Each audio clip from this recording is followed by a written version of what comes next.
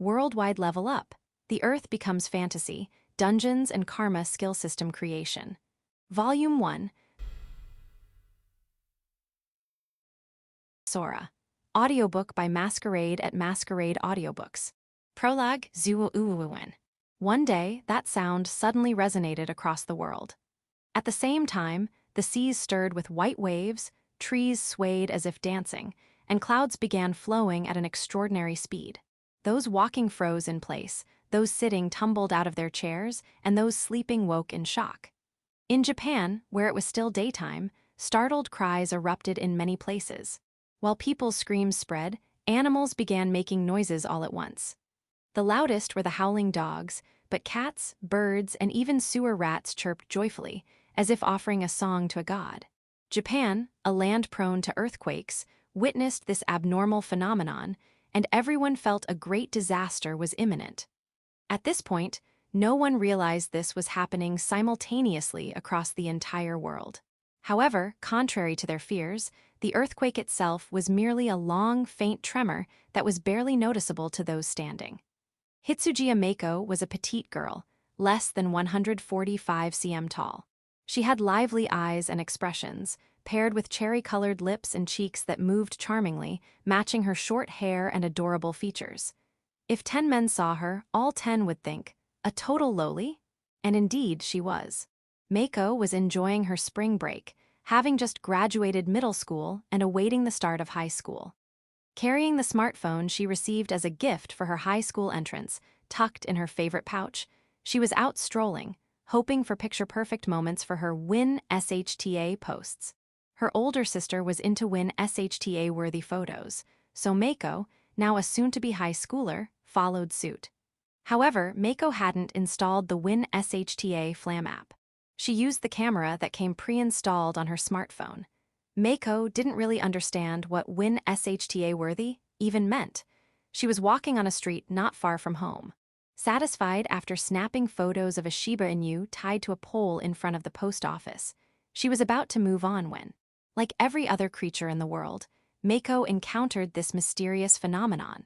Zuo Uwuwen. An unfamiliar, deep sound shook Mako's body. She froze and looked around nervously, her arms instinctively folding in front of her chest in a very girly manner. People emerged from buildings or stepped out of cars parked by the roadside. All eyes were glued to the unnaturally fast-moving clouds. While most people instinctively reached for their smartphones, Mako, who had only had hers for a week, fumbled awkwardly. Mako muttered as she struggled. Then a voice came from nowhere. Woo-ah, everyone, the Earth-san has leveled up. Mako wasn't the only one left blinking in confusion. About 20% of the world's population went, huh. The rest dismissed it as some prankster's nonsense, assuming it was a localized hoax. As humans grappled with this puzzling voice, animals, operating more on instinct, became increasingly excited. Woof meow chirp chirp. The cacophony of their cries instilled unease in humans, but that was that. The mysterious voice spoke again. Now, here's a major announcement. Everyone, listen closely. Tilting her head curiously as she listened, Mako's eyes fell on the Shiba Inu still waiting for its owner near the post office. The animals, who had stopped making noise when the voice spoke, seemed far from ordinary. The Shiba Inu wagged its tail furiously while sitting still. Nearby, 2 cats sat upright, attentively listening. Even usually wary birds perched on walls and roads, folding their wings and tilting their heads. Could the animals fully understand this voice? Mako realized something only a few humans in the world would eventually deduce. She wasn't sure what to make of it, but seeing the animals so happy made her feel a little better. If they were rejoicing, it couldn't be all bad, right? Since Earth-san's rank has risen, it will now activate new laws. Everyone living on Earth-san will also be deeply affected by this. Now, what are these new laws? I'll explain now. The voice began its explanation. At this point, only a handful of people continued working. Most were listening in bewilderment or irritation. First and foremost, Earth-san's freedom will increase. To celebrate, all human-made weapons will return to the soil. Nuclear weapons especially ruin Earth-san's style, so they're gone. Earth-san doesn't like them, sorry not sorry. This shocking proclamation made many government agencies furrow their brows.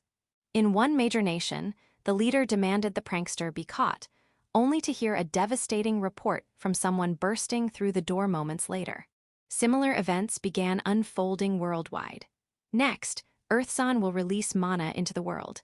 This will allow all living things to diversify even further. Earthsan will become more and more fabulous. The term mana, familiar to some, sparked a mix of skepticism and excitement globally. While some rejoiced privately, many dismissed it as a prank. To generate mana, dungeons will appear on Earthsan's surface. You know, like the stories made by those who live atop dragon carcasses. That's what dungeons are. Hearing "those who live atop dragon carcasses," many Japanese people simultaneously looked down at the ground. They all knew the shape of their country's archipelago. Research the dungeons yourselves. But just creating dungeons would be dangerous, so I'll unlock a status system. This will use a karma-based system created by gods. It's popular among Earthsan's senior planets. Hearing karma and gods, many religious figures frowned. Governments were quick to gather information, while most ordinary people still thought it was a localized prank. Later, when the global scale and the existence of karma were confirmed, some would turn pale. By focusing your thoughts, your status will pop up. Positive karma grants you a starting skill. Negative karma gives you the flower skill. Mako vaguely recognized the term karma. After briefly researching it in middle school, she'd learned it referred to actions with consequences. Good deeds and bad deeds alike return to you, not just in this life, but in future ones too. She wasn't sure if this was the same karma, but it was enough to show off to her friends if asked. The dungeons are devices to make everyone stronger. They will release monsters and trials. Enter bravely and evolve into wonderful beings. But be prepared to die if you challenge them. That concludes Earthsan's announcement. Earthsan did it, everyone. As the voice joyfully proclaimed this, humans remained confused while animals began crying out again. Not in fear, but in celebration. If they had hands, they would have clapped, Mako thought, looking at the Shiba Inu near the post office and the birds on the wall. Naturally, she found herself clapping too. "Congratulations." In a tiny voice, Mako spoke. Thank you, thank you." The mysterious voice, basking in praise, made one last declaration. "Enjoy Earthsan's new stage, see you later." The moment it said this, Mako was enveloped in light. When the light faded, a stone corridor stretched before her. From the voice's earlier announcements, Mako immediately understood this was a dungeon. Why she was suddenly in one, she had no idea. But for now, Mako let out a pathetic cry akin to a plea for mercy. Meow, meow. Her arms, still folded protectively across her chest, were as girly as ever. Chapter 1.1. The world changed and became a dungeon in 0 seconds. Was I the only one dropped here, or has the entire Earth turned into this mess? Either way, this is definitely a dungeon. Thrown into such a place without any warning, Mako trembled in fear. The dungeon's structure was entirely made of stone, floors, walls, and ceilings. Even though there didn't seem to be a light source, the surroundings were oddly visible. Shadows fell below her, suggesting light might be coming from the ceiling. Not that a confused Mako had the capacity to notice such fine details. Startled, Mako turned around and realized the hallway extended behind her as well. For now, there were no enemies in sight. The eerily silent corridor stretched straight ahead, wrapping her in oppressive stillness that made her break into a sweat. Mako quickly pulled out her smartphone to search for answers. No signal. What do I do? What do I do? Ah, of course. Recalling a possible hint to break free of her situation, Mako focused intensely. Suddenly, something appeared before her eyes. It was the status window Earth had mentioned. Hitsuji Mako. Age, 15. Job, none. Karma, plus 1286. Level, 0. Mana, 20. Skill, Synthesis Enhancement. Title, The One Who Congratulated Earthsan. Probably weak. Mako was stunned. The mana stat seemed intriguing, but her level was 0. While having a fantasy-like skill was exciting, it seemed to be a crafting-based ability. Would it even be useful in a dungeon when she was all alone? But how do you even use a skill, huh? Just as Mako was about to question how to use her skill, a sudden surge of energy coursed through her body. The shock made her face contort like a cat experiencing something new, but something incredible was happening in her mind. After a moment, she regained composure. The surge had taught her how to use synthesis enhancement. As expected, it was a crafting-based skill, but if used well, it might be enough to navigate her current predicament. The aftershock of the surge also gave her a better understanding of the status window. She focused on the title "The One Who Congratulated Earthsan" to see its details. The one who congratulated Earthsan. Thank you for blessing Earth. All who offered blessings receive +10 mana. Is +10 a lot or a little? Well, either way, I'm glad I clapped back then. Mako felt grateful to the animals, who had spread the blessing mood to her. Come to think of it, the animals had all been clapping too. Maybe animals were ahead of humans in this regard. In fact, very few humans had blessed Earth at that moment. Of course, on a global scale, there were some, but most were solitary individuals, cheering for Earth's growth to brighten the gray world or those with pure hearts. All right, now what should I do? Mako pondered. The place was undeniably a dungeon. Would help arrive if she stayed here, or would monsters show up before help did? How strong would those monsters be? She knew nothing. Living in a modern world where the internet could answer almost anything, Mako found herself overwhelmed by the lack of guidance. In the end, she decided to move. She didn't like staying here. The hallway was about 50 meters long, with corners at both ends. She stood right in the middle. Whether this location was advantageous or not, it was undeniably terrifying. So she chose a direction and started walking. Let's talk about Mako's equipment. First, a pristine white hoodie. For bottoms, denim shorts paired with mismatched striped knee-high socks. Her sneakers completed the look. Her accessory of choice? A beloved pouch bag. Such was the gear of Hitsujiya Mako, a 15-year-old girl under 145 cm tall, with minimal strength, and let's just say, minimal assets. Her initial equipment. Paper, initial stats, probably trash, paper level, thus began her daunting dungeon journey. Her first action was to retrieve something from her pouch bag. A girl's pouch bag can hold anything. She pulled out scissors from a mini sewing kit. Keeping such items handy is a fundamental rule of girl power. Though small, the scissors were better than bare-handed combat for a petite girl like Mako. A well-placed strike to the throat could cause significant damage. Driven by wild survival instincts, Mako armed herself with the small scissors. Reverse grip, thrust, reverse grip, thrust. She practiced, readying herself. Next, she took pictures of the dungeon with her smartphone.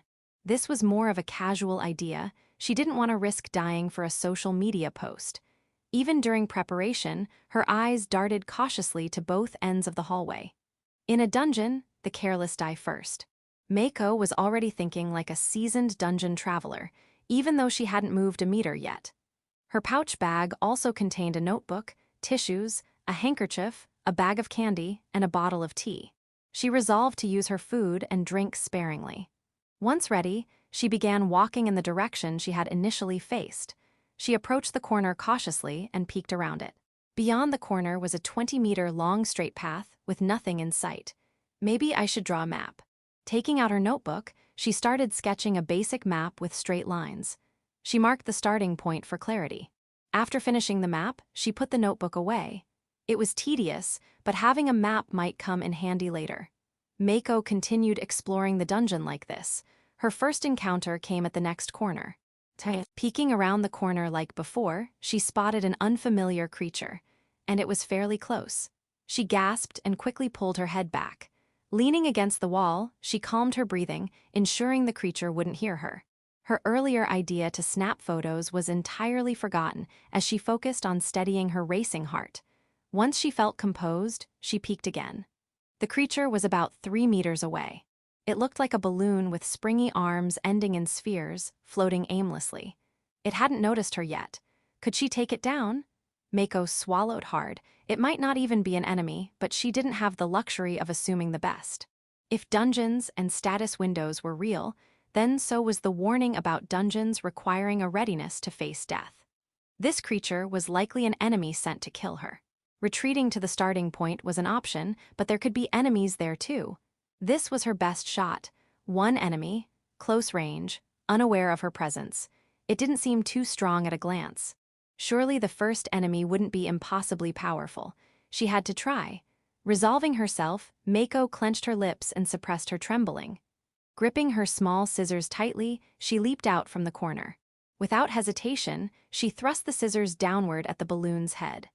The impact pushed the scissor handles into her palm, causing pain, but she ignored it. The balloon fell to the ground from her strike, its springy arms flailing violently. Pinning one arm with her foot, she stabbed it repeatedly with the scissors. One arm hit her calf, sending sharp pain coursing through her leg. It hurt enough to make her cry, but she knew releasing it would mean death. Clenching her teeth, she kept stabbing. She lost count of how many times she stabbed. Single digits weren't enough. She reached double digits and kept going. Each strike felt like crushing a plastic bottle, cold and lifeless.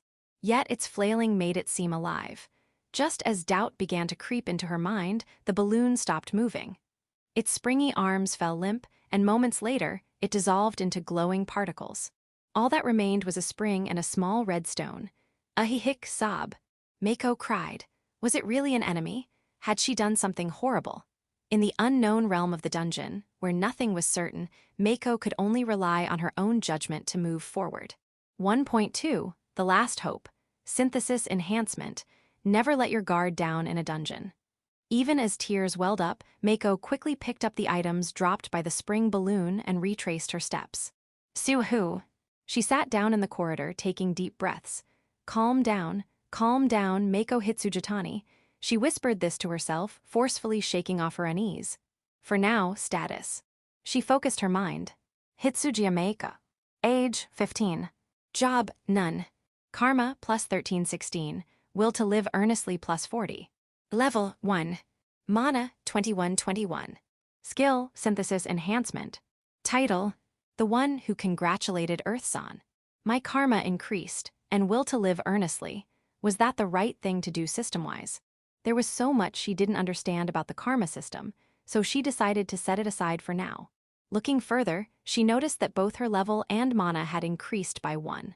However, as far as her level was concerned, she didn't feel any stronger. Even clenching, her fist yielded no sense of newfound strength. Maybe level 1 just doesn't amount to much. More importantly, Synthesis Enhancement. Mako's greatest strength was undoubtedly this. The details of the skill, which she'd discovered earlier in a moment of clarity, were as follows. Synthesis Enhancement is a magic that enhances an object by sacrificing materials. Using it consumes both the material and mana. Both the item to be enhanced and the material must be non-living objects. Additionally, you must either own the items or have explicit permission from the owner. The enhancement works best when the material closely matches the category of the object being enhanced. Dungeon-sourced materials yield significantly better results than earth-sourced ones.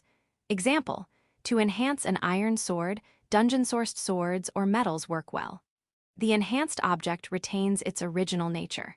For example, sacrificing orichalcum to an iron sword won't turn it into an orichalcum sword. It will remain an iron sword, only with improved performance. Every object has an enhancement limit.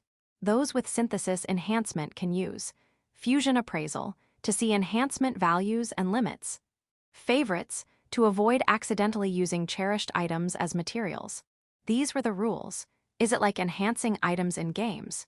In any case, with this, Mako looked at the spring she had just obtained. It was wide enough for her slender arm to fit through its inner ring. The metal was thin, and when she squeezed it between her hands, it twanged amusingly. It was kind of fun. No, time waster alert. Shaking off the strangely addictive allure of twanging, Mako decided to use synthesis enhancement. The skill worked better when the material was in the same category as the object to be enhanced. The scissors were made of some kind of metal, and the spring was also metallic. Thus, it should yield a reasonably good effect. However, it was important to note that no matter how much the scissors were enhanced, they would always remain mini scissors. Fusing the spring with the scissors wouldn't turn them into cutting shears, nor would it change their material. The enhancement would only improve their performance. With that in mind, Mako first used Fusion Appraisal on the mini scissors. No windows appeared, but she somehow understood. Ah, these scissors have an enhancement value of 0-100. The denominator represented the enhancement limit. The spring, on the other hand, showed 0-50.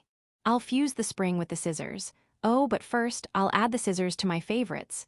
Done. When she concentrated, the scissors were registered as a favorite. No visible change occurred. The main event followed. She glanced around to ensure no enemies were nearby. Dungeons were no place for carelessness. Once again, focusing her thoughts intensely, she fused the spring with the scissors. The spring transformed into particles of light and was absorbed into the scissors. The mini scissors felt stronger. When she used fusion appraisal, the scissors' enhancement value was now 25,100. The numbers had certainly increased, but there was no visible change. Fusion appraisal didn't reveal any details about changes in attack power either. Ahaha, is this ability even reliable? Unease lingered.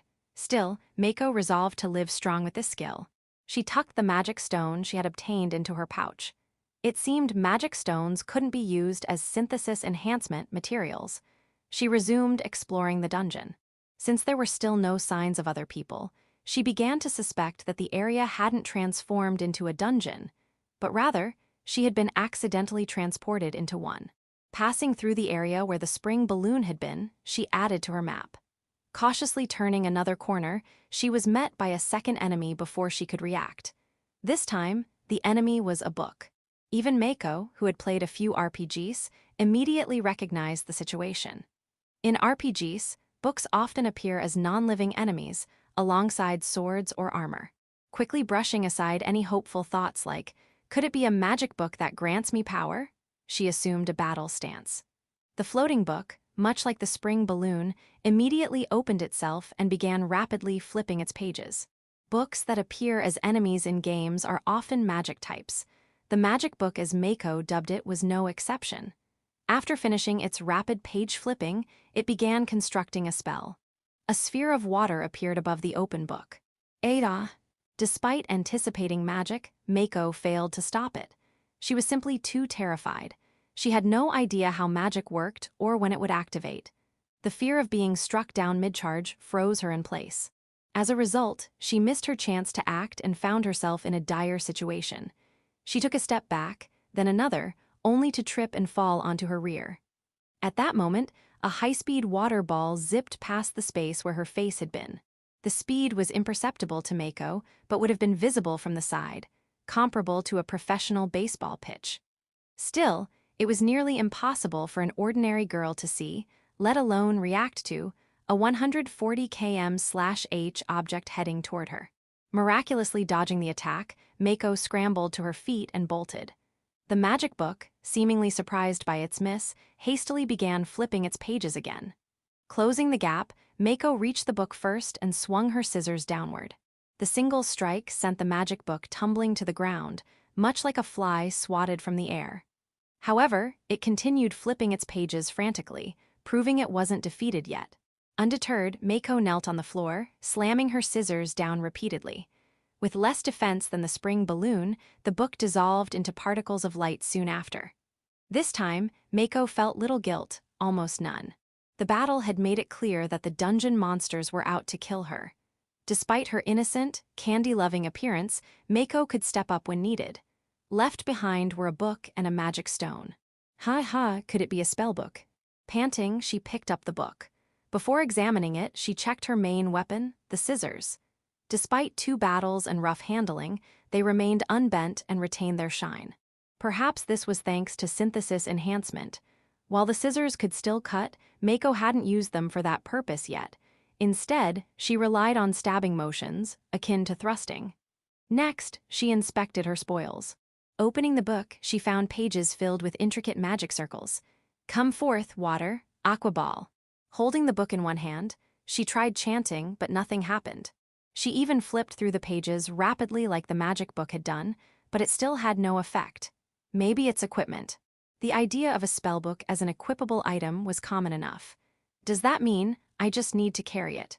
Equipped. At her command, the spellbook floated on its own. Whoa, seriously. Confronted with such a fantastical sight, Mako's excitement soared. All right, the mystery is solved. Let's do this, spellbook. Fire off a water sphere. Confident in her deduction, she gave the command, but nothing happened. Yeah, I have no idea. Despite trying various methods, she couldn't get any magic to activate. She tested water-based commands first, given the book's prior behavior, but no luck. Other elements proved equally unresponsive. However, she did discover she could control the book to some extent with her will.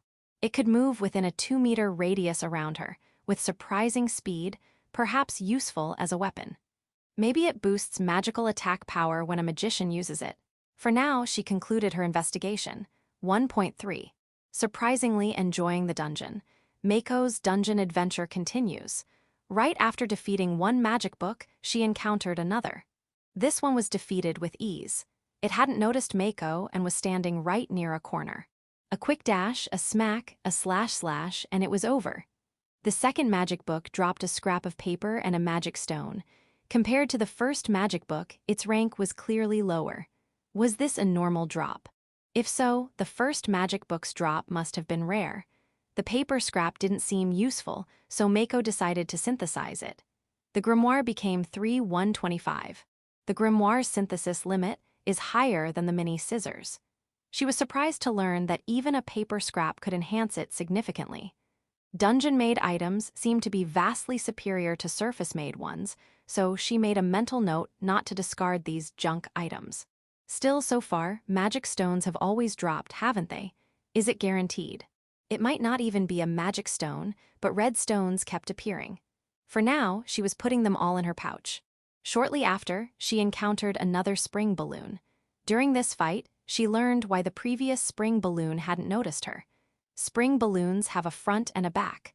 The front of the balloon had a face drawn on it. It had a cartoonishly scary yet cute angry expression, while the back was blank. This time, the spring balloon definitely noticed Mako. In the last encounter, Mako didn't take any real attacks. The round hands at the end of the spring wobbled and lightly hit her leg, which was enough to bring her to tears.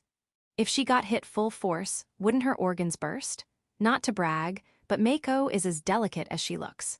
Her punches might make boys swoon, but they wouldn't cause any actual damage. With punches like hers, it's no surprise her abs were weak as well. She could already imagine herself being punched in the stomach or face, collapsing, and getting pummeled until she cried out, "Hi!" Although getting the upper hand could avoid serious attacks, it wouldn't be easy. Fortunately, the spring balloon was slow. It would have been easy to escape, but Mako chose to fight. One reason was the grimoire. It was, after all, dungeon-grade equipment. While it primarily enhanced magic, its structure made it a decent weapon. Within a 2-meter range, it could move through the air quickly. Considering its speed and weight, it would deal more damage than Mako's punches. Another reason was the dungeon's monster density. She'd only walked a little and already encountered her fourth enemy. If this one kept chasing her, she could get cornered and killed. Thus, she concluded it was better to fight when alone. When the spring balloon came into range, Mako launched the grimoire at top speed from above. Thwack! The spring balloon, struck hard on the head, took much more damage than Mako expected and rolled dramatically across the floor. As it rolled toward her, she panicked and ran, launching another grimoire attack.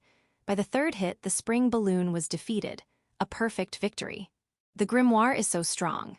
Mako celebrated her incredible new equipment. This spring balloon dropped spring and balloon remnants, as well as another magic stone. She synthesized the spring with the mini scissors, but the balloon remnants posed a dilemma. After some thought, she synthesized them with her hoodie. Mini scissors, 4100. White hoodie 3100. The mini scissors had increased to 25,100 with the previous spring synthesis. The rise was smaller this time, likely due to diminishing returns as the number increased. The hoodie, on the other hand, didn't seem to match the materials as well and showed less improvement. It still looked the same, and though the enhancement values increased, the performance remained unclear. Even though the mini scissors had defeated the magic tomes, both were taken down when they were at 25,100, so it was hard to tell if they'd gotten stronger. Testing them against the spring balloon might reveal the difference, but with the grimoire's strength, she didn't intend to engage in close combat. With her grimoire-powered advantage, Mako's dungeon progress sped up. Spring balloons were now trivial foes. Any that came within her 2-meter range were met with a powerful grimoire attack. The first hit downed them, and 2 more finished the job. Magic tomes were trickier, but not particularly smart. When they noticed Mako, they started preparing magic, but if she lured them around a corner, they'd approach without casting spells. Realizing this, she baited them into coming around corners and easily defeated them. The first level of the unknown dungeon had become the hunting ground of a wild little girl. Before she knew it, her pouch was overflowing with magic stones, and she'd leveled up to 3. But leveling up was puzzling. Raising her level didn't seem to make her noticeably stronger. Only her maximum magic power had increased slightly. Still, Mako had a theory. After leveling up to 2, she spent 2 hours walking through the dungeon. She used her legs to walk, swung her scissors to strike magic books, moved the grimoire smoothly, and even ran at times. By doing so, she felt her abilities had improved more than when she first leveled up. She suspected that leveling wasn't about immediate gains, but about enhancing her physical limits and training efficiency. Of course, she wasn't certain. Perhaps leveling worked slowly to help the body adjust without shocking it. Either way, such matters were for smarter people to ponder. She just kept it in the back of her mind. Aside from reaching level 3, other changes occurred. A magic book dropped a second grimoire. She tried equipping it but couldn't. Though she considered synthesizing it with the first grimoire, she decided to keep it as a spare in her pouch. Also, the mini scissors reached their maximum level. Their attack power had clearly increased, and she could now defeat magic tomes almost instantly. The mini scissors were no longer a weak weapon, though they weren't really weapons to begin with. Her equipment now looked like this. Grimoire 11-125. Grimoire B0-125 spare. Mini scissors 100-100. White hoodie 10-100. Denim pants 5-100. High socks 5-100. Sneakers 3-100. Her other equipment didn't match any materials she'd found, so she had to make do with scraps like paper or balloon remnants. Her white hoodie, for example, no longer improved with just one balloon remnant. The mismatch and low-grade material likely made it ineffective. After 3 hours in the dungeon, her map was steadily filling out. By now, she'd grown confident enough in battle to start taking pictures of monsters with her smartphone. She wasn't being careless. She ensured it was safe before snapping photos. Still, she hadn't found an exit. Instead, she came across a treasure chest. F-woo-wo. At a dead end, a treasure chest appeared.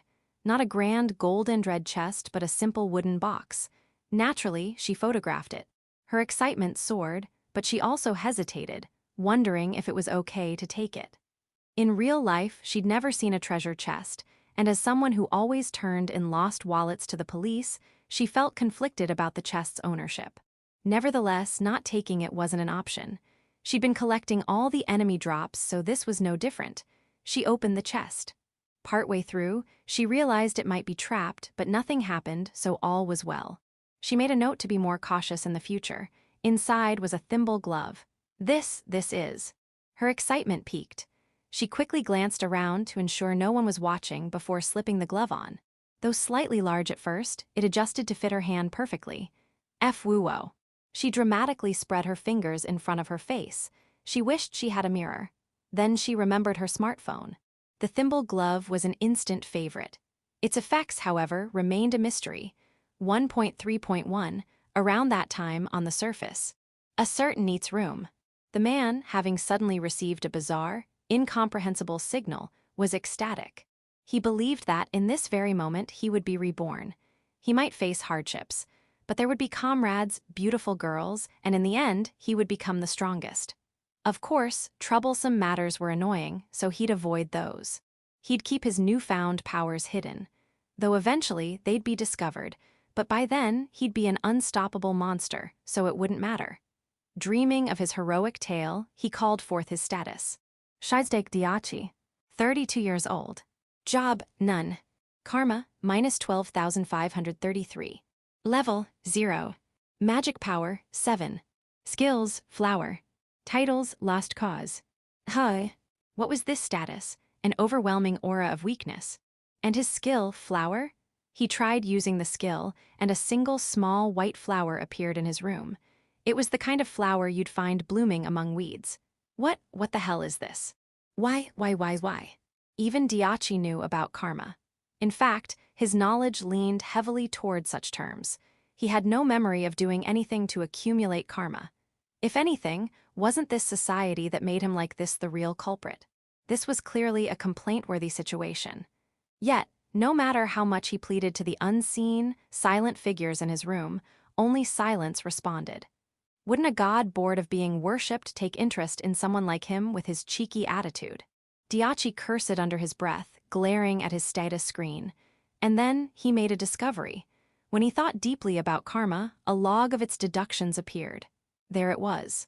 Aggressive behavior and violence toward his elderly parents. Intimidation of young girls. Posting defamatory comments online under the veil of anonymity. Ostracizing others in online games, and more. A record of petty, insidious sins was laid bare. Individually, each act had a small deduction, but he'd committed them so routinely that they piled up into this staggering figure. How annoying. But being a typical Japanese person without deep religious inclinations, he didn't take this seriously. Someday, this number would reverse, and he'd gain an incredible cheat power. He convinced himself this was just the prologue to his future heroics. For now, he figured he'd look for a private dungeon to conquer. However, religious leaders took this situation very seriously. In fact, they were in utter panic. Incidentally, no such convenient private dungeon was ever found. A certain religious organization. The man, after hearing the mysterious voice, summoned his subordinates and ordered them to punish whoever was responsible for this nonsense. Traces of this prank must remain in the building, and they'd find them soon enough. Punishment, of course, didn't mean killing, just ensuring the culprit would be arrested. However, his subordinates looked uneasy. Normally, they'd leave immediately after receiving orders, but they stood trembling, staring at the floor. "What's wrong? Hurry up and go." Puzzled, he urged them. One subordinate hesitantly spoke. The voice earlier, it was broadcast to the entire world simultaneously. And what it said about karma is true. If you focus, you can learn your own abilities and karma. What nonsense was this? The man frowned, but seeing his subordinate's unusual demeanor, decided to test it himself. He focused, wanting to know his status. And then, Nade Todney, 81 years old. Job, none. Karma, -90, 9,135. Level, 0. Magic power, 7. Skills, flower. Titles, great sinner. What? His status appeared before him, and the man was stunned. What the hell is this? Panicked, he looked at his subordinate, who continued. I don't know either. But if you focus on each section, you can see detailed explanations. God has revealed my sins. God, forgive me. Mid-sentence, the subordinate fled the room in tears. It was an incredible act of disrespect, but the man didn't care. He was too preoccupied with the terrifying numbers in his own status. When he focused on why his karma was so abysmally low, practically bottomless, the details emerged. The explanation was simple. Those who served God were given countless opportunities to increase their karma. Looking back at his humble youth, the man had amassed explosive amounts of karma. At one point, his karma had even reached plus 100,000 through repeated acts of kindness. But as his rank rose within the organization, and he became aware of the power that came with it, things took a dark turn. When someone serving God committed evil, their karma deductions were doubled. His fall was swift. No wise king forgives those who abuse their name for selfish ends. The same applied to God. By using God's name to fulfill his desires, he'd accumulated unimaginable sin, reflected in his title. Don't mess with me. He decided to label the mysterious voice as a demon and announce it to the world. Having gained enough power to control the organization from the shadows, he couldn't accept this. Besides, this wasn't even a Buddhist organization. However, he never got the chance. During a meeting of the organization's upper echelon, the man was ensnared by countless dark hands emerging as if from the underworld. He shriveled up and died on the spot. This incident marked a turning point, prompting the organization to restudy its founder's teachings. Meanwhile, politicians took a different approach. Most of them were already in the twilight years of their lives, and the first thing they focused on was karma. The mysterious voice had said, the karma-based status system created by God. This strongly suggested the existence of God. Moreover, granting the ability for every human worldwide to view their status screamed of an extraordinary being. For politicians nearing death, the combination of God and karma was terrifying. Even if they didn't fully understand why karma wasn't strictly Buddhist, it didn't matter. It was still dangerous. Politicians who had led with integrity or strived to guide others generally had positive karma. In fact, some had higher karma than the average person. In the shadowy world of politics, where declining bribes could sometimes mean death for oneself or one's family, even reluctantly accepting bribes didn't always lead to negative karma. However, politicians who sought excessive personal gain or were deeply corrupt had karma so low it seemed to radiate dark energy. For those engaged in the worst acts, such as ordering murders through connections to violent organizations, their karma resembled a pitch-black void. If reincarnation were real, they might shrug it off, thinking their sins would carry over to their next life. But if karma determined whether they went to heaven or hell, though it seemed absurd to worry about death, they couldn't risk being wrong.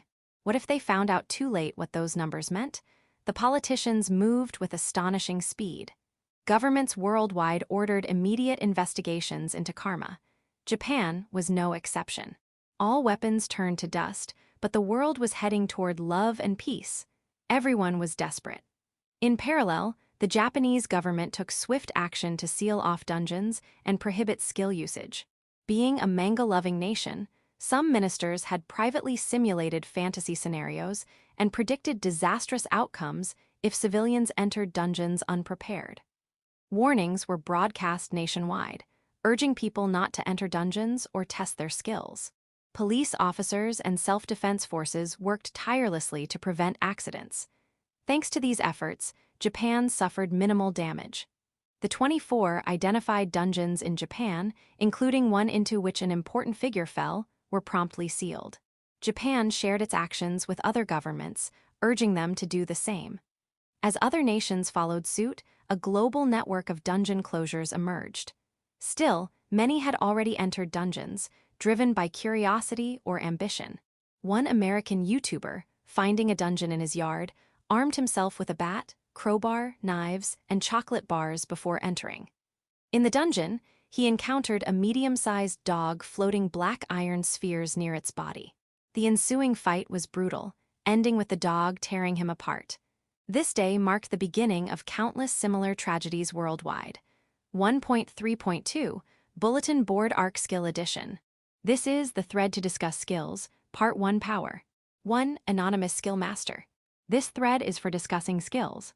For topics about dungeons or karma, please refer to other threads. The next thread should be created by the person at 952, Anonymous Skill Master. To 1 Thanks for the thread.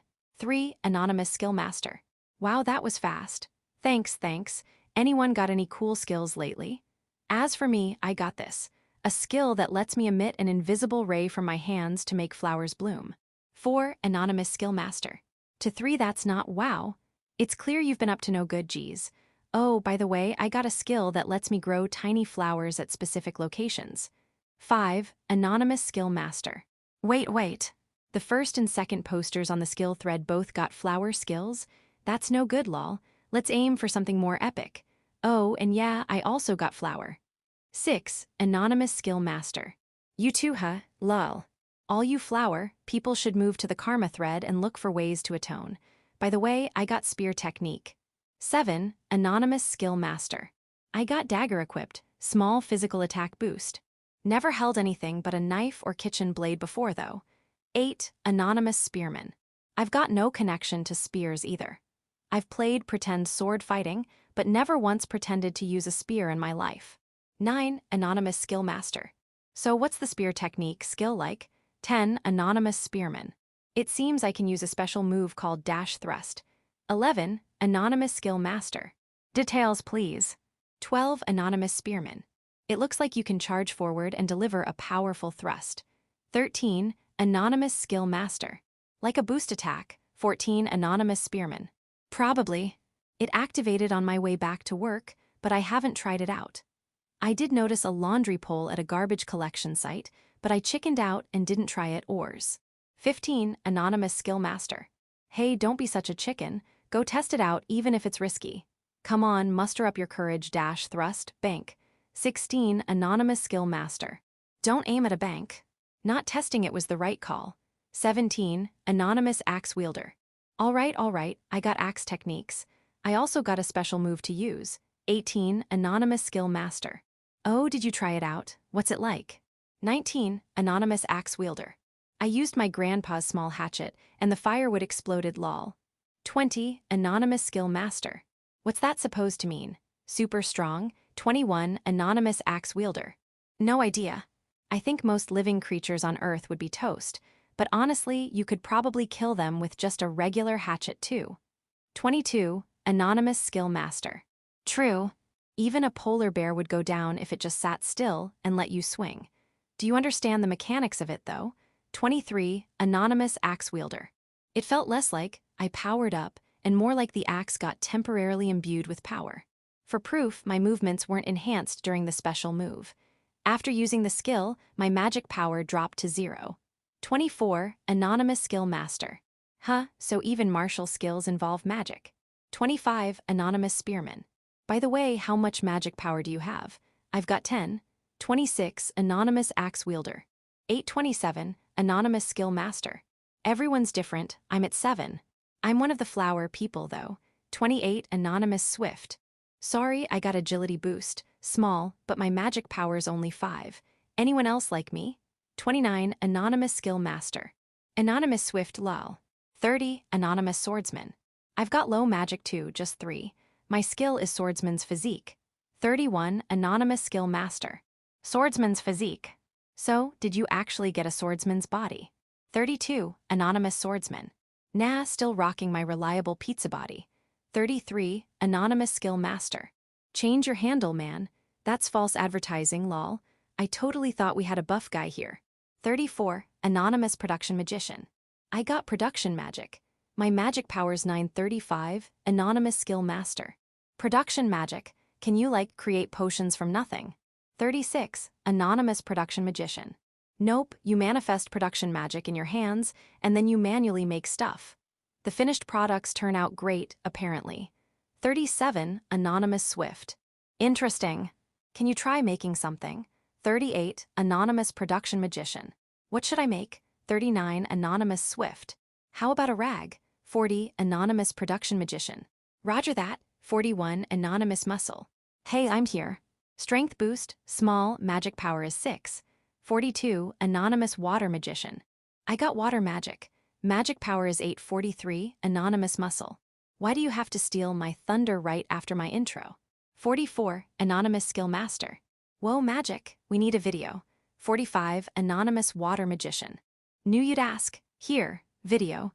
A field-like area where a water ball is launched. 46. Anonymous skill master. That's way too cool. 47. Anonymous skill master. Ah, video. A tiny flower blooming on a futon. 48. Anonymous skill master. No, wait, that's actually amazing in its own way. 49. Anonymous skill master. All right, let's start analyzing the relationship between skills and initial magic power. Make sure to report both when you share. Oh, and I'm 8 with a flower skill. 50. Anonymous skill master. Flower people seem to have higher magic power, huh? Why's that? Continues in part 2. 680. Anonymous water magician. Summary so far, combat skills. Magic power 710. Special move available uses 8 magic power. Those with magic power 7 can't use it.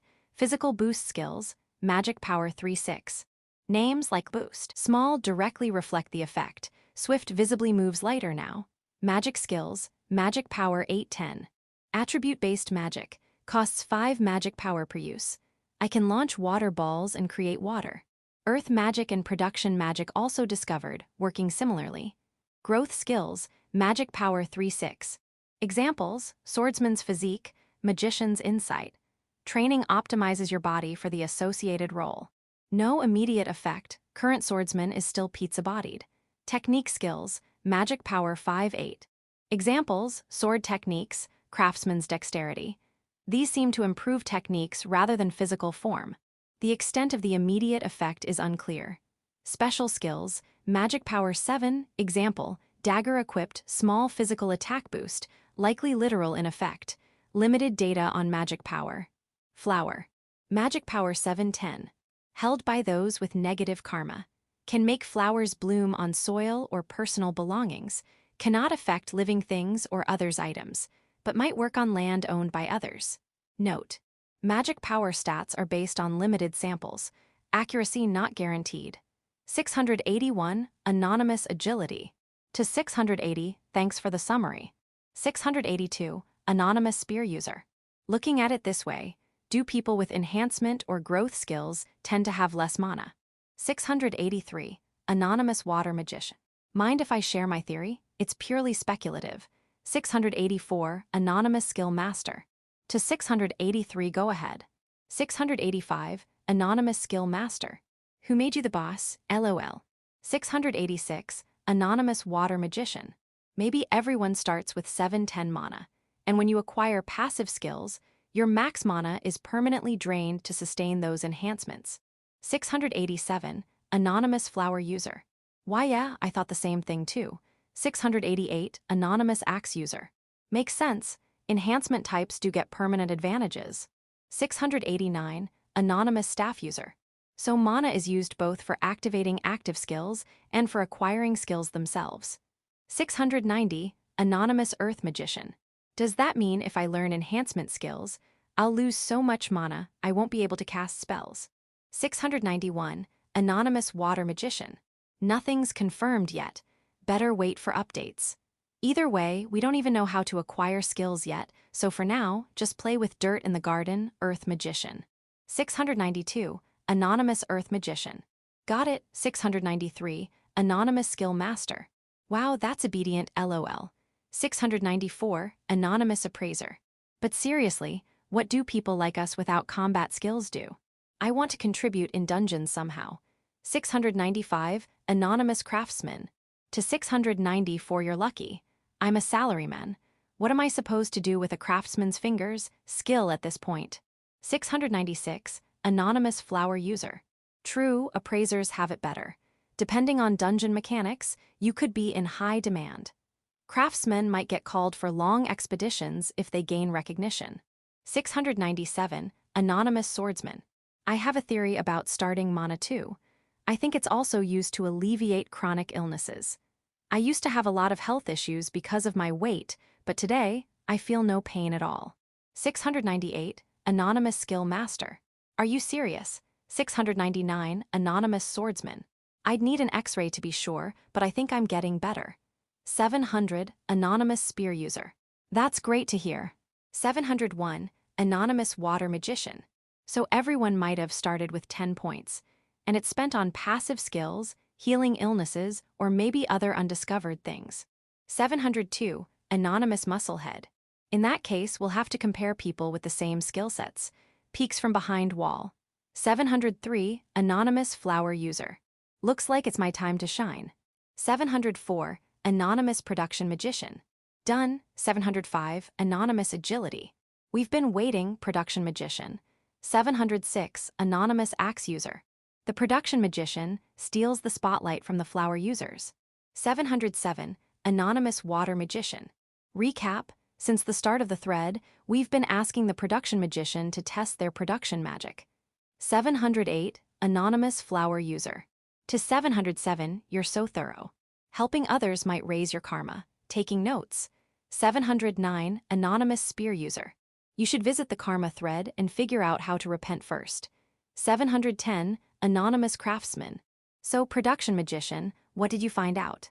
711, Anonymous Production Magician. Behold, image. 712, Anonymous Spear User. What is this? 713, Anonymous Flower User. Accursed image. 714, Anonymous Earth Magician. Peeks through fingers. 715, Anonymous Production Magician. It's just a rag. 716, Anonymous Axe User. Why is your household rag shaped like a ball? 717, Anonymous Swordsman. OMG LOL. 718, Anonymous Agility. 719, Anonymous Craftsman. Hey Agility, this one's on you. It took an hour and a half and they made trash. 720, Anonymous Agility.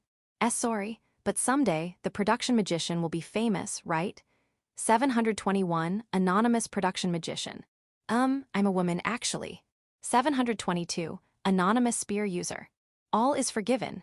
723, anonymous craftsman. Looking closely, it does seem like a nice rag.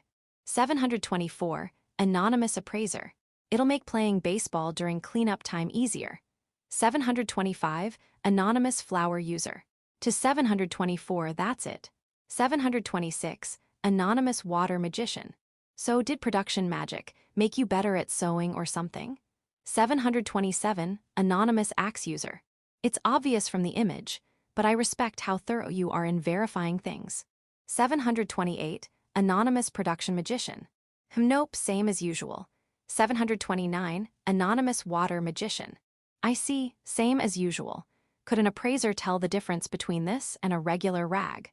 730, anonymous agility. At least I can clearly tell it's round instead of flat. 731, anonymous appraiser. My skills equipment appraisal, so I probably can't. This rag may be item appraisal. 732, anonymous swordsman. There's bound to be an item appraiser out there, but they haven't chimed in yet. What a fun world we live in. I'll become a legendary swordsman. 733, anonymous flower user. To 732, take this opportunity to lose weight first. 734, anonymous skill master. Hey, any reports on magical skills? So far, we've only got water and earth magic. Honestly, my flower skill feels more magical than some of these other skills. 735, anonymous appraiser. True, flower, could have made you the ultimate magician in another era. 736, anonymous fusionist. Guys, guess what? My skill is weapon fusion enhancement. Oh, and my mana is 9. 737, anonymous swordsman.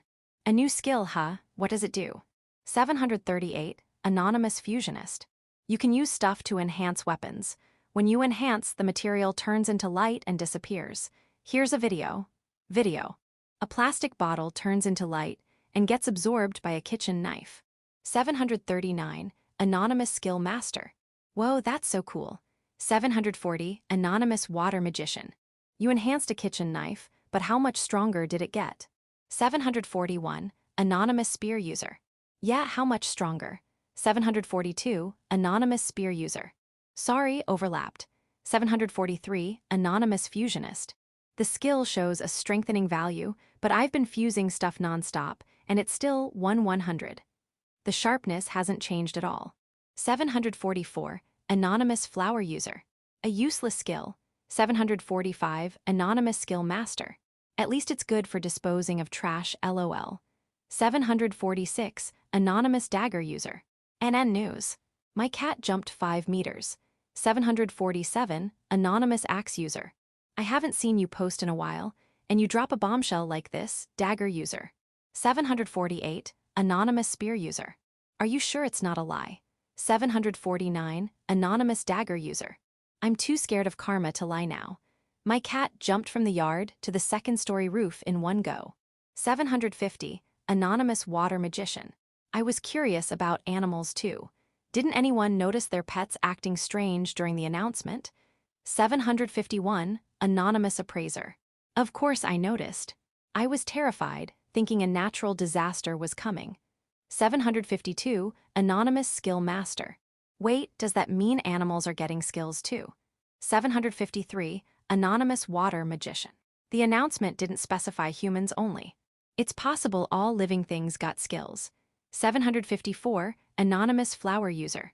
What, am I ranked below dogs and cats? 755, anonymous skill master. To 753, is that safe?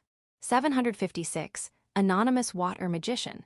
Not sure. At the very least, we should stay cautious. I'll report this to the police just in case. 757, anonymous flower user. WW8. Let me do it. 758, anonymous appraiser. You're desperate, lol. 759, anonymous flower user. Of course I am. 760, anonymous spear user. Seriously, go to the karma thread and figure out how to restore your karma. Their posts continue as they navigate their newfound fantasy powers. 1.3.3, bulletin board thread, karma thread. Urgent, my karma is negative and it's scary. Someone help me, part 6. 1. Negative karma anonymous. This thread is for consulting and discussing karma. Please keep discussions about dungeons and skills to other places. Be careful when posting, as there are many people who are truly in need. Do not post false information. Also, posting defamatory comments may decrease your karma. The information presented in the template comes from individuals. It may not apply to you, so please be cautious. The next thread should be created after 980 declares it. If you don't know how to do it, refrain from posting when the count is close to 980. 2. Negative Karma Anonymous. What we currently know about karma, Part 1. First of all, if a person with negative karma commits heinous actions, they could be transformed into a completely blackened corpse, so be cautious. Let's stay quiet until the mechanism behind this is revealed. Also, once turned into a blackened corpse, it seems that a karma log will automatically be disclosed. Karma log. If you want to know about your karma status, you can check the log of past karma changes.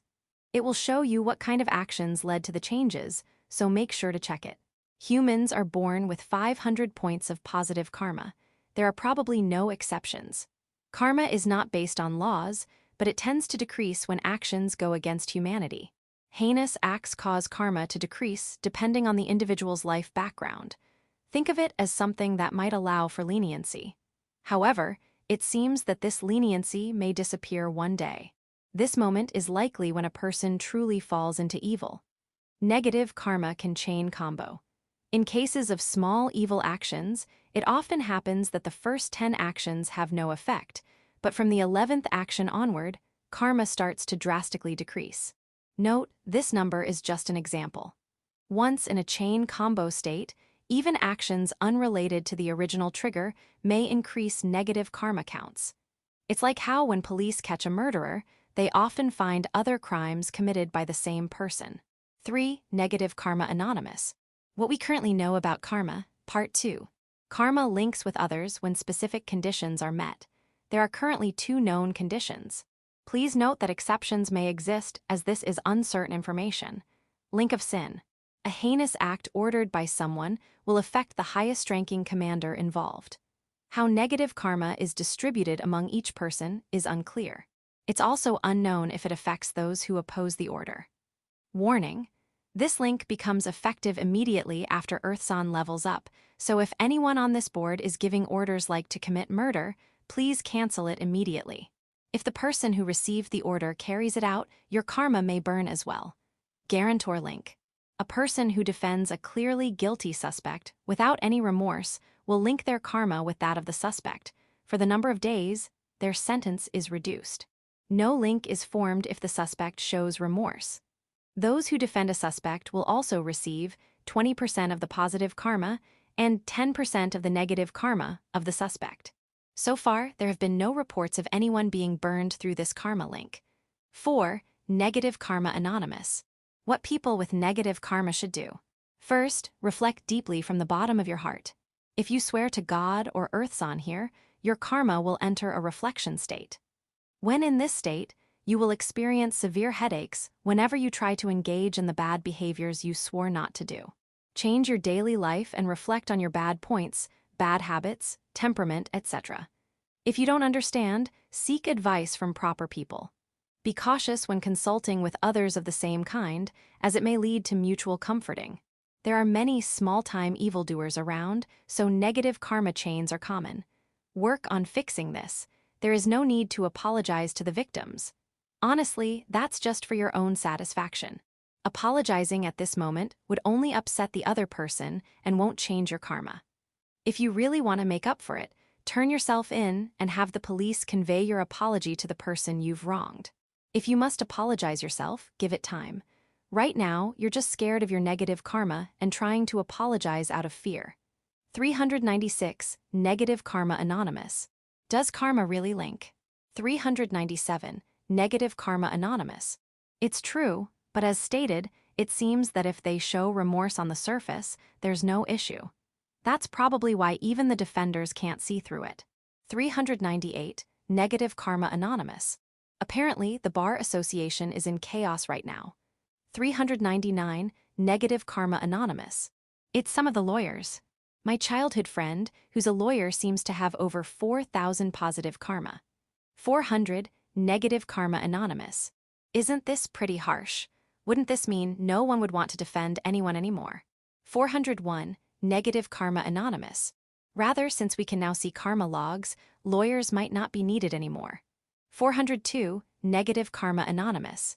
Lawyers aren't only for criminal defense. Sometimes they fight for rights as well. 403, negative karma anonymous. To 400, if you're defending someone who shows no remorse, you're the one linking karma. If you're that confident, you should just become a cosigner. 404, negative karma anonymous. Actually, since you get 20% of the positive karma, it's not bad, right?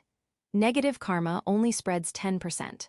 405, negative karma anonymous. It wasn't good, according to what the Bar Association proved, but who knows from now on? 406, negative karma anonymous. The worst criminals target innocent people after being released, not people who know what's going on. 407, negative karma anonymous. In any case, I hope for their future good deeds. Lawyers say they only reluctantly defend criminals. Those who are defending for money should just continue as they are. 408, anonymous seeker. Excuse me, may I ask for some advice? 409, negative karma anonymous.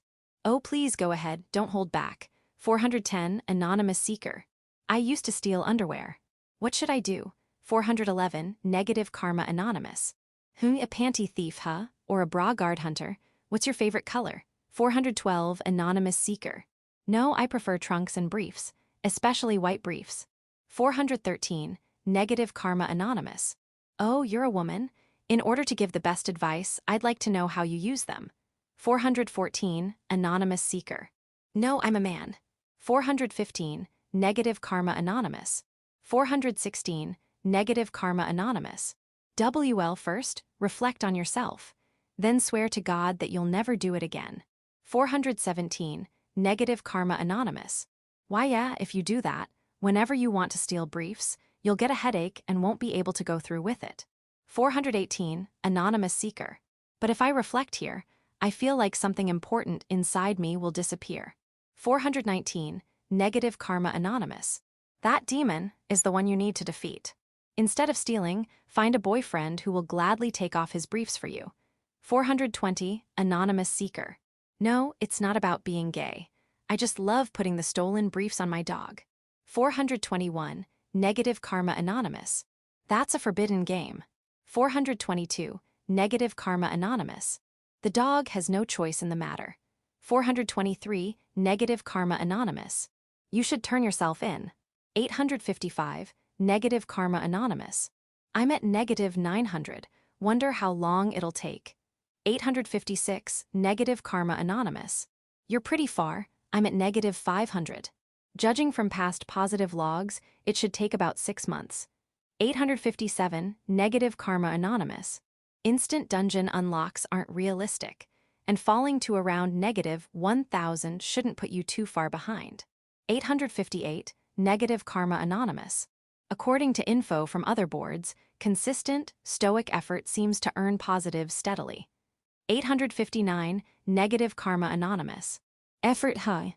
If we had a status screen showing strength stats or something, maybe effort wouldn't feel like such a drag. 860, negative karma anonymous. When exactly will the dungeons open? The military or police probably lock them down immediately, right? 861, negative karma anonymous. The government moved unusually fast, didn't it? There's even a theory they knew about leveling up from the start. 862, negative karma anonymous. We still don't know anything about the dungeon interiors. Depending on the situation, it might take 2 or 3 years. 863, negative karma anonymous. Look, image, a small flower field created with skill flower. 864, negative karma anonymous. Wow, that's super pretty. 865, negative karma anonymous. That's more skill than any positive karma skill. Can't stop laughing. 866, negative karma anonymous. Let's all show off to the positive karma folks. 867, negative karma anonymous. You guys have no shame. 868, negative karma anonymous. But seriously, this is the only skill we've got. We can't even make big flowers, though we can change the color a bit. 869, Negative Karma Anonymous. If we keep using it, something might happen. 870, Nameless Advisor. May I ask for some advice? 871, Negative Karma Anonymous. Oh, sure, welcome to our little cesspool. 872, Nameless Advisor. Thank you.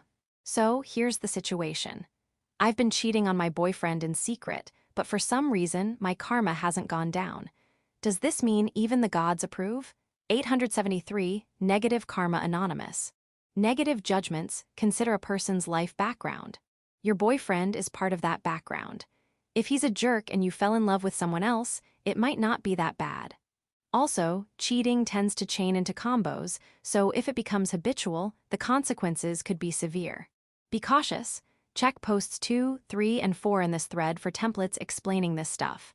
874, Nameless Advisor. My life background. 875, Negative Karma Anonymous. Yes, if he's been abusive or doesn't value you, the judgment might heavily favor you. Any idea? 876, Nameless Advisor. Yes, honestly, I suspected as much. He demands money from me, and when I come home from work, there are two people's dishes in the sink. His friends also look at me with mocking faces and laugh. 877, Negative Karma Anonymous. That sounds tough. For now, break up with him. Then date me. I'll treat you like the most precious thing in the world. 878, Nameless Advisor.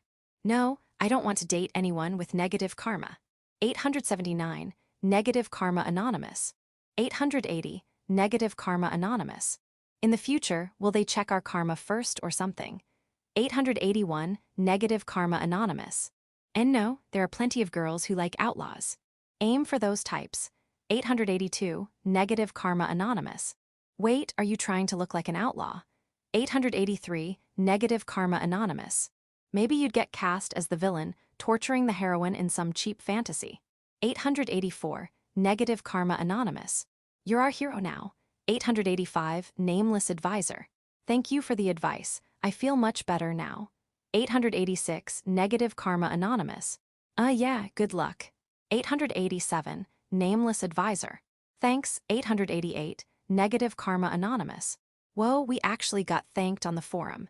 889, Negative Karma Anonymous.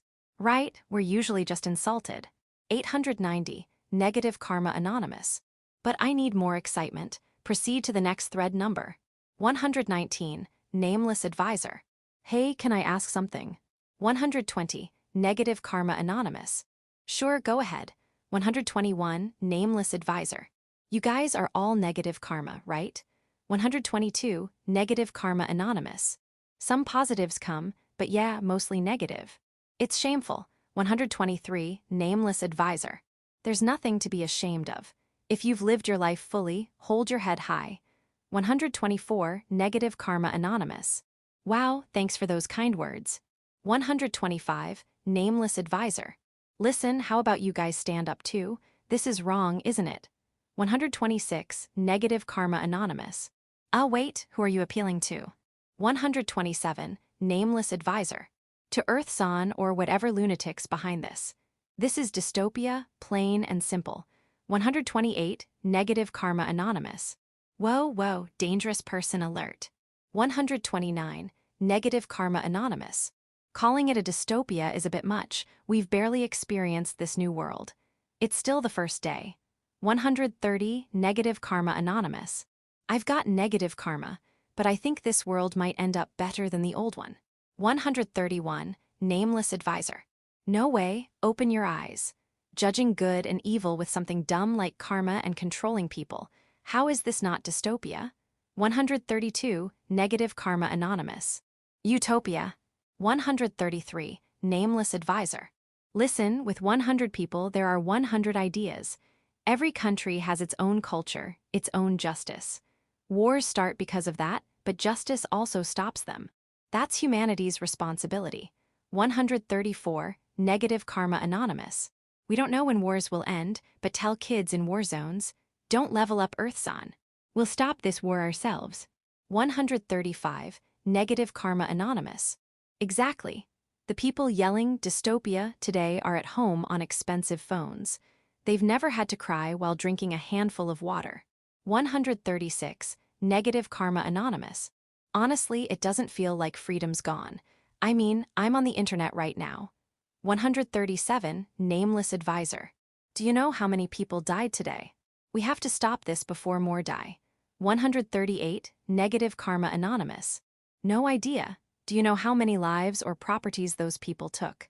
How many people Earthson saved today? 139. Nameless Advisor. But killing is too much. Human sins should be judged by humans. 140. Negative Karma Anonymous. I agree, but today's death count equals the number of evildoers left unchecked. Or rather, yesterday's. 141. Negative Karma Anonymous. And they say criminals who haven't done anything major post-level up aren't being burned? Right. 142. Negative Karma Anonymous. Judging things by human standards might be flawed. Maybe we're like ants to them. If some cannibalistic ants appeared, extermination would be normal. 143. Nameless Advisor. This thread's hopeless. That's why you're all negatives, garbage humans. 144. Negative Karma Anonymous. Hey, calm down, have some tea. 145. Negative Karma Anonymous. And some candy. 146. Negative Karma Anonymous. You must have been shocked to find you've got negative karma, right? No need to be scared, just relax. 147. Nameless Advisor. Don't lump me in with you trash. I've got plus 30,000 karma. 148. Negative Karma Anonymous. It's fine, nothing to fear. Governments are trying hard, and they'll find a solution soon. Okay. 149. Negative Karma Anonymous. Take the candy, really. 150. Negative Karma Anonymous. That's too much candy. 151. Negative Karma Anonymous. Hey, they stopped posting. Did they leave? 152. Negative Karma Anonymous. That sudden outburst really showed their insecurity. Hope they didn't get burned. 153. Negative Karma Anonymous. Honestly, I almost spit coffee at the plus 30,000 part. My bad. 154. Negative Karma Anonymous. They're probably at a level they'll never reach positive, no matter what. 155. Negative Karma Anonymous. Let's drop it. Anyone get hit with a negative from this? 156. Negative Karma Anonymous. Doubt it, we were just replying to their words. 157. Negative Karma Anonymous. Maybe we've adapted because we watch a lot of anime. 158. Negative Karma Anonymous. Survival of the fittest types might struggle here. They're now complete weaklings under an overwhelmingly strong force. 159. Negative Karma Anonymous. Yeah, that makes sense. 160. Negative Karma Anonymous. We've always bowed to stronger powers, so following rules isn't a big deal to us. 161. Negative Karma Anonymous. What a depressing kind of adaptability. 1.4. An abrupt choice between two. Deep in the dead end, where she had just been moments ago, Mako rounded a corner and glanced skyward with a sigh. Instead of the sky, a ceiling greeted her gaze. Well, it was a dungeon, after all. Dungeons were harsh worlds. Not everything was a sparkling adventure like in light novels. Mako knew that dungeon exploration came with plenty of grounded, gritty moments hidden between the lines. After all, it had been 5 hours since she entered this dungeon, plenty of time for moments to happen. And so, after those 5 hours passed, Mako decided to check her status. At first, the status display was exciting, but now, with so little change, she only bothered to check it about once an hour. And yet, there it was. Her mana had increased by 1. A change so small it was practically non-existent. Still, her maximum magic capacity was gradually increasing. It was probably because she kept using synthesis enhancement. She figured it was training her somehow. Additionally, leveling up occasionally brought a slight bonus boost. Am I strong, or just trying too hard? Mako lightly patted her modest chest. For some reason, she seemed to believe that her existence resided in her chest, or so one might think. Only Mako herself knew the truth. As these thoughts passed, Mako finally achieved something. By the time her map was about 70% complete, she guessed it appeared. 2 vortices, one red, one blue, sat side by side about 2 meters apart. Up until now, the only thing she'd discovered was a treasure chest. Compared to that, this was a massive find. Yes, could it be an escape route? Kana kana kanabun. Mako's excitement soared at her discovery. And yet, she'd probably scream if an actual beetle came flying her way. Now then, there were two vortices. To Mako, they looked like gates to escape. There was always the chance they were traps or even some new type of enemy. But if this were a game, they'd likely be gates, or maybe save points. Or healing springs. After 6 hours of wandering, her satchel was jingling with mana stones, and her stomach was starting to growl. If she could escape, she wanted to go home for now at least. HMMM. The problem was, I have no idea which one's the escape gate. She dramatically pointed her finger, but the two vortices just kept swirling silently, offering no answers. There they were. One red and one blue vortex. There hadn't been any stairs to the next floor, so chances were one of them was the ticket to the next stage. You've got to be kidding me. After all this effort, it's down to sheer luck. And it might not even be a teleport gate. Ugh, so this is the struggle of a trailblazer. No guidebooks exist for pioneers. It's their steps that lay the groundwork for strategies and tips, provided they share the info. Mako pondered. Red is a dangerous color. It feels like it leads to some hellish world. So, blue. But wait, Shrine Maidens and Torii gates are often red, aren't they? No idea. Absolutely no idea. If she couldn't figure it out, she couldn't figure it out. Still, red was scary, so she decided to leap into the blue vortex. Besides, maybe once inside, she'd get a message like, "Do you want to leave?" or "Proceed to the next floor." As soon as Mako stepped into the blue vortex, columns of light rose around its edges. No confirmation, no questions, it was an automatic teleport, wrapped in pale blue light. Mako, in the next instant, found herself standing in a green labyrinth. To be next stage, Mako muttered in her distinctly Japanese accent. The new stage was green. The first floor had been stonework, but the second floor had grass about 20 centimeters tall covering the floor, walls, and ceiling. Whether it was a maze like the first floor wasn't clear yet, but it was incredibly overgrown. For now, Mako decided to suck on some candy, her only source of sustenance. She pulled out a piece from her satchel and suddenly had an idea. Can I use synthesis enhancement on this? Synthesis enhancement worked on any non-living object she owned. Indeed, when she appraised the candy for synthesis, it read 0.25. She plucked a tuft of grass from the labyrinth floor and appraised it. It also read 0.25. After reviewing the skill's mechanics, Mako nodded to herself. Synthesis enhancement didn't change the essence of the item. A steel sword would remain a steel sword, even if orichalcum were added. Its sharpness and durability might improve significantly, but it would still be a steel sword. So, even if the grass was bitter or poisonous, using it as a synthesis material wouldn't be an issue.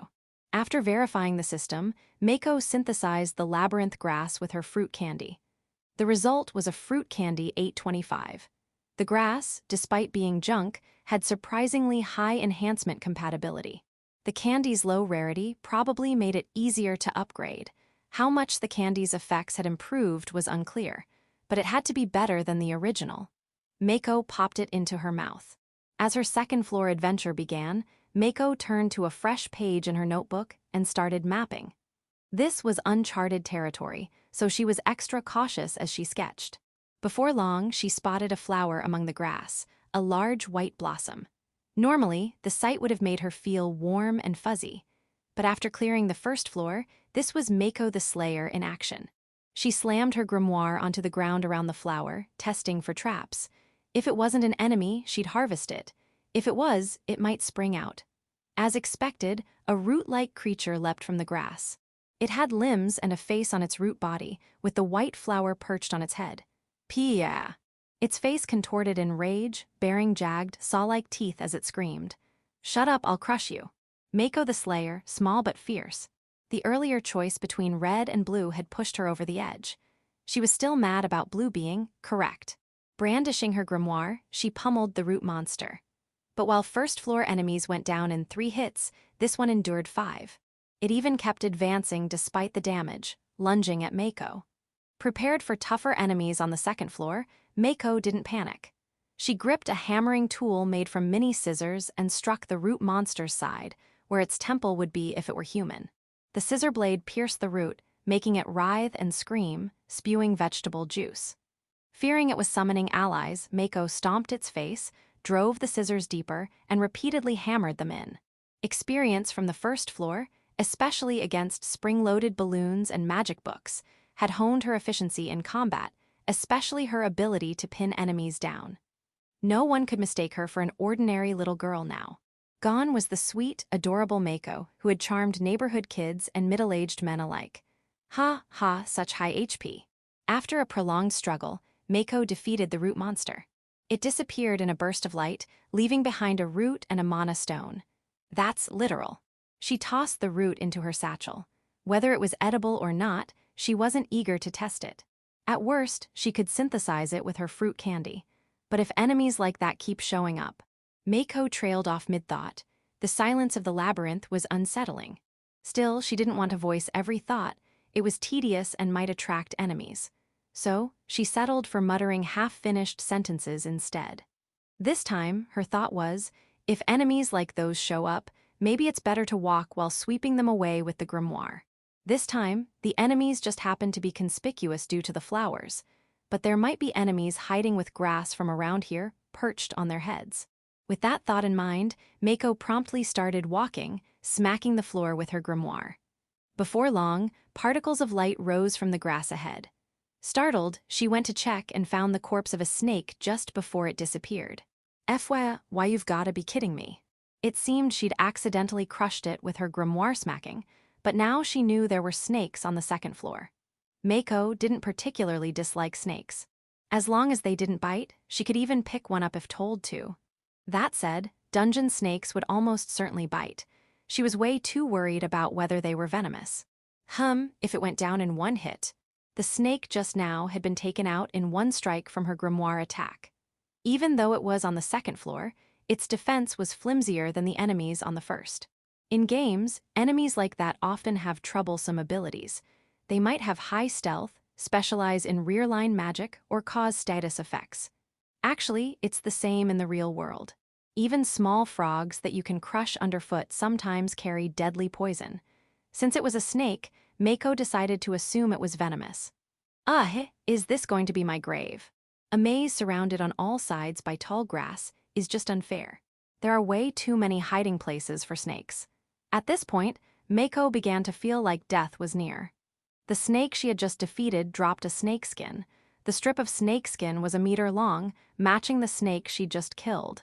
Mako used it to reinforce her high socks. Previously, she had been reinforcing her clothes with unrelated materials, so her clothing-based equipment had stayed at a low level. But the snakeskin provided significant reinforcement to clothing-based materials. High socks, 35,100. Mako looked at the number and made a guess. When she first synthesized a spring with her mini scissors, it became 25,100. Her high socks started at 5,100, and synthesizing the snakeskin raised them to 35,100. Maybe items from second-floor enemies have higher reinforcement values. Other factors could also be in play. It's possible the mini scissors and spring were good, while the high socks and snakeskin were excellent. Mako shook her head. This wasn't the right time to be testing theories in such a dangerous situation.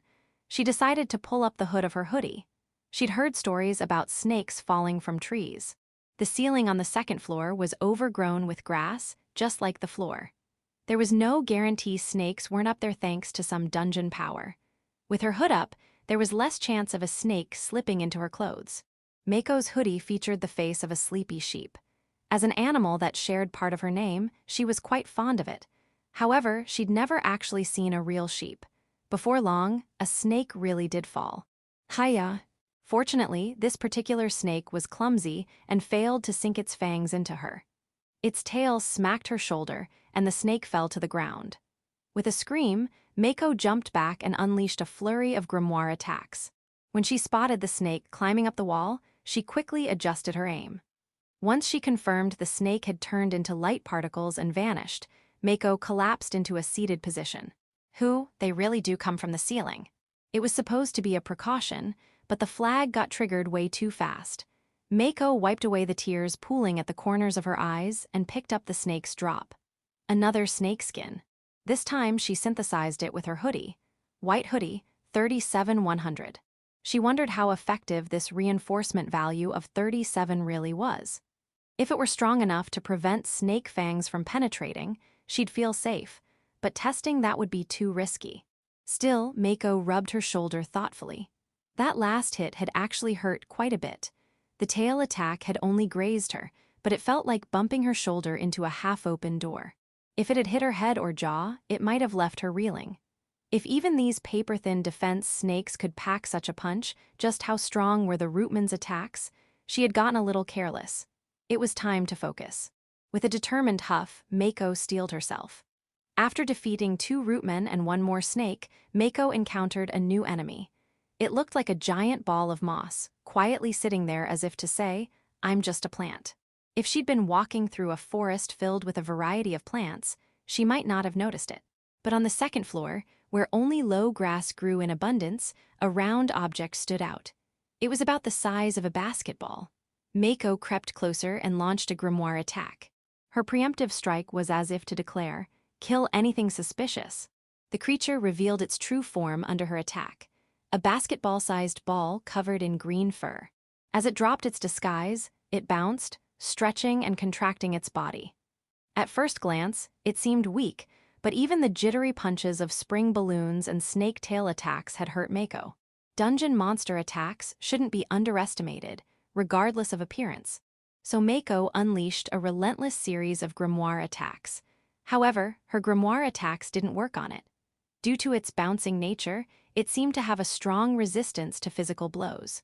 That said, hitting it midair sent it flying, so Mako decided to use that chance to escape. It was her first time retreating during this dungeon run. "Curse you, Fluffy Bounce. Next time we meet will be your last." Frustrated, Mako spat out a parting remark. For the record, Fluffy Bounce was a name she made up. With the path blocked by Fluffy Bounce, Mako had no choice but to explore another route. Fortunately, she soon found a treasure chest. "Yay!" Mako exclaimed as she opened the chest. This girl, who had reflected on the possibility of traps during the first-floor exploration, had already forgotten. Mako had no resistance to the chest's charm effect. After all, she was still 15 years old, a season of burgeoning desires. Luckily, it wasn't a trap. Whoa, a sword sequel. Inside the chest was a sword. Heh, it looks like my luck is finally turning. After indulging in a bit of over-the-top acting, Mako drew the sword from its sheath. Woa. The gleaming blade, held upright in front of her face, sent her 15-year-old heart soaring. It was closer to a saber in classification.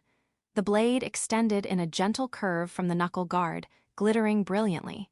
In any case, it was a significant upgrade. Frankly, she thought fighting with a pair of mini scissors had been sheer madness.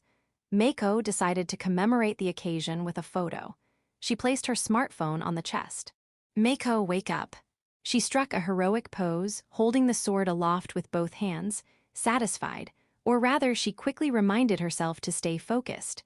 After all, this was still a dungeon. 1.5, got a job. Since there happened to be a treasure chest nearby, Mako decided to take a break inside it. The grass around her might be hiding snakes, so sitting out in the open wasn't an option. The empty box turned out to be surprisingly useful. Sitting compactly in the box in a curled-up position, Mako rolled a candy made from synthesized grass around in her mouth. She looked just like a puppy placed inside a box. If a man came across her now, he'd surely misunderstand. Found a monster girl in a dungeon treasure chest. Cue the start of a rom-com life.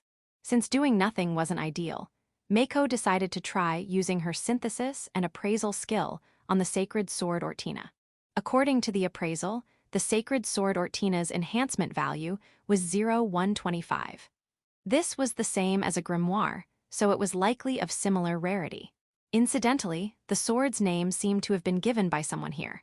If there were a weapon appraisal skill, it would probably show up as something like saber or military sword. Fortunately, she still had plenty of springs obtained on the first floor, hanging from her pouch. The string to hang them was crafted using a sewing kit she'd bought in an effort to boost her girly power. The result was a barbaric-looking decoration of spoils, making one question what girly power even meant. Mako snapped off one of the springs and synthesized it with Ortina. Naturally, she didn't forget to mark it as a favorite. Sacred Sword Ortina, 7-125. The improvement rate is low. As expected, items of high rarity don't enhance much. She synthesized all but 2 of the remaining springs, keeping a couple in case they might come in handy. Ultimately, Sacred Sword Ortina reached 24-125. Mako gritted her teeth at how heavy the enhancements felt. Next, she decided to check her status for the first time in a while. Hitsujiya Mako. 15 years old. Job, changeable. Karma, plus 1316. Level, 4. Mana, 1330. Skill, synthesis enhancement. Titles, the one who congratulated Earthsan, first floor solo clearer. Ahem. Her eyes widened. A lot had changed. The decrease in magic power was due to using synthesis enhancement. Currently, each use reduced her magic by 5. It regenerated naturally at about 1 point per minute. She'd used it 4 times and regained 3 points over time. Well, that was fine. The new title was another matter. By strongly wishing to know its meaning, she could understand its effects. First floor solo clearer.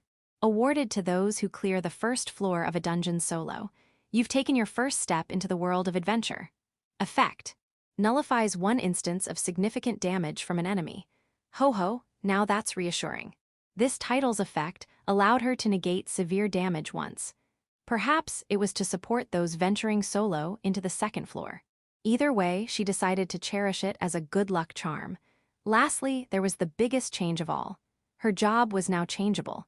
She considered the possible reasons. Reaching the second floor, reaching level 4, defeating a certain number of enemies, or the time spent in the dungeon. Well, she decided to leave such speculations to the experts. When Mako focused intently on the idea of jobs, a new window appeared before her, and the rules of jobs seemed to slam into her brain. The phenomenon was similar to when she'd realized her synthesis skill hours earlier. Even as the new window displayed information, Mako stared blankly, lost in thought. First, the rules of jobs. Jobs reflect the individual's connections or repeated actions within the dungeon. Once a job is taken, it cannot be changed for 24 hours. Taking a job grants associated job skills. Changing jobs results in losing the previous job skills. By training in a job, its skills can be permanently acquired as personal skills. Permanently acquired skills remain beneficial even after changing jobs. Jobs may undergo class changes. Those with low karma cannot take jobs. For people with low karma, this seems pretty harsh. Well, serves them right. Oh, that's so karma-like, it's hilarious. Despite her outwardly sympathetic appearance, Mako had a surprisingly dry sense of humor. Next, what jobs were available to her? The new window displayed a list of options, presumably reflecting jobs Mako could currently take. High school girl, full of dreams. Lowly high school girl, overflowing with cuteness. Apprentice dagger user, an introduction to dagger techniques. Apprentice synthesis enhancer, specializes in synthesis enhancement. Apprentice recorder, capable of keeping various records. Apprentice grimoire user, specializes in combat using grimoires. Apprentice berserker for beginners. Who's a lowly? Frustrated, she pounded the bottom of the treasure chest in protest, curled up inside like a proper lowly. Setting that aside, there's no apprentice swordsman, even though she'd obtained a sword. As the rules stated, job options reflected actions taken within the dungeon. Since she'd only struck a cool pose with the sword, its absence made sense. Instead, apprentice dagger user was available, likely because of her use of scissors. That wasn't the right fit either. She could only glean limited details about each job. Focusing intently on a job brought up a description in the window. Apprentice recorder must have appeared due to her map drawing and photo taking. Apprentice synthesis, enhancer, and apprentice grimoire user were self-explanatory. After some thought, Mako chose apprentice grimoire user. Despite obtaining a sword, she still trusted her grimoire the most. Besides, the magical phenomenon of a floating book was utterly fascinating to her. She wasn't in a position to pick eccentric options, and apprentice berserker seemed terrifying. It's for beginners, label felt like a warning not to knock on that door. Sometimes weird options turn out to be strong, but oh well. Mako changed her job. The moment she became an apprentice grimoire user, another surge of knowledge overwhelmed her. This time, it was intense. Mouth agape like a cat reacting to something odd, Mako stared blankly while something incredible unfolded in her mind. Having grasped the details of her new job, Mako was ecstatic. This is the moment Mako-chan levels up. She wondered if she even needed a sword anymore. The job's abilities were compelling enough to make her feel that way. Her updated status looked like this. Hitsuji Mako. 15 years old. Job, apprentice grimoire user. Karma plus 1356, got a job plus 40. Level 4. Mana 1919. Skills. Synthesis enhancement. Job skills. Grimoire release. Grimoire slot plus 1. Magic attack up, small when grimoire equipped. Grimoire operation boost, small. Grimoire creation. Beginner edition. Grimoire user's insight. Titles, the one who congratulated Earthsan, first floor solo clearer. A new category, job skills, appeared in the status window, packed with newly unlocked abilities. Thanks to the earlier Pishigun moment, Mako already understood what these job skills did. The highlight was Grimoire Release. This skill was incredible. As an apprentice grimoire user, Mako could cast magic directly from a grimoire. The magic was limited to what was stored in the grimoire, and each use consumed mana. Additionally, Grimoire Slot plus 1 allowed her to equip 2 grimoires. At last, the spare grimoire she'd kept was going to shine. Grimoire user's insight apparently nurtured her body as a grimoire user. It didn't seem to have immediate effects. Mako froze in shock. For some reason, her maximum mana had drastically decreased. You'd think a job like grimoire user would boost mana, yet here it was, inexplicably lower. It had dropped by a whopping 11 points. She worried about whether she'd be okay, but there was no undoing what was done. She'd simply have to manage with what she had. And so, Mako decided to let her grimoire cast magic. Water Shot, activate. She commanded one of her grimoires. Just like the magic books on the first floor, the grimoire rapidly flipped its pages. Moments later, a sphere of water formed. At that moment, she understood that she could choose when to fire it and adjust her aim. With no target in sight, she fired it at random. To Mako, it looked like an unbelievably fast fastball streaking down the corridor. If there had been a speed gun, it would have clocked 170 kilometers per hour. It was even faster than the magic from the monster book. Whoa! Mako's excitement soared. She slapped the edge of the treasure chest, bubbling with glee. Indirect as it might be, she had just used magic. The era of legendary magical girl Mako was officially underway. She tried using magic with the other grimoire too. Because the grimoires she acquired came from water elemental magic books, both could only perform either water shot or create about a bucket's worth of water.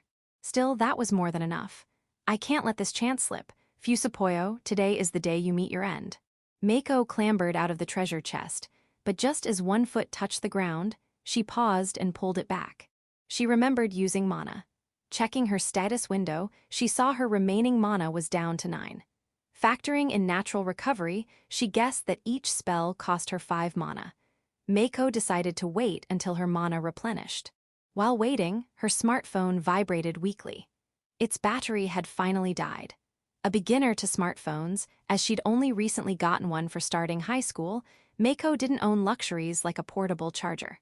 Regrettably, her photography session came to an end. Stowing the phone in her pouch, Mako settled in for a boring wait. She gulped down the last sips of her bottled tea and rubbed her eyes. Having spent roughly 7 hours exploring the dungeon, Mako was more fatigued than she realized. The moment she stayed still, drowsiness gently embraced her. She fought to stay awake, checking her mana in the status window. Still stuck at 11, not quite full. 12, 13, 14. The number hit 14, and Mako finally succumbed to sleep. Having seen snakes climbing walls earlier, Mako unconsciously closed the treasure chest lid with a soft pat. Mako's fortune that day lay in the treasure chest having a keyhole and tiny gaps for air. Had it been more airtight, she might have suffocated. Thus, the first person to spend an entire day in a dungeon was born.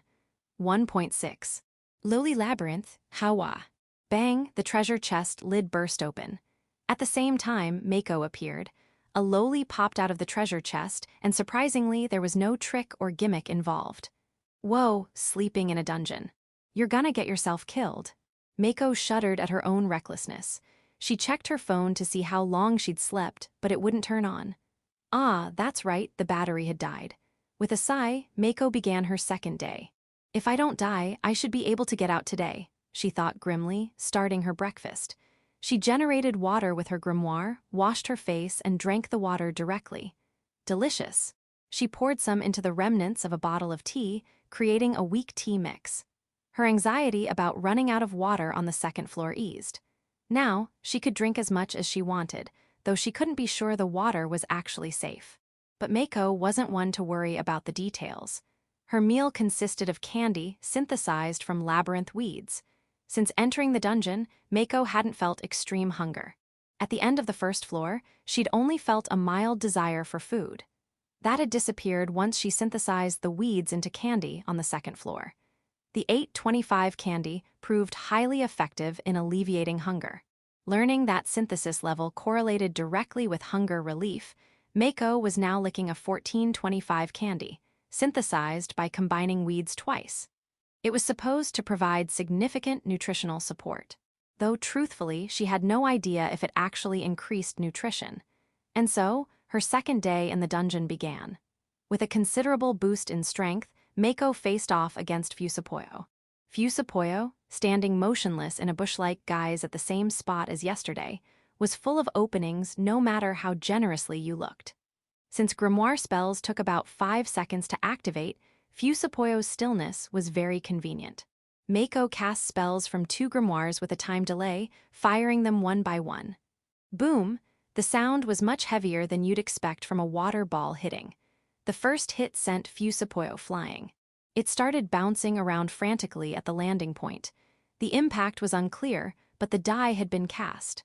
Closing the distance, Mako fired the second water shot, which had finished forming during the delay. This one only grazed Fusapoyo. She wasn't yet skilled enough to hit such a bouncy, erratic target consistently. Still, the high-power attack, even as a graze, sent Fusapoyo spiraling into the wall in a corkscrew motion. Fusapoyo stopped bouncing. It worked. Certain of her advantage, Mako drew her sword. Since snakes inhabited this floor, she whacked the ground with her grimoire as she approached Fusapoyo. It was nearly dead, only rustling its fur weakly. Mako thrust her sword forward. The thrust was clumsy, to say the least. But in her mind, it was as sharp as if she'd channeled a falcon's spirit. The sword pierced Fusapoyo's body, the sensation like stabbing a rubber tire. Unlike previous enemies, this one felt oddly fleshy, making Mako bite her lip nervously. With that single blow, Fusapoyo perished, dissolving into particles of light. Left behind were a large lump of moss and a magic stone. You've become part of me, body and soul. I won't ask for forgiveness. Just sorry. Female swordsman Hitsujiya Mako spoke her cool line, flicked her blade clean, and fumbled to sheath it. The awkward sheathing technique aside, the line itself was questionable. Had Fusapoyo been alive, it probably would have felt provoked. After this battle, snakes remained the only real threats on the second floor.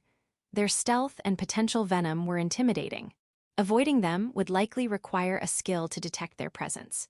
Even so, progressing while whacking the ground with her 2 grimoires allowed her to handle them reasonably well. Although she'd been ambushed from above a few times, the snake's poor skill at drop attacks had kept her from being bitten so far. The scares, though, were significant. The snake's dropped skins were used to upgrade her equipment aggressively.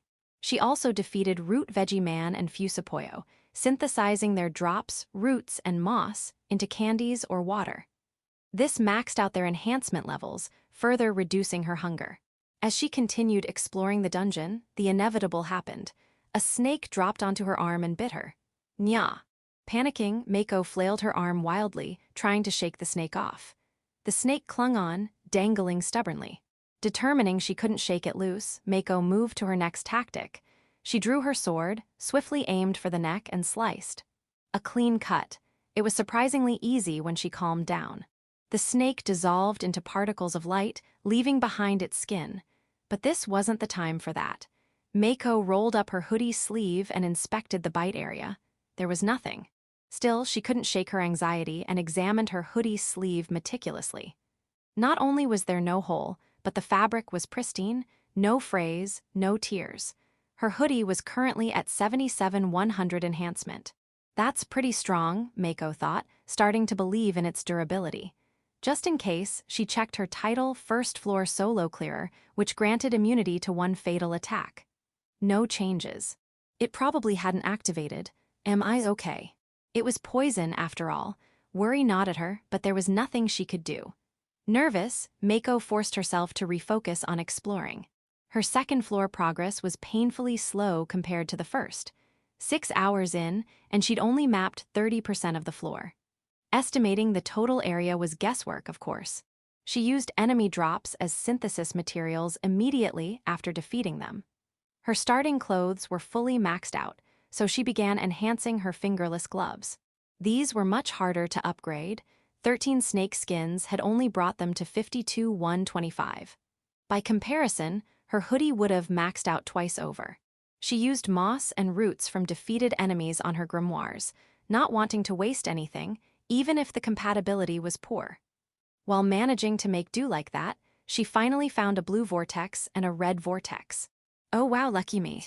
The map for the first floor had been more complete, but progress on the second floor, as mentioned earlier, had been painfully slow. Thus, finding the vortex so soon was a stroke of fortune. Phew, what a long journey it's been. With hands on her hips, Mako gazed at the dungeon's 3 passages stretching out from the floor. The eerily silent space, so quiet she could almost hear her own heartbeat, was terrifying. And yet, it was an adventurous playground, brimming with the thrill of filling a blank canvas.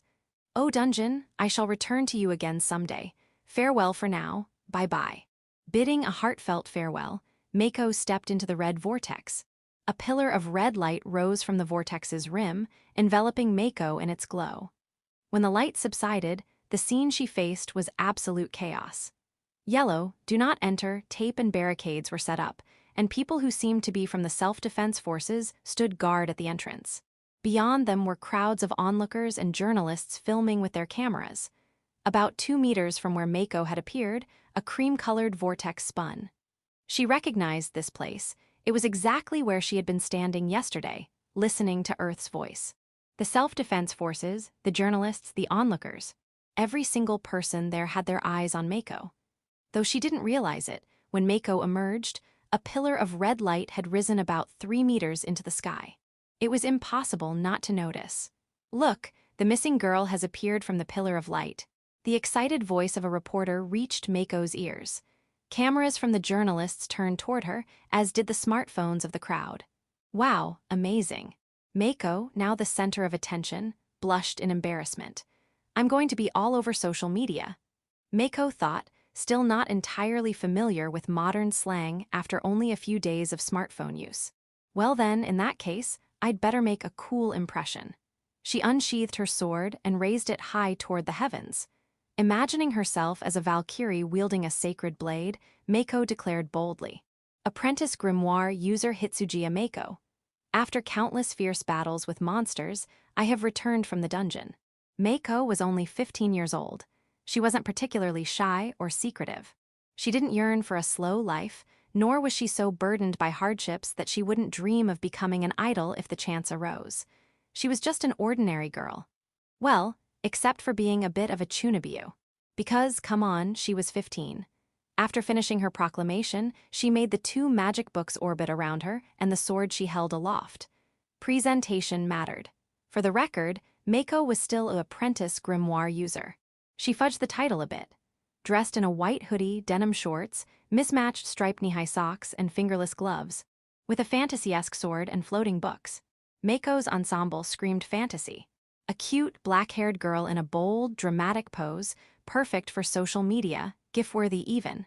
Her image spread across the world in an instant. That day, Mako became famous. Thus, the dungeon, later fondly known as Lowly Dungeon, was born. Although later was actually not very far off. Stunned by the development, the self-defense forces reluctantly allowed Mako's antics to slide for the moment. But they soon hurried to hide her from public view. For now, they escorted her to a nearby tent. Please, put away the sword. Inside the tent, Mako's family, looking utterly drained, sat waiting on folding chairs. Me Mako. Oni-chan waya. Her parents and little sister clung to Mako, sobbing in relief at her safety. Realizing how worried they had been, Mako felt guilty. Seeing her family cry made her own tears start to flow. Why? She wasn't sure why, but she joined in. After all, a girl's tears are 30% inexplicable, or so they say, our estimate. After that, Mako was taken to a hospital. Though she felt perfectly fine, it wouldn't be right for a civilized nation to leave someone who emerged from a mysterious vortex unattended. There was always the chance she carried bacteria capable of causing a pandemic, so this was a natural precaution. Meanwhile, an accompanying SDF officer explained the situation. Apparently, after Earth's announcement, dungeons had appeared worldwide. Mako, unfortunately, had been seen getting swallowed by one of these dungeons. The incident was captured by security cameras and civilian smartphones, allowing authorities to identify her and notify her family. The officer added, "You're the first person in the world to return from a dungeon. I'm sure someone will want to hear your story later." Indeed, Hitsujiya Mako was humanity's first dungeon returnee. "I stayed overnight in the dungeon, and I'm the first." She tilted her head in confusion. Did everyone else miss the 50-50 chance between the blue and red vortices? The officer gave her a serious look. "To uncover that mystery, your story will be essential. Please cooperate with us." It wasn't something she needed to keep secret, so Mako gladly nodded. 1.6.1 Bulletin Board etching the name of Hitsujiya Mako. Hey, restrictions lifted. Dungeon Dreaming Thread Part 65 still not. 1. Anonymous Dungeon Traveler. This is a thread to discuss dungeons that have appeared worldwide. Karma, advice, and analysis of mysterious voices. Take it to another thread. Please maintain decorum when posting. If you post something deeply hurtful, your karma will decrease. The next thread, post 980 sets it up. 399, Anonymous Dungeon Traveler. To 396 it's the crowbar. Making a spiked bat is surprisingly tedious. 400, Anonymous Dungeon Traveler. I've said it before, just strap a knife to a metal pipe.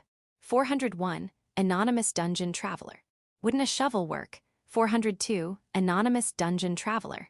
As an archery club member, I've already won. 403, Anonymous Dungeon Traveler. To 401, no, not a shovel. 404, Anonymous Dungeon Traveler. To 401, shovels are great. Go buy one. 405, Anonymous Dungeon Traveler. To 404, stop it, LOL. 406, Anonymous Dungeon Traveler. Sorry, why are shovels bad? I heard they're used in the military. 407, Anonymous Dungeon Traveler. To 406 people who thought that, and went to buy one on foot, ended up complaining about how unexpectedly heavy they are. 408, Anonymous Dungeon Traveler. Those who drove there don't yet know the sustained damage a shovel causes. 409, Anonymous Dungeon Traveler. How weak are you guys, LOL. 410, Anonymous Dungeon Traveler. To 409, think about it, constantly carrying a poorly balanced 2 kg dumbbell. If you're a bodybuilder, it's recommended gear. I'll stick with a crowbar, about 50 cm. 411, Anonymous Dungeon Traveler. Wait, are you guys serious about shovels being heavy? The heavy ones are shovels, not scoops. 412, Anonymous Dungeon Traveler. 411, you're from Western Japan, aren't you? 413, Anonymous Dungeon Traveler. How'd you guess? 414, Anonymous Dungeon Traveler. The large ones with footrests. Western Japan calls those shovels, Eastern Japan calls them scoops. 415, Anonymous Dungeon Traveler. For the record, shovels are technically the big ones. 416, Anonymous Dungeon Traveler. Doesn't matter, it's about dungeons. 417, Anonymous Dungeon Traveler. Ah, when can I get inside? There's one near my house. 418, Anonymous Dungeon Traveler. Jealous, mine's 2 hours by train. 419, Anonymous Dungeon Traveler. Bus, train, 5 hours in total, thank you. 420, Anonymous Dungeon Trap. The journey to the dungeon is the real adventure, LOL. 421, Anonymous Dungeon Traveler. And the way back is another adventure. 539, Anonymous Dungeon Traveler. Low lowly girl spotted. 540, Anonymous Dungeon Traveler. Wrestle. 541, Anonymous Dungeon Traveler. Russell, 542, anonymous dungeon traveler. Calm down, guys, what happened? If it's off topic, you're done for. 543, anonymous dungeon traveler. If it's a lowly, I'll allow off topic. 544, anonymous dungeon traveler. News just reported a girl came out of a dungeon in Japan. 545, anonymous dungeon traveler. Wow, everyone stopped posting at once. Y'all are too serious. 546, anonymous dungeon traveler. Having a TV in my room, I'm typing at leisure. 547, anonymous dungeon traveler. Haven't heard typing in ages, lol. 548, anonymous dungeon traveler. Wait, no way, who is this girl? 549, anonymous dungeon traveler. A magical girl appeared. 550, anonymous dungeon traveler. The book's floating. 551, anonymous dungeon traveler. Forget that, focus on the sword. 552, anonymous dungeon traveler. Idiots, the main event is the lowly herself. She's so cute. 553, anonymous dungeon traveler. Officer, it's this goo, ahhh. She's reciting an incantation. LOL, she's so cute. 554, anonymous dungeon traveler. Her name's Hitsuji Mako. Noted. 555, anonymous dungeon traveler. Reported. 556, anonymous dungeon traveler. Isn't this the girl who got swallowed by that new dungeon? 557, anonymous dungeon traveler. Reported. 558, anonymous dungeon traveler. Reported. 559, anonymous dungeon traveler. To 556, yeah. Basically, she's a champ who did a one-night dungeon stay. 560, anonymous dungeon traveler. Now it looks like 556 got reported, lol. 561, anonymous dungeon traveler. This thread's about to get wild. Actually a thread to ponder dungeons part, 66 easy mode. 1. Anonymous dungeon traveler. This is a thread to discuss dungeons that have appeared worldwide. For karma advice and analyzing mysterious voices, head to another thread. Let's follow proper etiquette when posting. Posts that deeply hurt others will seriously lower your karma. Whoever gets more than 980 starts the next thread. 30. Anonymous dungeon traveler. Hey, knock it off already.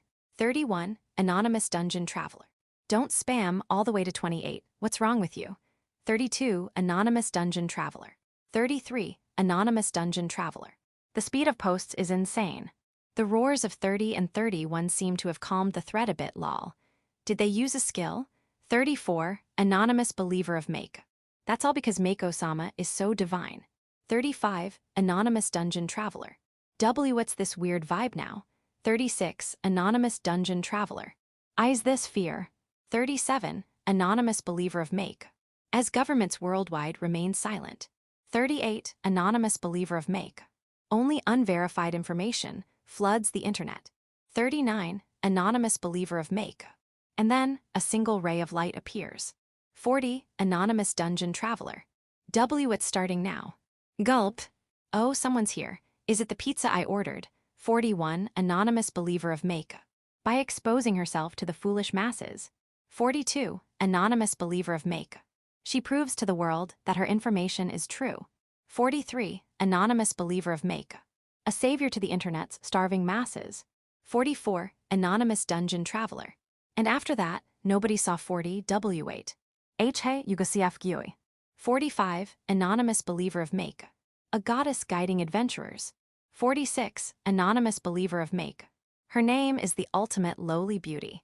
Apprentice grimoire user Hitsuji Mako. 47. Anonymous believer of Mako. Now accepting new followers. 48. Anonymous dungeon traveler. So it's just a recruitment campaign. 49. Anonymous dungeon traveler. That was way too long. You guys better be grateful for the 2 nice posts among this.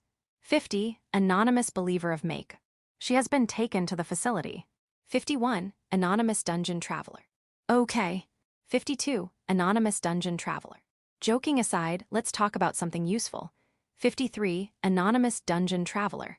Okay, how did Mako-chan even make it back? 54. Anonymous believer of Mako. It was her destiny. 55. Anonymous dungeon traveler. Shut up. 56. Anonymous dungeon traveler. But seriously, that is a mystery.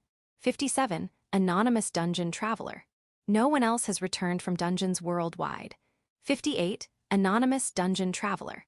Maybe no one entered because they were all sealed off. 59. Anonymous dungeon traveler. No, that's impossible. Someone must have rushed in before the seals were set up. 60. Anonymous dungeon traveler. Actually, streamers around the world live broadcast themselves entering dungeons. 61. Anonymous dungeon traveler. Yeah, I saw that. They were armed with bats and crowbars. The streams cut off the moment they entered the whirlpools. 62. Anonymous dungeon traveler. That one. Even that super buff American guy hasn't come back yet, unlike Mako-chan. 63. Anonymous dungeon traveler. It must be a world where cuteness equals strength. 64. Anonymous dungeon traveler. Then my combat power would be 5. 65. Anonymous dungeon traveler. Even without that logic, your default is 5, right? 66. Anonymous dungeon traveler. To 63, that's not impossible. Now that Earth-san has developed a will and created dungeons, honestly, anything is possible. 67. Anonymous dungeon traveler. Like all weapons turning back into dirt, lol. 68. Anonymous dungeon traveler. Exactly. At a nearby base, a fighter jet returned and turned into dirt, lol. It waited until it landed to transform, though. The pilot was just standing there in shock after watching his beloved jet disintegrate. 69. Anonymous dungeon traveler. I'd be stunned too. Anyway, it all depends on how much info Mako-chan shares. 70. Anonymous dungeon traveler. If she reads light novels, she might be secretive. 71. Anonymous dungeon traveler. Even if she hides her skills, I hope she explains what kind of place it was. 72. Anonymous dungeon traveler. True, no one else has come back. What kind of hell is it? 73. Anonymous believer of Mako. Before Mako-sama, even demons bow. 74. Anonymous dungeon traveler. So we're looking up at the ultimate lowly's absolute territory from a low angle. Got it. 75. Anonymous dungeon traveler. Her legs were super slender, and adorable licking noises. 76. Anonymous believer of Mako. 77. Anonymous dungeon traveler. Lick, oh, someone's here. Be right back. 78. Anonymous dungeon traveler. Lesson learned, do not view Mako-chan in a sexual light in front of her followers. 1.7. Epilogue Hitsujiya Report. The day we emerged from the dungeon, we ended up spending the night in a hospital, partly for detailed examinations, but mostly because the private hospital room was ideal for visitors. It was a matter of adult convenience. When all the tests were done and we had some free time, 5 women came to visit Mako and her accompanying family. They were all women in their early 30s. One of them, a woman with a gentle smile, spoke to Mako on behalf of the group. Hello, Mako-chan. I'm Baba from the Self-Defense Forces Dungeon Countermeasures Headquarters. Mako-chan, are you feeling okay? Even Mako could sense what Baba wanted to say. In short, they wanted information quickly. Mako's parents declined. They wanted to be considerate of their daughter, who had endured a grueling 2-day ordeal in the dungeon. To her parents, Mako must have been emotionally scarred by her experience. Any normal parents would think so. By the way, Mako's dad was average build, her mom was petite and youthful, and her sister was petite too.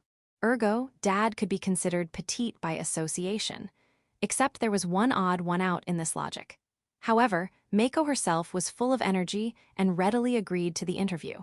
Her parents were reluctant, but they too wanted to know what had happened in the dungeon. Then, the other women introduced themselves. 2 were scientists, and the other 2, like Baba, were from the Dungeon Countermeasures headquarters.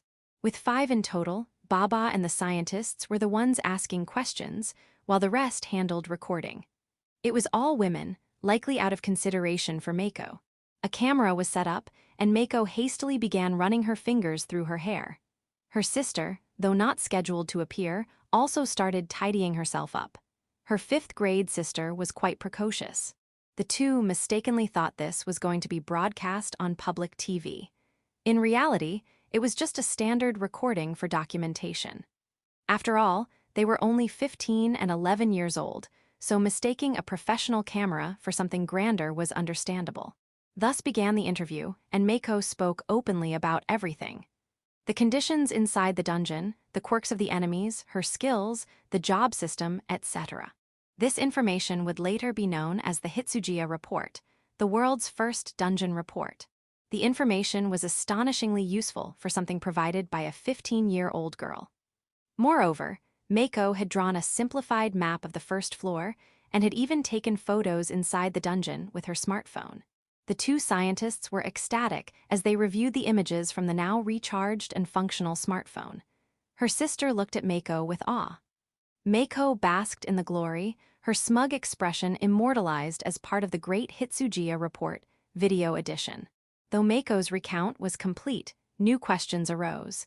Mysterious vortexes had appeared worldwide, prompting governments to seal them off swiftly. Yet, all governments hesitated to send people into the dungeons. Following the Earthzon's announcement, all weapons vanished globally. Missiles, tanks, and even small firearms returned to the soil. Moreover, new firearms couldn't be produced. Any attempt resulted in them turning to dust, a baffling new rule of the world. Firearm factories became nothing more than alchemical facilities turning metal into dirt. As a result, anyone venturing into a dungeon needed to rely on old-school weaponry, like something out of a fantasy movie. Additionally, karma posed another obstacle. Commanding subordinates to enter an unknown dungeon without adequate weapons was a difficult decision to justify. It could be seen as a form of hesitation. Thus, while the vortexes were quickly sealed, no country rushed to explore them, choosing instead to wait for another nation to share its findings. Some countries did send in teams, but none had returned so far. That said, the sealing process wasn't immediate, allowing many curious individuals to enter during the interim. Thus, while Mako became the world's first dungeon returnee, she wasn't the only one to enter a dungeon. No reports of others returning, however, had surfaced from any country. Why was Mako the only one to come back first? A scientist, Scientist A, muttered while reviewing her notes. She then turned to Mako, seeking any clues. "Do you have any ideas?" Mako thought hard. She furrowed her brow, almost as if steam might puff out. "Not really. If I had to say, maybe it's because I managed to defeat the first enemy with a back attack, and I happened to quickly obtain a dungeon-produced weapon, a grimoire." A grimoire. For example, the spring balloon, this guy here. Mako showed a picture of the creature on her smartphone and explained. By the end of the first floor, Mako was confident enough to take pictures of the enemies she faced. "I initially ambushed it from behind and mounted it. When it resisted, it hit my calf, and it hurt so much I almost cried." Go on," Scientist A encouraged, sounding very scholarly. Mako found herself charmed. Meanwhile, Mako's bold attack style left her dad bewildered. "If the spring balloon had been at full strength, I think one punch might have broken my bones. But after obtaining the grimoire, I could attack from a distance, so I didn't have to worry about being hit." "I see. So, you were lucky to gain an advantage early on, while others who had to face enemies head-on were unlucky." "Yes. But that alone seems like a weak explanation for why only you survived." "Is that so?" "Yes, you were almost unarmed, but many others had time to prepare. They could have brought knives or crowbars from home. In fact, videos posted by FortuneTubers show far more muscular men entering dungeons with proper equipment. None of them have returned." Indeed, Mako thought, it didn't make sense that a back attack alone would suffice when better-equipped men failed. Grimoires might be a factor, but they didn't seem overwhelmingly powerful. Then, maybe they just haven't exited yet. That seems unlikely, considering the blue and red vortexes you described. They aren't particularly intuitive. Sure, someone might hesitate to enter them, but eventually they would have no choice but to pick one. There weren't any questions like, "Do you want to return?" or "Proceed to the next floor," right? Right, there weren't. So I had to walk into the second floor. Exactly, which means once someone reaches the vortex stage, it's a 50-50 chance of returning. It's strange that no one else has come back. Now that you mention it, why was I able to return? Mako tilted her head in confusion. Could it be that dungeons have ranks? One of the recorders, a single woman who enjoyed light novels and smartphone games, suggested. "We've considered that possibility, but it still doesn't explain why no one else has returned. If Mako entered a beginner-level dungeon, does that mean all others are hellish nightmares far beyond beginner level? After all, most dungeon entrants were men. Leading the pack was a muscular fortune tuber from Shumerica. Few men with lower physical capabilities than Mako had entered. Given their preparation time, they should have had even greater combat advantages. Me. Mako's sister raised her hand. A brave kid speaking up amid complicated discussions. Knowing she wouldn't be ignored, she shared her thoughts before being prompted. Maybe the dungeon's difficulty or structure changes based on who enters. It was a plausible theory. This could explain why a well-armed, burly Shumerican man might face a proportionally challenging dungeon and fail to return. Meanwhile, Mako, who might even lose a fight to an elementary school boy, encountered a dungeon that couldn't get any easier and managed to return safely. Or perhaps it's related to the time elapsed since the dungeon formed. Baba muttered softly. That seems unlikely. Mako entered as soon as it appeared, but others entered before the security forces sealed them off. If dungeons grew in difficulty that quickly, we'd be powerless to stop them. The mysterious voice didn't seem intent on destroying us, nor did it seem inclined to impose unreasonable challenges. Then, the idea that difficulty varies by individual seems the most plausible. It's our job to test such hypotheses. If difficulty changes per person, or if the first entrant sets the difficulty, missteps could lead to disaster. Muttering to herself, Scientist A scribbled notes. The conversation shifted to the items Mako obtained. The items Mako got don't seem to include anything dangerous, like radioactive materials. Before arriving here, everything Mako had in her possession had been temporarily taken. Since the items were brought back from a world beyond the vortex, it was only natural. I see. And about those items, we'd like to study some of them. Would you consider selling them? Mako thought about Baba's request. By the way, Mako didn't find Baba's gentle tone off-putting. If anything, Mako would have been more troubled if Baba had used overly formal adult speech without considering her age. I can give you about 10 mana stones for free. Mana stones? The red stones. Those are mana stones. To Mako, they were obviously mana stones. The single woman in the recording team also agreed. However, Baba wasn't part of the It's Obviously a Mana Stone club. The single woman shrugged. Mako exchanged glances with her and let out a small laugh. Baba was mildly irritated. So you're saying you'll give us the mana stones for free? Are you sure? I'm pretty sure we can pay you decently for them. Even a day after Earthson's announcement, the karma uproar hadn't settled. The global karma logs listed sins people had long since forgotten, convincing humanity that some higher power had indeed been watching their actions. Some dismissed it as nonsense, but any attempts to commit more heinous crimes were now met with divine retribution. Earthson's upgrade was no joke, but back to the matter at hand. Fearing karma, the higher-ups wouldn't dare seize credit from an innocent young girl, at least not while the karma system remained an enigma. Really? In that case, I'll include the info I shared and ask for 1 million yen. To Mako, even 10,000 yen was a huge amount, but she decided to aim higher and said 100,000 yen. She braced herself for negotiations, but Baba agreed immediately. 1 million yen, okay, got it. Baba made a note. Mako's parents were startled by their daughter's sudden windfall. Mako herself was also a bit scared by how easily she secured such a large sum. Then, that feels like too much. You can take the other dropped items too. Wait, really? Yes. I don't need the snake skin or spring anymore. But the sword, grimoires, and gloves aren't for sale. Understood. But about the sword, it's covered under Japan's sword control laws, so you won't be able to take it out of your house easily. Same goes for the grimoires, don't show it off. Got it. The conversation reached a calm resolution, and Mako felt relieved. From Baba's perspective, the information Mako provided was worth far more than 100,000 yen. Even if items were plentiful, that didn't mean the information was less valuable. Regarding the sword, Baba offered to prepare the necessary documents. She promised to deliver the official ownership permit to their home at a later date. Quite a considerate arrangement. As for the grimoire, there were no laws regulating the possession of floating books, so nothing could be done. All Baba could do was advise against showing it off. The conversation continued for about an hour. That concludes our discussion. Thank you so much for providing information despite being tired. No problem, I'm glad I could help. Baba and her team left their contact information before exiting the room. Mako's smartphone was temporarily taken for video analysis. Being a young girl, there was nothing incriminating on it, so there were no concerns. When handing over her phone, Mako was also asked not to post the dungeon photos online. It wasn't a strict gag order, but they were worried that if people worldwide saw her pictures, they might underestimate the threat of dungeons.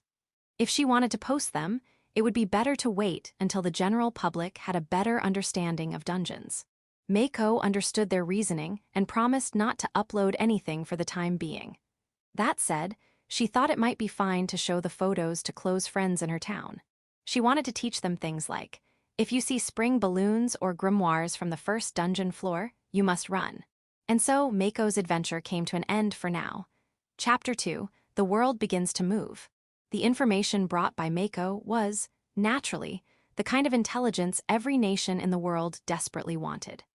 However, since the mysteries that prevented others from returning had not been solved by Mako's data alone, the Japanese government requested a period for further verification. There was even consideration of directly engaging with Mako, with measures such as sending personnel to monitor and subtly support her.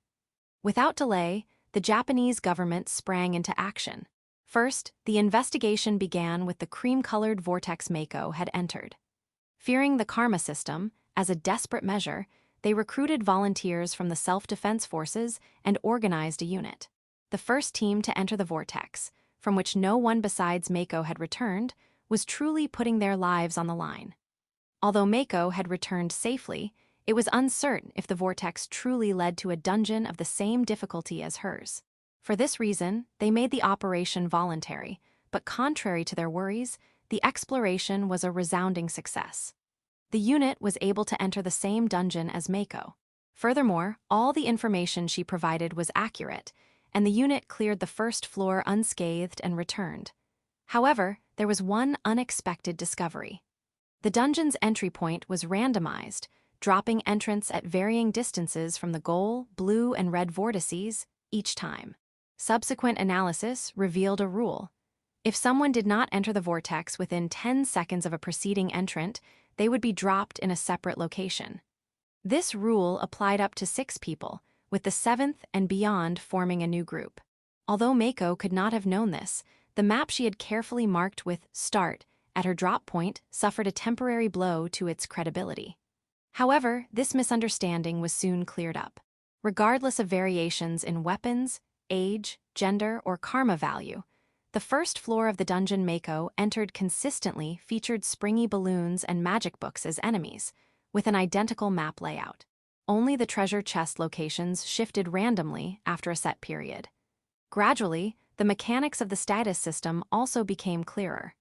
First, as Mako predicted, leveling up had a small but immediate effect, improving the limits of human growth and boosting training efficiency. Many SDF personnel exhibited rapid strength gains after leveling up, akin to middle and high school students starting weight training. Even the burliest soldiers, who had previously plateaued, rejoiced at the benefits of leveling up. Interestingly, this enhancement didn't seem to stem from muscle growth, but from some other factor that made the body stronger and more flexible. This area remained under study. Additionally, the conditions for acquiring jobs were identified. To obtain a job, one had to meet 3 criteria: 1, positive karma value; 2, at least 4 hours of dungeon residence; 3, entry into either of the gates on the first floor. The third condition was particularly fortunate, as simply returning from the dungeon was enough to secure a job.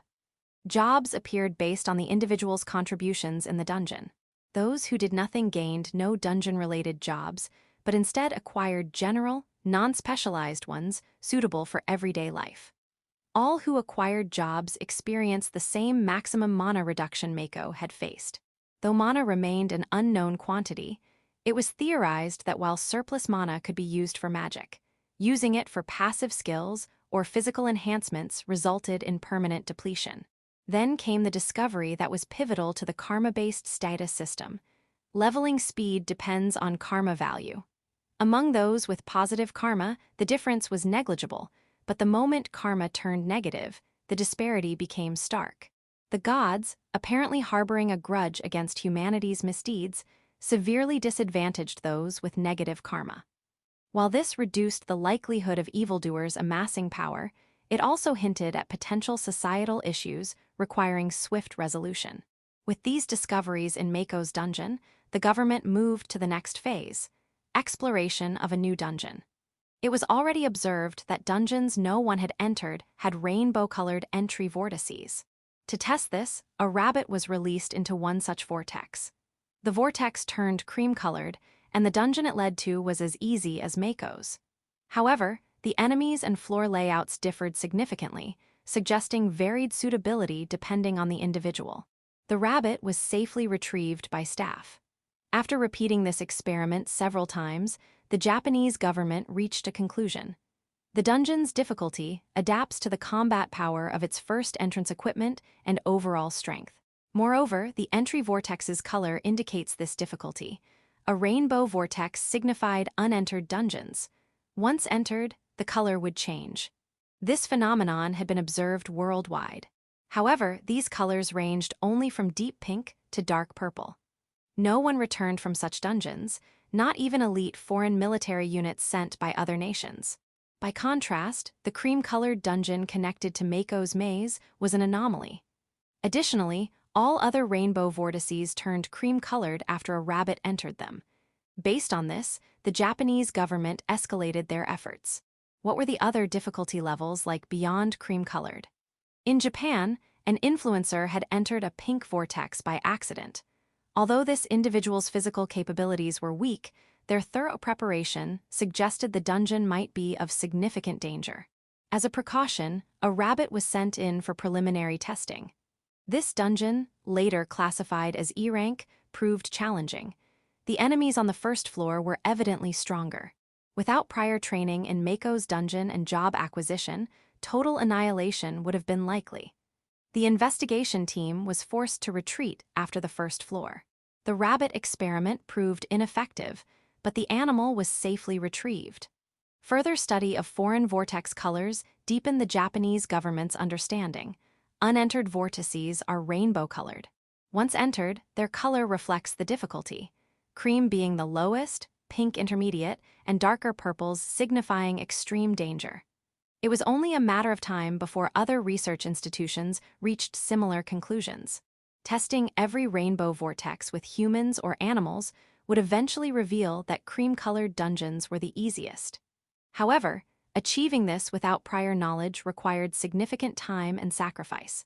Humanity's misfortune was that those with the curiosity to enter rainbow vortices often possessed considerable power or were trained for dangerous missions. Thus, the dungeons became death traps. Yet humanity's fortune lay in the presence of a girl with rabbit-like combat abilities and unyielding spirit. Her actions swiftly unveiled the mechanism governing dungeon difficulty.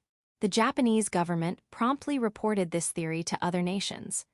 Dungeon difficulty adapts to the first entrant's total combat power, including their equipment.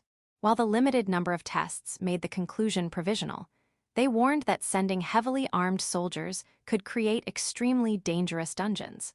Leaving such dungeons unchecked could lead to catastrophic disasters. For now, the advice was simple. When in doubt, toss a rabbit into a rainbow vortex. The global response to Japan's report sent shivers through rabbit populations worldwide. Critics argued mice could suffice. However, humans dismissed the idea, fearing disease-bearing rodents might trigger a plague-like dungeon scenario. Thus, rabbits became the test subjects for unentered dungeons. Humanity discovered this didn't lower karma, reasoning that eating rabbits made it acceptable. As a result, dungeons without prior entrance became the lowest difficulty. However, unentered dungeons were scarce. Ultimately, the global dungeon difficulty distribution was as follows: G rank cream, 25%, F rank light pink, 20%, E rank pink, 25%, D rank and above dark pink to purple, 30%. Most D rank and higher dungeons were found to have been entered by armed individuals or local animals. Notably, a Japanese influencer's strength was considered inferior to a dog's, a sentiment met with regret. It was determined that dungeons ranked E and above were beyond humanity's current capabilities without prior training. To manage dungeon threats, nations rushed to secure and train suitable personnel. Japan publicly shared the near-confirmed rules of dungeon difficulty determination. Of the 24 dungeons identified in Japan, 10 were intentionally turned into G-rank dungeons. The rest, already entered by humans or animals, included 2 F-rank, 4 E-rank, and 8 D-rank and above. This announcement thrilled Japan's niche fandom, who learned Mako's initial combat strength was rabbit tier. On the day of this announcement, the girl once as weak as a rabbit had become a high school student embarking on her next adventure. 2.1 Aozora Training Dojo 1. Mako, having escaped from the dungeon, ultimately reached level 4. She discussed the benefits of leveling up with Baba and the others, presenting it as her hypothesis. However, Mako herself felt it was more of a certainty than a guess. Namely, she believed leveling up brought both a breakthrough in one's limits and an increase in training efficiency. Convinced of these benefits, Mako poured her spring break into training. Although she had gained fame upon returning from the dungeon, as an ordinary citizen and a minor, she was not hounded by reporters. The government, valuing her as a precious resource, had intervened behind the scenes, though Mako remained unaware of this. She simply thought, "I guess that's how it is," though it clearly wasn't. Dungeon information was something the entire world was desperate to learn. The day after her return from the dungeon was spent resting as she was discharged from the hospital at noon. The following day, before her passion could cool, she began training. Rising early in the morning, she ran along the riverbank, did sit-ups, back extensions, and push-ups. After a hearty breakfast, she used her meal as fuel to strengthen her magic by synthesizing and enhancing random unwanted items around her.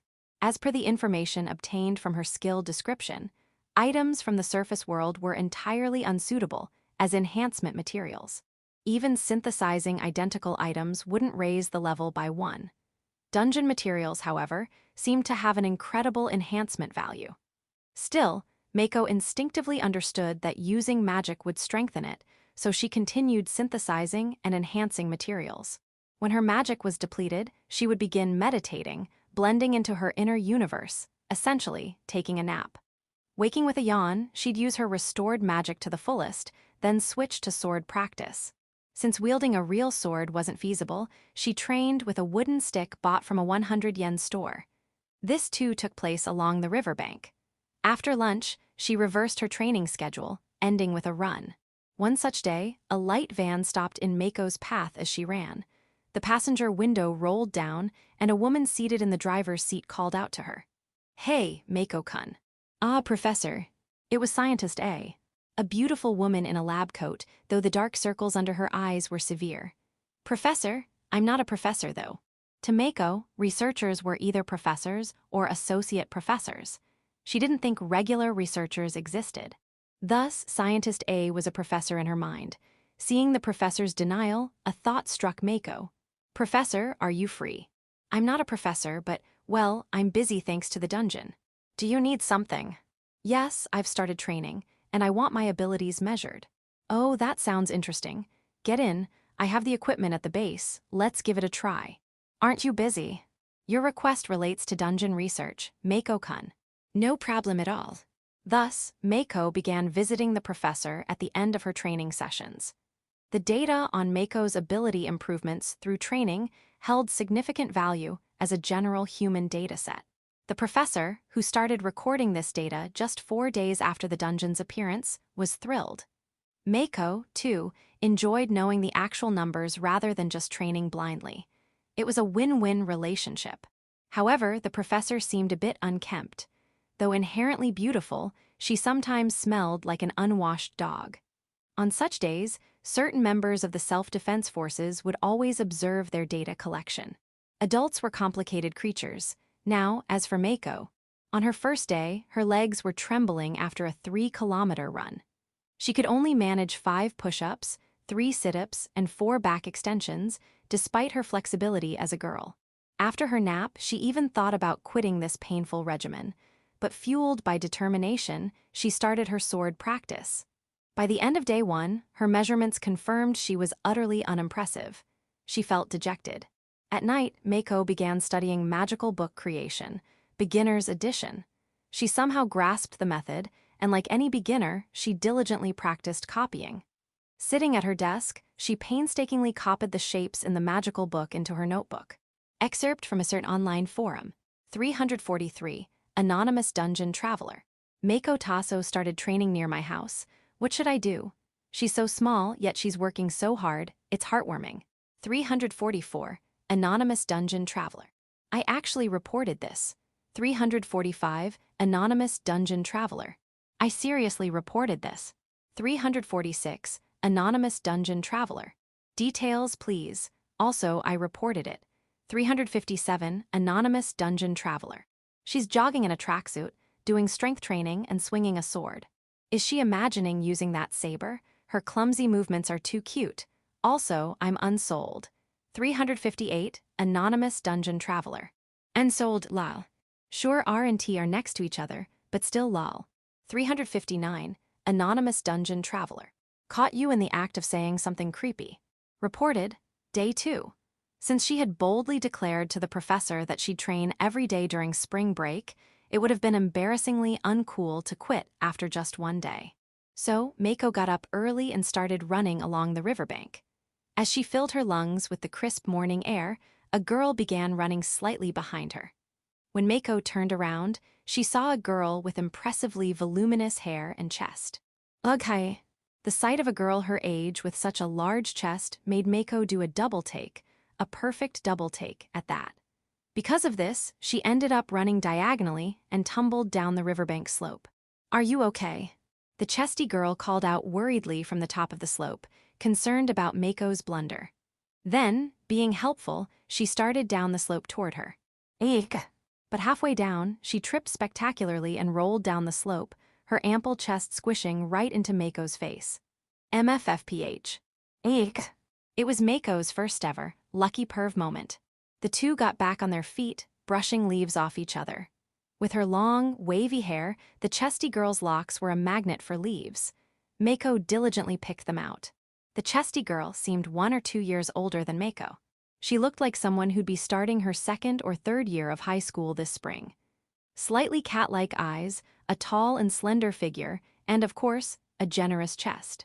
Her long, ash-blonde hair with its gently curling ends suited her perfectly. Overall, she had the air of a stunning student council president, someone everyone admired. Thank you. Thanks for worrying about me. Hee. You were running yesterday too, weren't you? Yep, I started yesterday. I started today. Resting her hand elegantly on her ample chest, the chesty girl shared this utterly unimpressive fact, which amused Mako. Then, Junior, how about we run together? When Mako made the offer, the girl's eyes went wide, and she nervously pursed her lips. Of course, I'd be delighted. By the way, I'm Hitsuji Mako. I'm starting high school this spring. Oh my, I'll also be starting high school after the break. What a coincidence. Oh, and my name is Sasagasa Sasara. Hearing Sasara's name, Mako was floored. She had thought Sasara was older, but it turned out the mature-looking girl with the grown-up body was the same age as her. One was curvy, the other stick-straight. It felt like a baptism by fire into a society of inequality. Darn it, darn it. Internally, Mako wept and pounded the ground but maintained a cheerful exterior. So, which high school are you going to? Since they were the same age, Mako dropped the polite speech. Kazami Girls Academy. Oh, same as me. I'm going to Kazami Girls too. Oh my, what a coincidence. And so, Mako and Sasara resumed their run together. Sasara had a bit more stamina than Mako, despite supposedly being level 0. Mako was just weak. They ran 3.5 kilometers that day, leaving both girls trembling. Afterward, they started strength training on the riverbank. Pant, you're doing strength training too. Why yeah, I'm not very good at it yet. Want to join? Oh, of course. Despite having no apparent goals, Sasara eagerly agreed, brimming with energy. Mako didn't think too deeply about why, she was just happy to have someone to train with. Could you hold my feet? Let's take turns. They took turns doing sit-ups and back extensions, then moved on to push-ups side by side. FNGH. The two struggled with their training, both clearly weaklings. Still, Mako managed a few more reps than the previous day, though Sasara consistently outperformed her by a few. Sasara joined Mako for the rest of her training that day. They even separated briefly for breakfast, before reuniting for what felt like a playful sword training session. Why are you practicing with a sword, Mako? For training, the world's changed, you have to protect yourself. The era where someone else would keep you safe is over. Oh my, you have a strong will, Mako. Such a proper lady. Lady, no one's ever called me that before, haha. Mako decided to keep the monster massacre she carried out in the dungeon a secret for now. When they finished their final run, the two agreed to meet again the next day before parting ways. Afterward, Mako went to see the professor alone. She figured it'd be inappropriate to bring an unrelated person along, especially given the military's involvement. Excerpt from a certain forum. 980, Anonymous Observer. Got an update, everyone. 981, Anonymous Dungeon Traveler. Hey Observer, how was jail food? 982, Anonymous Dungeon Traveler. LMAO. 983, Anonymous Dungeon Traveler. What's the update? 984, Anonymous Observer. Mako's training group gained a new member. 985, Anonymous Mako Cultist. Do we need an Inquisitor? 986, Anonymous Dungeon Traveler. Don't send hitmen to Mako's town, please. 987, Anonymous Observer. And no, it's fine. The new member is a busty beauty. A busty beauty. 988, Anonymous Dungeon Traveler. Alert, 989, Anonymous Dungeon Traveler. Alert, 990, Anonymous Dungeon Traveler. Alert, 991, Anonymous Dungeon Traveler. Is this for real? 992, Anonymous Observer. Totally real, saw her with a telescope. Probably a D or E cup. 993, Anonymous Dungeon Traveler. You just confessed. 994, Anonymous Dungeon Traveler. Reported, 995, Anonymous Observer. W8. It was an accident while birdwatching. I'm innocent. 996, Anonymous Dungeon Traveler. Your birdwatching involves telescopes. 997, Anonymous Observer. That's just my style. 998, Anonymous Dungeon Traveler. Sure, some might use telescopes. So what's she like? Suspicious? 999, Anonymous Observer. How the hell would a socially awkward guy like me know? Don't mock me. 1000, Anonymous Dungeon Traveler. Ah, sorry about that. This thread has reached 1000 posts. Please move on to a new dungeon. 2.2, Aazora Training Dojo 2. Day 3. Two college-aged women joined Sasara and began running alongside her. They said they were running for beauty and health. Having seen Mako's group running daily, they wanted to get closer. They were social butterflies incarnate. Their arrival revealed something astonishing. Sasara had no idea that Mako was a dungeon returner. Only after the women praised Mako did Sasara finally find out. Is that true? Mako-san, you're amazing. Well, yeah, of course. Mako gloated. She loved being praised. When it was time for sword training, an event unfolded. Mako Onisama. The girl leading a group of 6 young girls called out to Mako. Oh, Onisama. Mako Onisama, please let us join your sword training. Listening to their story, Mako learned that her over-the-top pose from her dungeon returner days had captivated these girls, who were starting 6th grade this spring. For the record, they were the same age as her little sister, but in a different school district. This riverside path lay at the boundary between elementary and middle school districts. We're beginners, though. Even so, it's better than doing nothing. Our dads just lie around saying, leave it to the police or the military, but in today's world, we need to protect ourselves. Adults don't get it.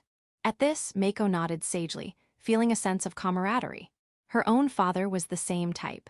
Just as Mako was about to deliver some wise words, Sasara spoke up first.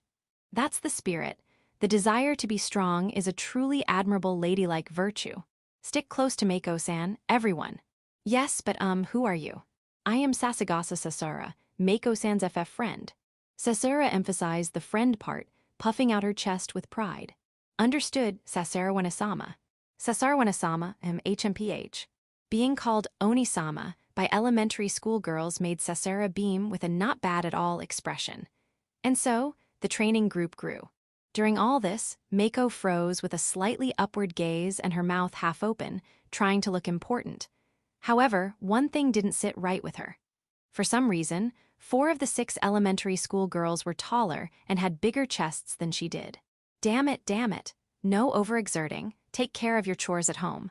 Only those who can follow these rules can join.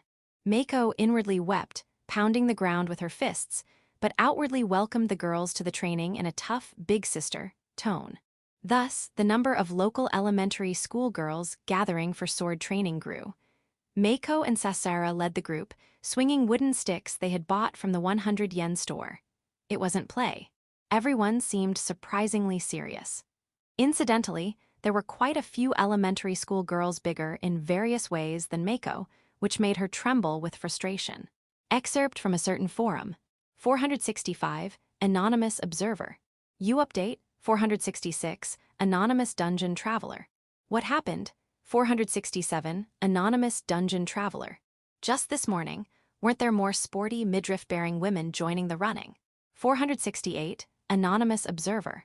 During sword practice, 6 elementary school girls joined in. Of those, 4 are future big-breasted candidates. 469, Anonymous Dungeon Traveler. Jump, 470, Anonymous Dungeon Traveler. Jump, 471, Anonymous Dungeon Traveler. Oh yeah, I haven't visited Grandma's house in Kazami Town lately. Maybe I'll stay over tonight. 472, Anonymous Dungeon Traveler. To 471, is your grandma living in an internet cafe? 473, Anonymous Observer. Why they're all shouting I together while practicing swings. H help me, 474, Anonymous Dungeon Traveler. Stop it lol, you'll make me report this for real. 475, Anonymous Dungeon Traveler. What? I already reported it seriously, though. 476, Anonymous Observer. Stop it seriously, Day 4. A skinny man, mustering all his courage, joined the running. He vomited after 1 km and went home. One of the college women said to him, "If you're a man, come back tomorrow, you must." Hearing her words, the man paused briefly before staggering away without looking back. His retreating figure was drenched in melancholy. On the riverside running course, his back was on display for what felt like an eternity, a living hell. Mako panicked at the sports drama unfolding, while Sasara crossed her arms, nodding approvingly. During sword training, the number of elementary school girls grew. There were even some middle school girls joining in. The group stretched, did strength training, and began sword practice. Mako had bought a large supply of protective plastic goggles the day before, funded by the 1 million yen she received from the government. She distributed the goggles to everyone to prevent eye injuries. Thankfully, there were enough for the newcomers. 1, 2, 1, 2. I. The young girls' spirited voices echoed under the open sky. Though none of them knew real sword techniques, they swung their wooden sticks like it was more than just child's play. Their eyes, visible beneath the goggles, were filled with determination. Suddenly, an old man appeared before them. "Why do you swing swords, young ladies?" "To protect ourselves and those we care about." Before Mako or Sasara could respond, a serious elementary school girl answered promptly. This was the one who called Mako Onisama. Mako flustered, while Sasara nodded approvingly. "Ho ho ho, youthful and naive, but that's fine. Do you wish for strength?" "Yes." "Then I shall train you." "No thanks." Girls are cautious of unknown men. That applies to old men too. The girl's surprising rejection left the old man dejected. Mako quickly intervened, stopping the girl's decisive leadership. "Gramps, do you know actual sword techniques?" I do." "You must be the young lady who returned from that strange vortex." "Yep." "You're imagining those wooden sticks as sabers brought back from that vortex, aren't you?" "Yep." "Even though they lack knuckle guards, let me show you." The old man picked up a spare stick and displayed a sharp, fluid motion that belied his age. His swift strike revealed a gleam beneath his thick white eyebrows. To the amateur group, his masterful moves were nothing short of astonishing. The riverside was filled with an air of awe. The mysterious old man became their master. Mako began calling him sensei, as it sounded cool to her. The once rejecting elementary school girl apologized sincerely and soon became the most diligent disciple. She even seemed closer to sensei than Mako. Excerpt from a certain forum. 777, Anonymous Observer. A new development. 778, Anonymous Dungeon Traveler. To 777 GT. 779, Anonymous Dungeon Traveler. You didn't get it. What happened? 780, Anonymous Observer. An old guy showed up and took the mentor role. 781, Anonymous Dungeon Traveler. Wait, are we talking about thin books now? 782, Anonymous Dungeon Traveler. Serious question, does this need to be reported? 783, Anonymous Observer. I'm not sure. 784, Anonymous Dungeon Traveler. What do you mean by not sure? 785, Anonymous Observer. Well, I was watching from my room, and the old guy made eye contact with me. Even though I was 300 meters away, with the curtains almost closed, he stared straight at me. 786, Anonymous Dungeon Traveler. What the? 787, Anonymous Dungeon Traveler. Is this some kind of master? 788, Anonymous Dungeon Traveler. Honestly, I'm more creeped out by you than the old guy. 789, Anonymous Observer. This is kind of scary, I'll observe more carefully. 790, Anonymous Dungeon Traveler. You're still stalking them, huh? LOL. Day 5, the man from yesterday showed up again for a run. But he puked and gave up after just 1 kilometer. The college girl cheered him on, and he trudged home, clutching his side. He'll get stronger. Watching his retreating figure with a meaningful gaze, Mako spoke knowingly. Sasara chimed in, agreeing with a yes indeed. During sword training, a high school girl started joining in. At this point, the group dynamic made it awkward for any boys to join, leaving the mysterious old man as the lone authority figure. The addition of high school girls also sent enthusiasts of high school girls on the forum into a frenzy. By day 6, the buzz had grown, and inspired by the girls, local housewives and retired elders started training with Mako. They didn't want to join the running group, so they stayed behind with Sasara, the 2 college girls, and the guy who always left after 1 kilometer. Afterward, they did stretches and strength training together.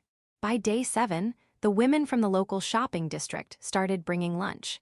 They set up a food station at the finish line of the run, where lunch was also served after sword training.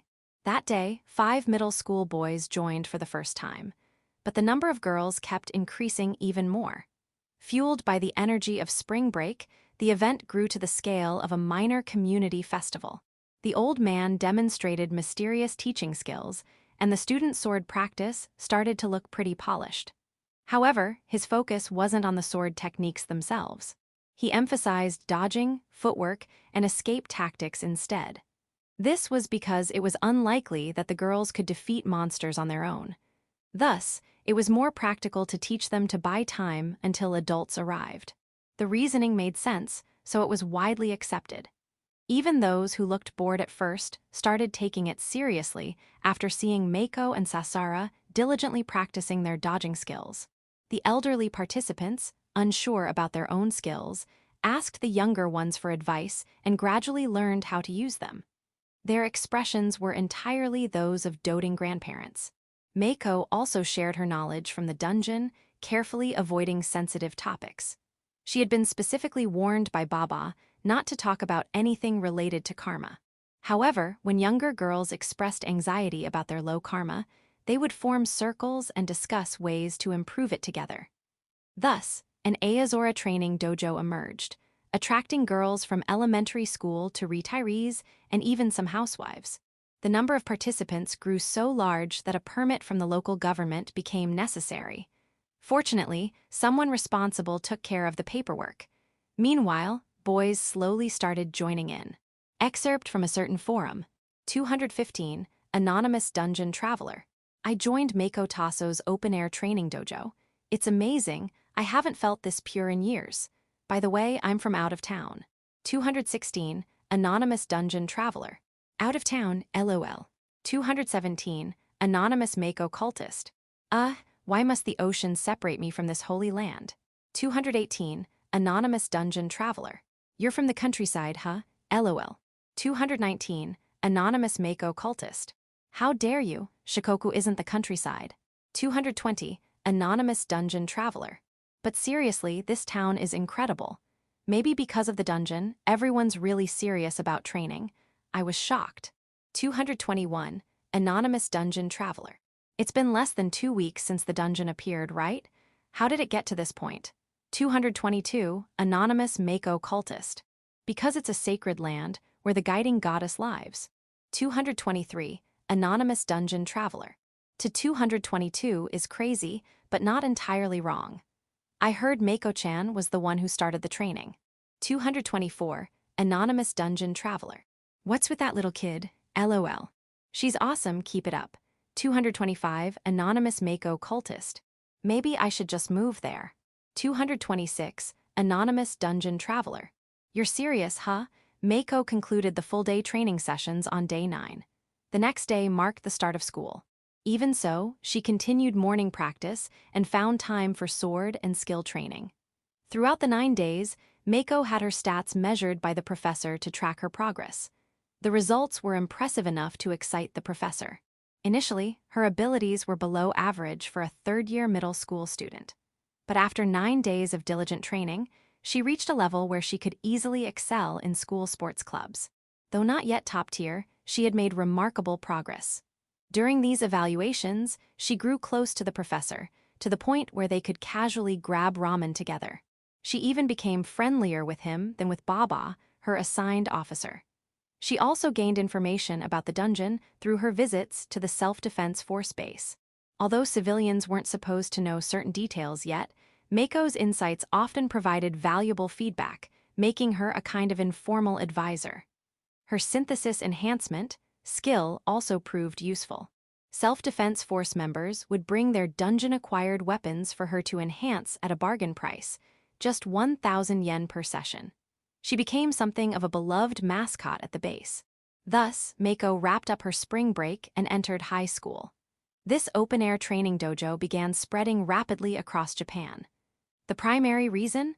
Most participants were young girls, and they eagerly posted photos of their training sessions on social media. Training now, they captioned. Soon, an incident would arise that would propel this phenomenon to even greater heights. 2.3. I've become a high school student. Even if Earthsan levels up, the world keeps spinning. Stock prices still fluctuate, and cherry blossoms still bloom. If this were 3 days ago, things might have been different, but it's been about 2 weeks since the dungeon appeared, so the entrance ceremony is being held as planned. On a clear day with cherry blossoms in full bloom, Mako became a high school student. To the right, girls, girls, girls. To the left, girls, girls, girls. Yes, Mako attends an all-girls school. The uniform is something cute enough to appear in an anime. Apparently, the uniform was recently redesigned, and Mako can't help but sense a hidden conspiracy, the total mofication of schoolgirls' plan. The mastermind is probably the chairman or someone like that. The fathers who came to see their daughters in their finest outfits were all nervous. They'd heard about it, but the special feeling of sneaking into a garden of maidens where only a limited number of boys are allowed. This is what it means to be a winner. Taking a day off work was totally worth it. They were in the midst of a precious experience, savoring the delicious air. Even among the fresh-faced newcomers, Mako stood out. Her face had only been publicly shown for less than 2 minutes during a live TV broadcast, but footage of Mako in her middle school days, captured by a bystander, had spread on Twitter and even turned into a GIF. The GIF of her raising her sword and spinning her grimoire loops smoothly, over and over. Apprentice grimoire user, Hitsujiya Mako. Mako's not entirely sure what a grimoire master is, but she's definitely a girl at the forefront of fantasy. Of course she stands out. Back in middle school, Mako was just a small, ordinary girl. But after a life-and-death struggle in the dungeon and training during spring break, she gained confidence. Now, Mako isn't the kind of lowly you'd find anywhere, like she was before graduating middle school. She's a battle maiden radiating fighting spirit. At least, that's how she sees herself. That's why, even on this special day, Mako doesn't smile. She maintains a stern, mature expression. Naya, when an unfamiliar woman smiled at her, Mako quickly responded with a Naya. After parting ways with her parents, she headed to her classroom. Her parents went to the auditorium to wait. Many classmates were already seated, filled with both hope and anxiety about the high school life about to begin. Those with high social skills were already chatting with the students around them. When Mako entered the classroom, there was a slight stir. After all, she's the girl who returned from the dungeon and caused a stir online. Mako's arrival greatly helped her classmates bond with those around them. Hey, isn't that the girl from the rumors? Ah, why yeah, maybe. Oh, sorry for suddenly talking to you, my name is. I'm. Conversations like these broke out all over the room. Mako herself hadn't been approached yet. Everyone was curious, but her profile made her a high hurdle for making the first friend. Among the students was Sasara. They were in the same class. Sasara sat upright, neatly in her seat. When Mako waved, Sasara relaxed her cheeks and waved back. Next to Mako sat a foreign girl. Perhaps nervous, she sat with her knees tightly together. When Mako gave her a friendly smile, the girl smiled back awkwardly. About 10 minutes later, the teacher arrived. Mako's homeroom teacher was a sharp-eyed woman who looked like she'd suit a cigarette dangling from her lips. Mako secretly nicknamed her Anigo. After a brief self-introduction, Anigo began explaining the schedule for the entrance ceremony. The venue then shifted to the auditorium, where the ceremony began under the watchful eyes of the parents. The principal's speech included mentions of dungeons and skills. He particularly warned everyone to be careful when handling skills. In group living, it's essential to be cautious with skills. Amid this, the principal also said, "Some of you may have negative karma. There's a lot of speculation about karma, but having negative karma isn't good. However, you're still young. There's plenty of time to start over. Think of this as an opportunity, a chance to reflect on yourself, to consider others, and to grow into wonderful, compassionate women." Mako was impressed. The old man had a point. If he'd carelessly said something like, "Whether your karma is negative or positive, live true to yourself," Mako would have lost all trust in him. Looking around, some of the new students had tears in their eyes, likely those with negative karma. After the ceremony, it was back to the classroom. In the line heading to the classroom, Mako could sense the aura of students wanting to talk to her from both front and back. But since it was the day of the entrance ceremony, everyone maintained a ladylike composure as they walked. Having just entered an all-girls school, they had a slight misunderstanding of what it meant to be a proper lady. Keeping quiet is good, but once in the classroom, they sat in order of their student numbers. Perhaps arranged by the upperclassmen during the ceremony, the desks were closely spaced. Standing room for parents was set up behind and to the sides, creating a high population density. First, Anigo gave a congratulatory speech and words of encouragement, followed by her self-introduction. Then, the students began introducing themselves. Starting from student number 1, each stood up and introduced themselves. Mako listened attentively, bowing her head and giving generous applause after each introduction. "I'm Sasagasa Sasura. I hope to become a fine lady through my life at this school. Everyone, please take care of me." Sasura introduced herself with a slightly haughty tone, but Mako clapped harder than anyone. Sasura smiled warmly at Mako. Neither Sasura nor Mako realized it, but Sasura's flower-like smile directed at Mako saved her from being labeled as a snob by her classmates. When it was the turn of the girl next to Mako, she stood up. She clearly looked foreign tall, with snow-white skin, golden hair, and blue eyes. A slender beauty, but her chest seemed to pierce Mako's spirit. Well, most of the classmates had that effect. "I'm Nagir Lulu. My dad is Japanese and my mom is Kasimian. I'll be living in Japan from this year. Everyone, please take care of me." Den-haired beauty smiled, making everyone a bit nervous. But Mako wasn't fazed. Having returned from the dungeon, she wasn't the type to be intimidated by this. Thinking that Lulu must be feeling lonely coming from abroad, Mako clapped enthusiastically. Lulu smiled happily at Mako, who was clapping earnestly beside her. Her likability seemed to rise by +10. By the way, Casimia is a small country between Sais and Ference in Europe. Sorry to interrupt, but her surname is Nagir, like the flow of a river. Nagir Lulu. Naya, that's right, I did it on purpose, hee. At Enigo's explanation, Lulu smiled brightly. No matter how long she lived abroad, there's no way she couldn't say her own surname properly. The classmates chuckled at Lulu's joke, welcoming her warmly. With standout students like Sasara and Lulu, it was finally Mako's turn. Mako stood up and began her introduction. With everyone in the classroom watching, she puffed out her chest, raised her head, and spoke clearly. I'm Hitsuji Mako, my hobby is training, nice to meet you. Training. Question marks seemed to pop up around the room, but applause followed. Sasera smiled gently, while Lulu next to her clapped with sparkling eyes. Mako smiled back at them. And so, the self-introductions ended without incident. After handing out some printouts, the day was over. Mako, are you training?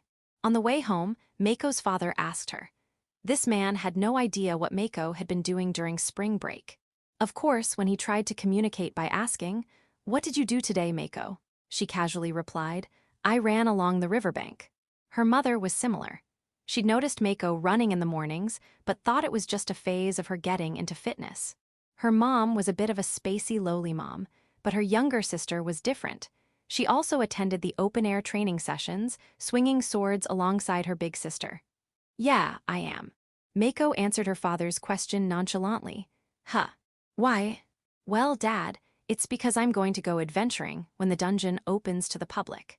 No, that's too dangerous for a girl. Her father was shocked. Of course, Mako had expected this reaction, so she stayed silent. The era where girls can't do dangerous things is over, Dad. Wyatt.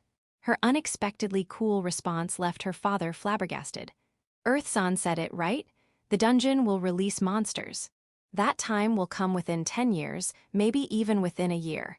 It could be as soon as a month from now. When that happens, who's going to protect you and the people you care about? WL, of course, the self-defense forces or the police. Do they even understand the dungeon system properly? Do you really think they'll protect us without fail? WL, maybe they don't understand it now, but they'll figure it out in a few months. And what if monsters appear before then? I'll protect you. Mako stared at her father as he made this declaration. Her father, in turn, stared at his daughter in her cosplay-like uniform. Mako snapped her fingers in front of her father. It didn't make a snap sound, but it was enough to distract him for a moment. The next instant, Mako's body swayed and she disappeared from her spot. Wah! Looking the wrong way, I'm here. In a strangely dramatic voice, Mako spoke, and her father frantically turned around. There stood Mako, striking a bold pose. Her eyes peered through the gap between her fingers as she stared at her father. If I were a monster, you'd be dead, Dad. Why? Her father, effectively defeated by his once cute little daughter, was utterly confused. Dad, the world has already started moving. The training I started by the riverbank now has many people joining me, all sensing the coming crisis. What? Dad, it doesn't matter if you're a man or a woman, an adult or a child. Train, dive into dungeons, earn money, train, dive into dungeons, and prepare. Those who neglect this will easily lose what's important. That's the era we're entering. So, understand, Dad. Mako, the once small, cute, and lively daughter, had somehow become a battle-hardened warrior. That said, honestly, Mako just wants to dive into dungeons and go on adventures. Surprisingly, the 2 days she spent alone in the dungeon were the most fun she's ever had in her life. Of course, there was fear, but the sense of fulfillment outweighed it. She knows her life isn't just her own, but she doesn't want to live a safe, boring life out of consideration for her parents. She wants to live to the fullest, so that her last breath is one of satisfaction. If Earth-san had continued as normal, this wish might have been fulfilled by falling in love, having children, and being surrounded by grandchildren in her old age. But in this world, where turbulent times have begun, it can be achieved in a different way. Having returned from the dungeon, Mako desires such a life. And in the end, she'll carve her name into history as the great adventurer, Hitsuji Mako. Mako was a Chunibyu overflowing with vitality. That said, fathers in these situations tend to be firmly opposed. Logic and such are beyond them. No means no. If they don't like it, they'll throw a tantrum. Their behavior is truly transcendent, annoying, but it'll still be a while before the dungeon opens to the public. She'll figure something out by then. For now, she'll just train to become stronger. Sharpen her fangs. 2.4. A holiday coincidence. A week had passed since starting high school. Mako was incredibly popular. In class, she was quickly approached, and she exchanged the messaging app Ruin with almost everyone. Everyone seemed to want to ask about dungeons and skills, but she strictly adhered to what Baba and the professor had told her not to disclose, only sharing harmless information like she did at the Aozora training dojo. Since the monsters seemed to have overwhelmingly strong attack power, she advised others not to approach spring balloons or magic books even if they found them outside. Although she didn't share any images, the story spread online, and young people learned not to carelessly approach spring-loaded balloons and flying books. Of course, some hot-blooded individuals also appeared, eager to defeat them if found. Even though her classmates were fine, students from other classes and even seniors started coming to see her and chat. It was like she was a minor celebrity. No, given the global fame of being the first girl to return from a dungeon, she was far more famous than any local celebrity.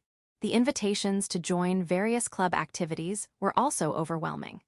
Even though spring break had ended, Mako continued her training whenever she found time, reaching a level where she could contribute to high school club activities. The recruiters didn't know this fact since the school hadn't conducted physical assessments yet, but they came to invite her based solely on her fame.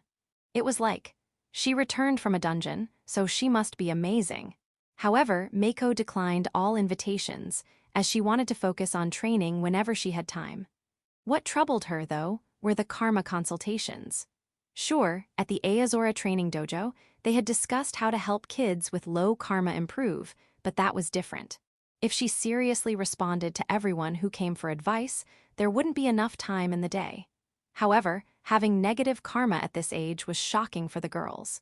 Even those who had been mean were left stunned. While there was an element of reaping what they sowed, as the principal said, Mako and the others were still young, so there was room for redemption. A mean girl today might one day grow up to carry her grandmother on her back across a pedestrian bridge. It felt pitiful to ignore such kids who attended the same school and came to her for help. But she also wanted to protect her own time. So, Mako came up with a plan. She sent everyone who came for karma consultations to the Azora training dojo. Spending time there, where grandparents and middle schoolers trained, would surely cleanse their negative energy. At the very least, Mako's karma had increased by plus 130 in 9 days from training and working diligently at the dojo. So, she advised them to attend morning practice, after school, and even on holidays. The outcome was still uncertain. Some might slack off and stop going after a couple of days. If that happened, Mako had no intention of getting further involved. On the weekend, when she sent a dozen gloomy delinquent girls to the Azora training dojo, Mako had been annoyed by her father's gaze since morning. While she was putting on her shoes, he hid behind the wall and stared at her intently, and then he peeked through the curtains as she started stretching in the small garden. He was the epitome of a creepy dad. If you're going to do that, Dad, you should just train too. It was laughable that he thought he could protect her if something happened. Talking is easy, all you have to do is move your mouth. But to actually do it requires a solid foundation. Mako doubted her father had that foundation. Did he really think he could sacrifice himself to protect her? Feeling a bit irritated, Mako decided to run along the farm road at the foot of the mountain for a change of pace. She met up with Sasara and started running. Mako quite liked Sasagasa Sasara. Though they hadn't known each other long, her polite speech was cute, and her serious approach to training was admirable. Mako really wanted to talk to her at school too, but due to her overwhelming popularity, most of their conversations happened outside of school. The town Mako lived in was a fairly typical Japanese countryside town with mountains and rivers. However, recently, the town had gained a bit of fame because of the lowly labyrinth. Self-defense forces and police officers came from various places for training and to explore the dungeon. The land around the dungeon had been purchased, and large walls and defense bases were being rapidly constructed day and night, holidays included, to prepare for threats from monsters emerging from the dungeon. As a result, construction vehicles were a common sight. Seeing these changes, Mako became convinced that dungeons would play a significant role in their future lives. Did her father not think the same? Did he not feel a sense of crisis? Or was it that, as a salaryman, his holidays were too precious, leaving no time to sharpen his fangs? On the other hand, Mako also recognized that her father worked hard for the family. It was undoubtedly thanks to him that she could train after school without needing a part-time job. But she had seen on TV people who went surfing before work or went boxing or bouldering after work. Salarymen, what exactly were salarymen? At a small parking area along the farm road, Mako caught her breath while gazing at the town below, where the dungeon defense base was being built, and pondered these thoughts. This town seems like it's going to get livelier, doesn't it? Sasera's words pulled Mako back from her thoughts, which were teetering on the edge of criticizing her father. Yeah, with a low-difficulty dungeon, it's sure to become a famous training town in Japan. When it becomes accessible to the public, will you teach me, Mako-san? Hee, by then, there'll probably be proper instructors. But yeah, I'd like to become strong enough to teach someone. Mako was, frankly, weak. She had only returned from the dungeon by sheer luck. She knew this herself, which was why she was training so hard. As they started running along the farm road again, they spotted a familiar face ahead. A slender figure about 170 cm tall, with silky golden hair. Snow-white skin and large blue eyes that radiated energy. It was Lulu. Wearing a checkered shirt and overalls, Lulu was carrying a backpack and heading into the mountain forest path. It's Lulu-chan. Mako was surprised to see her unexpectedly. Is she really? Does she live around here? I wonder, let's call out to her. Yes, let's. In any case, this was a fortunate encounter. Mako wanted to be friends with Lulu. She had felt a flutter in her heart when she saw Lulu's happy smile during introductions. As a Japanese person, she had a soft spot for Nordic types. But in this past week, just like with Sasera, Mako hadn't had many chances to talk to Lulu. Again, it was because Mako was too popular. Lulu, on the other hand, would wander off somewhere during lunch breaks, so even though they sat next to each other, they hadn't talked at all. Lulu-chan. Mako ran over, calling out to her. Sasera followed a bit behind. Lulu, who was about to enter the forest path, turned around and smiled like a blooming flower. Hello, Miiko. Her Japanese had a slightly odd intonation. What a coincidence. Nao. Are Miiko and Shara training? Lulu's cat-like response made Mako feel like they could become good friends. But Mako was mistaken. Nao was a casual yes in Kasumian. Officially, it was Nao, but it stretched when used casually. Sasera, called Shara, looked somewhat pleased. Yeah, we usually run by the river, but today we decided to change things up and run here. Rue. Mako was slightly confused by the unclear response, but pumped herself up for some global communication and continued the conversation. What are you doing, Lulu-chan? Was she the type of girl who ventured into mountain paths early in the morning? Mako, the training type lowly, thought she was an unusual type. But Lulu's answer went in a completely unexpected direction. I came to look for Petite. Lulu puffed out her chest, which was surprisingly well endowed for her slender frame, and spoke with a proud expression. Mako gulped. Petite, a famous character in Japanese games and anime, beloved worldwide as a mascot. It makes a cute pekka sound and flashes brightly. A purely fictional creature. Wow, I've met an interesting character. Mako was both thrilled and terrified by her own good luck. My papa said Petite lives deep in the mountains of Japan, so I came to look for it. Really? Petite is in Japan? I always thought it was a foreign creature. Wow, seriously? Mako was both surprised and delighted by her purebred Japanese friend's statement. Suppressing her inner excitement, Mako nodded with a serious expression. Yeah, they're in places like the deep mountains of Tanzawa. Really? They're that close. The two beauties widened their eyes in amazement. Lulu was about 170 cm tall, and Sasera was around 165 cm. Mako, teasing them, was only about 145 cm. Mako felt a thrill at the situation of having these two mature-looking girls in her hands. Yeah, but wild Petite aren't as friendly as in anime. They're fierce, so don't get close. If they attack, either run or fight, okay. Rue, I see. The anime Gufkaru is cute, but the real thing is scary, right? Got it. Lulu nodded in understanding. The Gufkaru she mentioned was currently known in Japan as a troublesome pest.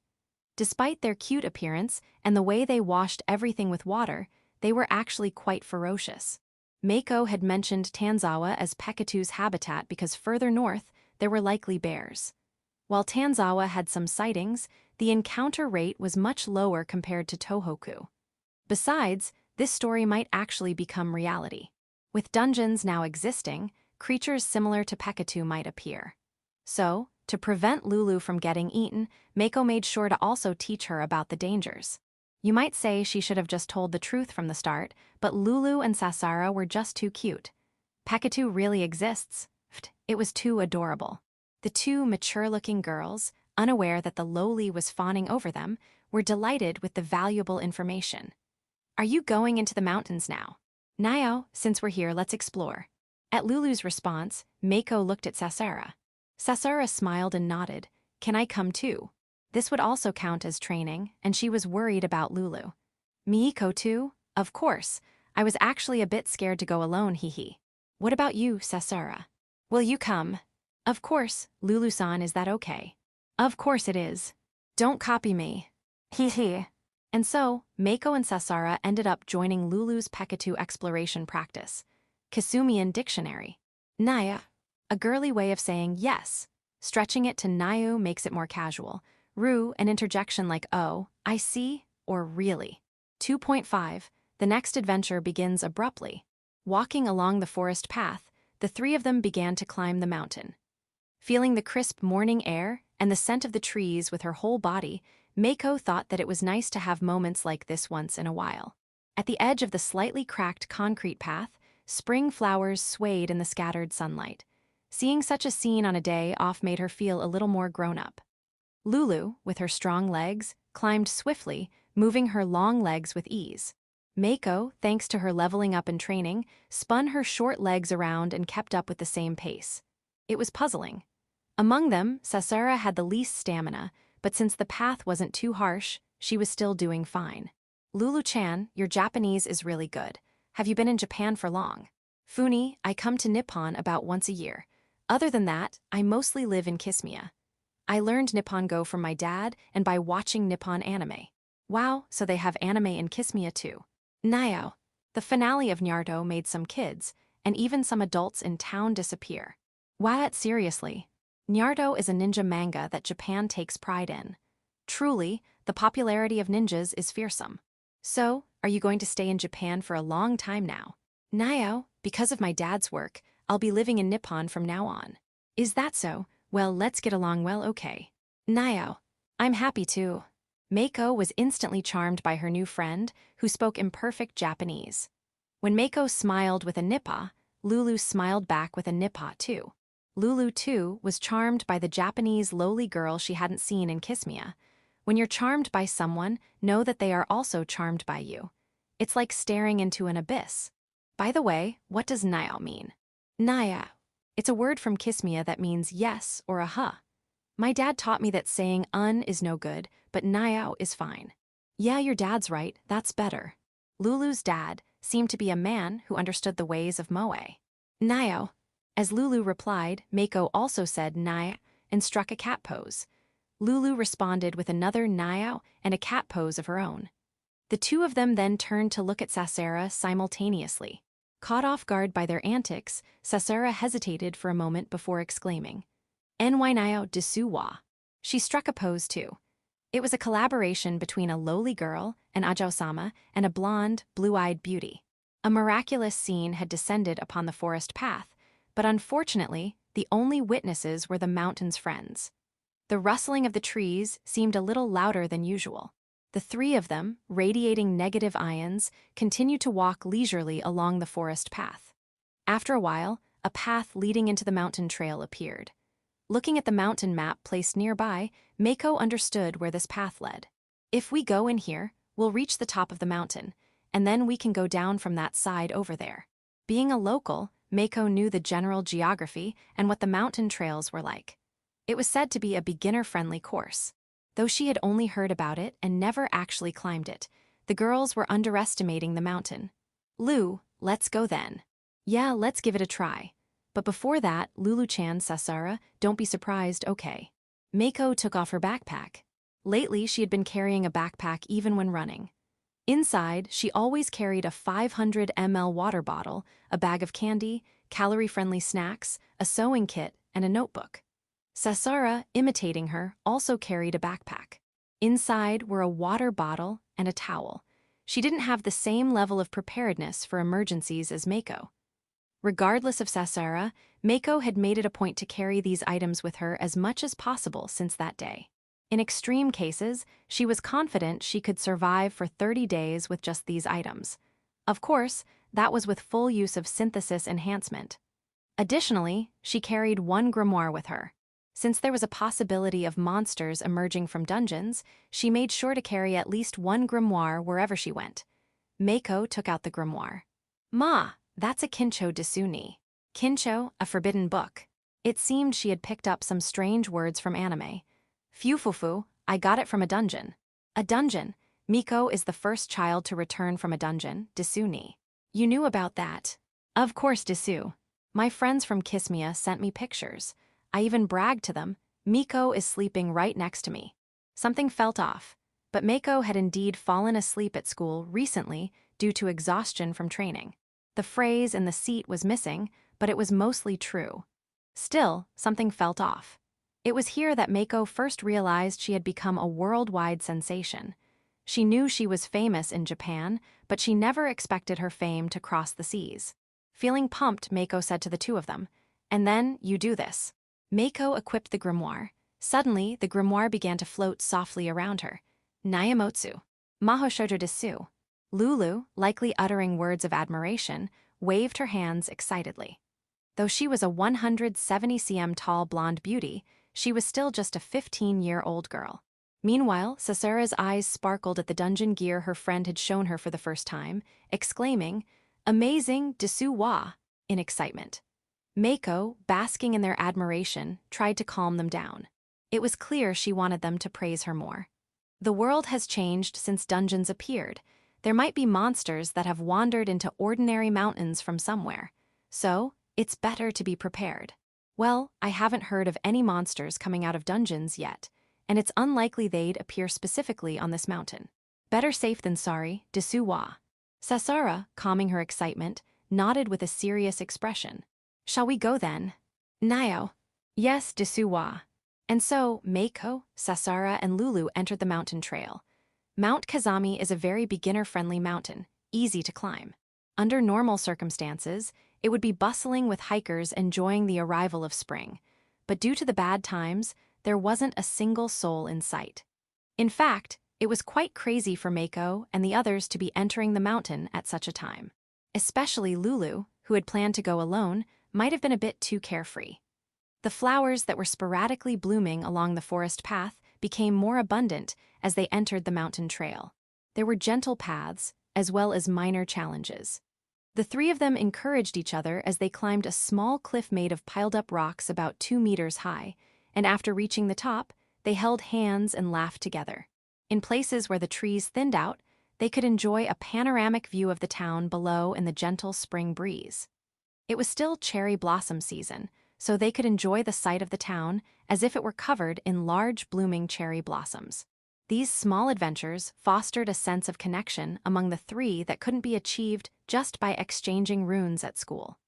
Before they knew it, Mako started calling Lulu by her name without honorifics. Sasara, as usual, still referred to both of them with san, but it was probably just a habit. Lulu seemed to have trouble pronouncing Sasara's name, so she settled on calling her Shara. Though Sasara would say things like, "Oh dear, desu wa," she seemed a little pleased as she pouted her lips. "Is training your hobby, Miko desu ka?"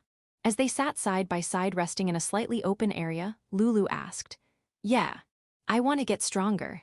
"Stronger, why desu ka? Is it because of the dungeon's desu ka?" "Yeah, when I entered the dungeon, I found it really interesting. In today's world, you can look up anything on your smartphone, right? Naya.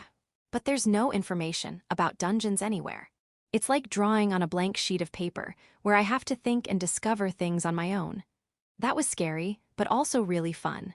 So, I want to get stronger and explore dungeons."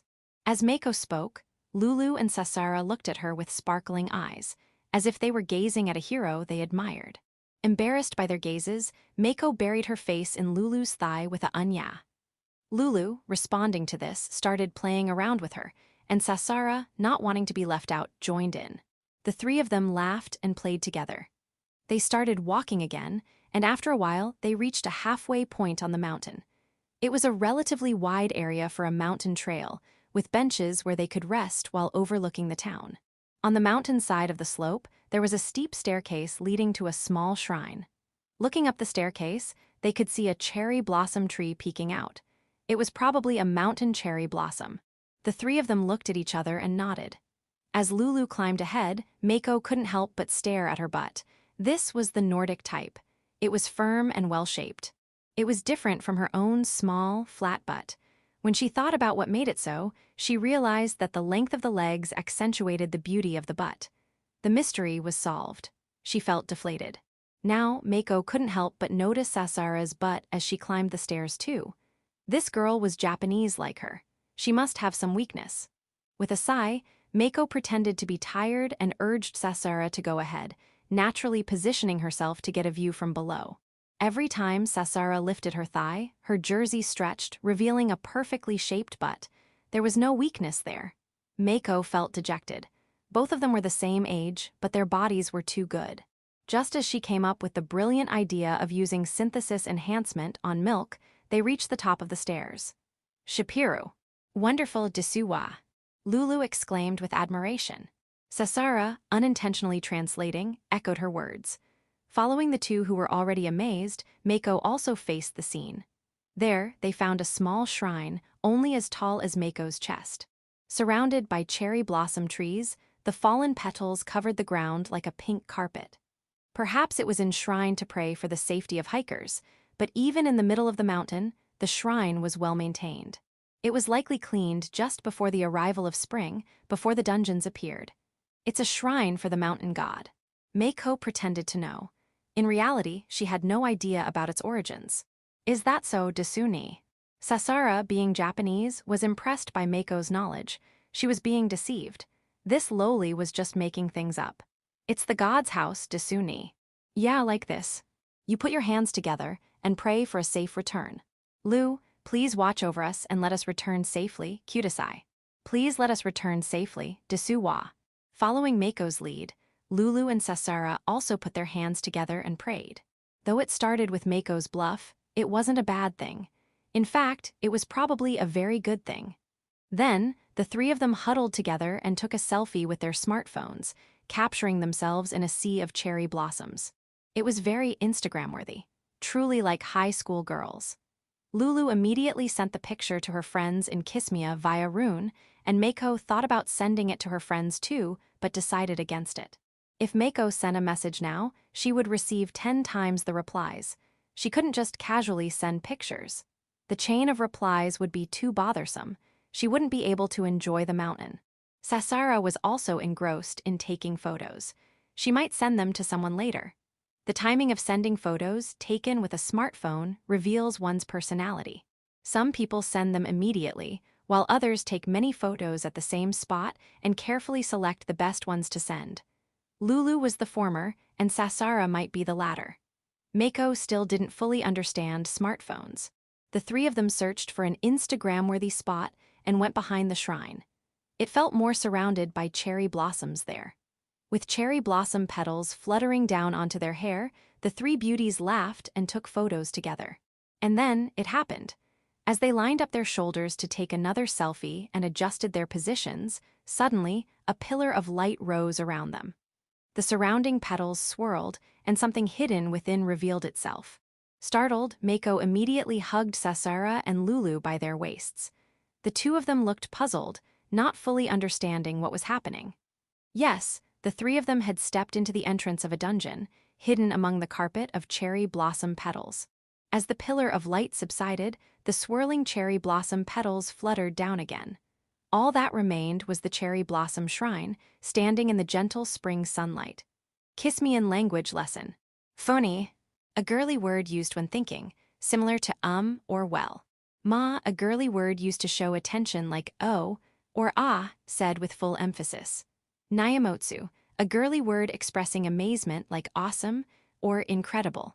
Shapiro, an exclamation of deep emotion, used when deeply moved, can be used by both males and females. 2.6. The second dungeon. As soon as the light settled, Mako quickly assessed the situation. First and foremost, she felt the warmth of Sasara and Lulu, which brought her relief. Mako had attended the professor's classes until high school, where she learned the bare essentials about dungeon mechanics. Having navigated a dungeon alone, Mako's perspective was a valuable hint, so in exchange for sharing information, they would analyze things together. According to the professor, if the next person didn't enter the dungeon within 10 seconds of the previous person, the spawn location would change. This chain could continue up to 6 people, but the 7th person would end up in a different location even if they entered within 10 seconds. Of course, even if the same person entered and exited, they wouldn't end up in the same place as before. It might happen by chance, but generally, it was random. Even with such rules, there was a possibility of ending up in separate locations due to some mistake, so Mako was relieved they were together. Next, she observed the dungeon's surroundings. Before Mako and the others stood 2 mountains. One was close, and the second mountain was slightly offset behind it. The details of the second mountain were unclear, but the closer one was a large, stout mountain.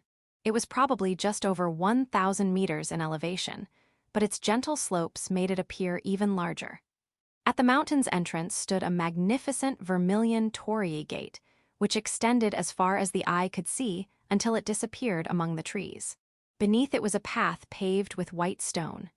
Apart from the mountain, the area was mostly enveloped in a sea of clouds, with only a small patch of ground visible. Unless someone was particularly malicious, there was no reason to venture in that direction. Mako was puzzled. This was completely different from the dungeon she had fallen into before. A thought flickered in her mind. Perhaps this was a dungeon from which no one ever returned. However, she was the only one with dungeon experience here. She was also the only one armed with a grimoire. Mako kept her anxiety hidden and spoke to the two with a determined expression. "Sasera, Lulu, we've ended up in a dungeon." A dungeon? Really?"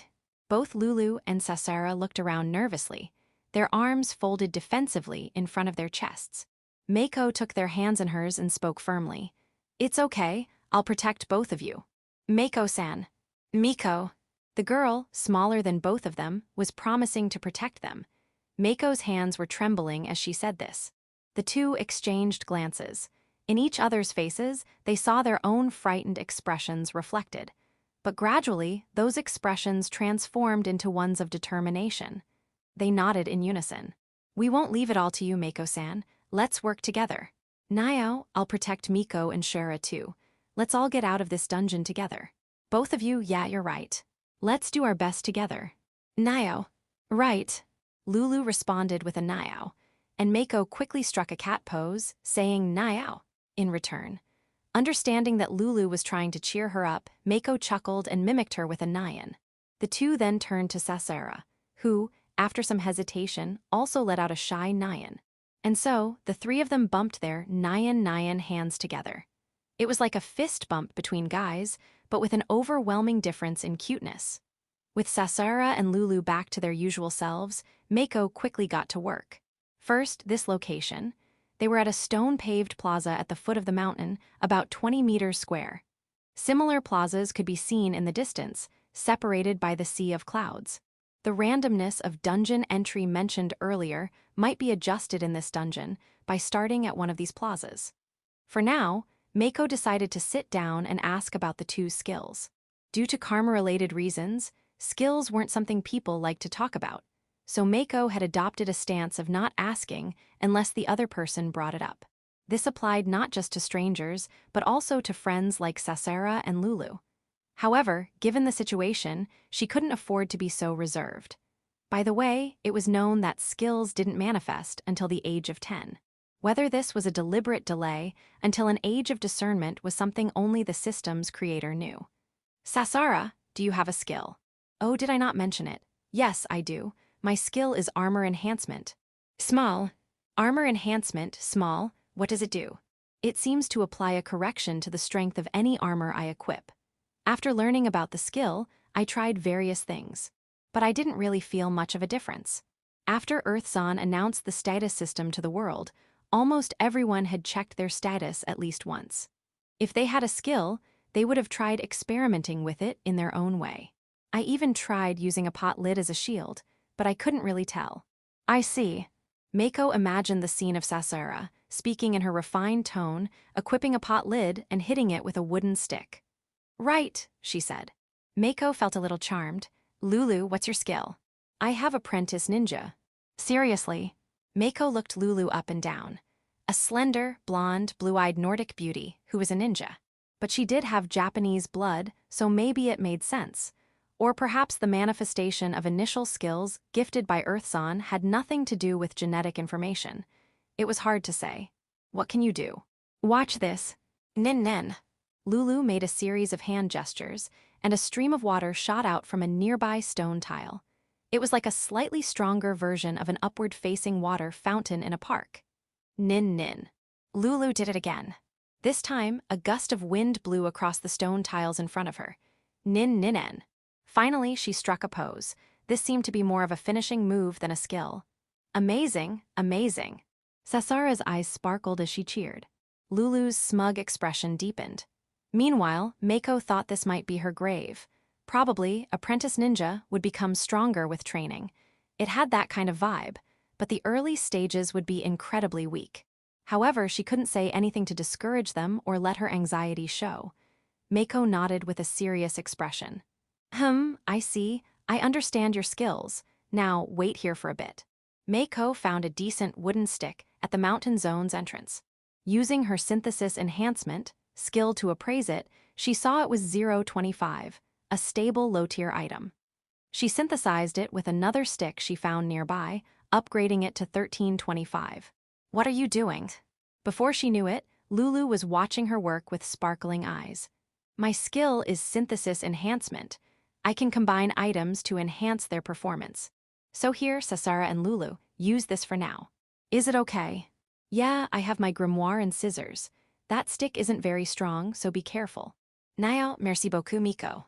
Mako smiled, mentally noting that merci beaucoup probably meant thank you. This time, she planned to record everything with her smartphone. With 3 smartphones, they could capture even more footage. As a memento, she first recorded a video of their current location, panning around to show the dungeon's layout. The mountain dungeon wasn't a maze type, so it was well-suited for video recording. Next, she took out a notebook for mapping. Mako was a woman who came prepared. With everything ready, the 3 began their exploration. First, they needed to understand what kind of dungeon this was. The mountain dungeon consisted of walking along a 3-meter-wide stone-paved path beneath countless torii gates. In this aspect alone, it resembled a subtype of maze-type dungeons, but in the mountain dungeon, it seemed possible to enter the mountain from between the torii gates. When they tried it, they were able to enter. But the moment they did, a terrible premonition struck.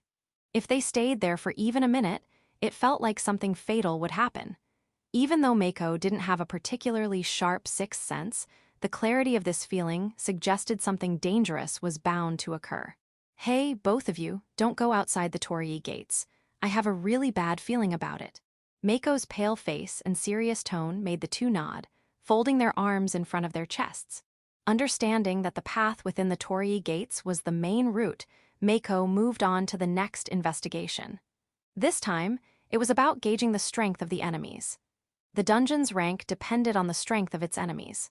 At this point, this information wasn't publicly known, but Mako had learned it in advance through her connection with the professor.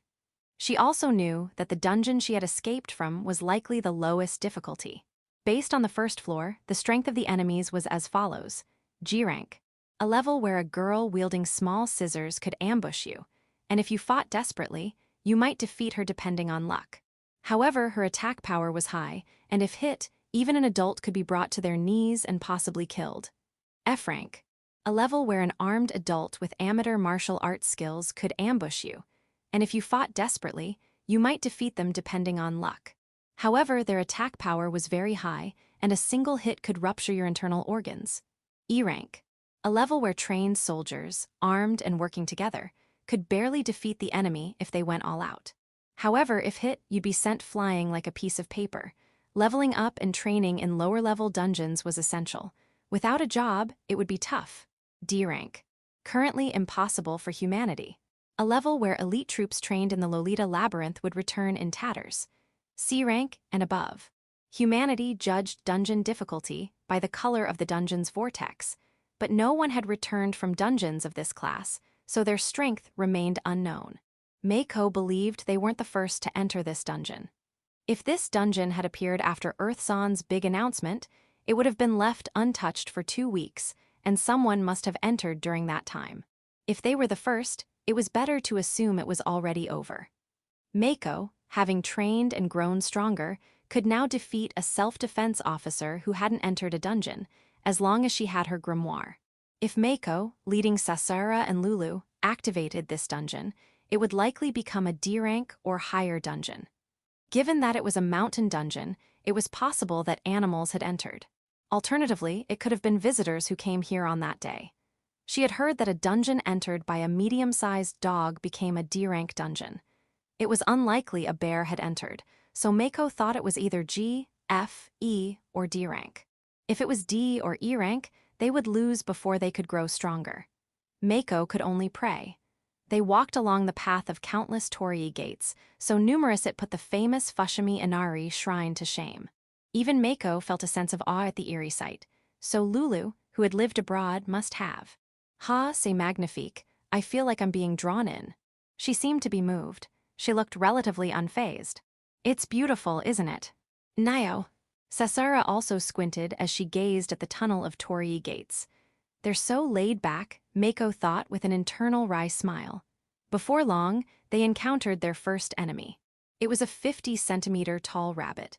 It held a 1-meter-long machi mallet in both hands and had sharp, anime-like eyes. It was a bipedal rabbit. It's a monster. Wow, it's a rabbit. See cute, but is it angry? Knowing they would die if it was D or E rank, Mako warned them in a dry voice. But the two responded with carefree remarks. Mako forced herself to swallow and spoke to them. It's scary cute, but it's a monster.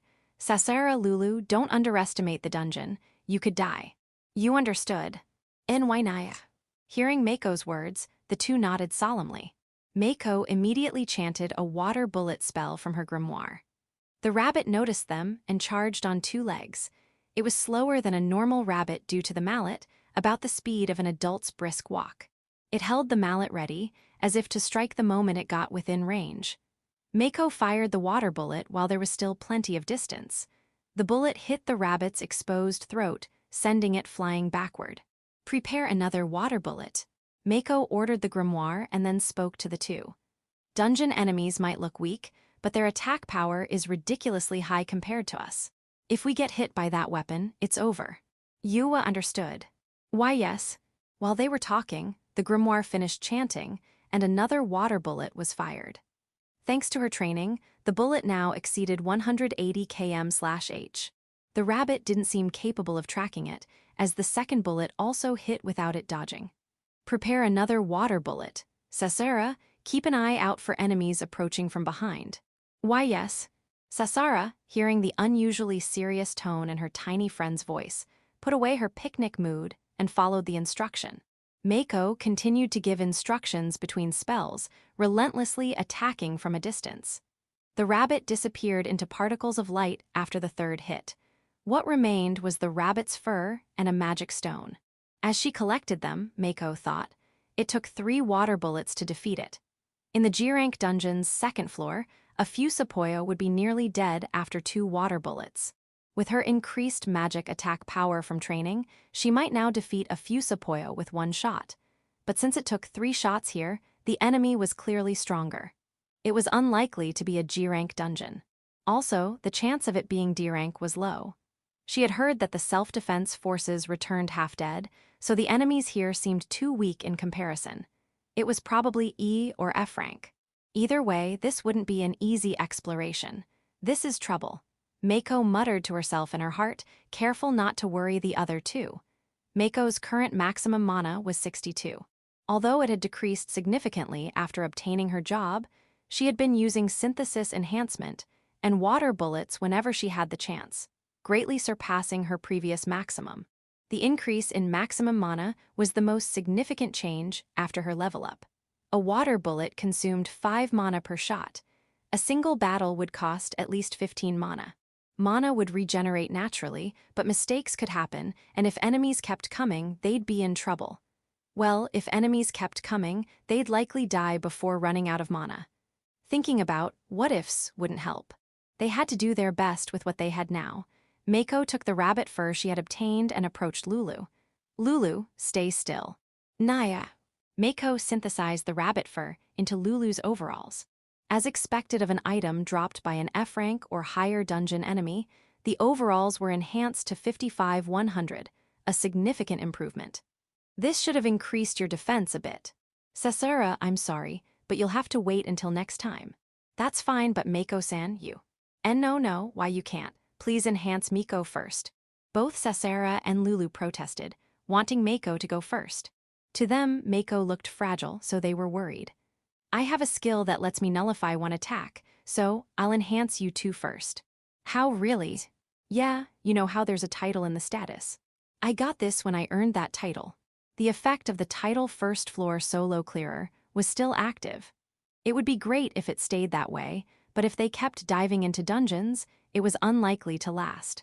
If you're lying, I won't forgive you, yo. I'm not lying, Sasera, it's okay. I might not look it, but I'm the first woman in the world to return from a dungeon. I'm strong. Mako-san. Miko. Seeing Mako puff out her non-existent chest and put on a brave front, the two felt the same pitiful emotions welling up inside them again. But they were dungeon novices, and objecting to Mako's proposal, who had already seen a dungeon, would be more selfish than concerned. They resolved to find something they could do as soon as possible. All right, let's go. Naya. Miko, don't push yourself, Kudasai ni. Of course, it's okay, Lulu. As Mako smiled and said this, Lulu stared at her, her mouth twitching, then suddenly hugged her tightly. Mako's face was buried in something soft, and she was momentarily confused, but she hugged Lulu back, understanding her anxiety. Typical Westerner, even their way of relieving anxiety is intense. Mako felt the globalization of her relationships. Sasara, come here too. A.B. but oh fine ni. Not wanting to leave Sasara out, Mako invited her as well. Sasara blushed but moved behind Mako. Mako had imagined a group hug, but it turned into a sandwich instead. Mako's face and the back of her head were assaulted by softness. The pressure was intense. Mako's tension melted away. In its place, an overwhelming sense of defeat filled her heart. Fuha, fuha. Mako couldn't help but let out a threatening growl. It was the empty bravado of a defeated cat. But such a defeated cat's growl wouldn't reach the ears of the strong. Everything was futilely absorbed by the softness in front of her face. A few dozen minutes into the dungeon, Mako had been defeated. Kiss me in language lesson. Merci beaucoup, a word of gratitude, used by both men and women. 2.7, the first battle for the two. After defeating the first enemy, they resumed their exploration. Soon, a new pestle rabbit appeared, and Mako defeated it with magic. The dropped items were, as expected, rabbit fur and magic stones. Immediately, they synthesized them into Sasara's upper jersey. The rabbit fur was quite large. It was about 40 centimeters square. Mako thought that if they started to have extra, making a cloak or something would likely increase their defense. Well, that's still a story for the future. The exploration proceeded with Mako and Lulu mainly on guard, while Sasara drew the map. Of course, Sasara also kept some level of vigilance. With that formation, they advanced, and this time a pestle rabbit came from behind. In the G-rank dungeon, where most enemies were usually spaced out, this was a rare phenomenon. Mako defeated this one with magic as well. This time, the drops were rabbit fur and the handle part of the pestle rabbit's pestle. Since it was perfectly straight, it seemed better than the random sticks lying around. In fact, the synthesis appraisal showed it as 0-100, indicating higher rarity. Mako named it the pestle handle sword and handed it to Sasara. Then, she synthesized the rabbit fur into Sasara's lower jersey. How much stronger does synthesis make us? Mako recalled the experiments she had conducted with the professor. A 100-100 parka completely blocked slashing attacks from blades. Moreover, it resisted piercing attacks from metal spears and had impact resistance. At least, with the strength of Mako and the professor, it didn't budge. However, the professor was an indoor type. When attacked, He would make a scared face, showing how weak he was. Despite his cool way of speaking, the professor's pitiful display secretly made Mako feel a bit of a crush. But those were just attacks from weaklings. When a self-defense officer trained in dungeons attacked, the parka was easily pierced. Although Mako had offered it for testing, it was one of her favorite parkas, so she tearfully gripped the hem of her clothes. People like gorillas are scary. The kind-hearted gorilla self-defense officer was flustered. Later, she bought a new one, so it was all good. After examining the composition fibers, they found that aside from toughness, it was identical to a regular parka, suggesting some mysterious power was at work. This incident led Mako to start earning pocket money through synthesis enhancements within the garrison. The birth story of the girl who charges 1,000 yen per session. To Mako, it was a huge amount. But for those who received the enhancements, it was incredibly cheap for the equipment upgrades, making it a true win-win. Let's get back to the story. Mako could answer Sasara's question about how much defense they would gain. But answering it might make Sasara want to stand on the front lines, which was scary. Mako hadn't fully understood Sasara and Lulu's personalities yet, but she could see that they wanted to fight alongside her. Synthesis enhancements have a strengthening value. Right now, Sasara's jersey and Lulu's overalls are at 55-100. At that level, if a rabbit attacks, it could get really bad. Is that so? That's right. Sasara and Lulu looked dejected. But on the other hand, Mako also felt that it might be better for the two to fight. There was no guarantee that Mako would still be alive an hour later. In dungeons, that's a real possibility. For the two left behind to survive, practical combat experience was essential. There was also the issue of Mako's magic power. It was being consumed very quickly. To conserve it, having them fight together would help. Mako hesitated. She was ready to dive into adventure, but was it okay to let the two do the same? If you don't know, just ask. Do you two want to fight too? We will fight. Nio. They looked very happy. It seemed they really wanted to fight. Okay, but first let's fight together. We'll fight when the enemy is weakened. Is that okay? Of course. Nio, I'll take them down with ninja skills. So, it was decided that the two would join the fight. Mako suddenly thought of something and asked, "Can you show me your statuses?" Nio, sure. With that, Lulu first showed her status. Nagir Lulu. 15 years old. Job, none. Karma, plus 1699. Wanna fight together, plus 30. Level, 0. Mana, 18. Skill, Apprentice Ninja. Title, the one who congratulated Earth-san. Lulu's karma was higher than Mako's. This also showed Lulu's good nature. Wow, Lulu also congratulated Earth-san. Did Miko too? Yeah, here. Mako also revealed her status. Hitsuji Mako. 15 years old. Job, Apprentice Magic Book User. Karma, plus 1490. Level, 5. Magic Power, 1762. Skill, Synthesis Enhancement 1. Job Skill, Grimoire Release. Grimoire Equipment Slot plus 1. Grimoire Equip, Small Magic Attack. Grimoire Operation Correction, Small. Grimoire Creation. Beginner. Grimoire User's Knowledge. Title, the one who congratulated Earth-san, first floor solo clearer. The professor had said that everyone starts at level 0. You only level up after defeating enemies. Through testing, it was found that you don't need to defeat them alone. Contribution seems to be key. So far, the two hadn't done anything, so they were still level 0. This was bad. Mako deeply regretted not realizing it sooner. On the other hand, Mako's status had leveled up to 5. Thanks to the Aozora training dojo, her karma had also increased. Her job skills hadn't been fully developed yet. It might take more time. That was fine, but the real problem was the rapid depletion of magic power. Right from the start, she only had 17 magic power left. Magic power was used at 5 per water bullet and 5 per synthesis enhancement. One battle used 15, and synthesizing drops used another 5. Total of 20. It naturally recovered a little over 1 per minute, but the enemy appearances were outpacing the recovery. While Mako felt this sense of crisis, Lulu's eyes sparkled as she looked at Mako's status. Nio amazing. Miko is small but strong. I am not small. You are small, Nio. I'm not small. Why are you mad? A little. Sorry, Nio. Mikayu, Mako, a lowly who admired slender beauties, decided she had to try synthetic milk as soon as possible. While feeling a sense of defeat in Lulu's embrace, Mako made up her mind. So, what about Sasara's status? Breaking free from Lulu's hug, Mako asked Sasara. Sasara, who had been pouting a bit, quickly cheered up when Mako spoke to her. Mako was a gigolo. My status is like this. Sasagasa Sasara. 15 years old. Job, none. Karma, plus 1552. Wanna fight together plus 30. Level, 0. Magic power, 1616. Skill armor performance up, small. Title, the one who congratulated Earth-san. Wow. Sasara also blessed Earth-san. Of course, praising those who have accomplished something is what a lady should do. Mako was dazzled by the pure light emanating from Sasara. In comparison, Mako's praise had been completely casual. Meanwhile, Lulu seemed to have clapped because Earth-san was happy. She was pure-hearted. And Sasara's karma was also higher than Mako's. This was the power of the pure-hearted. They resumed their exploration and encountered an enemy. It was another pestle rabbit.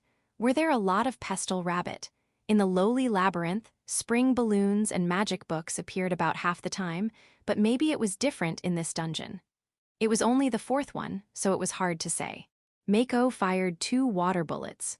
The first hit the body, and the second successfully hit the hand holding the pestle. This caused the pestle to fly out of the pestle rabbit's hand. Sasara, Lulu, let's go. Why yes. Nio. Mako, who had been attacking from a distance until now, called out to the two and rushed forward. In her left hand was a pair of scissors, in her right was a good stick she found nearby, and around her was a magic book. Here, they made a fortunate discovery. Perhaps Pestle Rabbit couldn't function without their pestles, as it ignored Mako and the others and moved toward the dropped pestle. Without the pestle, its movements were only slightly slower than a normal rabbit's, but it was full of openings. Mako closed the distance with a full-speed dash and struck the pestle rabbit's head with a magic book attack. The rabbit's face looked like it might say Nippa, but Mako's actions were more like Dora, with no hesitation. The pestle rabbit, which was almost within reach of the pestle, was slammed into the pillar of a torii gate by the blow. Sasara followed up with a powerful thrust, pinning the pestle rabbit against the pillar. The thrust embedded itself in the rabbit's throat. Sasara's flaxen hair danced as she moved, then fell back, only to dance again without rest. She relentlessly beat the pestle rabbit with the pestle handle sword. Even though it had lost its pestle, there was no guarantee it wouldn't counterattack. So Mako stayed focused, ready to support with a magic book attack at any moment. After such an assault, the pestle rabbit disappeared in a flash of light. Huff huff. Sasara stared at the spot where the pestle rabbit had disappeared, catching her breath and biting her lower lip to hold back something welling up inside. Tears gathered at the corners of her slightly fierce eyes. Seeing this, Mako, who had seen her own reflection in Sasara when she first defeated a spring balloon, rubbed Sasara's back. Sasara took a deep breath and then smiled at Mako. Total victory. Yeah, that's right. Mako thought Sasara was strong, even as she spoke with a trembling but bright voice. They started walking again. By the way, Sasara, you're really good with a sword. That first thrust was like whoosh. Yes, it's thanks to Master's teachings. I see, that makes sense. The master of the Aozora training dojo was a good teacher. The first thing he taught the powerless girls was escape techniques, which showed his worth. Next, he taught them evasion and other body movements, but sword attacks weren't a major focus yet. The strike Sasara showed this time was just a small part of what she had learned. It was a stylish strike, quite different from Mako's first clumsy battle. With the defeat of the pestle rabbit, Sasara leveled up to 1. But more than that, this battle had brought a significant discovery: the pestle rabbit's obsession with its pestle. Even while Sasara was beating it, it prioritized retrieving the pestle and showed no signs of counterattacking. Was this just that one individual, or was it common to all of them? If the latter, battles would become much easier. Due to the rapid depletion of magic power, Mako decided to hold off on synthesizing the rabbit fur this time. After a while, they encountered another pestle rabbit. This time, it was Lulu's turn. Mako handed the pestle handle sword to Lulu, and the battle began. Mako carefully aimed and fired a water bullet. It successfully knocked the pestle away, and the pestle rabbit rushed to retrieve it. So that's how they are. Mako felt a not insignificant thrill at this major discovery. After all, if this obsession was unique to that one individual, they could have been in serious trouble. The fact that Mako and the others were still in one piece was solely due to their long-range magic attacks.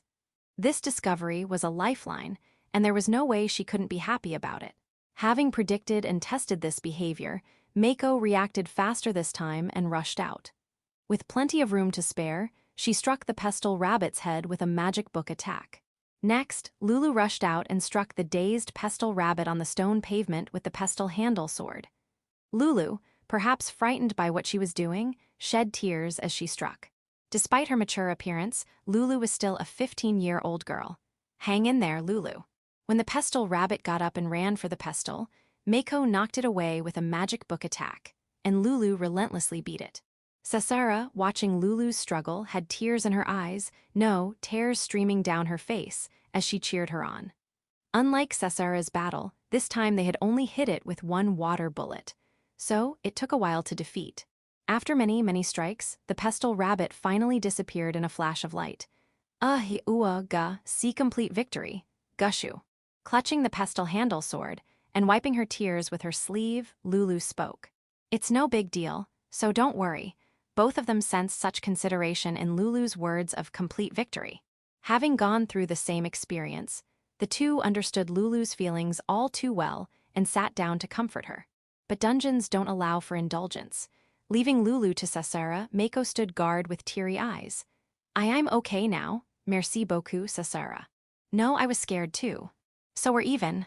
After a while, Lulu calmed down and ended her moping time. Merci beaucoup, Miko.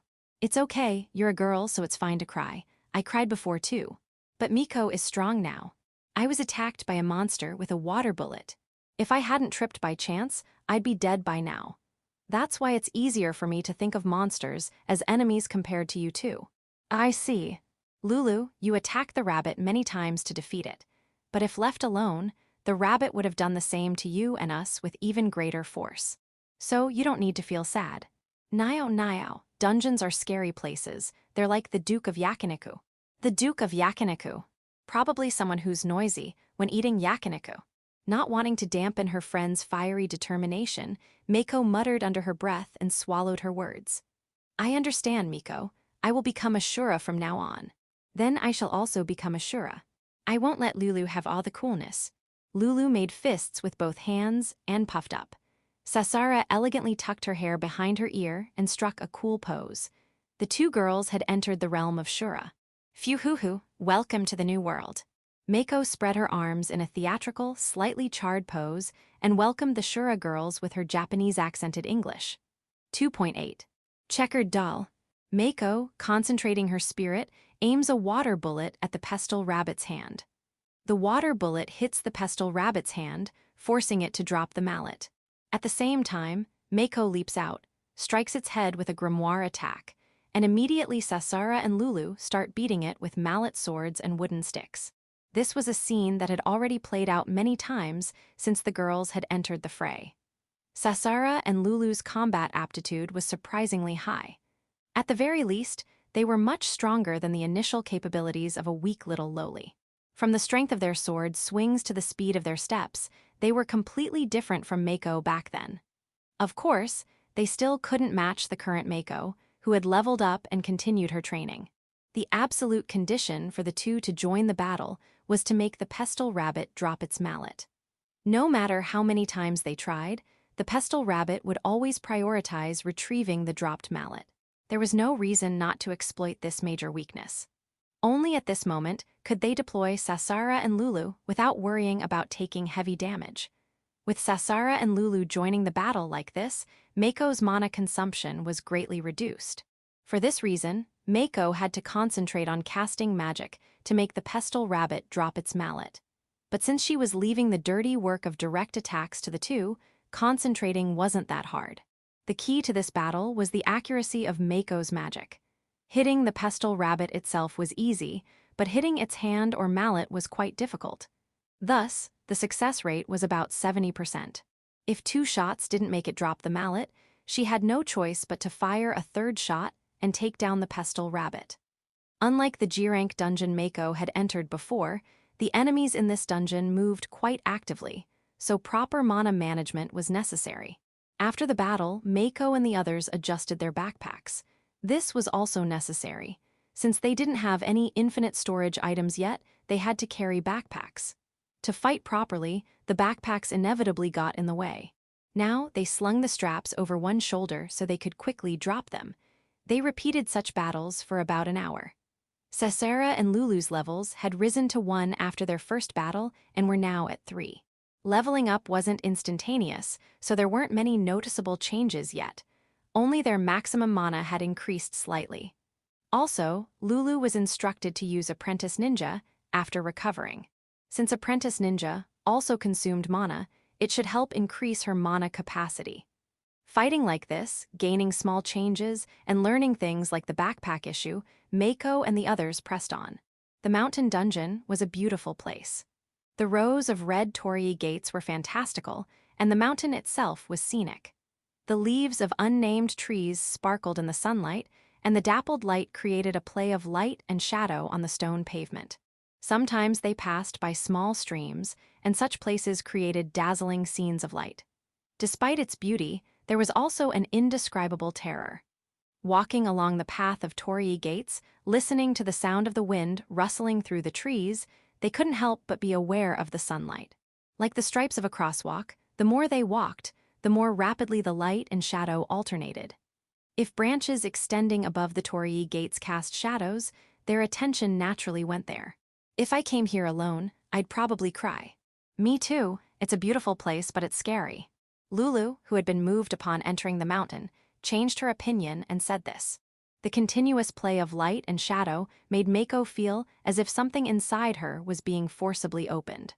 Or perhaps, this sensation was a precursor to something like a trance. Enemy ahead. Nio. At Cesara's words, Mako and Lulu immediately dropped their backpacks and prepared for battle. Mako readied a water bullet in her grimoire, sharpened her aim, and fired.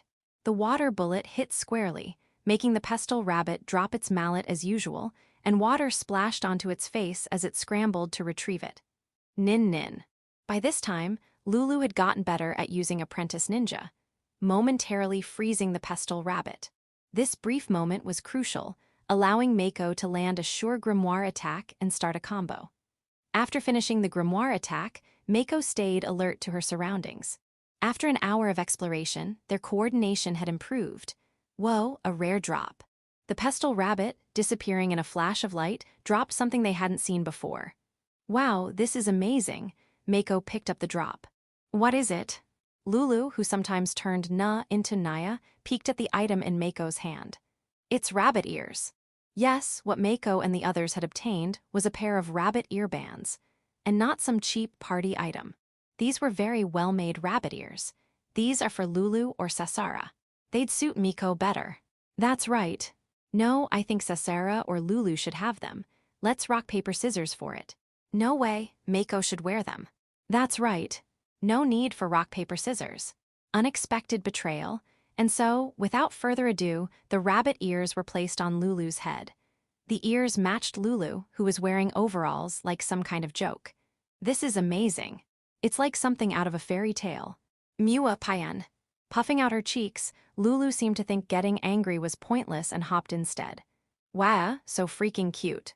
Why yes, she is quite cute. Mako's excitement skyrocketed, and even Cesara, who had no complaints about how cute Lulu looked with the ears, couldn't help but agree. Then Lulu tilted her head. She hopped again, moving sideways as she landed. Mako tilted her head at Lulu's mysterious movements but quickly realized. Do you feel like you can move faster? Nio. My body feels lighter. Maybe it has a special effect. Then it's perfect for Lulu and Cesara, who are close-range fighters. Oh, how's your maximum mana? It decreased by 1. Mako already knew that gaining passive skills could decrease maximum mana. This seemed to apply to equipment with effects like agility up as well. Mana was crucial for dungeon exploration, Mako thought once again. Thank you, Miko. Don't mention it, we're comrades after all. Comrades hee. Lulu smiled happily at being called a comrade. Her eyes, which changed expressions rapidly, grew larger with joyful laughter and narrowed with happy smiles. Now, Lulu's head was equipped with the ultimate weapon, rabbit ears. The overwhelming cuteness of it all filled Mako and Sasara with an indescribable emotion. The mountain dungeon, true to its labyrinthine nature, had branching paths. It wasn't as maze-like as the lowly labyrinth, but instead had long, winding paths. At the end of these long paths, they sometimes connected back to paths they had already taken or led to dead ends. The mountain's twisted paths made navigation quite troublesome. About 2 hours into their exploration, they found a treasure chest. Yay, Mako dashed toward the treasure chest, a very dangerous move. It's a treasure chest. As if introducing a proud friend, Mako showed the chest to the other two, even gesturing toward it with her hand. Wow, it's like a game. Lulu waved her hand up and down excitedly. Meanwhile, Sasara tilted her head slightly. Shouldn't we report this to the police or something? Amazingly, there was someone here who thought like Mako. A treasure chest found through a screen and one found in reality were, after all, a bit different. Sasara, treasure chests found in dungeons are ours. Mako made a grand announcement, to which Sasara responded with a nonchalant, "Is that so?" Not as excited as I thought. Mako felt a bit down. But seeing the treasure chest, she quickly smiled. Hitsujiya Mako, 15 years old. Somehow, she had come to love treasure chests. Without further ado, Mako opened the chest. As a dungeon veteran, she should have warned about the possibility of traps, but this lowly was a terrible senior. There were no traps, and the lid opened with a click. Inside was a small cloth bag. Could it be a magic pouch? Mako picked it up, but it seemed not. The bag contained 15 unfamiliar coins. Money, maybe. Since the number was divisible, they split the coins into 3 groups of 5 and stored them in their backpacks. They didn't know the value of the coins, but this way, if anyone had to leave, they wouldn't lose everything. Mako thought this was a neat solution, but Sasara and Lulu inwardly thought Mako was quite meticulous. With that, their exploration continued. By this time, they had gotten used to dealing with the pestle rabbit. Especially Mako's water bullet accuracy had improved. Moreover, the mallet swords dropped by the pestle rabbit had been distributed to everyone, significantly boosting their overall attack power. They had enough mana to resume synthesis enhancement and began gradually strengthening everyone's equipment. Prioritizing Sasara and Lulu's defense, followed by the mallet swords. They also took photos of the beautiful scenery with their smartphones. They didn't neglect scouting, but without such pleasures, the tension in the dungeon would have been unbearable. A quote from Dungeon Pro Mako. About 4 hours into their exploration, they encountered a new type of monster. This time, the enemy was a 50-centimeter tall checkered doll. The fact that such a thing was standing in the wild was already terrifying, but the weapon it held made it even scarier. It was wielding a katana with a blade about 30 centimeters long. The blade was thin, suited for a doll. Eek! Dolls plus weapons are universally scary, as the 3 let out frightened voices in unison. The 3 had the urge to hug each other, but the monster was right in front of them. They had to fight. Water bullet ready? You too, stay back and don't let your guard down. Meow. Why yes. Lulu and Sasara readied their mallet swords and crouched. Since the first floor solo clearer, bonus was still active, Mako took the front line against this new enemy. They had discussed beforehand and decided on this formation if they encountered a new enemy. Sasara and Lulu had hesitated, but this was the most logical arrangement. The checkered doll floated gently. So it's that type, Mako thought. Like the pestle rabbit, the checkered doll flew at the speed of a brisk walk. It couldn't fly very high, staying around Mako's eye level. First, fire a water bullet. Mako focused and shot a water bullet from her grimoire. However, the checkered doll dodged it. It rolled like a barrel to evade the water bullet and closed in. Mako had considered the possibility of the water bullet being dodged, but when her strongest attack was avoided, she panicked. Flustered, she readied her mallet sword and prepared for close combat. As soon as the doll entered the grimoire's range, she swiftly struck with a high-speed grimoire attack. The grimoire attack was much slower than the water bullet. However, the checkered doll couldn't react to the attack from directly above, and the strike landed. With that hit, the doll dropped from Mako's eye level to around her waist, and Mako immediately struck it with her mallet sword. Mako felt as if she had hit a stone, and cracks spread across the doll's face. The terror doubled, but there was no time to dwell on it. Mako swung her mallet sword again, but the doll dodged. At that moment, she struck again with the grimoire attack, slamming the doll onto the stone pavement. Actually, Mako had practiced this attack method at home, a fusion of grimoire and swordsmanship. It was something anyone could think of, but only those with a grimoire could actually do it. Ahead of the world, she had begun training in this romantic new martial art, and Mako had worked very hard. Even after being slammed onto the stone pavement, the checkered doll didn't drop its small katana. Even a seemingly weak blade was a tremendous pressure for 15-year-old girls. Too scared to get close, Mako continued to strike with the grimoire attack. After the second and third hits, the fourth one was dodged as the doll spun its body. It then flew low, crawling toward Mako's feet. The grimoire attack's range was only 2 meters. Thinking she could finish it off with the grimoire attack, Mako let her guard down and couldn't react in time. Half of its face, 1 leg, and 1 arm were already gone, and it was in tatters. But as if determined to land one strike, it swung its katana horizontally with its remaining, oddly moving arm. To Mako, the doll's face, with its neck twisted unnaturally, seemed to be smiling. At that moment, water spurted from beneath the doll's body. Suddenly drenched, the doll froze momentarily, but Mako couldn't take advantage of the opening. Instead, Sasara reacted. Sasara pushed Mako back and stepped between her and the doll, striking the doll's body with her mallet sword. At the same time, the reactivated doll's katana struck Sasara's ankle. Sasara. Shara. Haya. This thing. Though her foot was slightly pushed back by the slash, Sasara frantically struck the doll with her mallet sword. The doll soon disappeared in a flash of light, and Sasara dropped her sword, turning to Mako. Mako. Are you okay? I'm fine. Sasara, are you okay? Tearfully, Mako crouched down to check Sasara's foot. Even as she was pushed back, Mako had seen the doll swing its sword. But Sasara's foot was still intact. Instead, her white jogging pants and the sock hidden beneath were torn as if by a saw, and there was a bleeding scratch on her ankle. Given that her foot could have been severed, tears streamed from Mako's eyes. Thank goodness. Sasarea. Please don't cry, I'm fine. Sasara flustered at Mako, who was crying hard out of concern for her. Looking to Lulu for help, Lulu also flailed her hands awkwardly. Idiot. I told you I can take 1 attack without taking damage, so I'm fine, wah. Sasara made a face as if to say, oh right. I'm sorry, I forgot. Sniff, but Sasara, thank you for protecting me. We're comrades, so it's only natural. Sasara, who had been gently comforting Mako, smiled shyly. Lulu, I'm sorry I couldn't take advantage of the chance you gave me. No, that's just how it goes sometimes. In that moment, Mako had been too flustered to do anything. She had even thought about using first-floor solo clearer and other unnecessary things. Because of that, Sasara's foot almost got severed. Mako deeply reflected on this.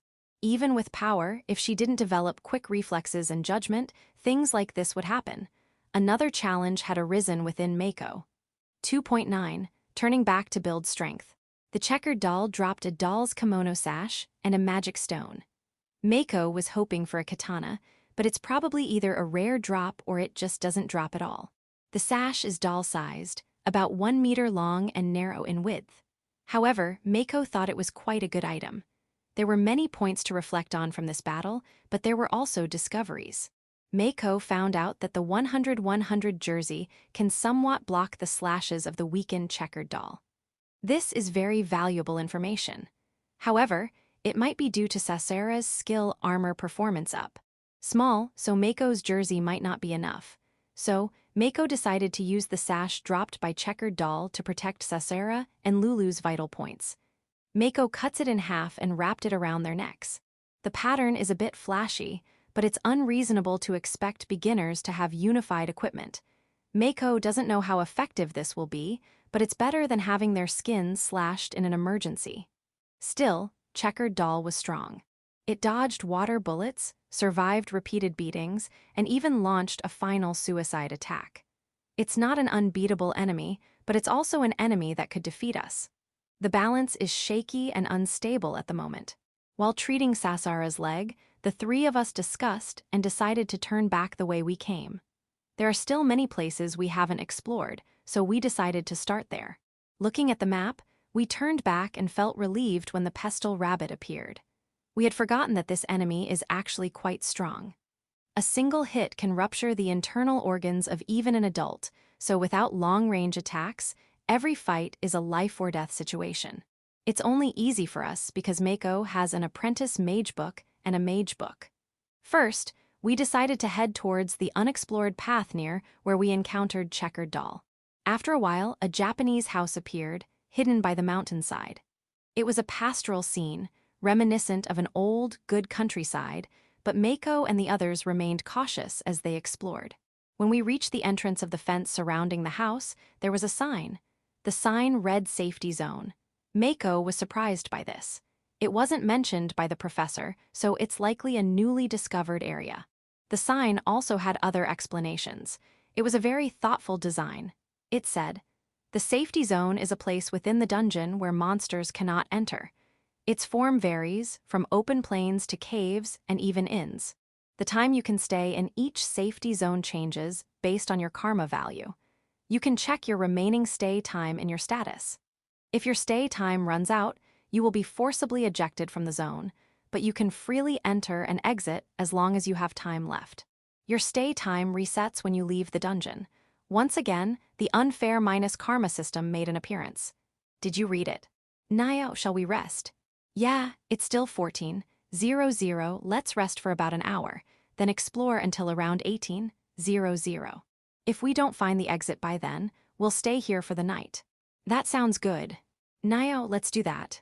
It's been a very intense day, but since we started running early in the morning and met Lulu, it's only 14:00. Inside, there was a living room with a hearth. It was quite spacious, possibly designed to accommodate multiple parties. There were no bedding, but it seemed like a place that only provided safety. There was also a toilet. What a relief. Since we could check our stay time in the status screen, we looked and found that everyone had 12 hours. Even though our karma values were different, the stay time was the same, so maybe 12 hours is the maximum. We'll leave that verification to others. Mako and the others put down their backpacks and lay down, resting their heads on them. Sasara, is your leg okay? It's fine. It hurts a little when I bend it like a chapped finger, but it's not a problem at all. I see. Let me know if it hurts during the exploration. Hee, I won't push myself.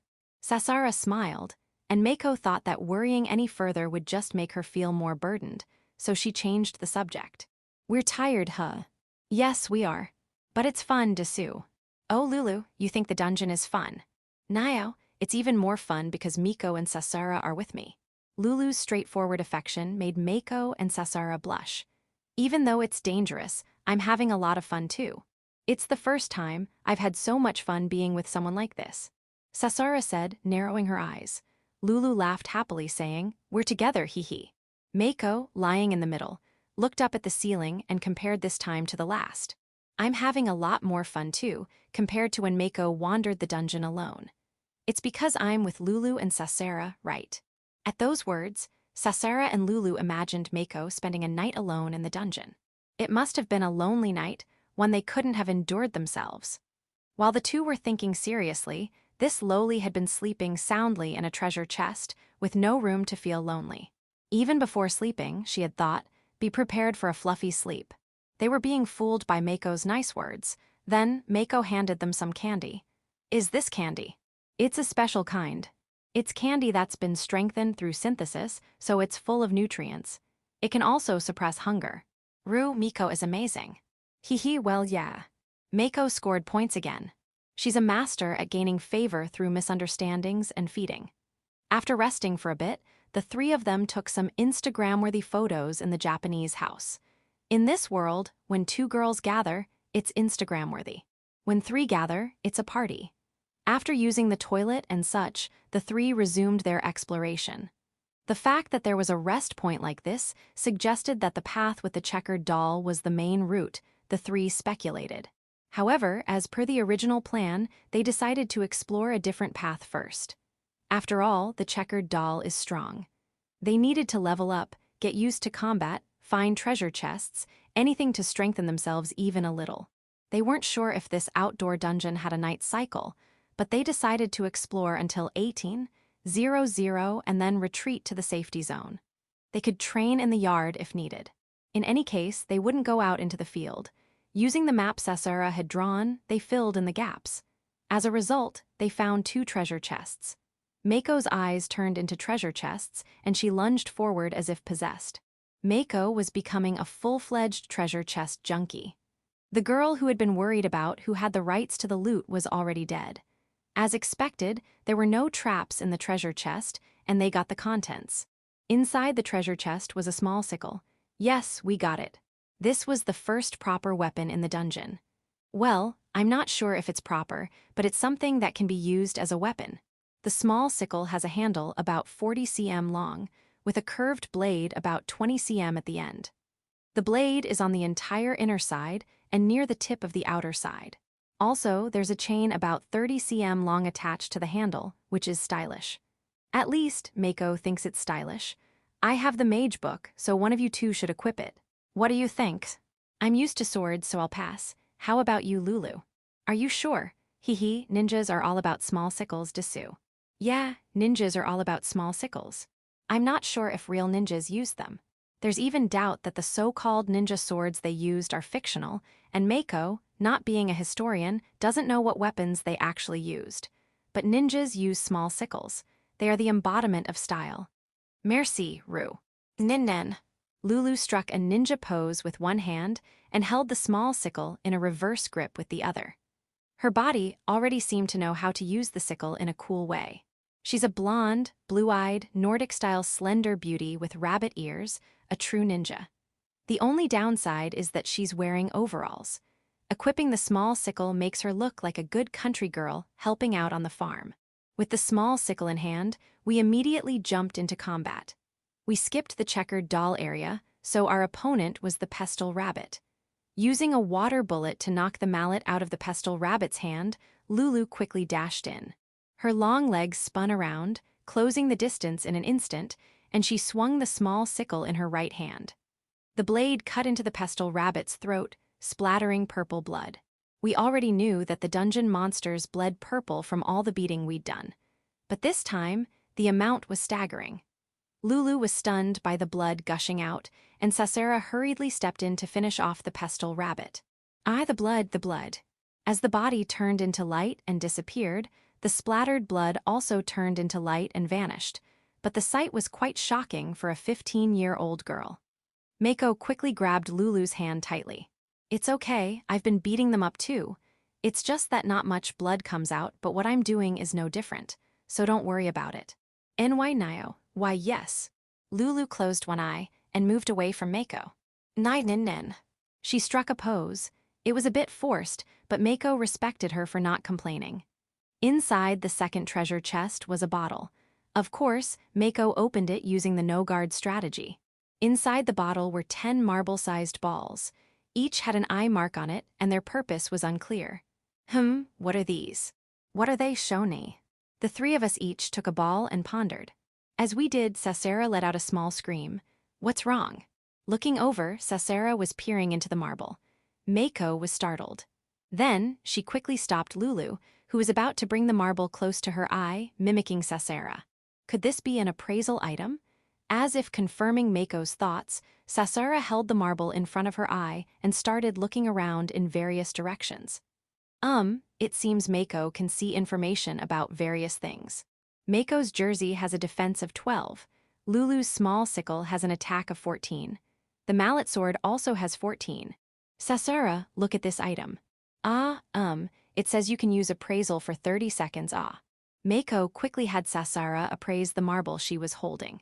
And as Sasera was relaying the information, the marble turned into particles of light and disappeared from her fingertips. It disappeared. Does it disappear when used? Seems like it. Lulu, you wanted to use it, right? Sorry. No, it's too precious, so thank you for stopping me. Mako herself was tempted to try it, but as Lulu said, it was too precious. Who knows when we'll get another one? We need to use it carefully. Mako and Lulu put their marbles back into the bottle. We got something good. Now, let's use it carefully show. For now, Mako decided to carry the bottle, and we resumed our exploration. That said, it was getting late, so we had to head back to the safety zone. We hunted rabbits as we moved. The small sickle Lulu equipped had a good attack power. According to the earlier appraisal, at its initial stage, it had the same attack power as the 100-100 mallet sword. If we knocked the mallet away with a water bullet, Lulu would step in the next moment and swing the sickle. After seeing the splatter 2 or 3 times, Lulu seemed to get used to it and started hunting pestle rabbit with precision. She's really getting into it. However, Mako and Sasera noticed that Lulu would close her eyes for a moment after each kill, as if praying for the pestle rabbit's soul. On the way back, a pestle rabbit dropped a rabbit tail. We decided to equip Lulu with the rabbit tail as well. A small, round tail attached to her overalls, and Mako was delighted. The rabbit tail also reduced magic power by 1, but the effect wasn't clear. Since magic power was reduced, there must be some passive effect. We could have used the appraisal marble to check, but it was too precious, so we decided to save it for another time. The pestle rabbit dropped various other items. The main drop was fur, which was overwhelmingly common. Then came mallet swords, rabbit meat, rabbit ears, and rabbit tails, in decreasing order of probability. The rare rabbit ears and tails might have the same drop rate. The rabbit meat was a bit unusual.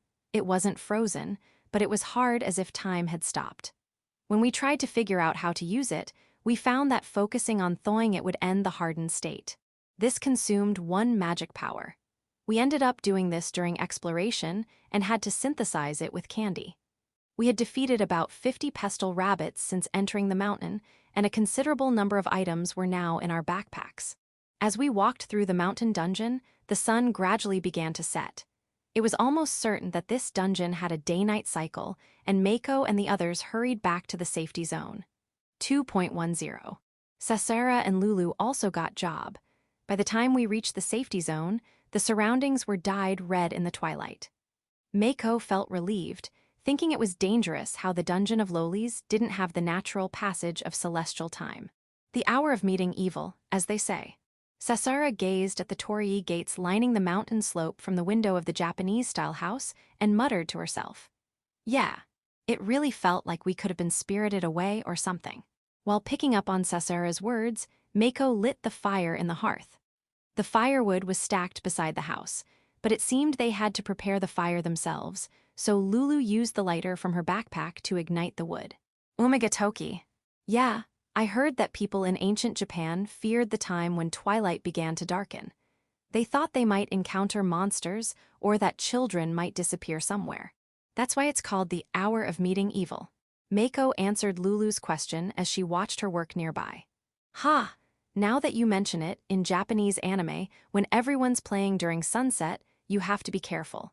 If you hear the katakana BGM, it's already over. Lulu-san, that's not BGM.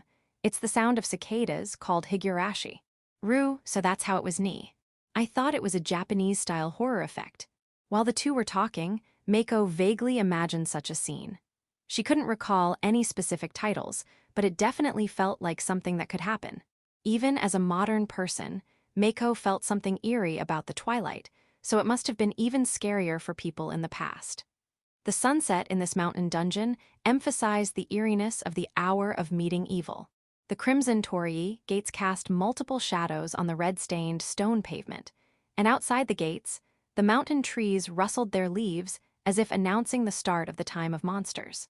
This might be the kind of hour of meeting evil scenery that ancient Japanese people saw, something Mako and the others had never experienced. After lighting the hearth, Mako and Lulu also gazed at the mountain scenery beside Sasera. They didn't speak much, but they tried to make it look good for a Winshita moment. However, the scenery captured on their smartphones didn't convey the eeriness they felt. Instead, the sea of clouds spreading from the foot of the mountain shone in a golden-red hue, making it simply a beautiful sight. Well, it was still pretty, so it wasn't a bad thing, but for Mako, who wanted to show everyone how eerie this time could be, it felt like a bit of a failure. An early owl began to hoot, and night arrived without waiting. Once the sun completely set, lanterns lit up all over the mountain. The red, endless torii gates, illuminated by the lanterns, had a spookiness that made it feel like they could be taken to a land of monsters, while also evoking the mystique of a place where gods reside. At night, the enemies might change, Mako said, observing the drastically changed dungeon.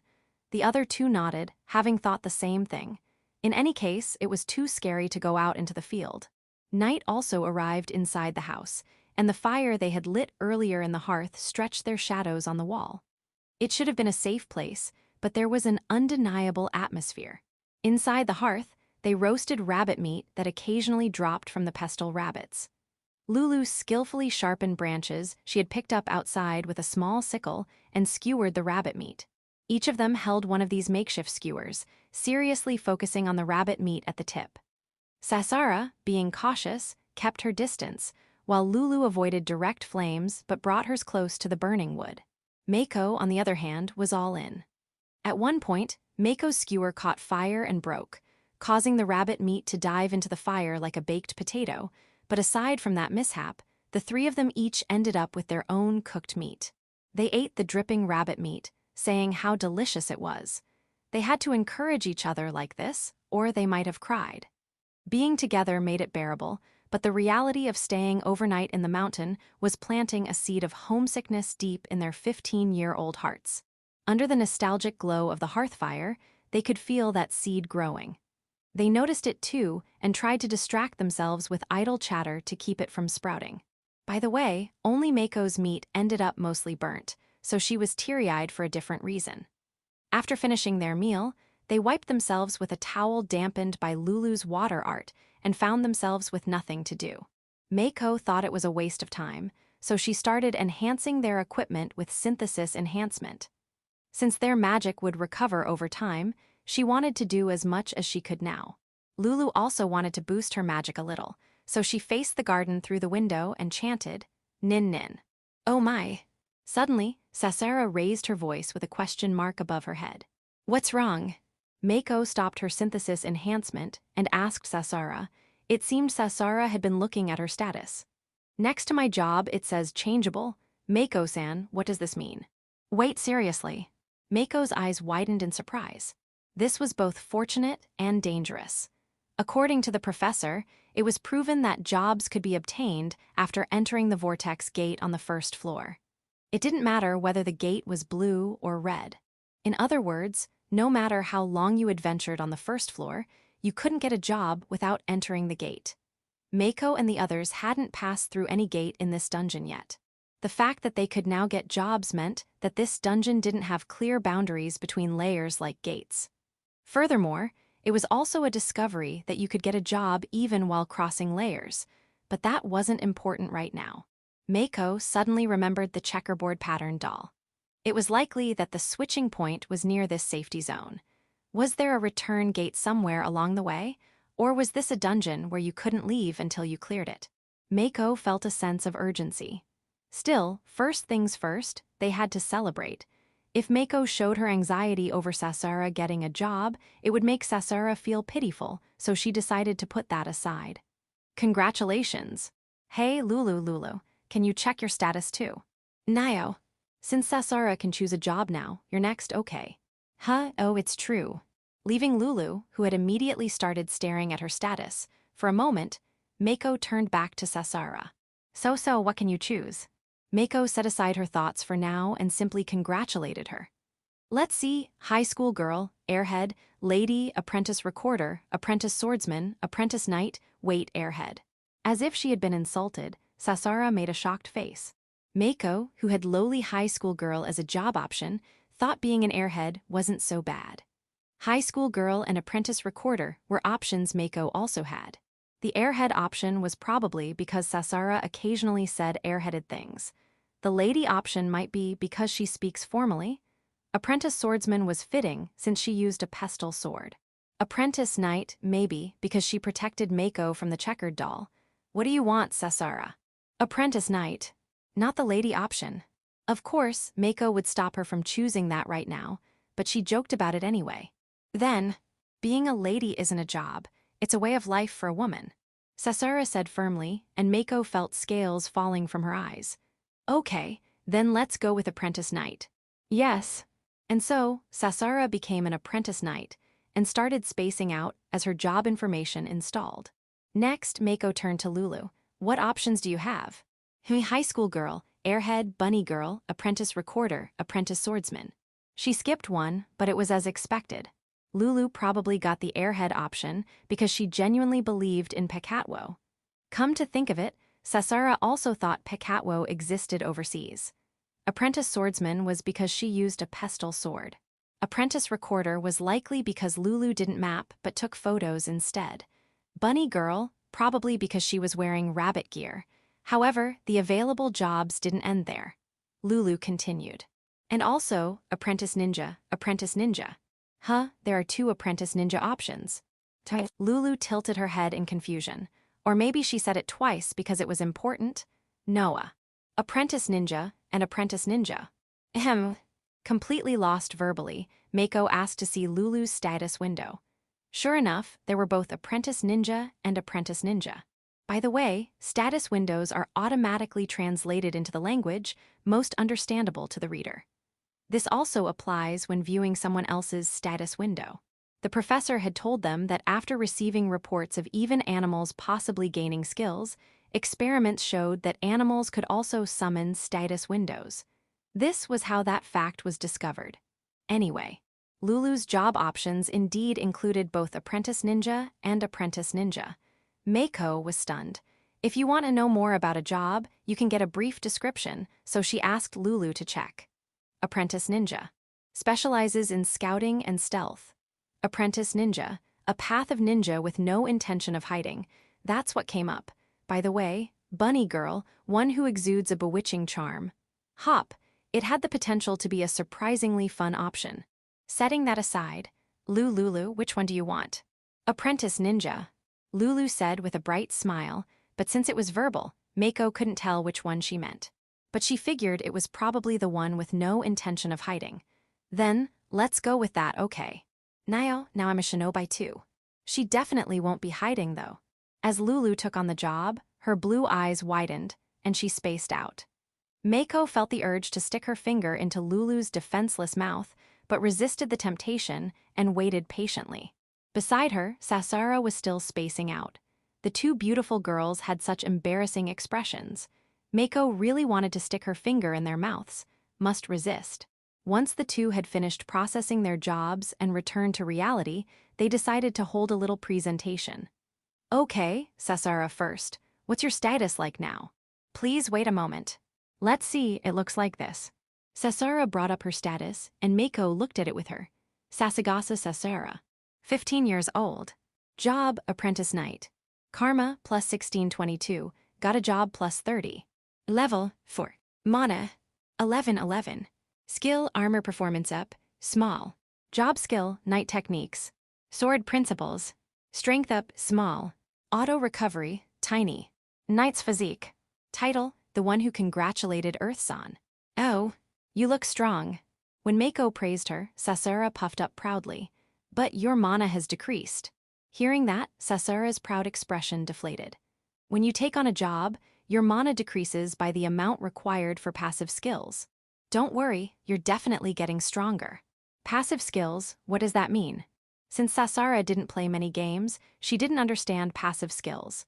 Some people wouldn't know, so Mako carefully explained it to her. Once Sasara understood, it was Mako's turn to learn about knight techniques.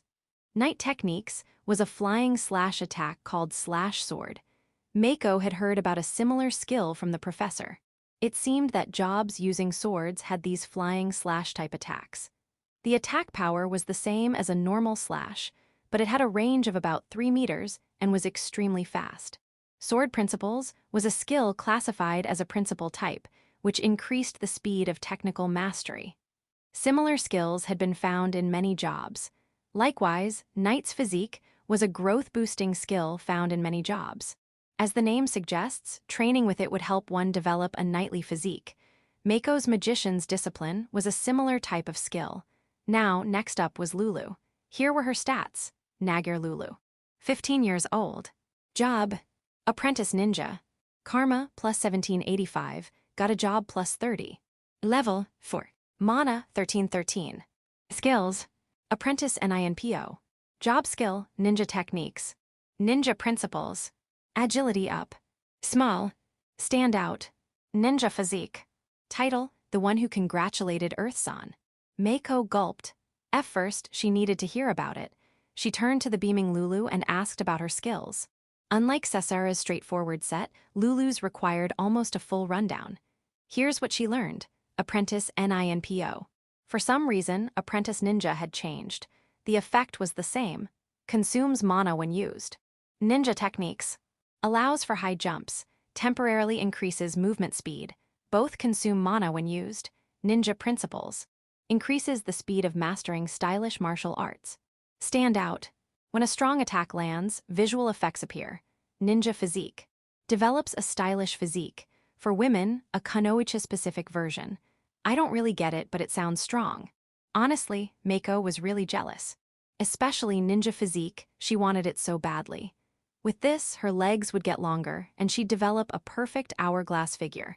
She needed it. On the other hand, stand out made no sense to her. It probably contributed to the max mana cost, but the effect seemed like a joke. Incidentally, the professor had said that beginner jobs granted 6 job skills. However, if a skill from Earth-san overlapped, it would already be part of the person's skill set, so it wouldn't appear among the job skills. In some cases, overlap was possible, but not always. In this case, Lulu, of course, and apparently Sasara's armor performance up. Small also overlapped, so both only received 5 job skills. Still, no one expected Lulu's Apprentice Ninja to change into Apprentice NINPO. For now, Mako had the 2 move around indoors to test things out. Sasara had a lot of passive skills, and she was especially surprised by Strength Up. Small. Since she was a girl and not that strong to begin with, the boost was obvious. Her sword swings became faster, and her club-like sword whooshed through the air, ready to smash things apart. Oh ho ho ho ho, I feel like I could lift a car now. That was, of course, impossible. This is amazing, nin nin, fwa nin nin. Nin. Meanwhile, Lulu's abilities were also very clear. Her temporary speed boost consumed mana, but it was incredibly fast. It seemed perfect for emergency dodges or exploiting brief openings.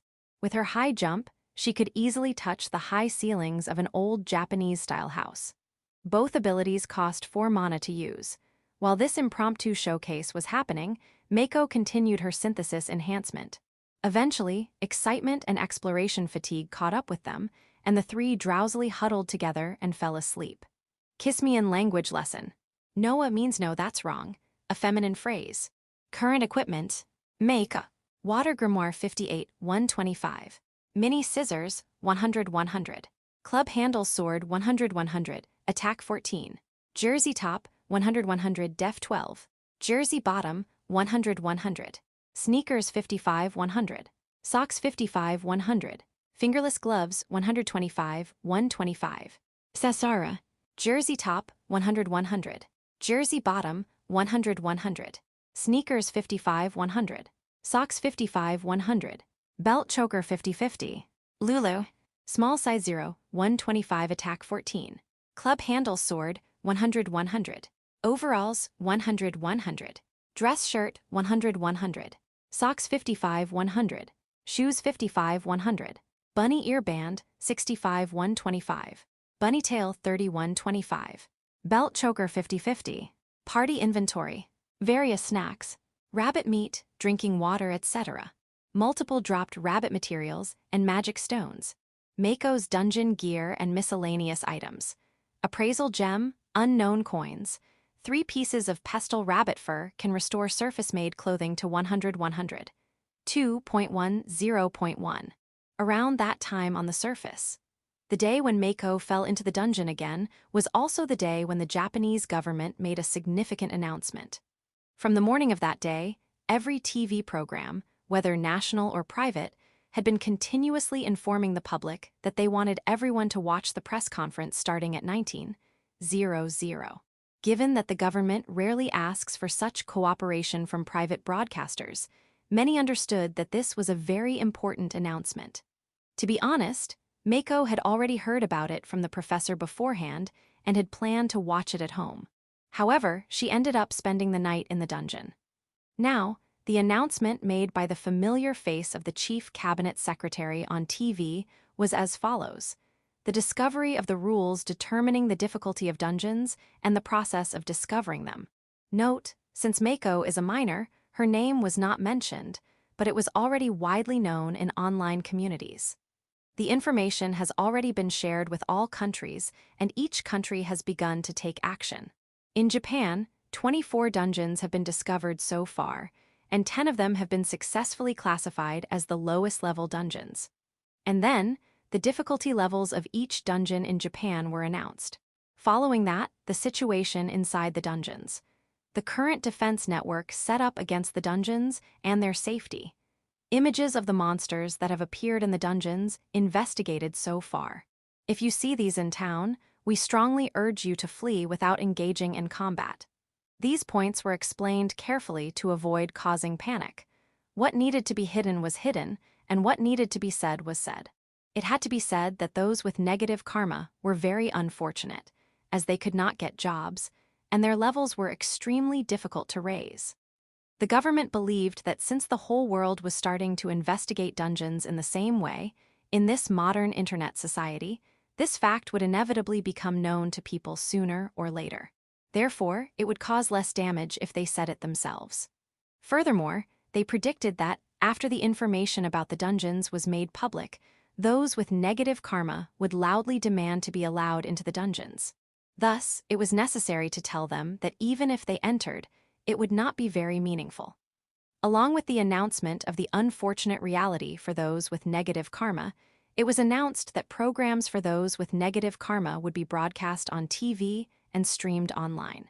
Ideally, it would be good to establish a specialized counseling organization, but it was expected that one-on-one counseling would quickly become overwhelmed, so that plan was put on hold for now. The issue of negative karma had been repeatedly called out even before this press conference to prevent people from becoming self-destructive. Until now, nothing more could be done about karma. Those in charge of handling it also didn't understand anything, so they couldn't say anything careless. However, now, after tracking the karma logs of hundreds of people, various things have become clear, and they have reached the stage of broadcasting rehabilitation support programs. This will be the first step in rehabilitation support for those with negative karma. From now on, the government will also establish special agencies and work hard to provide rehabilitation support for those with negative karma. In the current situation where it is uncertain whether heaven and hell exist, modeled after insurance that protects one's future from the risks of injury and illness, the catchphrase for rehabilitation support became, "Let's start karma insurance," just like paying a high price for private insurance to prepare for illnesses that may or may not happen. Accumulate karma to reduce the risk of possibly going to hell. A new insurance for all generations, one that cannot be bought with money. By the way, the reason it wasn't named Heaven Insurance or Hell Insurance is that naming it as such might make it seem like the government acknowledges the existence of heaven and hell. From this catchphrase, discussions began online about whether the karma-based status system is truly an unfortunate system for those with negative karma. Rather, it might be the last chance given by Earth's or perhaps God, like a spider's thread. If hell truly exists, those who laughed in the past, saying things like hell, LOL, would find themselves in an extremely dangerous hell upon death, but modern-day evildoers can seriously consider whether to get karma insurance. If hell is real, then the karma-based status system is nothing but mercy. It is undoubtedly extremely unfortunate in this world, but perhaps it is necessary to encourage reflection. Is this karma insurance meaningful? For now, that is something that cannot be known without dying. Hey, open to all thread to discuss Dungeons Part 331 still. 1. Anonymous Dungeon Traveler. This is a thread to discuss dungeons. Please take discussions and verifications about karma, Earth's skills, etc. to another thread. Be aware that making significant defamatory posts may reduce your karma. Be careful. The next thread should be declared by the person who reaches 970. 350. Anonymous Dungeon Traveler. To 347. But can we do more than this in dungeon defense? Earthsan says monsters will appear, but we don't even know the scale, right? 351, Anonymous Dungeon Traveler. All we can do is evacuate people from the cities and towns where dungeons have appeared. Can they comply? 352, Anonymous Dungeon Traveler. What about the difficulty levels announced for each dungeon? They said they don't even understand what C-class means. Is that okay? 353, Anonymous Dungeon Traveler. They explain the difficulty levels from G to E, but they can't just say they'll keep silent about C-class and above, right? 354, Anonymous Dungeon Traveler. Wasn't this announcement premature in the first place? 355, Anonymous Dungeon Traveler. Even overseas, the military is rushing in, right? Considering the risk of leaked information spreading in strange ways, I think it was a good decision. At least, they were able to inform the public that entering E-class or above would almost certainly result in death for amateurs. 356, Anonymous Dungeon Traveler. More than that, I want to point out the problem of politicians starting to sound religious. Where did the separation of powers go? 357, Anonymous Dungeon Traveler. If you're going to say that, it's the separation of church and state. Supporting citizens who are anxious about karma isn't something I'd call religious. 358, Anonymous Dungeon Traveler. Hey, we're getting off topic. Take that kind of discussion to the politics thread. More importantly, the images of the monsters have been released, but what do you think about them? 359, Anonymous Dungeon Traveler. I saw them, they look sharp-eyed, but they're clearly based on stories from around the world. 360, Anonymous Dungeon Traveler. The spring balloon that Mako-chan fought is also the first grunt character from Samurai Yarrow Z, released in 2000. 361, Anonymous Dungeon Traveler. Oh, I played that too. I didn't know how to control it and just got killed. 362, Anonymous Dungeon Traveler. Hey, weren't you using the Super Shamisen controller? You can beat that enemy by mashing or 363, Anonymous Dungeon Traveler. Wait, now that you mention it, I think my controller had 6 buttons on the right side. Did it have and? 364, Anonymous Dungeon Traveler. This one on the far right is also a grunt enemy from Dragon Fantasia, right? 365, Anonymous Dungeon Traveler. All of them have sharp, knife-like eyes. Does that mean we'll see Goblin Sensei and Orc Master next? 366, Anonymous Dungeon Traveler. They're classic fantasy villains, so it's not impossible, but don't expect the kind of stuff you're hoping for. It won't happen, right? 367, Anonymous Dungeon Traveler. BB Big News. 368, Anonymous Dungeon Traveler. What's up, 369, Anonymous Dungeon Traveler? If this is off topic, my shield technique will blow up in flames. 370, Anonymous Dungeon Traveler. Off topic, but please spare us the shield techniques. Listen up. Apparently, Mako-chan has gone missing. 371, Anonymous Mako Cult Follower. Mobilize immediately. 372, Anonymous Mako Cult Follower. Hurry, goblins and orcs might be out there. 373, Anonymous Mako Cult Follower. I'll make a dedicated thread. 374, Anonymous Dungeon Traveler. You've barely posted before, and now suddenly. 375, Anonymous Dungeon Traveler. Be careful, these guys usually blend in with regular people. The nationwide press conference about the dungeons ended. Even after 8 p.m., Mako still hadn't returned. What's more, her phone was unreachable. The parents of the Hitsujiya family, whose daughter had just started high school, recalled the recent dungeon incident and panicked greatly. They quickly contacted Baba and learned that she hadn't entered the dungeon. They also contacted the school and requested an investigation through the app Ruin to see if she was with someone. However, the investigation came up empty. She wasn't with anyone. Meanwhile, Baba, who had received such news, pondered what to do. At around 8 p.m., it was still too early to tell. She was a high schooler. After all, she might have gone to karaoke with friends. The fact that her phone was unreachable might just mean the battery died. It's not uncommon for smartphones that can play games to run out of juice.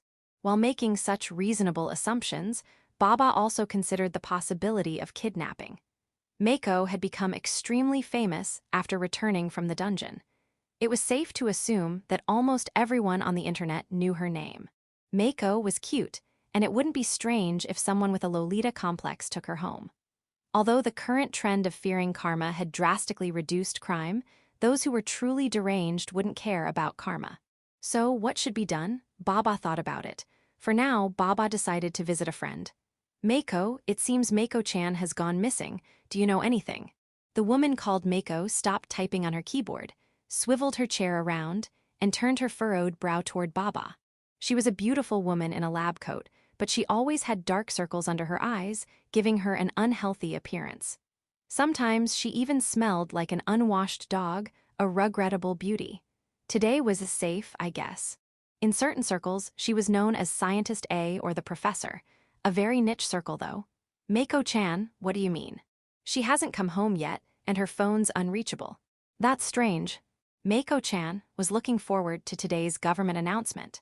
The professor glanced at the clock and made a face that said, "It's a bit late for this. Come to think of it, I haven't received any ruin messages today." Huh? I've never got any ruin messages from Mako-chan. Huh? I talk to her on ruin all the time. What? Baba was shocked by this revelation. Mako was so cute that Baba could comfortably use her as a body pillow to sleep with. What a betrayal. While Baba was reeling from the shock, the professor furrowed her brow and groaned worriedly. This is concerning. I hope nothing's wrong. Why yeah. If the police's initial response is slow, go over their heads. Just say she's the world's first dungeon returnee and an extremely valuable asset. They'll act quickly. Yeah, that sounds like a good idea. With that, the police sprang into action, and it was discovered that same day that two of her classmates, Sasasa Sasa and Ruru Nagir, were also missing. However, where the three had disappeared to, or whether their disappearances were even related, remained unclear for the time being. Meanwhile, an image of the three at the Cherry Blossom Shrine, sent by Ruru to a friend in Kasumiya, quickly began spreading overseas through social media. It would take some time for that wave to reach Japan. When it did, the Instagram-worthy photo of Sasa, Ruru, and Mako would cause a stir online and contribute to the progress of the investigation. Here's an excerpt. Sad news, our angel has gone missing seeking reliable information. 1. Anonymous Mako cult follower. Moved from the dungeon discussion thread. Our angel, Hitsuji Mako-sama, has gone missing. The source is from a communication network that reached a classmate's younger sister. The leak came from her brother. This seems to be highly credible information. 2. Anonymous Mako cult follower. Event timeline. On April 11th, Mako-sama left for her usual training at 6 a.m., but had not returned home by 8 p.m. As of now, it's 10 p.m. She also didn't show up at the Aozora dojo, where she trains almost daily. It's not confirmed, but it's highly likely that something happened between 6 a.m. and 10 a.m. Additionally, two female classmates who usually train with her and a female returnee student are also missing. We're seeking eyewitness accounts, suspicious vehicles, or individuals. 3. Anonymous Mako cult follower. If this is a kidnapping, may the culprit rot in hell. 4. Anonymous Mako cult follower. No objections. 5. Anonymous Mako cult follower. No objections. 6. Anonymous Mako cult follower. God curse the kidnappers. 7. Anonymous search team. This is chaotic. I'm willing to help, but is this thread okay? 8. Anonymous Mako cult follower. You're welcome here. Please, we need your help. 9. Anonymous search team. With all the TV specials about karma lately, those with positive karma wouldn't do something that would lower it, right? It's probably someone with negative karma who's given up. 10. Anonymous search team. Well, you can't be sure about positive karma folks either. A salaryman who's been disciplined might have gone crazy over Mako-tan's cuteness. 11. Anonymous search team. That's not impossible. 12. Anonymous search team. It's not confirmed to be a kidnapping yet. Honestly, I don't want to believe it.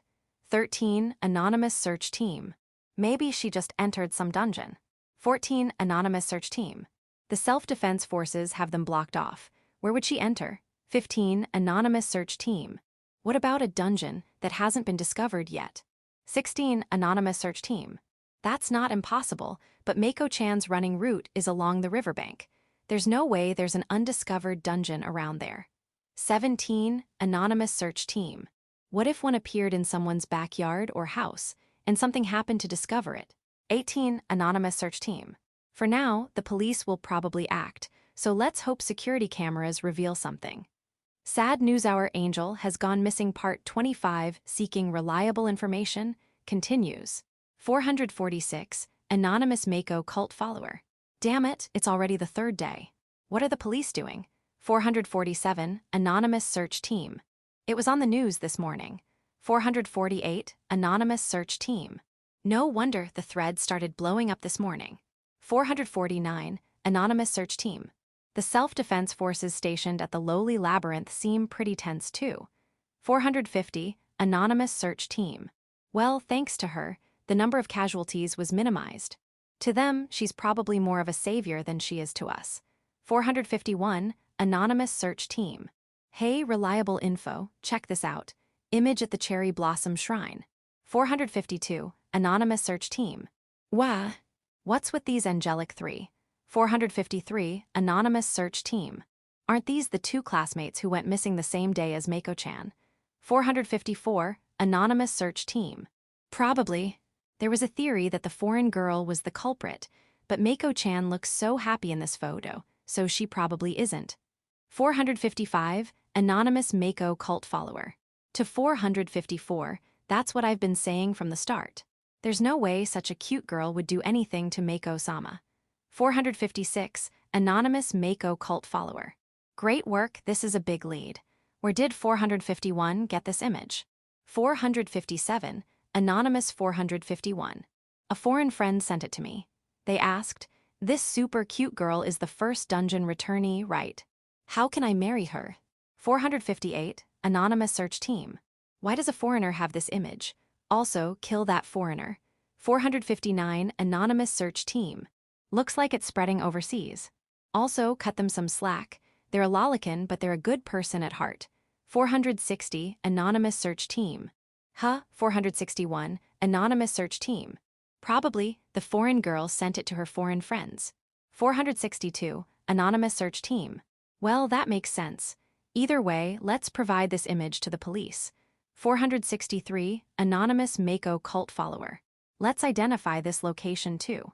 464. Anonymous Mako cult follower. Agreed. 465. Anonymous Mako cult follower. Identified. This is a shrine halfway up Kazami Mountain. 466. Anonymous search team. Mako cult followers are amazing. 467. Anonymous Mako cult follower. I went there as a kid and took a photo from the same angle. I can't climb it now. I'm training under Mako-sama, so maybe someday. 468. Anonymous search team. Let's report this info to the police too. 469. Anonymous Mako cult follower. Wait, I'm not training with impure intentions. 470. Anonymous search team. We're not reporting your life story, lol. 471. Anonymous search party. I was planning on reporting that as well. 472. Anonymous search party. 2.11. Resuming the exploration. At 4 a.m., Mako woke up groggily and, in the dim light of dawn, searched for the familiar sound of the newspaper delivery bike. In Mako's area, the newspaper delivery comes around 4 a.m. every day, and hearing that sound makes her feel happy, knowing she can still sleep more. Although, recently, she's been running in the morning as part of her training, so it's hard to say she can sleep a lot more. However, upon seeing the cute sleeping face of the blonde beauty emitting a pleasant scent in front of her, she remembers that this isn't the place for such sounds. From her sleepy brain, she pulls out the adventure book and presses the Start Continuation button. As Mako tries to sit up, she notices something strange with her body. I can't move, I'm restrained. Munya Mako-san, that's not flounder, it's tuna. And fufu, even as a fillet, you can't mistake it. Sasara, who had been using Mako as a hugging pillow from behind while sleeping sideways. Such Sasara was dissing Mako in her dream. It must be that the talk about flounder and soul got tangled up in that dream-specific way. Mako stifles a laugh while teasing her friend about her strange dream and struggles to wake Sasara up. As Mako wriggles her body like a tuna or flounder, Sasara finally wakes up. FWA, the tuna has turned into Mako-san. You're not awake, wake up. Everyone wake up. At Mako's shout, Lulu in front of her reacts and opens her eyes drowsily. However, with a fewy, she relaxes and hugs Mako, falling back asleep. Here, our shop's proud morning sandwich. Really, really. You two are such bad morning people. Finally having woken the two, Mako puffs up in frustration. Sasara, looking dejected, says, "That's not true. We were just so tired yesterday that we slept too deeply." Really? I can understand that. She could understand. I had a fun dream, master. Lulu is her usual self. At this point, there's no choice but to listen. What kind of dream? A dream where the three of us went on an adventure. En fufu. Then we have no choice but to forgive. Lulu says with a smile, her eyes still sleepy. It seems she was adventuring even in her dream. Mako felt happy that Lulu found it a fun dream and was laughing about it. Completely disarmed, Mako retracts her puffing mode. Well then, Sasara, Lulu, let's do our best today. Yes, let's do our best. Now, let's ninja it up. Nodding in agreement at the two who are pumped up, Mako turns her face to Sasara. That's right, Sasara, how's your leg? When asked, Sasara is startled. It's not a severe injury, but yesterday it was throbbing painfully enough to be concerning. However, from this morning until now, she had completely forgotten about it, as it didn't hurt at all. Rolling up the hem of her tracksuit, there's only a slight trace of blood, and not even a scar remains. I see, auto-recovery. Tiny must have worked. It seems so. That's good, Shara. It would have healed eventually, but the sooner the better. For Mako and the others, it was the first injury they received in the dungeon, so although it wasn't a serious wound, it was quite a significant event. With it resolved like this, Mako and Lulu feel relieved. Breakfast is calorie-friend plain, flavor 25/25, and rabbit meat. Even just candy can change dramatically, so if calorie-friend is synthetically enhanced, it must have an absolutely dangerous performance. If you keep consuming it without exercising, it will surely lead to trouble. However, if you exercise a lot, it's a very reliable ally. While drinking their drinks, the three munch on calorie-friend with rabbit meat as a side. When Sasara asks Lulu what kind of adventure dream she had, a fluffy explanation begins, typical of the often incomprehensible fun in people's dream stories. Still, Sasara seems to find it interesting and listens eagerly. Mako wanted to ask about the flounder and tuna. However, Sasara probably doesn't even remember having a dream. And so, they started their exploration early in the morning. The lantern's light had already gone out, and instead, a slight mist had appeared. They would have liked to stay at the inn a bit longer because of the mist, but with the time limit almost up, they had no choice but to go out. There's about 30 minutes left, but they left that as a contingency for evacuation. This way, they have the option to rush back to the inn. Today's exploration is planned to head towards the checkered doll. They've mostly explored the first layer area and judged that there's no return gate there.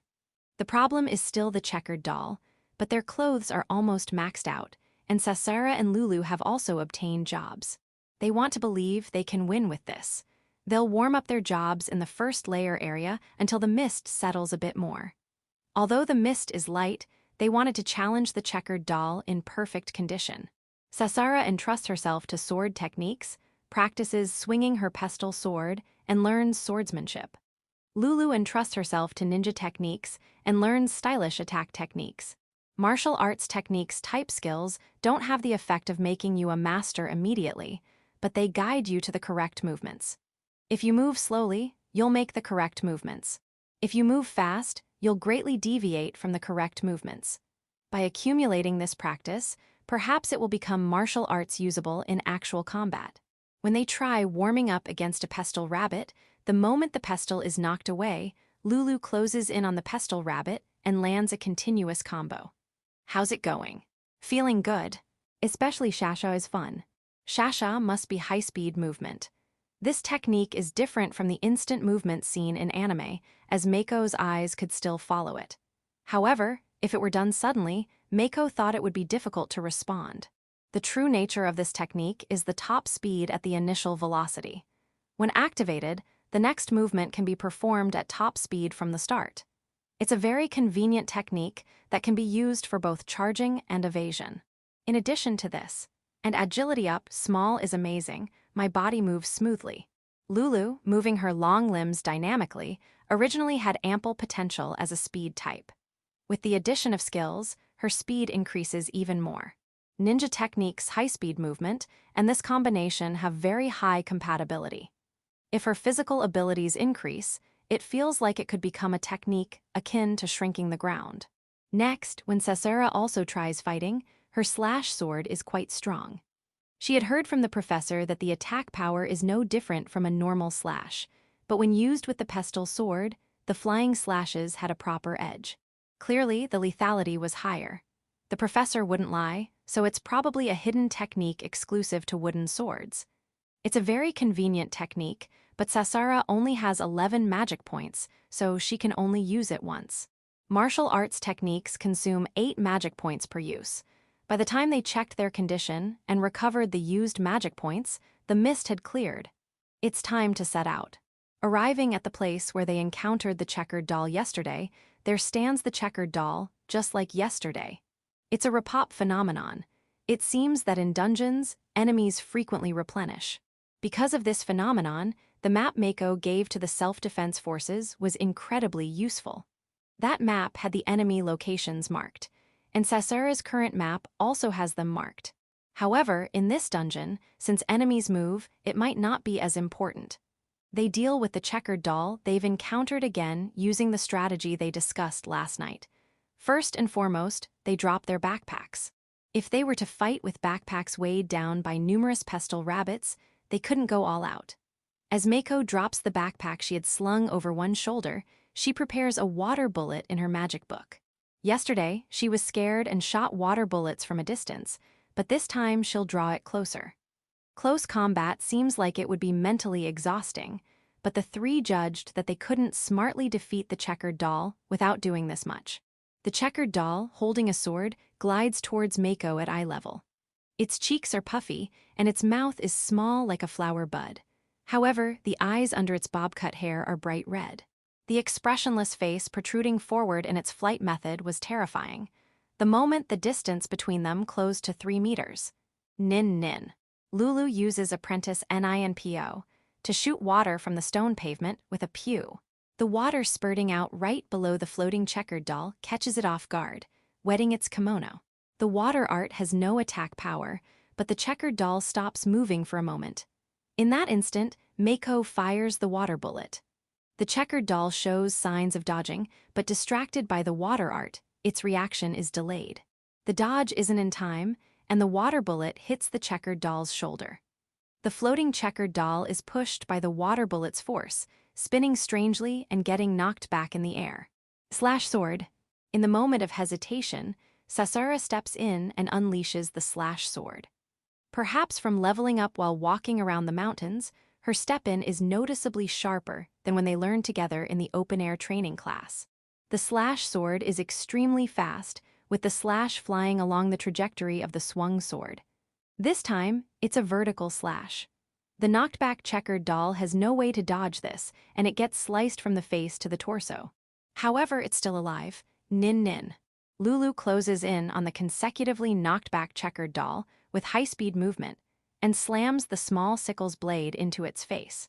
The blade entering the temple greatly damages the checkered doll's face as it's swung out, and Lulu retreats from the spot without checking if it's still alive. Replacing Lulu, Sasura approaches and bashes the checkered doll with a diagonal slash from her pestle sword, breaking the hand holding the katana. Mako was ready to switch to a magic book attack or close combat at any moment, but fortunately, Sasura's strike proved decisive, and the checkered doll disappears in a flash of light. After defeating the checkered doll, they breathe a sigh of relief. Of course, they don't let their guard down and remain vigilant of their surroundings. We managed, didn't we? For now, at least. Mako nods at Sasura's words. Yes, for now. This battle started with Lulu's water art catching the checkered doll off guard, followed by a long-range combo to pile on damage, and ended with close combat to finish it off. However, due to Sasura's magic points, this combo can't be used in consecutive battles. Sasura currently has 11 magic points. The slash sword uses 8 per use. Even assuming there are almost no consecutive battles, using it twice with natural recovery would almost deplete her magic. The enemy has the eyes to dodge water bullets, and Lulu's support is essential. Furthermore, if they want to avoid close combat, Sasara's slash sword is also essential. Fighting an enemy with a blade in close combat is still scary. Although their weapons are generally longer, if the enemy dodges and closes in, it would be troublesome. But due to magic constraints, close combat is unavoidable. Therefore, this battle had the aspect of getting used to the checkered doll's movements. That's why the result of this battle is, for now. This time, the checkered doll dropped a broken katana blade. This is quite a good item, so they'll synthesize it into Lulu's small sickle. As expected from a strong enemy drop, and with perfect compatibility, it's nicely enhanced. Next, they encountered a pestle rabbit. The pestle rabbit was completely a bonus enemy. They skillfully knock away the pestle with water bullets and beat it up together. The magic consumption is just one water bullet from Mako. The faint hope that the checkered doll was the only one guarding that area was quickly betrayed. This checkered doll was defeated with a combo starting from a long-range attack, and they thoroughly learned the enemy's movements. Then, they immediately encounter the third checkered doll of the day. Sasara's magic is below 8, so Mako and the others activate Plan B, Nin Nin. Water bullet. Lulu catches it off guard with water art, and Mako promptly fires a water bullet. It still shows signs of dodging, but the water bullet lands slightly faster.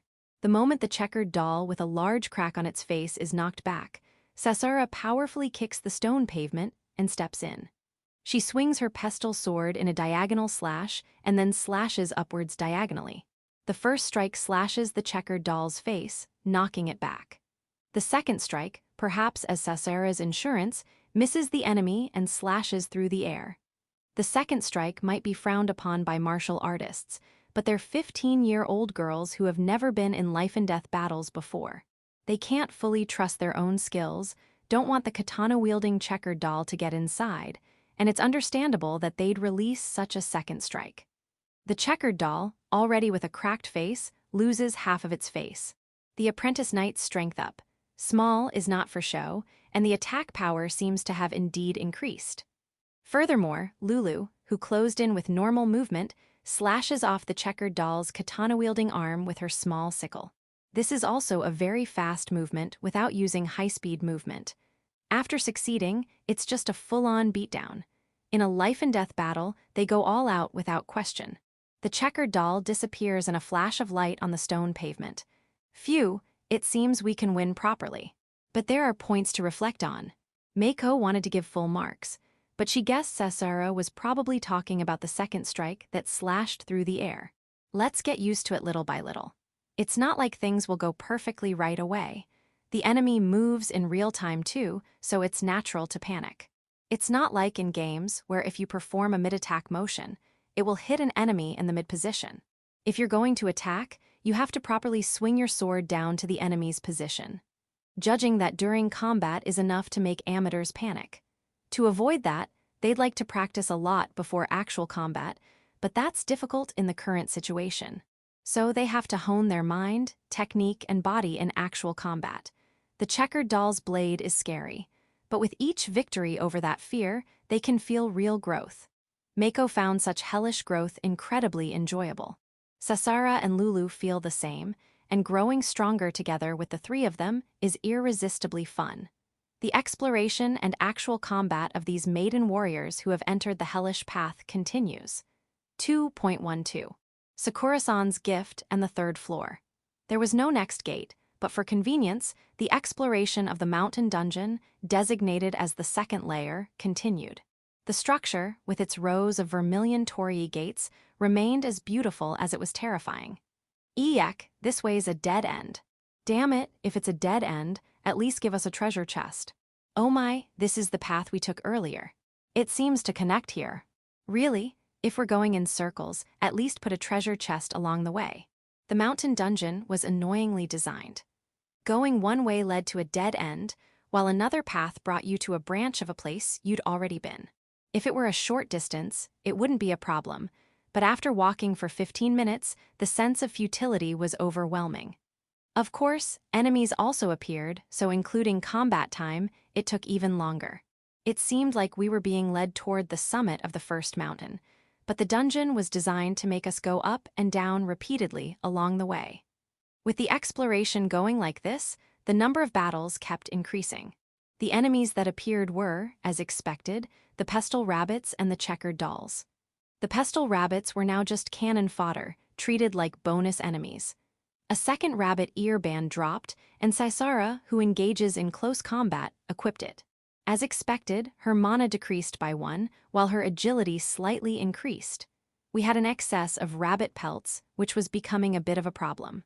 We also had a sewing kit, so we thought about turning them into cloaks, but that would have to wait until we reached a rest area. If we even find one. By the way, using synthesis enhancement, we could even sew the pelts. As for the checkered dolls, after fighting them a few times, we got much better at dealing with them. The checkered dolls had exceptionally high evasion when in perfect condition. However, they had a weakness. They would get knocked back when hit, so we used Lulu's water arts to startle them and land the first hit. Practice in battle is the best training, as they say, and everyone's weapon handling and movement improved rapidly. That said, the checkered dolls had a creepy tenacity, attacking even after losing half their limbs or face, so we couldn't let our guard down. Plus, their faces were scary. The checkered dolls often dropped broken katanas, which we synthesized into Lulu's small sickle. Somewhat rare drops were obi sashes and kimonos. They were all for dolls, so we couldn't wear them, but they were of good quality, so we folded them and put them in our backpacks. We wrapped one obi around Mako's neck, just like Caesara and Lulu. We still haven't gotten any rare drops from them, and the magic stones that dropped every time we defeated an enemy piled up. Individually, they were small, but there were so many that they jingled a lot. We divided the drops among the 3 of us and put them in our backpacks, but eventually, we'd have to figure something out. It seemed like we might have to resort to discarding some. Amid all this, we found a treasure chest containing more coins. This time, there were 10 silver coins. In total, we now had 25 coins. We divided them among the 3 of us, with each getting 8 coins, except for Mako, who got 9. After many battles, taking breaks in particularly beautiful spots, we continued exploring for 6 hours. This wasn't a flat path like the lowly labyrinth.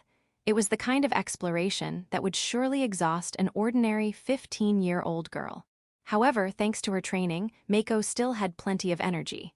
Caesara and Lulu, having taken on close combat roles, also had some energy to spare. And then, the 3 of us reached the summit. At the summit, there was only a large cherry tree and nothing we had hoped for. In other words, there was no return gate or safe zone. On the bright side, there was no boss to fight, which was a relief. The time was 11:30. Since we had started early in the morning, we still had plenty of time, but we wanted to find a safe zone soon. Mako thought there might be one somewhere on the mountainside, as there had been one before. In any case, we were at the summit. Efweza, what a breathtaking view. The clouds look like you could swim in them. Lulu's no. Sorry, hee. As they said this, the 3 of them stood side by side, gazing at the sea of clouds surrounding the dungeon stretching to the horizon. They say climbing a mountain with friends deepens bonds, and Mako felt that. The sense of accomplishment filled her chest. We had done it together. But this was still just a midpoint. There was a descending path different from the one we had taken up. And there was the presence of the neighboring mountain, which we hadn't set foot on yet. Under normal circumstances, we shouldn't have felt such a sense of accomplishment, but the summit made it happen. So for now, let's enjoy this feeling. The 3 of us took countless picturesque photos in the stunning scenery. Fortunately, no enemies appeared, and we were able to rest thoroughly. It was also just the right time for lunch, so we ate. When it was time to move on, the 3 of us stood side by side at the base of the cherry tree. It's an amazing tree, let's pray to it. Yes, it seems like a powerful tree. Nayao. Does Japan have gods for everything? Naigorazu, right? If you're going to say that, it's Yaorazu. Yorazu. That's too many rows. I don't want to hear that from you, Shara. Hey. Nagai Aju. Yorazu no. Yayo Nao and noon. Come on, Lulu, let's pray. Mako smiled at their banter. Then, the 3 of them joined their hands together. Please let us escape the dungeon safely. I'll go on a grand adventure with Mako. Please watch over us. Please watch over us. Then something unexpected happened. The base of the cherry tree glowed, and a treasure chest appeared. A hidden feature. Ma. A gift from Sakura-san. My, how thoughtful of Sakura-san. Ah, I messed up. Mako felt ashamed of her game-like comment in response to her pure-hearted companions. This is the difference in girl power. In any case, a treasure chest. Mako, the treasure chest junkie, opened the lid. Inside was a 20-centimeter long blue crystal. Upon closer inspection, there was a single cherry blossom inside. Even as a decorative item, it was lovely, but Mako, wondering what it was, suddenly had a realization. According to her insight, this crystal could become a weapon.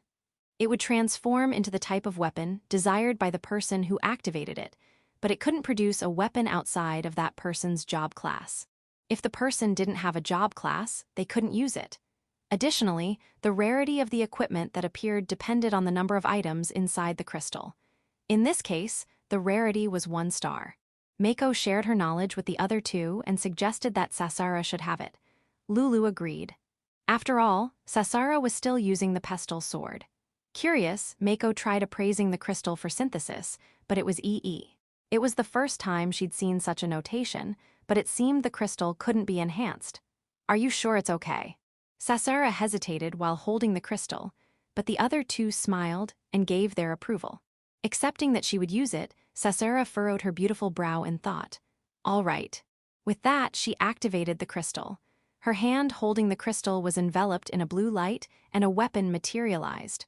What appeared was a saber. There was a teacher for this type of weapon outside the dungeon, and it also exuded elegance. The blade was about 80 centimeters long, slightly curved, resembling a Meiji-era military sword that incorporated traditional sword techniques, and it looked sharp. The knuckle guard was an elegant design inspired by cherry branches, and the scabbard also reflected this motif. With Sasara now armed, Mako and Lulu crowded around her. They were weapon enthusiasts, if not history buffs. For now, they enhanced the saber a bit.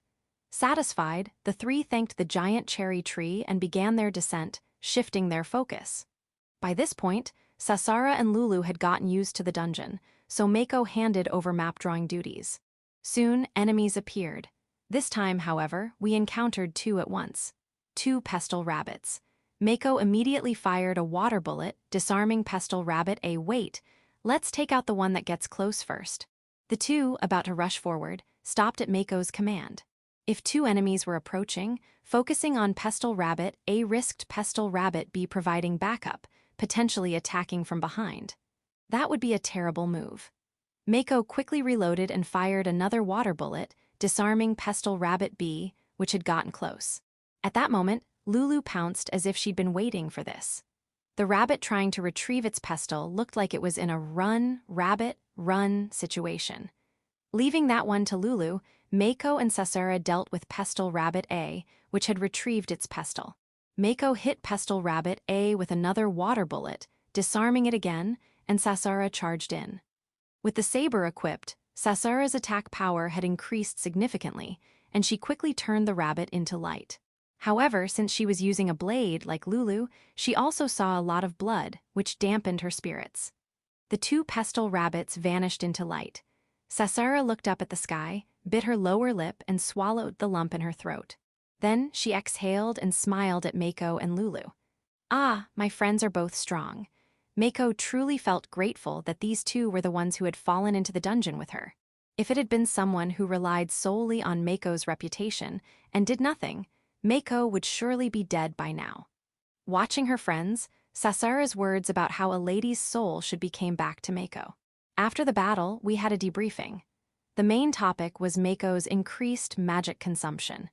If it's just a coincidence that 2 appeared at once, it's fine, but if this happens frequently, it could be a problem. Mako's current mana was 72. If she kept using 3 water bullets like this, she'd slowly run out. We'll take out the rabbits up close. That's right, I've got a sword now. I know our attack power is more than enough, but we've never seen the pestle rabbits attack. Still, we might not have the luxury of worrying about that. We wanted to play it safe, but the situation was becoming too dire for such luxuries. Mako considered this the 3rd layer of the mountain dungeon. Given the clean break of reaching the summit and turning back, she guessed that encountering 2 enemies at once wasn't a coincidence. If there had been a safe zone, we could have spent a few hours training like yesterday, but today we were still searching for that safe zone. Incidentally, there wasn't one near the summit. We had no choice but to quickly take out one enemy and engage the second in close combat. Then, the next enemies to appear were a pestle rabbit and a checkered doll. Seriously. Sasara and Lulu, take the doll. I'll handle the rabbit. If one of these monsters had been faster, we could have dealt with them one at a time, but unfortunately, both moved at the same speed. It wasn't teamwork. They were just naturally that fast. Of course, one moved on the ground and the other in the air. Moreover, these two types had different winning patterns we'd established, making them particularly troublesome when they appeared together. Mako fired a water bullet, disarming the pestle rabbit. Nin nin. At the same time, Lulu startled the checkered doll with her water arts, and Sasara slashed it with her slash sword. Lulu helped Mako. Nio. Lulu, who had followed up with her sickle on the knocked-back doll, received instructions from Sasara. Sasara herself closed in on the doll and began close combat with her saber. Meanwhile, Mako used her grimoire to smack the pestle rabbit in the head as it chased its pestle. Lulu, using her high-speed movement, rushed in and slashed the defenseless rabbit's throat with her sickle. The effect of Lulu's skill stand out made the slash sparkle. It must have been a solid hit. Seeing this, Mako changed her role. She immediately turned and joined Sasara's fight. Positioned behind the checkered doll, Mako timed her grimoire attack with Sasara's strikes, smashing the doll's head from above. This slammed the doll into the stone pavement, and the rest was a beatdown. After thoroughly beating the doll into light, Mako looked over to see Lulu had already finished her fight and was keeping watch. We all gathered the drops and regrouped. Think we can manage. But if we're not careful, we might get hit. At Sasara's honest assessment, Mako nodded. Still, the enemies would keep coming, and we had no choice but to fight. To conserve magic, the girls needed to sharpen their coordination even further. And Mako gazed at the neighboring mountain. With no return gate in sight and only a safe zone to find, how long would this exploration continue? 2.13. The Cat Spirit's General Store. The enemies are troublesome, but there's no turning back now. It's past noon, and there are less than 5 hours until nightfall. Not only is the world ignorant of the dungeon, but so are Mako and her companions. They have no idea whether 5 hours is too much or too little time to find a safe zone. The enemies that appear are still the usual. The pestle rabbit, pestle rabbits, and the checkered dolls. Sometimes they come alone, other times in pairs. Moreover, just when you think it's a single enemy, another one might sneak up from behind. That said, dealing with enemies from behind is actually easier. Since this isn't a turn-based game, they can rush one enemy, take it down with the 3 of them, and then handle the other one. However, encountering multiple enemies at once is a real pain. Especially the checkered doll duo, they're the worst. Right now, that same duo is approaching again. Mako quickly prepares a water bullet, and the moment Lulu distracts them with her water art, she fires. The water bullet hits, knocking back the checkered doll, and Mako follows up with a grimoire attack and her pestle sword. The checkered dolls stagger back if you land a hit on them. Having noticed this weakness, Mako keeps up a relentless barrage of attacks. Meanwhile, Lulu uses her water art to startle the second checkered doll, leaving it to Sasara while she goes to assist Mako. With Lulu joining the fray, Mako quickly switches roles. She prepares another water bullet and fires it just as the combo knocking back the checkered doll is about to end. Both enemies vanish into light almost simultaneously. The 3 of them let out a sigh of relief. Mako dispels the water bullet she had prepared. Doing this saves her from expending any magical energy. Having a blade really is scary, huh? I'm desperately trying not to let them get close. It's not that they can't handle it, but the pressure is intense. Even though the checkered dolls have short arms and weapons, they charge in like suicide bombers, making it feel like they're the ones cornering you. This time, what dropped were an obi and katana fragments. They used the katana fragments to enhance Sasara's saber. Since magical energy consumption is high, they've been reducing the number of enhancements since entering the 3rd layer. That said, enhancing Sasara's saber is essential, so they prioritize it whenever they have the chance. And so, Mako and her companions continue their descent. The descent is just as maliciously designed as the rest of the dungeon, with routes that force them to climb before descending, even though the goal is to go down. Their fatigue keeps piling up. They continue exploring for about 3 more hours after leaving the summit. They find no treasure chests and no rare drops either. They have a rough idea of where they're headed. If they keep descending, they should reach a wooden bridge with vermilion railings. It's a bridge leading to the next mountain, and they could see it from the descent path. They defeat enemies and fill in the map as they go. The side of the mountain they're on has shorter daylight hours, and by this time, it's starting to get dim, embodying the saying, "The sun sets early in the mountains." Finally, they reach the bridge. It's a large bridge, about 100 meters long, spanning a sea of clouds between the mountains. Mako and her companions have climbed to the summit of the first mountain and are now descending the other side. At both ends of the bridge stand particularly large vermilion torii gates, with a magnificent cherry tree beside each. A small stream flows by the bridge, its waters disappearing into the sea of clouds. They're curious about what lies beneath the clouds, but that's something best left to someone else. Poking a bush might bring out a snake, but poking the clouds might bring out a dragon, and that's the last thing they need. Beside the bridge, there's a path that winds around the mountain, so they decide to check that out first. Beyond a small bridge over the stream lies the long-awaited safe zone. However, it's completely different from the previous safe zone. First, its appearance is rather gaudy. There are banners reading, weapons and armor available, Spirit Inn, and famous cherry blossom dumplings. The 3 of them enter, feeling a bit excited. Welcome, Naya. They had expected it to be shop-like, but they weren't prepared for the presence of an intelligent being. It was a talking cat. The cat was about 1 meter tall, dressed in a kimono reminiscent of an old tea master. This cat was seated behind a counter just inside the entrance. Having just finished slaughtering a bunch of pestle rabbit, Mako tenses up, thinking, is this a new type of enemy? Meanwhile, the pure-hearted Lulu and Sasera are delighted by the cat's welcoming words. If Mako hadn't been leading, they might have charged right in. Seeing their innocence, Mako forces a clumsy smile, as if to say, I'm not tense or anything. Welcome, Naya. You're the first guests in this dungeon, Naya. Naya. Hearing the word, first, Mako feels a surge of joy. Being first is a good thing. Having never achieved first place in anything sports-related, Mako has always admired the idea. Is this a safe zone? This is a general store, Naya. You can stay here if you pay Naya.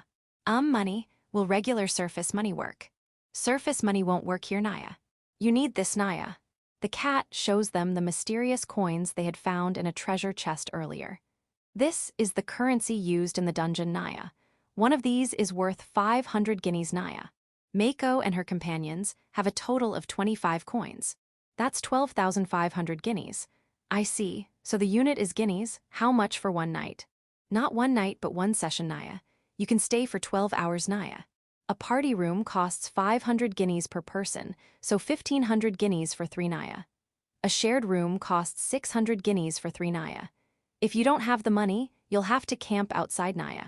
After asking for details, it seems the safe zone's rules are the same as before, just with the added requirement of payment. The 12-hour countdown only decreases while you're inside the premises. In theory, you could stay for just 1 hour a day if you wanted. That's why it's not called 1 night but 1 session. Also, no matter how much you pay, you can't stay longer than 12 hours. Even if you camp outside, since it's still within the safe zone, the time limit will still decrease. Of course, not staying isn't an option. Mako and her companions set down their backpacks, take out their wallets, and pay 1 coin each. The party room and the shared room seem quite different, so they decide to splurge on the better room. Thank you, Naya. Your room is the Katsuo Bushi room on the 2nd floor, Naya. It's one of our best rooms, Naya. Mako thinks the room name sounds a bit fishy. Lulu leans over the counter, resting her chin on it, and smiles at the cat. Behind her, Sasara fidgets, clearly wanting to touch the cat. Seeing them like this, Mako decides to chat a bit more. By the way, Cat-san, what's ahead of us? That's classified information, Naya. I see. Then who are you, Cat-san? I'm a shop spirit, Naya. We spirits run shops in various dungeons, Naya. It seems this cat refers to itself as Naya. Mako hasn't heard about such beings from the professor. This means they either haven't been discovered in other dungeons yet, or the professor is keeping it a secret. In fact, based on what Mako knows about dungeons, the need for an inn seems unnecessary. As far as she knows, the self-defense forces have cleared up to the 8th layer of the lowly labyrinth, and each layer has a return gate. Moreover, once you've visited a layer, you can warp there directly from then on. With such a system, there's little need to stay overnight. You can map the layer, return, and pass the information to another team, allowing for 24/7 exploration. Have spirit shops not been found in other dungeons yet? Naya. It seems the dungeon near this one started getting busy yesterday, Naya. The shopkeeper there was lamenting how customers just buy things without staying, Naya. The other dungeons haven't been discovered yet, Naya. It seems the self-defense forces discovered the spirit shop in the neighboring dungeon just yesterday. A close call. Mako feels a sense of pride, thinking of the tough guys who doted on her. Not staying overnight is likely due to the lack of necessity, as Mako had guessed. So, is there a return gate here? No, Naya. This is a special dungeon, so you need to go all the way to the end, Naya. Seriously, then is there a boss at the end? That's classified information, Naya. Can I at least return? You're cutting it close, Naya. Nyan, if you prepare your equipment and make the right choices, you can return, Naya. What do you mean by right choices? If I've been this cryptic so far, I'm not going to tell you now, Naya.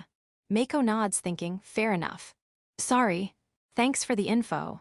Having been scolded a bit, Mako decides to end her questions for now. She thinks she'll come back in a few hours to ask more. So, about the general store, can we buy things here too? The banner outside said weapons and armor available, and based on the earlier conversation, it seems shopping is possible. However, since there's no sign of any merchandise, she decides to ask. Of course, Naya. This is a general store that offers both lodging and shopping, Naya. What kind of things do you sell? Naya, for humans, here you go, Naya. The cat spirit hands them a booklet. Since it's labeled for humans, there might be one for animals too. The cover features a scene of infinite torii gates standing amidst falling cherry blossoms.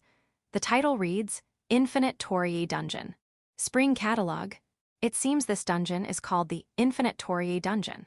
There are plenty of booklets, and each of them gets one. However, they can't take them outside. The 3 of them flip through the pages. Oh, how lovely. Looking over Cesara's shoulder, Mako sees a mannequin wearing Hakama attire in the center of the page. Meow meow, ninja desu. Lulu says something similar, showing Mako her booklet. It features a mannequin dressed as a kanoichi, though not exactly stealthy. Mako continues flipping through her booklet. It seems this dungeon's theme is primarily Japanese-style clothing. Given the spring in the title, the designs are spring-like. All these outfits look pretty strong. Are dungeons always like this? Each dungeon offers different merchandise, Naya. By the way, are the weapons and armor here strong? They're all beginner level, Naya. They're the same rank as your grimoire and sword, Naya. You say they look strong, but there's no point in making them look weak, Naya. Well, I guess that's true. Even cloth clothing can look elegant with high-quality dyeing techniques. Since this isn't a medieval European-style fantasy world, beginner-level equipment in Earth's dungeons naturally looks strong. I can't tell you the exact strength, Naya. You'll have to test it yourself, Naya. Can't you give us a relative comparison? Fine, I'll tell you, Naya. It's obvious anyway, Naya. According to the cat, surface-made equipment much lower than spirit shop equipment, lower than equipment made by skilled craftsmen. There's an overwhelming difference between surface-made and spirit shop equipment, even at the beginner level. Mako thinks the cat is surprisingly forthcoming. By the way, can we sell things here too? It's not a question you'd usually ask at a regular shop on the surface, but this is a dungeon. Maybe they buy items like in an RPG. Plus, their backpacks are bursting with drops. You can, Naya. What do you want to sell, Naya? Hearing this, Mako sighs in relief and starts pulling things out of her backpack. Magic stones, these are 20 guineas each, and these are 30 guineas, Naya.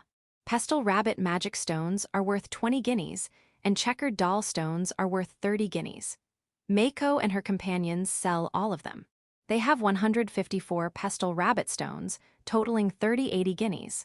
They have 55 checkered doll stones, totaling 1650 guineas.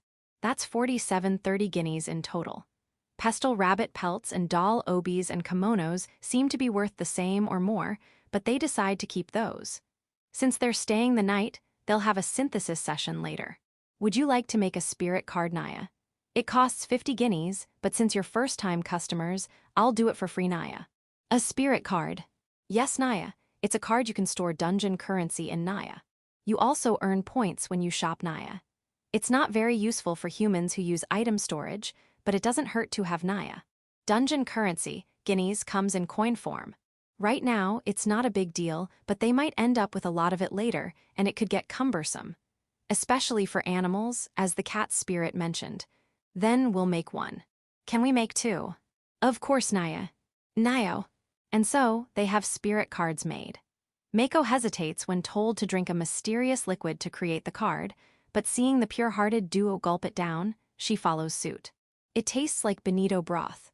Now chant spirit card appear, Naya, and it will come out of your palm, Naya. Spirit card appear, Naya. Naya is unnecessary, Naya. What a trap, but the card does appear in their palms. Their bodies have been modified by the cat spirit.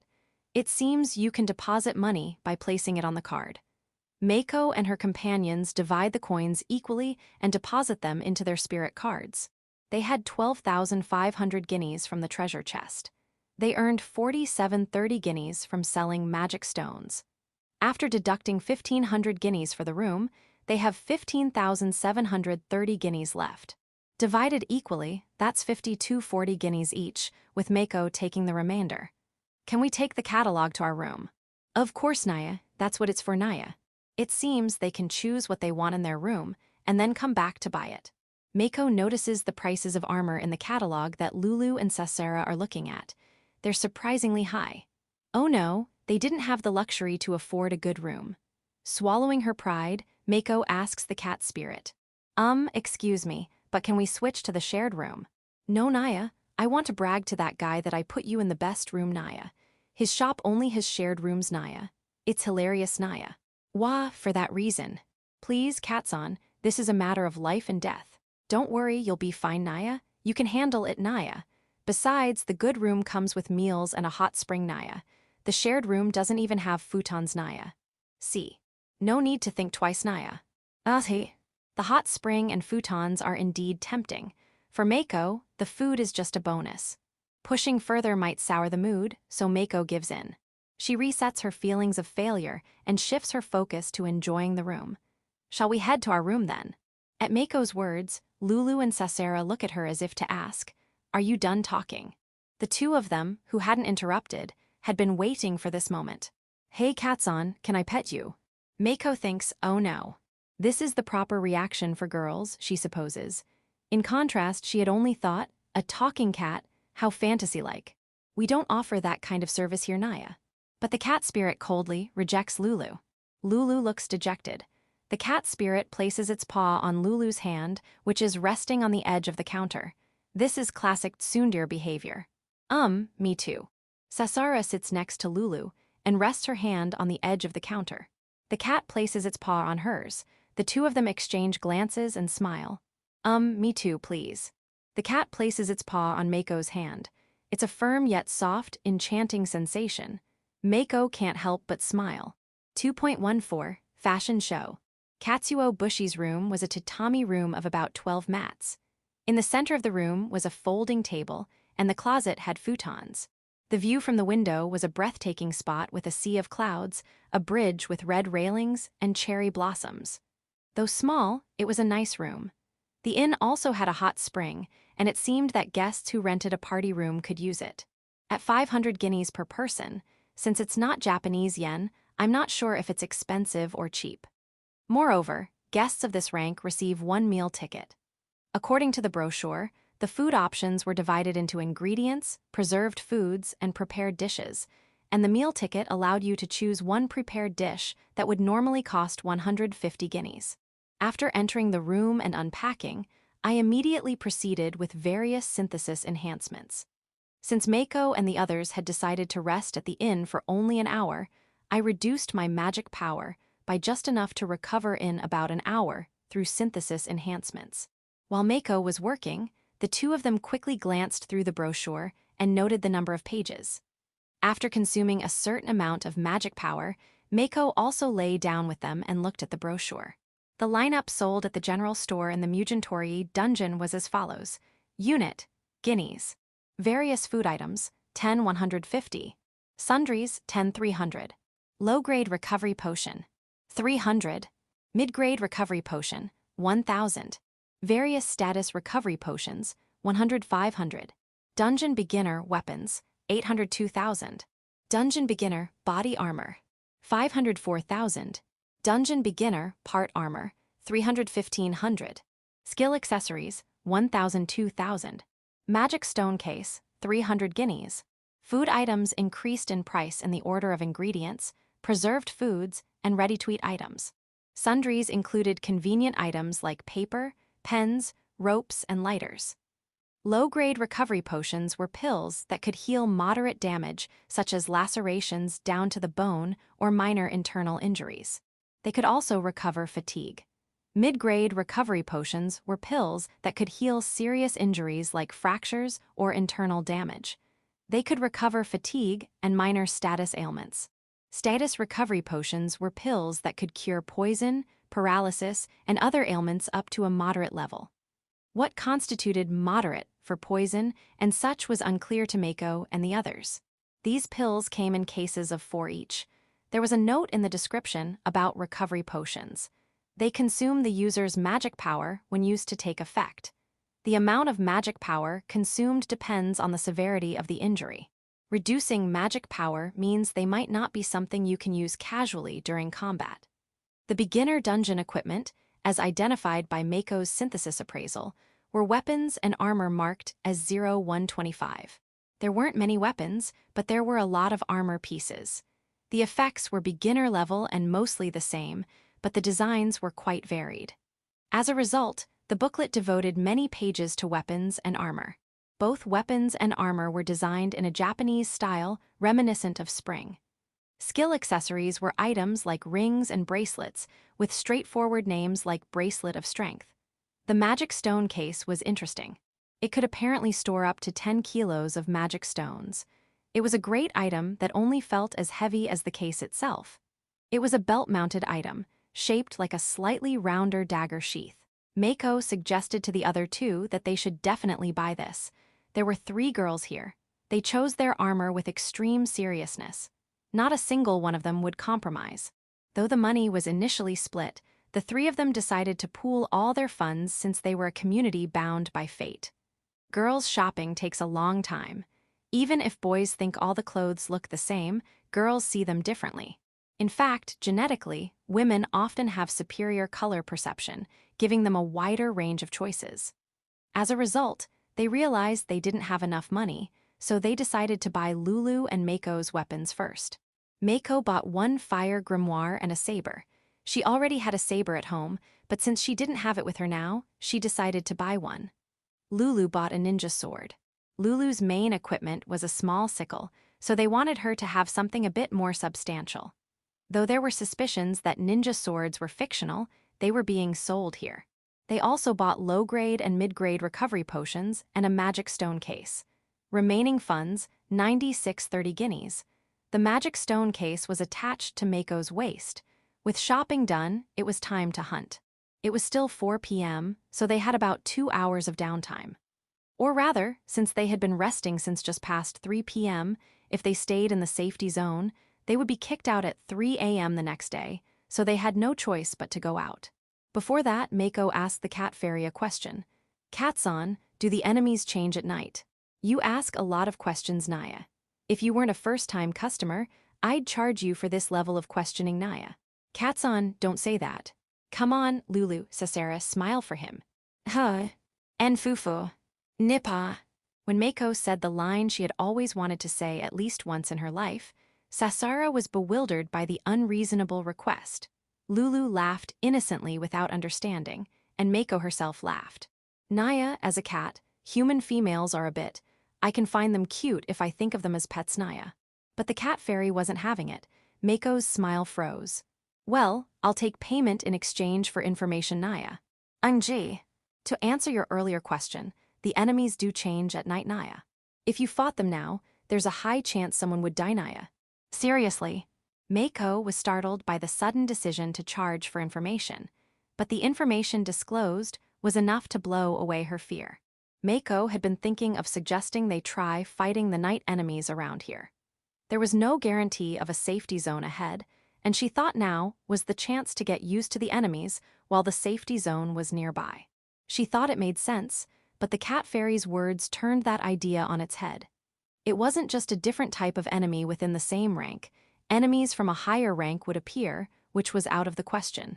The three of them exchanged looks and decided to play it safe at night. Since they could leave their belongings in the room, they stored the contents of their backpacks in the room and set off to hunt. The side of the mountain they were on was already dim due to the direction. Mako and the others, fearing the night, didn't venture far from the safety zone and avoided mapping the area. Near this location, there was also a bridge leading to the other side of the mountain. They were curious about investigating the other mountain, but if a mid-boss appeared on the bridge, they would be in trouble. Having played some RPGs, Mako saw the 100-meter-long bridge as a prime boss location. Mako skillfully used her 2 grimoires and fought decently with her newly bought saber in close combat. She was a balance-type warrior. Lulu wielded a ninja sword in her right hand and a small sickle in her left. Mako thought it might be hard for an amateur to handle, but perhaps due to the effect of ninja techniques, Lulu's dual-wielding improved as she trained while moving. After 5 p.m., it became almost as dark as night, and Mako and the others fought near the safety zone. After 6 p.m., lanterns lit up, and they retreated into the safety zone. Pointing the tip of her saber into the bottomless darkness, Mako glared and said, "Just wait, I'll get stronger and take you down someday." It was a declaration from the safety zone to an unseen formidable enemy. Lulu watched Mako's bravado with a look that said, "This is educational."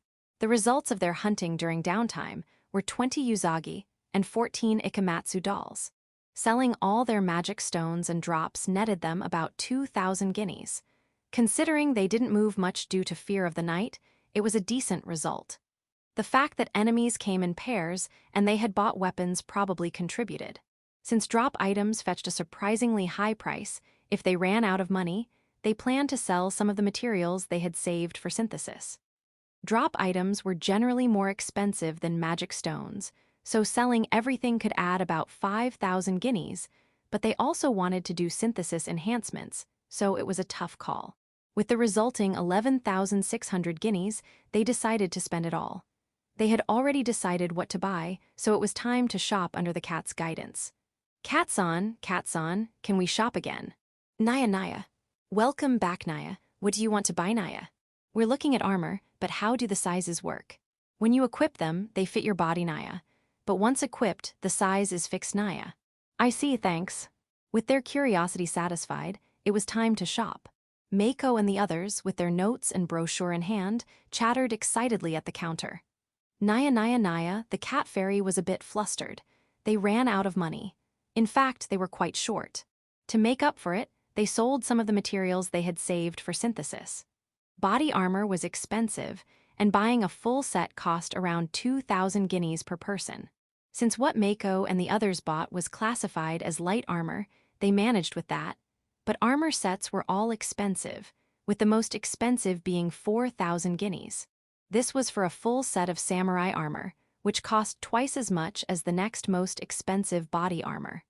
No one bought the armor sets. Aside from the issue of whether they could move properly in heavy armor, considering only safety, it was very attractive equipment, but they simply didn't have enough money.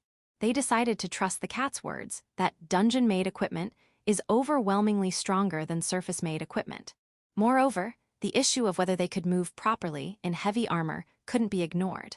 They bought a lot of the cheapest part armor, starting at 300 guineas. They spent a considerable amount on this. It seemed that the harder the material used, the more expensive the item tended to be. Mako and the others were lucky to have obtained a large amount of money in the dungeon. But if they were to gather the money by selling enemy drops, it would be a very tough journey. The 12,500 guineas they got from the treasure chest was about what they could earn by working from morning to evening around the fairy's general store, selling magic stones and drops combined. And given the safety zone's mechanics and the dungeon's characteristic of stronger enemies at night, it was extremely difficult. After shopping, it was time for the grand reveal. To make it more fun, they decided to do it one by one. First up was Sasara, Fuo. Lulu waved her hands, staring at the transformed Sasara. Mako screamed, Hiawa, and took tons of photos with her smartphone. Sasara's main outfit was a Taisho Roman-style hakama. The top was a cherry, blossom-colored furosode with cherry blossom patterns, and the bottom was indigo hakama, both of which suited Sasara's flaxen hair perfectly. Her flaxen hair was tied up with a hairpin featuring cherry blossoms and butterflies playing. Despite her elegant appearance, her accessories included arm guards, a hachimaki, and a saber at her waist. However, this emphasized Sasara's inner strength. The lace-up boots did a great job of pulling the whole look together, evoking the era of civilization and enlightenment. The balance between elegance and ruggedness was perfect, but the bunny ears poking up above the hachimaki on her forehead added a touch of playfulness. Ha, that girl is a modern swordswoman. No, she's a cosplayer, something like that. How do I look? Super cute. Chu kawaii. In response to the two's synchronized praise, Sasara pouted, turned her head to the side, and tucked her hair behind her ear. She didn't seem entirely displeased. Next was Lulu. While Lulu was changing, Mako continued to praise Sasara. She gushed about how cute and beautiful she was. Sasara, blushing, said, "Please stop," but didn't seem entirely unhappy. Then Lulu appeared. Nin. Hi there. El Lulu-san, isn't that a bit too bold? Bakyero. Sasara, this is what a kunoichi is supposed to be like. Lulu struck a ninja pose, and the innocent Sasara couldn't help but comment. But Mako, who watches late-night anime, nodded in approval and took more photos. Lulu was dressed in a kunoichi-style outfit. Her main outfit consisted of a sleeveless red kimono with a hem about 15 cm above the knee. The bottom was spats. The kimono was tied with a wide black obi, forming a large bow at the back. The kimono's pattern was pale red cherry blossoms and butterflies. The obi was a glossy black to purple gradient. Her thighs were fully exposed, but from the knees down, she wore leg guards, and on her feet were high socks with tabi and sandals. Her upper arms were bare, but from the elbows down, she wore cloth arm guards and hand guards. Her long hair was tied up with a hairpin, adding to her stylishness. The ninja sword was strapped to her back, and the small sickle was at her side. Mako had seen the outfit in the brochure beforehand, but seeing it in person made her think again. There's no way she's hiding like this. Especially the breasts emphasized by the obi and the white cleavage visible through the kimono. Moreover, the spats visible under the short kimono hem. And the crowning touch was the bunny ears on her head and the bunny tail on her butt. She would be the center of attention wherever she went. Nin, en fufu, ninian. Lulu seemed extremely happy, her excitement palpable. She ended up rolling around in front of Sasara and Mako, chanting nin. Fun on ninian, teshiai. For some reason, Mako also started chanting nin. Then she slapped Lulu's butt with a teshiai. No particular reason. By the way, how did you manage to tie that obi so well? It's like this, see? Amazing, right? En fufu. It was a peel-and stick type, officially known as Velcro. Finally, it was Mako's turn. In her underwear, Mako fidgeted with her chest. Sasara hiding her bonkyuban, Sharon. Lulu flaunting her bonkyuban, Yoan. Herself, SSS Nippa. Like the punchline, damn it, milk. I'll synthesize and strengthen with milk when I get back. And then, the grand reveal. Fuo, so cute desu. It suits you very well. Really, Mufu. Mako struck a pose. Wearing something cute and being praised by friends would lift anyone's spirits. That's what girls are. Creatures who praise their current selves and strive to make their future selves shine even brighter. Mako's outfit was a female onmyoji-style attire. At first glance, it could be mistaken for a Miko outfit, but the brochure described it as such. Her main outfit was a white hunting robe and red hakama. The hunting robe is what onmyoji wear as their upper garment. However, the one sold here had strange cuts at the shoulders. The hakama had an unusually long slit, almost challenging the very definition of hakama. The white high socks with tabi protected her exposed thighs. They were white and cute, Mako's favorite item, and everyone else bought them too. Her shoes were thick-soled sandals, adding 5 cm to her height. Dungeon-made shoes seemed to have some walking assistance function, as they could walk normally in them, so they decided to buy them. For Mako, 5 cm was a big deal. Her face still had a lot of childishness, but combined with her outfit, it made her look strong instead. In a social game, she would be a high-rarity character for sure. Additionally, everyone wore chokers around their necks, covering their throats. They had been using ikematsu doll belts as substitutes, but since the store sold them, they bought those. They also bought fingerless gloves. The color variations were rich. Sasera chose white and Lulu chose red. Mako, by the way, chose black, the coolest, according to Mako. The cosplay vibe was strong, and the equipment looked quite powerful.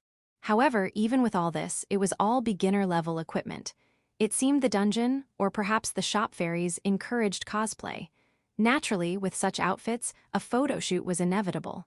Section: Audiobook by Masquerade at Masquerade Audiobooks. 2.15 Hot Springs and the Night's Mystery.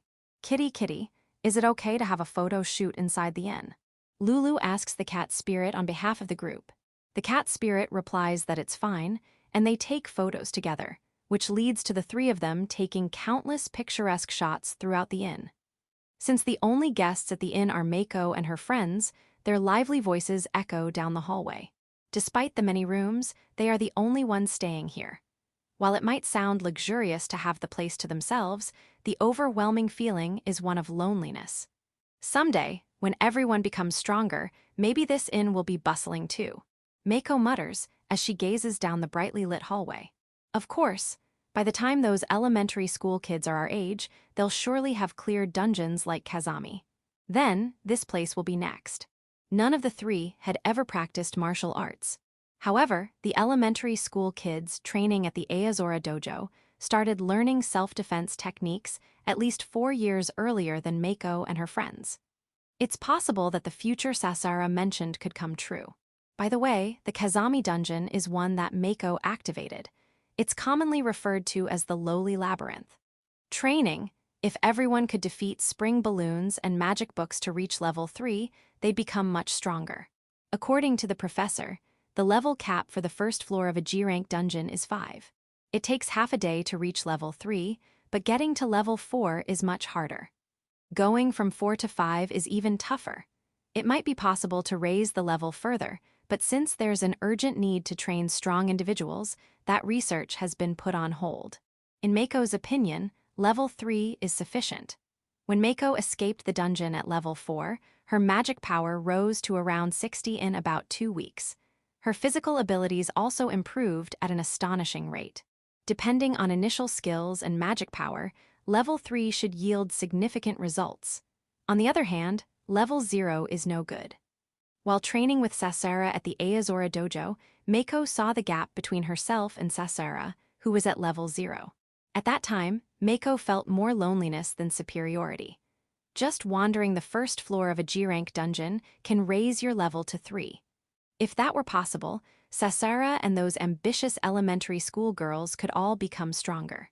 I wish they'd open it up to civilians, Mako thinks. Of course, there would likely be casualties among civilians, so they'd need instructors. The self-defense forces are incredibly strong, and they could probably lead a group of 4 or 5 amateurs through the first floor of the Kazami dungeon with ease. The magic book spells are troublesome, but trained individuals should be able to deflect those water bullets. Even Mako could do it now. If this spread across Japan, or even the world, what would happen? Then surely, I might be able to stride into dungeons with pride. This girl has no grand thoughts about humanity's progress. Of course, she thinks it's good for everyone to work hard. But above all, she wants to adventure in dungeons. She wants to dive into the second floor and beyond of the Kazami dungeon. Mako dreams of adventuring in dungeons with her strengthened friends. Going to school, then popping into a dungeon on the way home. Discussing with everyone how to spend the upcoming 3-day holiday in a dungeon. Then, during summer break, making plans to clear a dungeon. It sounds incredibly fun. Even now, adventuring with her friends, opening treasure chests, meeting cat spirits, opening more chests, upgrading equipment. She feels herself and her friends growing stronger by the minute. And then, diving deeper and deeper into the endless Torii dungeon. It's unbearably good. Though it's unfair to Sasara, Lulu, and their families, Mako finds this inescapable situation incredibly enjoyable. There's the anguish of not being able to send the two back through the return gate, but there's also this overwhelming feeling of excitement. Ah, I wish adventuring could become a normal part of the world. Mako imagines the lively adventurers overlapping with the too quiet hallway of the inn and thinks this. Satisfied with the photo shoot, the three head to the hot springs. Even through their clothes, Mako can tell, and she feels a sense of shame in the changing room. Compared to Sasara and Lulu, she's just two. However, Sasara and Lulu are also inwardly embarrassed. Sasara, due to her personality. As for Lulu, she comes from Casimia, a country where being fully naked in public is uncommon. School pools have private changing rooms from elementary school, and there are no public bathhouses. She visits Japan once a year and knows about hot springs, having been to them before, but only with her parents or grandmother. Being naked in front of friends is more embarrassing than she imagined. The three hide their bodies with towels and quickly head to the bath.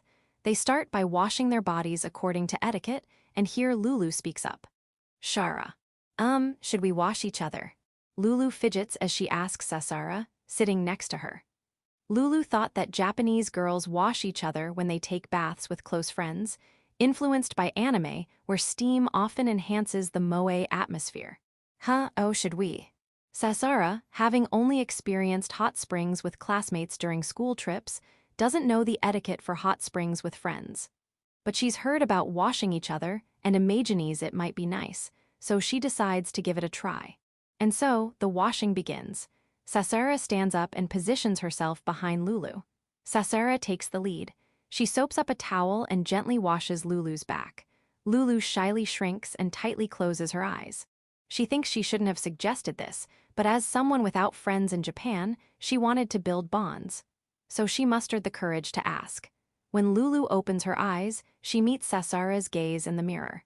Sasara smiles gently, and Lulu returns her usual innocent smile. After finishing Lulu's hair, it's Sasara's turn. While the two continue, Mako quickly finishes washing. Then, she enters the bath and watches the two being friendly. Real washing involves washing each other's fronts too, you know. She feels the urge to give this false advice, but if it leads to kissing, it'll be a problem. Mako desperately swallows her teasing words and gazes at the moon through the window, feeling poetic. Hey, real washing involves washing each other's fronts too, right? She couldn't resist. Really? Now that you mention it, I think I've seen that in anime. After that, the two blush and start washing each other's fronts. Mako reports to the moon that they've actually started doing it. Then she hears a soft, amused laugh. Looking back, she sees the two squirming as they wash each other. Mako stares at the result of her actions, thinking, wow, this is intense.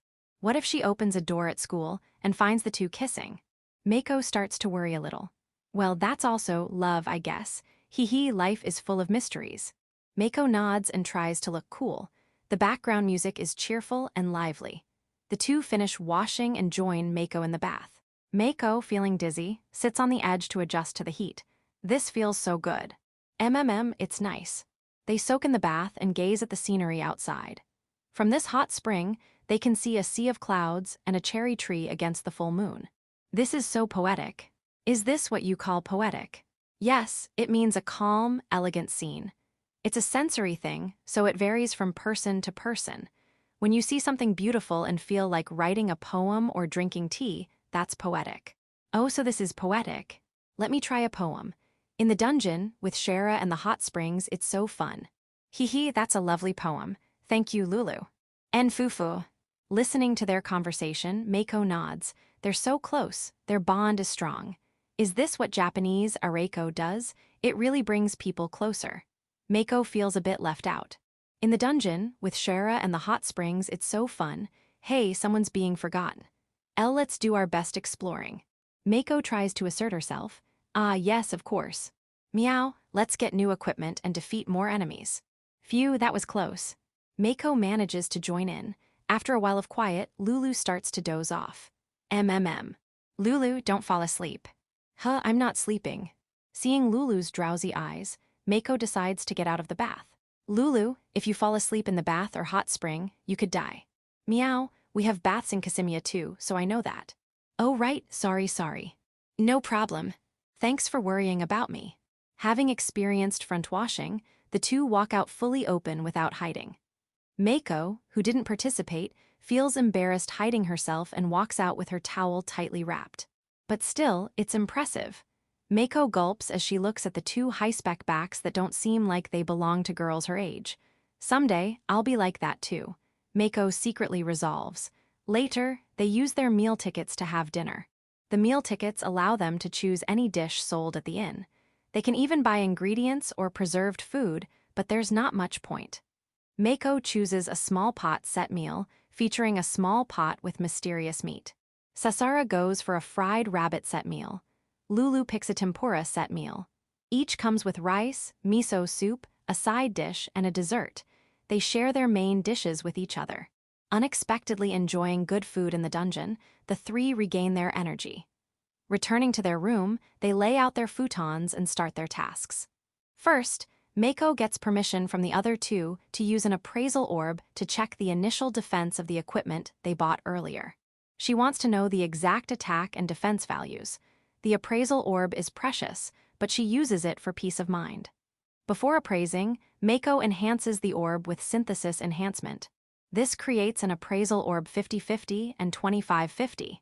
Normally, the orb only appraises for 30 seconds, but Mako hopes this might extend the time. She uses the 50-50 orb first. She starts by appraising the 25-50 orb. Desperately scanning, she discovers that enhancing the orb extends the time from 30 to 45 seconds. A 25-point increase adds 15 seconds. A 5-point increase adds 3 seconds. Satisfied, Mako quickly appraises their equipment. Mako reads out the numbers, and Sasara writes them down in a notebook she prepared earlier. Using two 50-50 orbs, they learn the initial values of all their equipment. Some weapons are already slightly enhanced, but they set that aside. The results show that all their equipment has higher initial defense than the best ground-produced clothing. For example, while a jersey has 12 defense, Mako's hunting attire has 15.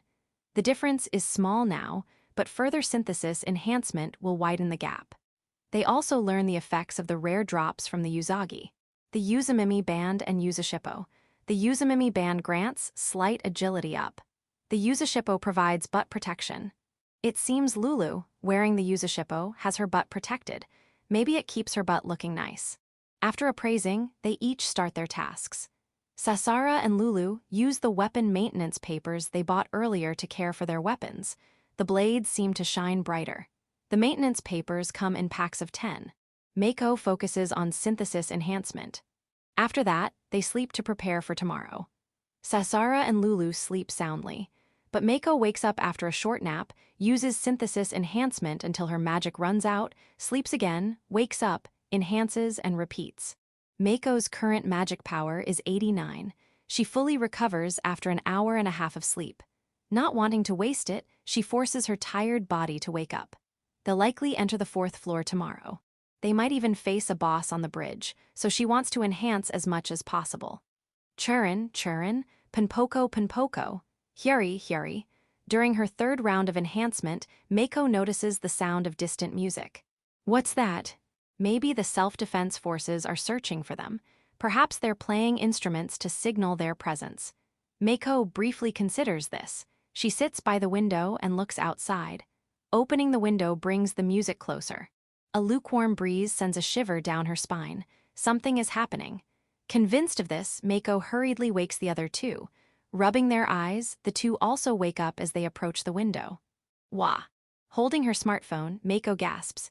About 300 meters away, a long procession is forming on the bridge, but it's not made of people. Oni, Tengu, giant spiders with cow faces, flaming wheeled men, clothed animals, Tsukimagami. It's a Hayaki Yagyo. As Sasara says, it's an army of yokai. That's impossible. Lulu tightly grips Sasara's clothes. Are these monsters generated by the dungeon, or have they manifested from the shadows due to Earthsan's awakening? It's unclear. But the cat spirit's advice to avoid going out at night was correct. There's no way they could win against so many, and even a single one would be too much. Wah! Mako and the others freeze, forgetting to breathe. One of the Tengu stops and stares at them. Then, the Tengu points its staff at Mako. Human child, you said you'd come to defeat us someday. We'll be waiting. Though not shouted, the words reach their ears clearly. The reason lies in Mako's hand. The voice comes from her smartphone speaker. Unnoticed by the three, the screen zooms in on the Tengu, showing its figure prominently. The Tengu's head is then smacked by an Oni. As if to say, don't tease them, but Mako and the others are beyond caring. This is bad, they took it seriously. Mako recalls the line she declared hours ago, facing the darkness beyond the endless torii at the end of their hunt. It was just a playful reenactment of a famous scene from the prologue of The Legend of Mako Hitsuji, where she shed tears of frustration. Honestly, Mako welcomes it. She just needs to get stronger and beat them up. But she's worried about dragging the other two into this. It's good for them to grow stronger in the dungeon, but being targeted by someone is bad. However, ignoring Mako's concerns, the two calmly say, "Hee, this means we need to get even stronger. Meow, it seems impossible now, but we'll beat them up someday." Looking up at their faces, Mako says, Sorry, I might have dragged you two into something stupid. Seeing that coming was impossible. Besides, getting stronger is necessary for the world ahead. That's what you said, right?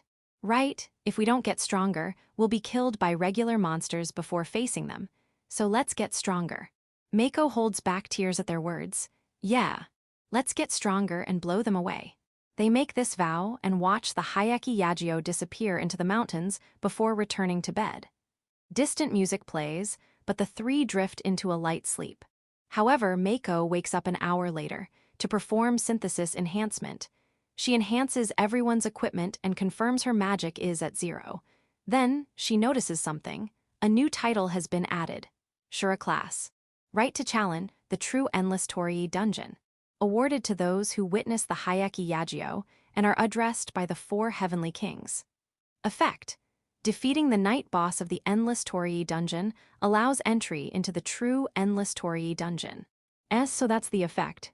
Mako feels a bit relieved. At least, it seems they won't be targeted by yokai outside the dungeon. Another thing to note is the mention of the night boss in the Endless Torii dungeon. The cat spirit's advice to make the right choice and return likely means they should act during the day. Challenge the boss during the day.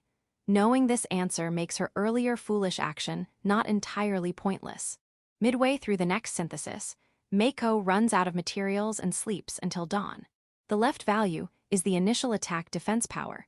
The right value is the post-synthesis value, checked the next day.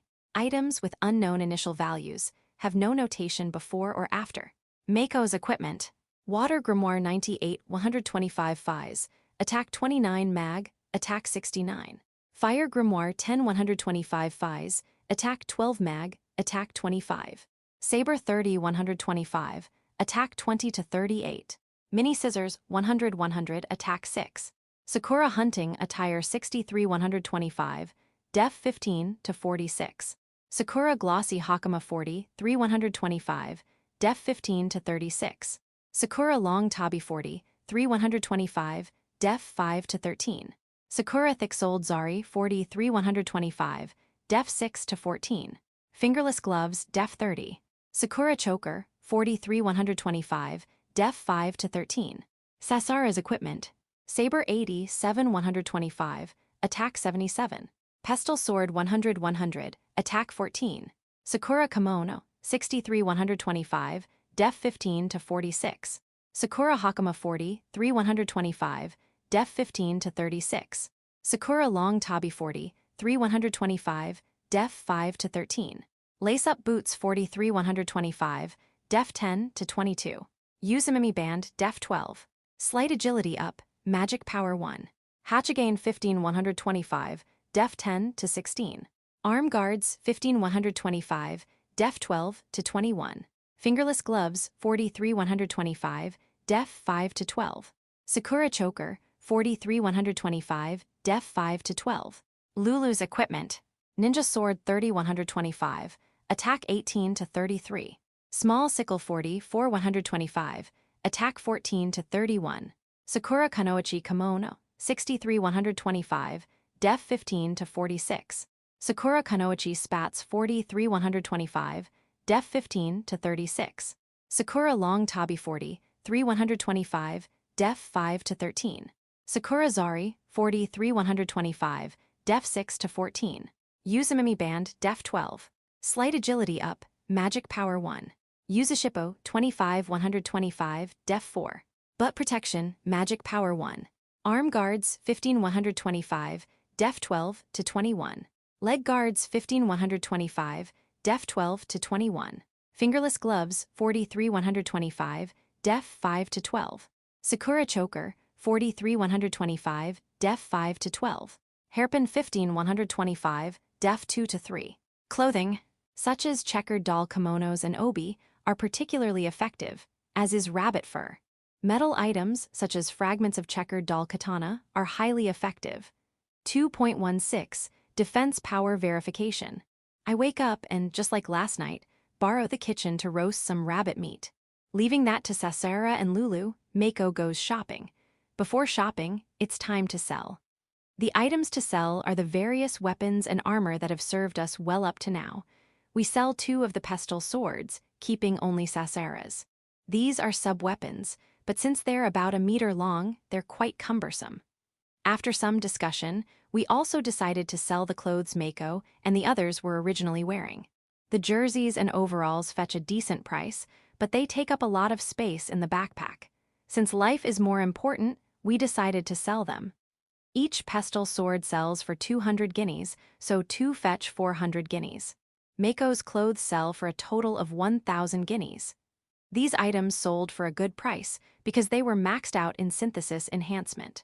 With 1,400 guineas in hand, we buy some antidotes and paralysis cures, a few items that might come in handy, and finally some rice balls and the famous cherry blossom dumplings.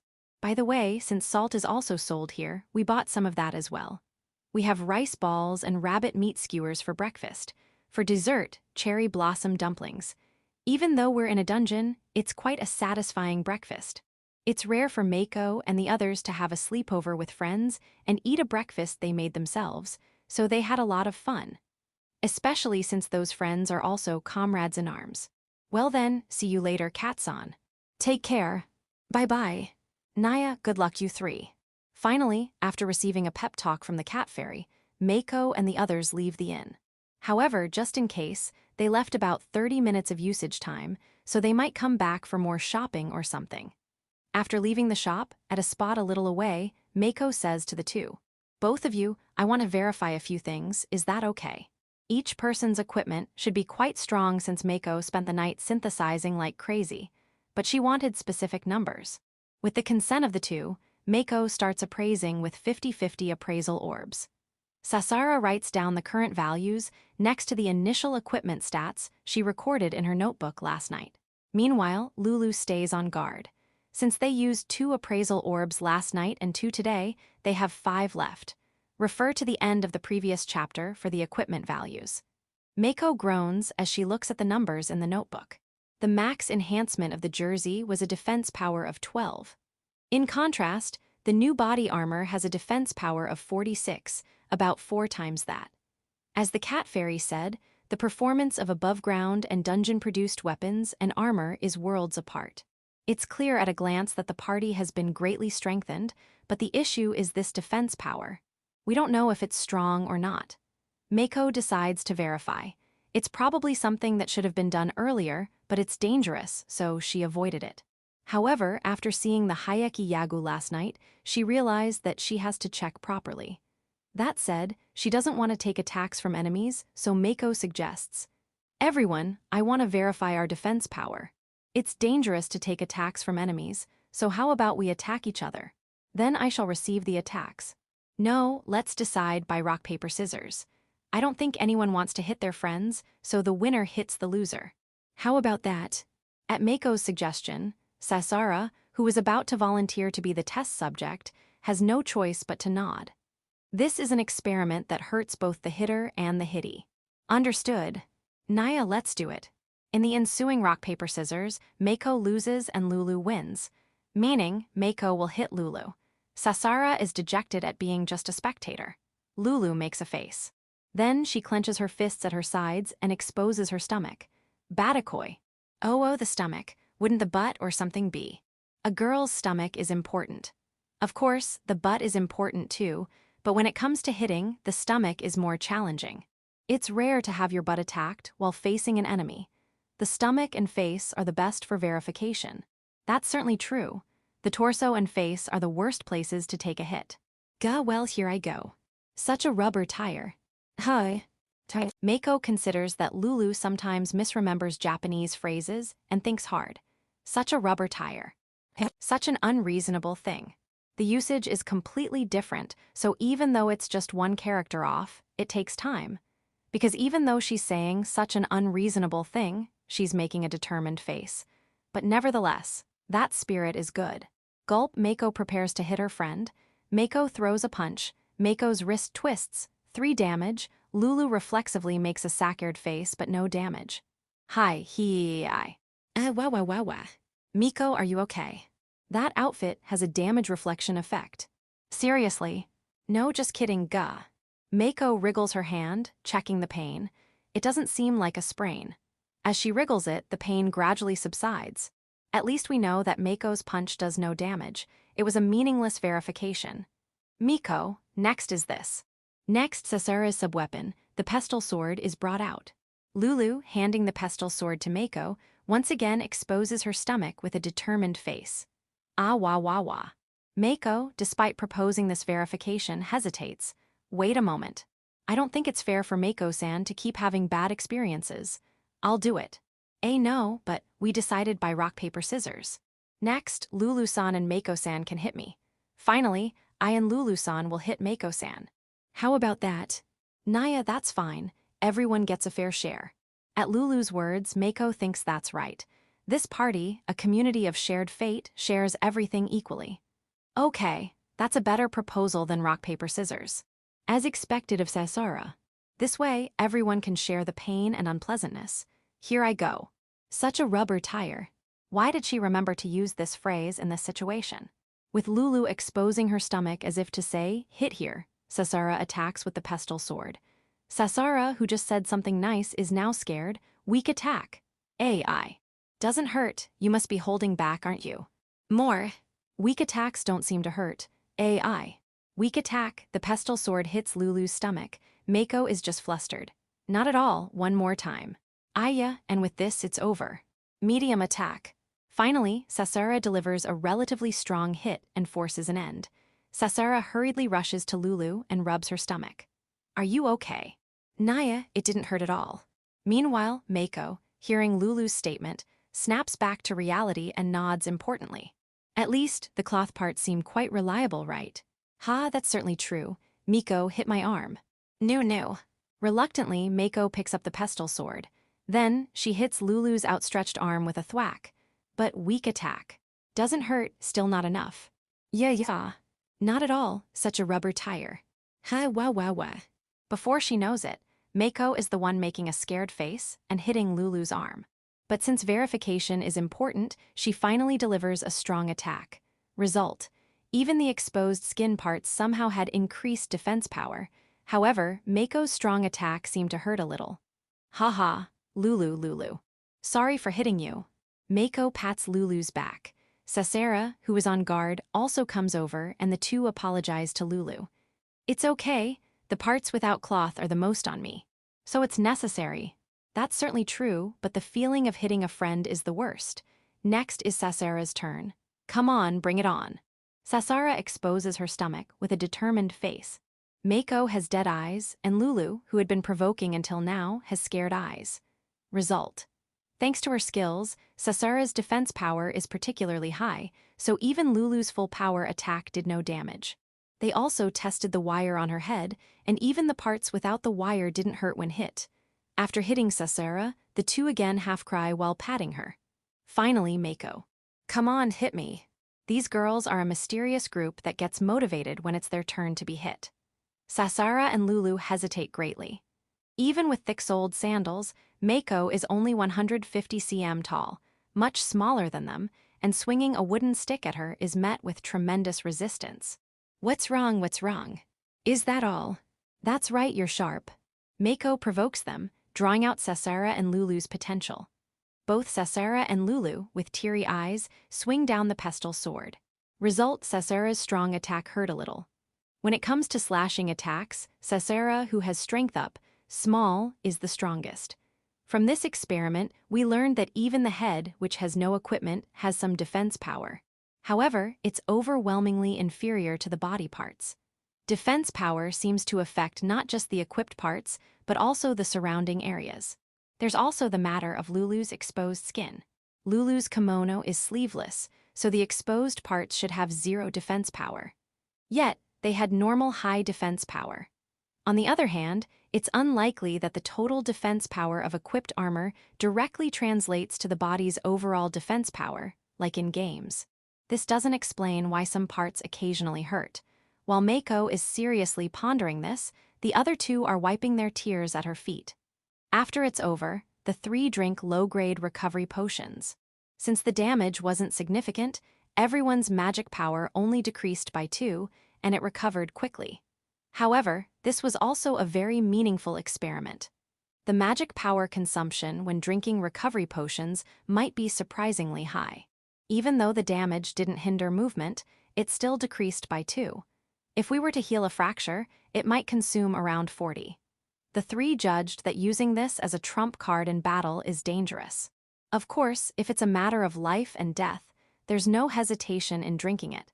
But for someone like Mako, who uses magic frequently, it might be better to wait until the battle is over even if she has a fracture. Leaving aside the recovery potion analysis, let's return to the defense power analysis. With our attacks using the pestle sword, it's almost no damage. Probably, normal weapons would deal damage. That's right, Gyuzu. Naya's Yuzu. Mako, who made the other two cry by having them hit her, continues her analysis. The checkered doll couldn't cut through Sasera's jersey with a suicidal charge. Mako recalls the incident from the day before yesterday. The first checkered doll that appeared, even while falling apart, made a suicidal charge. The checkered doll swung its dana sideways at Sasera's ankle. Sasera's jersey and socks were torn, but Sasera's ankle itself wasn't badly damaged. In other words, since our defense power has quadrupled, I think it's safe to assume their attacks aren't scary anymore. Gyuzo. But we mustn't let our guard down. Sorry, you're right, not all checkered dolls might be the same strength. In elaborate RPGs, the same enemies get stronger as you go deeper. Since the dungeon has game-like elements, it's quite possible that this rule is in effect. Also, we're probably heading to the 4th floor soon. It's quite possible that new enemies will appear. Mako scolds herself for saying something naive. 2.17, entering the 4th floor.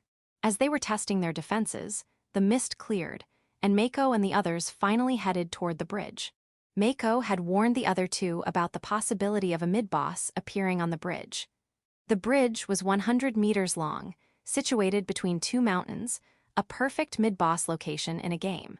They passed under a large torii gate and began crossing the bridge. The boots Sasera wore made a satisfying sound on the wooden bridge. However, to the three of them, it sounded like a melody luring enemies, which was terrifying. Mako shook her head, imagining a giant fish leaping out from the sea of clouds beneath the bridge. However, they managed to cross the bridge without any incident. There was a safe zone nearby, so it was unlikely the bridge itself was the safe zone. Even the cherry blossom square at the top of the first mountain was one of the many strange places in this dungeon. It was the kind of place you'd circle around in a game, expecting something to happen. Mako thought the title they had acquired last night might be a clue.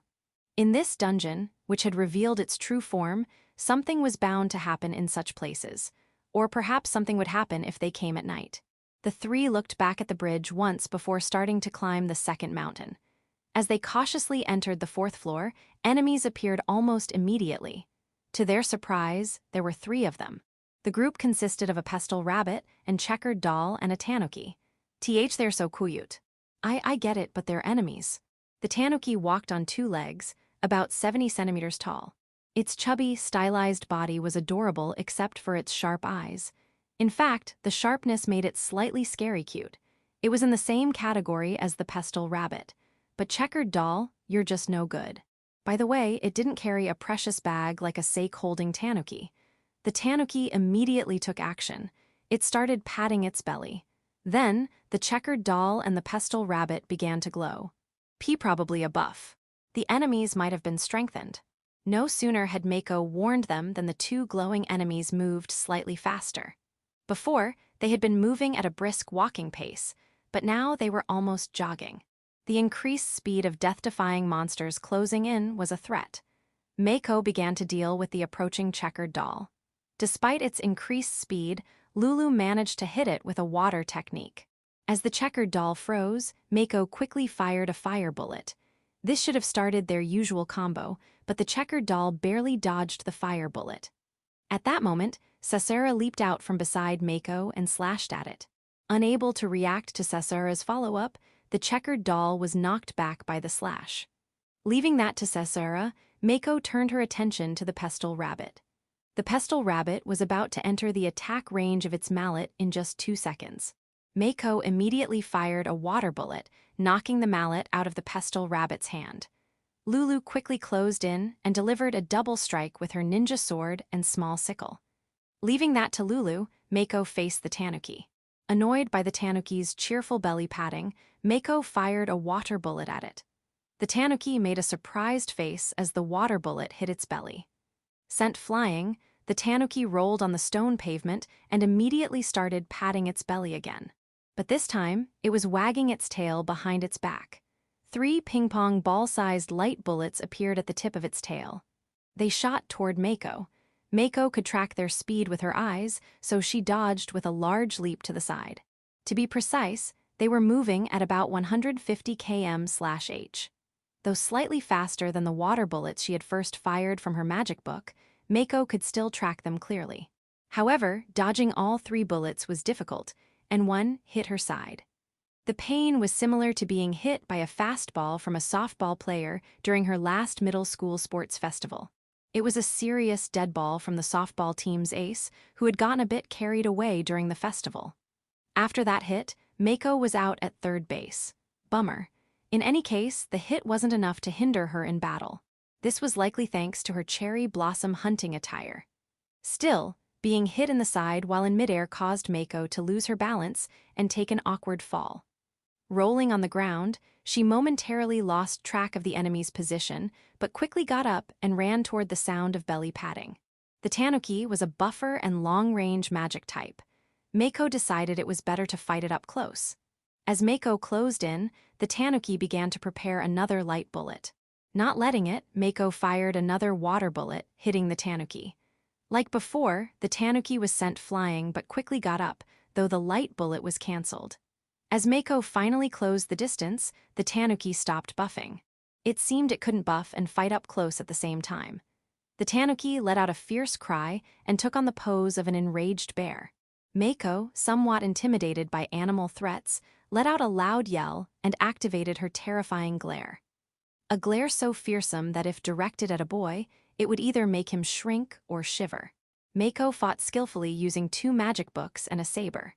Unlike Sasera and Lulu, who had magic-based skills, Mako relied solely on her honed swordsmanship.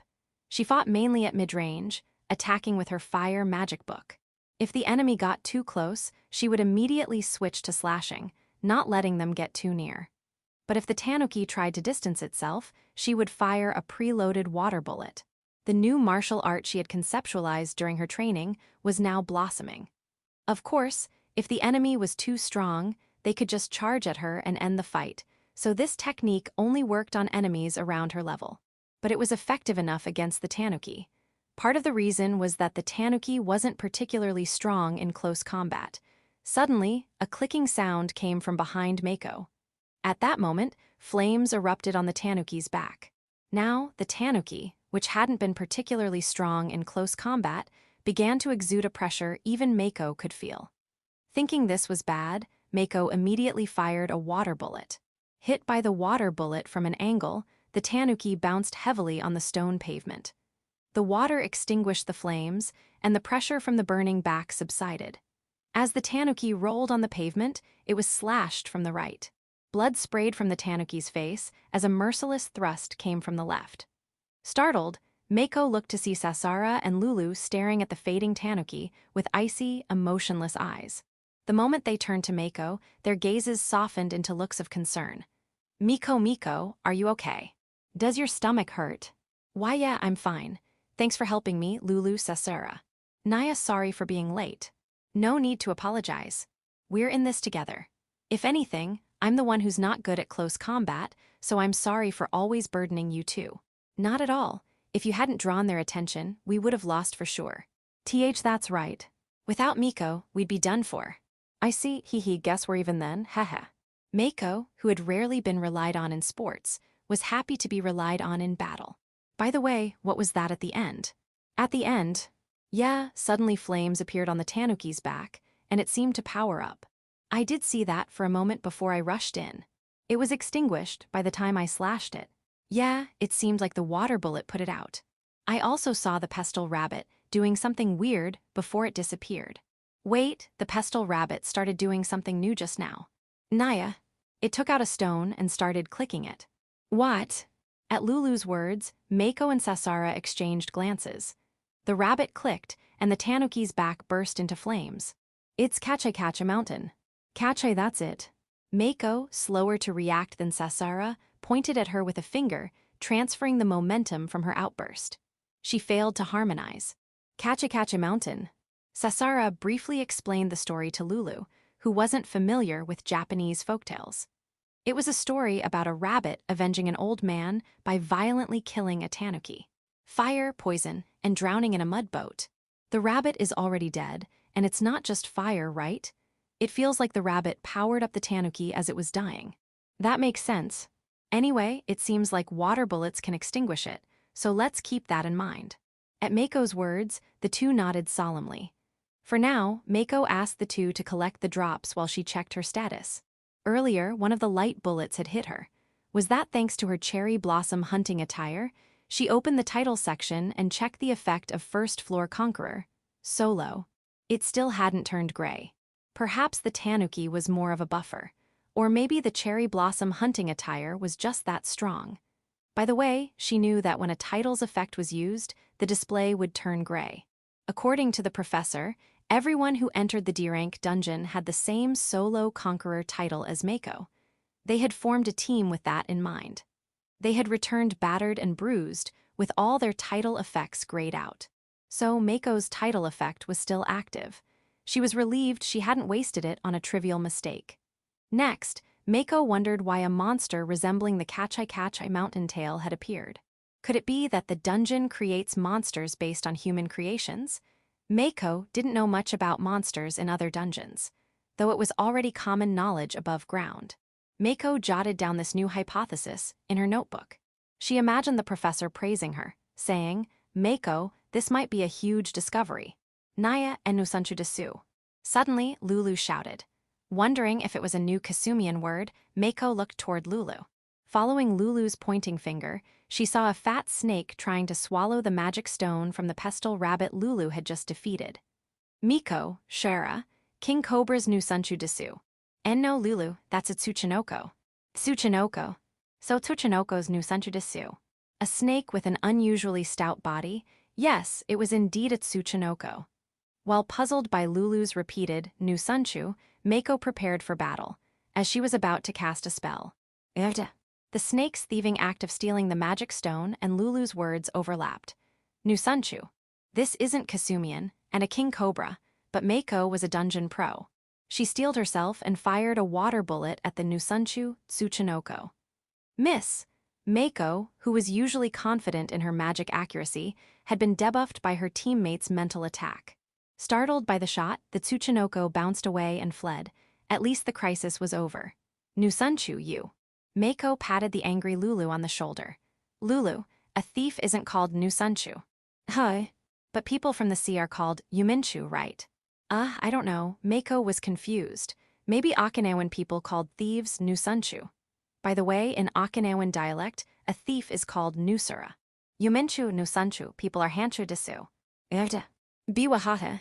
Lulu's confusion made not only Mako, but also Sasara burst out laughing. Mako decided this conversation was going nowhere. This was too funny. No, it was already hilarious. After we get back from the dungeon, I'll teach her some kanji too. Lulu seemed to know a lot, but she had some weird ways of remembering things. Mako made this vow as she felt relieved that the battle was finally over. The tanuki dropped a tanuki pelt. It was slightly larger than the pestle rabbit's pelt. The fur was beautiful, and it might be a rare drop, so she stored it in her backpack for now. The checkered doll dropped a katana fragment, and the pestle rabbit dropped a pelt. Only the pestle rabbit's magic stone had been stolen by the Nusunchu. She stored the magic stones in the magic stone case she had bought yesterday. She had already used it during the latter half of yesterday's hunt, and it was incredibly convenient. Opening the cap and bringing the magic stone close to the case, it slid in smoothly. The side gauge showed how much was stored. While putting them in was easy, taking them out required 5 MP. With that, you could take out as many stones as you wanted. It didn't rattle, and the weight felt no different from the case itself. Truly a magical item. And so, Mako and the others began exploring the 4th floor. 2.18. Cave stay. Even after entering the 4th floor, the basic tasks remain the same. Each person takes on one of 3 roles, mainly vigilance, mapping, or photography, with the mapping and photography team members also maintaining some level of vigilance as they proceed. When enemies appear, they immediately drop their backpacks and enter combat mode. After finishing several battles, it appeared before Mako and the others. A cave. It was a cave that seemed like a natural formation altered by human hands. From the outside, it appeared to have stone pavement laid inside, and lanterns were also standing. The width was about 3 meters, similar to the torii path they had been walking on. The height was also about the same, so it didn't seem too cramped for combat. However, being a cave, the width wasn't necessarily consistent. We're going in here, Sasara said, slightly nervous. Lulu and Mako were also hesitant. Unfortunately, the path up to this point, about 15 minutes from the bridge, had been a straight road.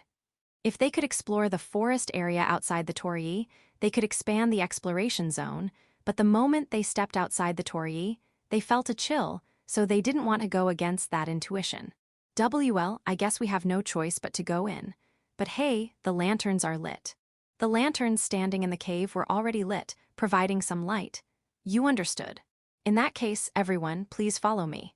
Sasara placed her hand on her chest and made the offer, but her legs were trembling. Sasara was beginning to feel a sense of pride as a trainee knight, believing it was her duty to protect everyone.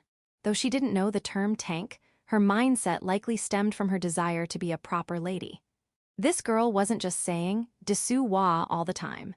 That's why she declared she would go in first, though she looked like she might cry. Mako and Lulu didn't argue and followed behind Sasara. Maybe this place is an exception, and night enemies might appear here. If a strong enemy shows up, we'll run away immediately. Since sunlight didn't reach the cave, Mako made that assumption. After entering the cave and advancing about 10 meters, the path gradually curved, and the outside light disappeared. The formation was a triangle with Sasara at the front and the other 2 behind her. Also known as the one at the back is the scariest, so no thanks.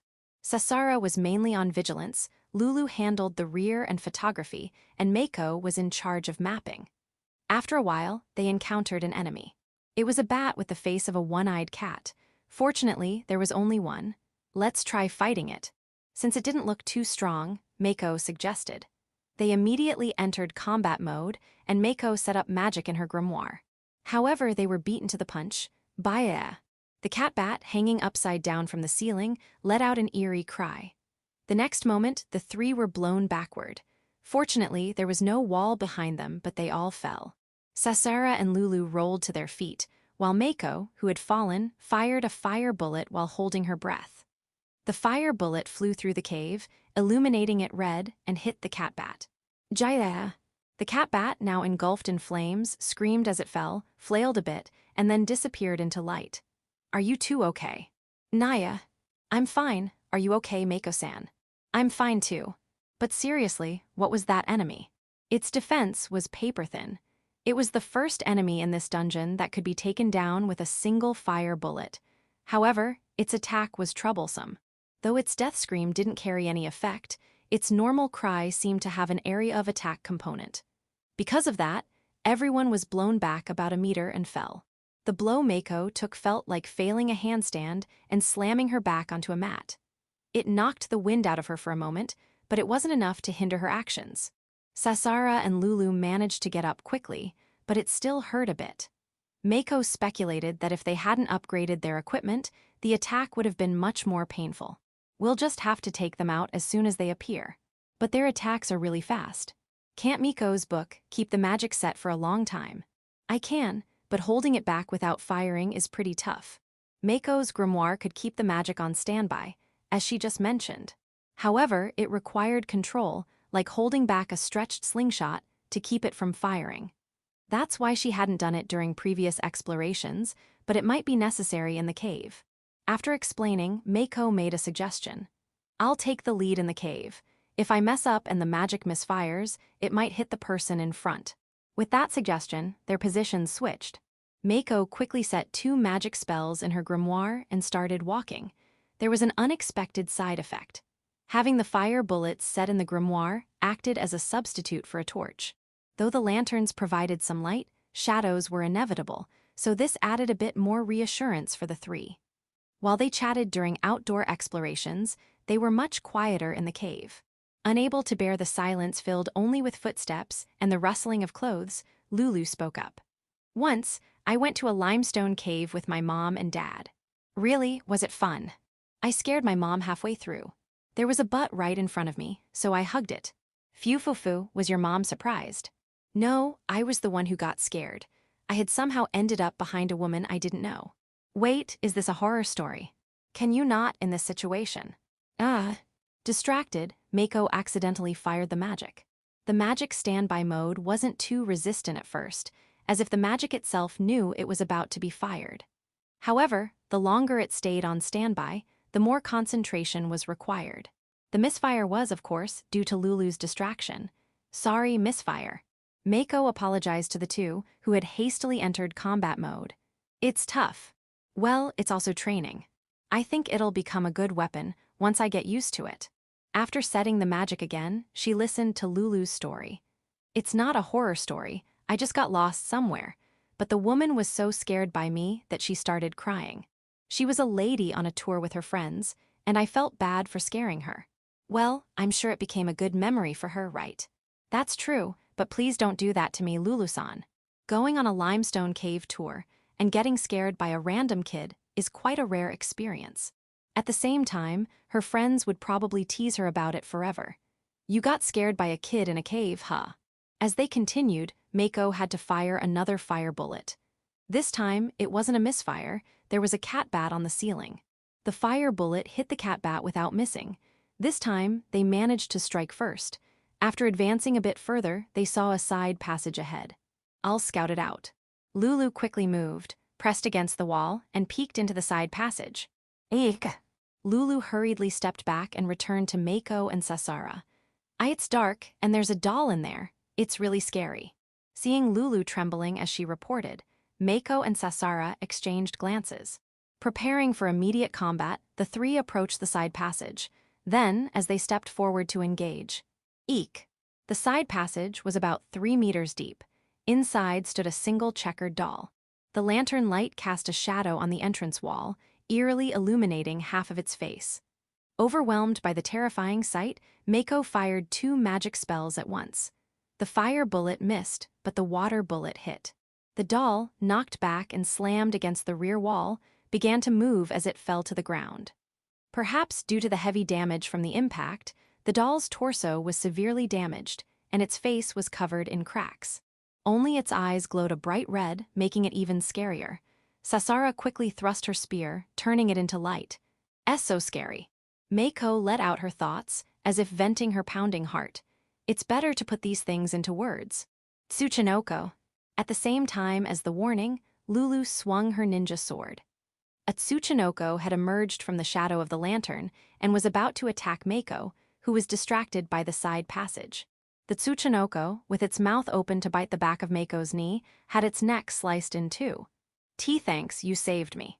Naya, this cave is really nasty, wa. Sasara's words made the other two nod in agreement.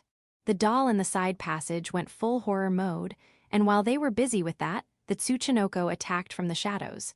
It was truly malicious. Still, I didn't know Tsuchinoko could attack like this. Such a dirty thief, Mako muttered in her mind, almost bursting into laughter. The cave was a straight path, and after a while they emerged outside. The enemies they encountered in the cave were the cat bat, the checkered doll, and the Tsuchinoko. There were no groups of 3, only up to 2. Mako shot down the cat bats as soon as she spotted them, Sasura handled the dolls, and Lulu often discovered the Tsuchinoko. The cat bats dropped wing membranes and cat fangs. The wing membranes were highly compatible with boots and fingerless gloves, so they synthesized them immediately. The cat fangs, though small, were fairly compatible with metal weapons. The Tsuchinoko dropped a fine snake skin. This was also highly compatible with boots and fingerless gloves. Overall, the cave stage was scary because of the checkered doll. Its face, illuminated by the lantern light, was just terrifying. The second mountain was designed to alternate between mountain paths and caves, starting with this cave. Both areas occasionally had branching paths, and without mapping, they would have surely gotten lost. While the cave was eerie, the mountain paths were still beautiful. The spring sunlight made the natural scenery dazzling, and the occasional cherry blossoms scattered their petals.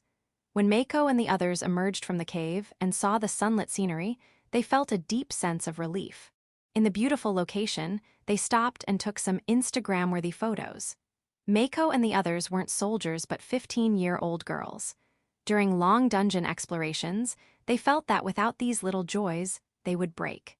In fact, taking photos in such beautiful scenery helped the 3 maintain high motivation even on the 3rd day of dungeon exploration. The red torii continued, and beneath them, Mako and the others engaged in deadly battles with monsters.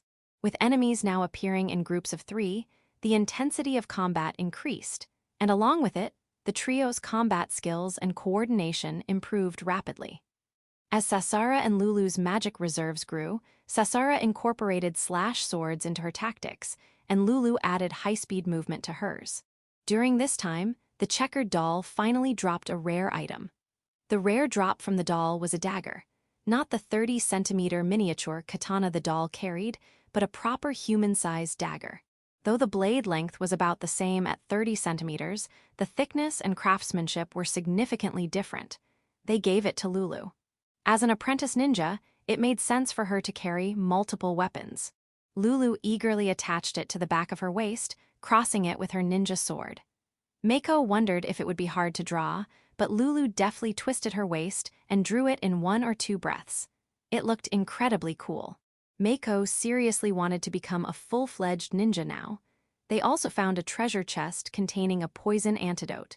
They had already bought some at the cat shop, but having more wasn't a bad thing. Does the Tsuchinoko have poison? Given that this item came from a treasure chest, Lulu's guess might be correct. Fortunately, they hadn't been bitten by a Tsuchinoko yet, but they all agreed it was best to keep that possibility in mind. 2.19, the 5th floor and the 3rd night. And so, around the time it passed 12 o'clock, they broke into the 5th floor. The reason they judged this was because a group of 4 enemies appeared. 4 enemies? Nin. Indeed. Suppressing the feeling of panic that the span from the 4th to the 5th floor was short, Mako immediately entered combat mode. The formation was Doll A, Doll B, the Pestle Rabbit, and the Tanuki. Immediately, the Tanuki began casting buffs. Lulu startled Doll A with her water arts, and Sasura knocked it back with her slash sword, then began engaging Doll A. Mako fired a fire bullet to knock the pestle out of the Pestle Rabbit's hand, and at that moment, Lulu engaged the Pestle Rabbit with high-speed movement. Lulu hooked the blade of her small sickle under the Pestle Rabbit's jaw and lifted it into the air. Then, in that instant, splashed water on Doll B with her water arts to startle it.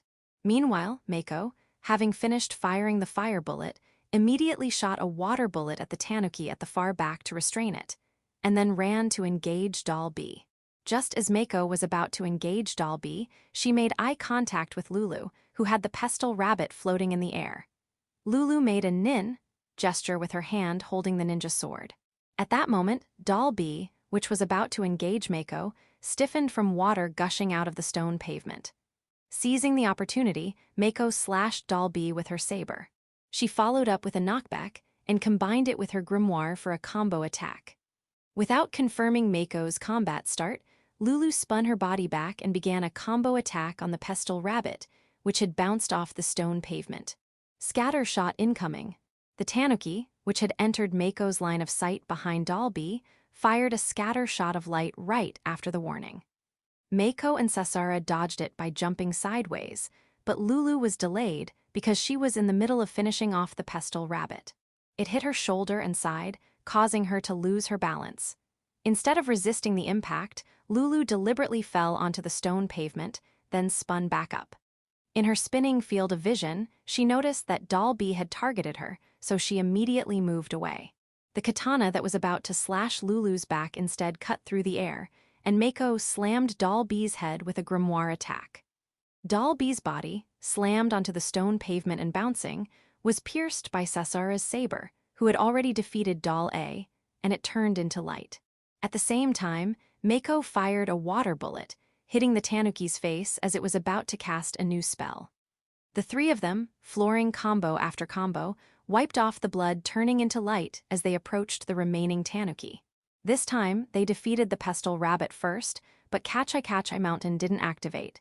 That was because Lulu had defeated it skillfully. Kachai Mountain can usually be cancelled. Also, Mako and the others had discovered that the tanuki had another trait. If you hit it with a fire bullet, Kachai Mountain would forcibly start. The enhancement rate of Kachai Mountain is high, and its speed increases to that of a normal dog, so in battles where they noticed this, it would have been dangerous if the water bullet hadn't been reloaded. Incidentally, Kachai Mountain was also designed to drain the tanuki's life at a terrifying speed. They defeated the tanuki, which isn't strong without its allies, with the three of them. By this point, Mako, Sasara, and Lulu had all been hit multiple times by the tanuki's light bullets, so there was no mercy. Well, they had already defeated the pestle rabbit multiple times, so there was no reason to spare the tanuki. Lulu, are you okay? Naya, it's like getting hit by a basketball from behind. The difference in pain levels among people is due to differences in defense. When hit by a light bullet, Mako and Lulu felt about the same, while Sasara felt like her shoulder had been bumped. Do you need a low-grade healing potion? No, I don't need it. They had bought 2 sets of low-grade healing potions. Each set contains 4 pills, so 8 in total. They had already used 3 pills in the brawl this morning, leaving 5. Since the low-grade healing potion can heal wounds down to the bone and minor internal damage, Lulu seemed to think she didn't need it for something like this. Don't push yourself too hard. Naya, if I push myself, it'll cause trouble. Yeah, that's right, exactly. Many Japanese people have a tendency to endure hardships, but that isn't always a virtue. Having lived abroad, Lulu understood the inefficiency of enduring more than anyone else here. The fact that a group of 4 had appeared meant there was a safe zone around here. The previous 2 safe zones were also near areas where the difficulty changed, so the 3 of them searched the area. Then, they found a safe zone beyond a cave a little ways back. This time, it was also a Japanese-style resting area with enough space inside for several parties to rest. The safe zone's specifications were the same. However, beyond the wooden fence in the garden was a cliff with a dense forest below. It was a pretty scary location, so they decided not to go near it. After checking the safe zone's specifications just in case, the 3 of them rested a bit before heading out to explore again. They considered exploring the path they came from again, but this time they decided to do a preliminary exploration of the 5th floor. This was because the group of 4 enemies, which outnumbered them, had been unexpectedly tough. This exploration was also part of their training. With a group of 4, it became harder to completely dodge enemy attacks, and they started getting hit multiple times. However, the defense stat seemed to be more effective than they thought, as even if Mako and the others were slashed in the stomach by the dolls, they didn't take much damage. That said, if Mako or Lulu were slashed in the face, it might be a different story, so they made sure to never get hit in the face or neck. So many enemies. Phew, really. It's not that we can't defeat them, but it's tiring. The tanuki is so mean. Right, totally. After defeating a group of 2 dolls and 2 tanuki, Mako and the others were breathing heavily. Sasara wiped her sweat with her sleeve and used the weapon maintenance paper they bought at the shop to care for her saber. This was also a consumable, but it would be foolish to skimp and let the sharpness drop, so they used it as needed. As mentioned, the tanuki was troublesome. Up against 3, it wasn't so bad, but when outnumbered by a group of 4, it became a very troublesome enemy. It cast buffs on its allies and fired scatter shots of light from the back, disrupting Mako and the others' coordination. The scatter shots of light were especially annoying. While the damage was low, getting hit would knock them off balance. While fighting enemies, they would get hit during those moments. The buffs the tanuki spread seemed to increase speed and durability, but fortunately, there didn't seem to be a big change in attack power. The buff increased movement speed by about double, so if it had also increased attack power, it would have been really bad. They wanted to take out the tanuki first, but the layout of the infinite Torii dungeon's corridors made it difficult. It was hard to get past the 3-meter-wide corridor with 3 monsters to reach the tanuki. Lulu's high-speed movement might have made it possible, but if she got isolated and targeted, it would be really dangerous. Plus, all the combos starting with Lulu's water arts would become impossible. So, they had to thin out the front line while dealing with the tanuki. The encounter rate in the 5th floor was slightly lower compared to the 1st and 2nd floors, but the combat density was too high. The remaining magic power, which they hadn't been too worried about, became a concern again. Ahead was the 6th floor, and Mako was really worried that the enemies might increase to 5. Additionally, there was one more thing she was worried about. It was about everyone's clothes. They had been hit multiple times by the doll's slashes and the tanuki's light bullets. Yet their clothes weren't torn. The light bullets were understandable, but it was strange that nothing happened after being slashed by the dolls. In fact, Sasara's jersey had been torn to shreds by the dolls. If this state continued indefinitely, it would be fine, but if there was something like durability that decreased with each hit. However, they couldn't verify this during this exploration. All Mako could do was warn the other 2 to keep an eye out for any small changes in their armor. The cave had also leveled up, and groups of 3 started appearing. That said, groups of 3 weren't too difficult for the 3 of them, so the cave became a more relaxing space compared to before. After filling out the map to some extent, Mako and the others returned to the safe zone area. It was still only around 4 p.m., so they had time, but fighting groups of 4 had left them a bit tired. In front of the safe zone entrance, each of them trained. Sasara and Lulu practiced sword fighting with wooden sticks they found nearby and fought imaginary enemies, while Mako used her remaining magic power for synthesis enhancement. Since enemies also moved around, battles still happened frequently, but the encounter rate was slightly lower if they didn't move. During the re-exploration after finding the safe zone, a second dagger dropped from a doll. Additionally, a tanuki ear dropped from the tanuki. Apparently, this was the tanuki's rare drop. The dagger became Sasara's sub-weapon. Mako equipped the tanuki ear. Her magic power decreased by 1 point, but the effect was unknown. It seemed like something related to magic power had changed. They also got another rabbit tail. This was equipped by Sasara. As the sun began to set, Mako and the others entered the safe zone. Immediately, each of them started their tasks. Mako used synthesis enhancement until her magic power ran out, while Sasara and Lulu cooked by the hearth. Though cooking just meant grilling rabbit meat. By the way, the tanuki and Tsuchinoko also dropped meat, but they decided not to use it. The tanuki was one thing, but the Tsuchinoko might be poisonous, and they had plenty of rabbit meat, so they didn't want to take the risk. They could have used an appraisal orb to check, but they didn't want to use it. By the time the synthesis was done, the meat was also grilled, and the 3 of them had rice balls they bought earlier as their main dish for dinner. After that, they wet towels in the water jug inside the lodging and wiped their bodies. Each other's, raise your arms. Ah, not the armpits. No, I'll do it. Such enthusiasm, but you can wipe your armpits and front yourself. HMPH, really no. Too embarrassing. Perhaps because they enjoyed washing each other yesterday, Lulu started taking charge of body wiping. She diligently wiped Mako's body and took care of her. Mako let her wipe her back but firmly refused the front. It was too embarrassing. That said, having someone wipe her back and neck felt nice. This was Mako's first time experiencing something like this at 15 years old. When it was Sasara's turn, Mako gazed at the moon by the window. Perhaps because they had washed each other yesterday, Sasara got the full treatment. She held her head up high like a princess, but her face was bright red. Finally, Sasara returned the favor to Lulu. Lulu seemed to enjoy even that, smiling happily. Mako, a refined person enjoying the moon. However, in her mind, the upbeat opening theme of a Yuri anime was playing. While it was still early evening on the surface, the three of them went to bed as soon as they finished their tasks. They stuffed the rolled-up tanuki fur into their backpacks to use as makeshift pillows. The floor was just bare, but they couldn't afford to be picky. With Lulu in the middle, they slept in a line. Just like last night, Mako got up after a while and started synthesis enhancement. Magic power doesn't over-recover, so if it fully recovers, it's a waste not to use it.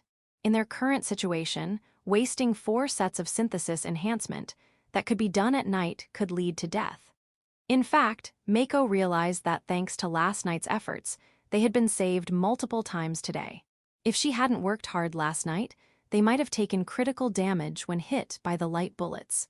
Maybe they would have been wiped out by the cat bats area attack. Thank you, Mako. While doing the second set of synthesis, Sasara quietly thanked her. Sorry, did I wake you? After all, she was synthesizing the kimonos and hakama they were currently wearing. The synthesis emitted a bit of light, and even though she was being quiet, sensitive people might wake up. No, if I close my eyes, I can fall back asleep quickly. Please don't push yourself too hard, Mako.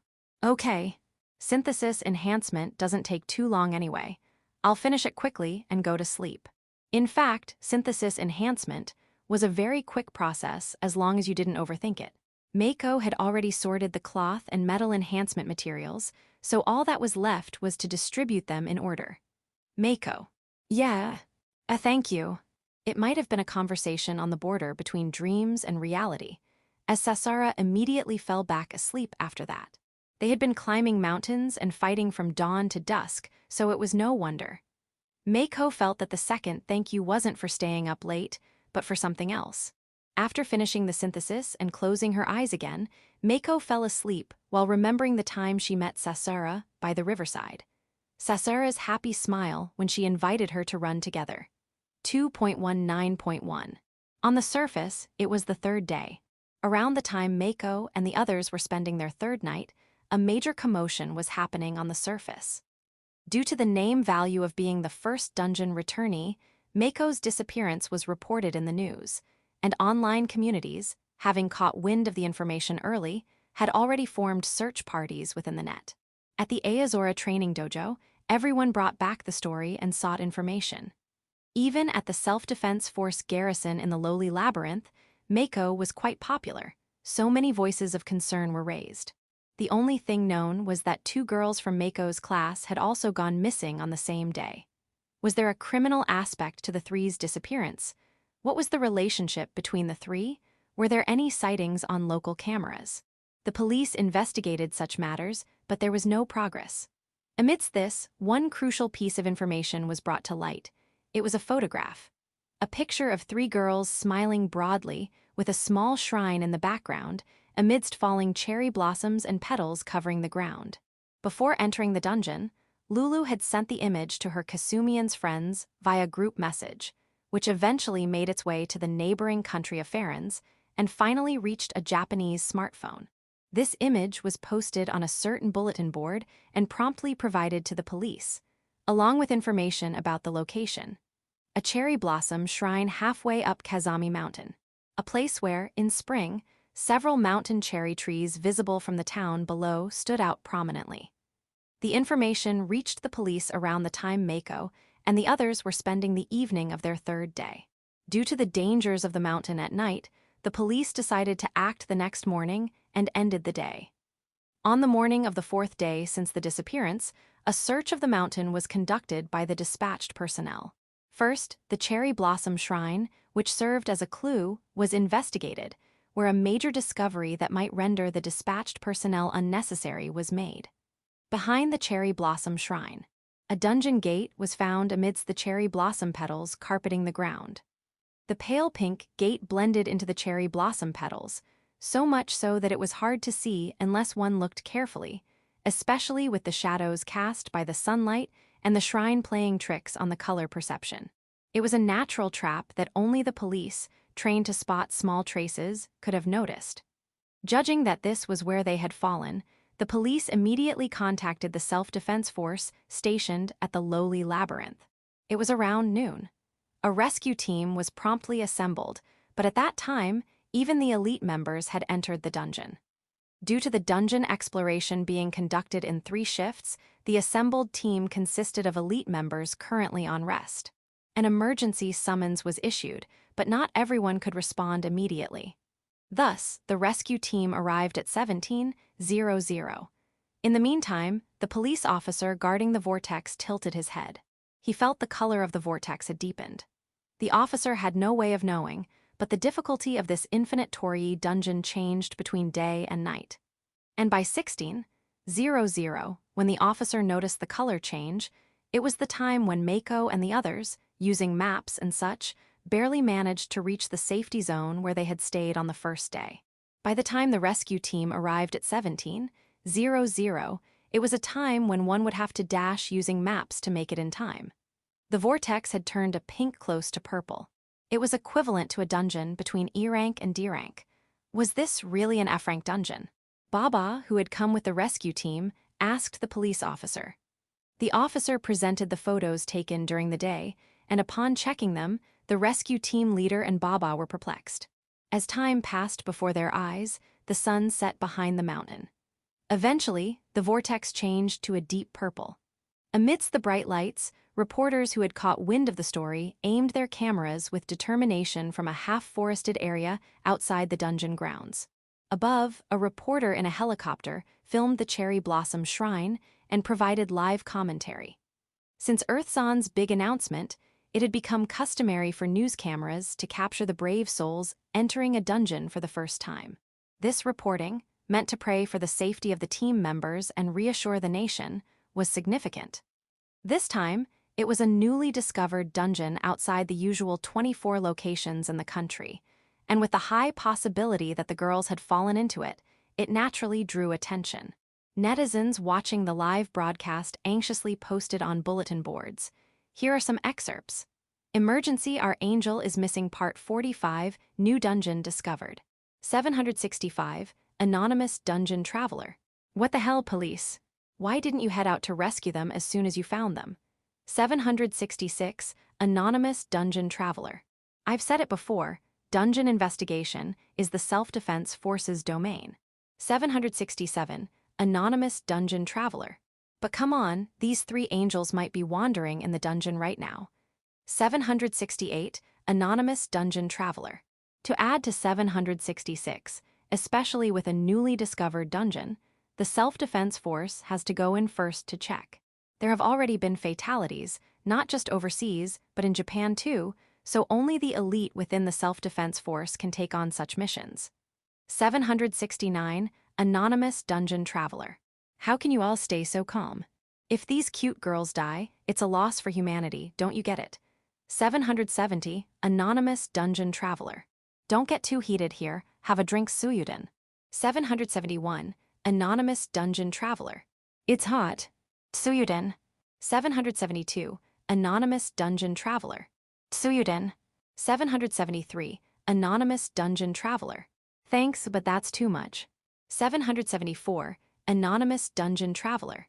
And besides, our Mako-chan is in there. Look at how calm they are. 775, anonymous dungeon traveler. Who are they?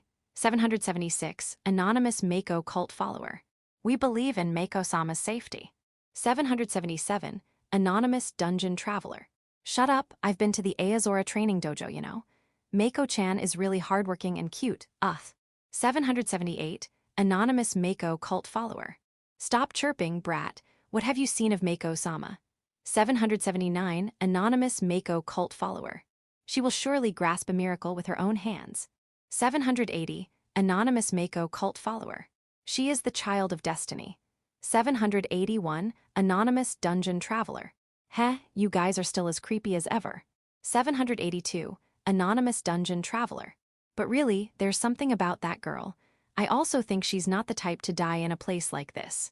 783, anonymous Mako cult follower. To 782, I'll allow you to join the faith. 784, anonymous dungeon traveler. Oh, the self-defense force is moving. Are they going in now? 785, anonymous dungeon traveler. Finally, come on, do your best. 786, anonymous dungeon traveler. Damn, if only I had leveled up in the dungeon, I could have gathered volunteers and gone in too.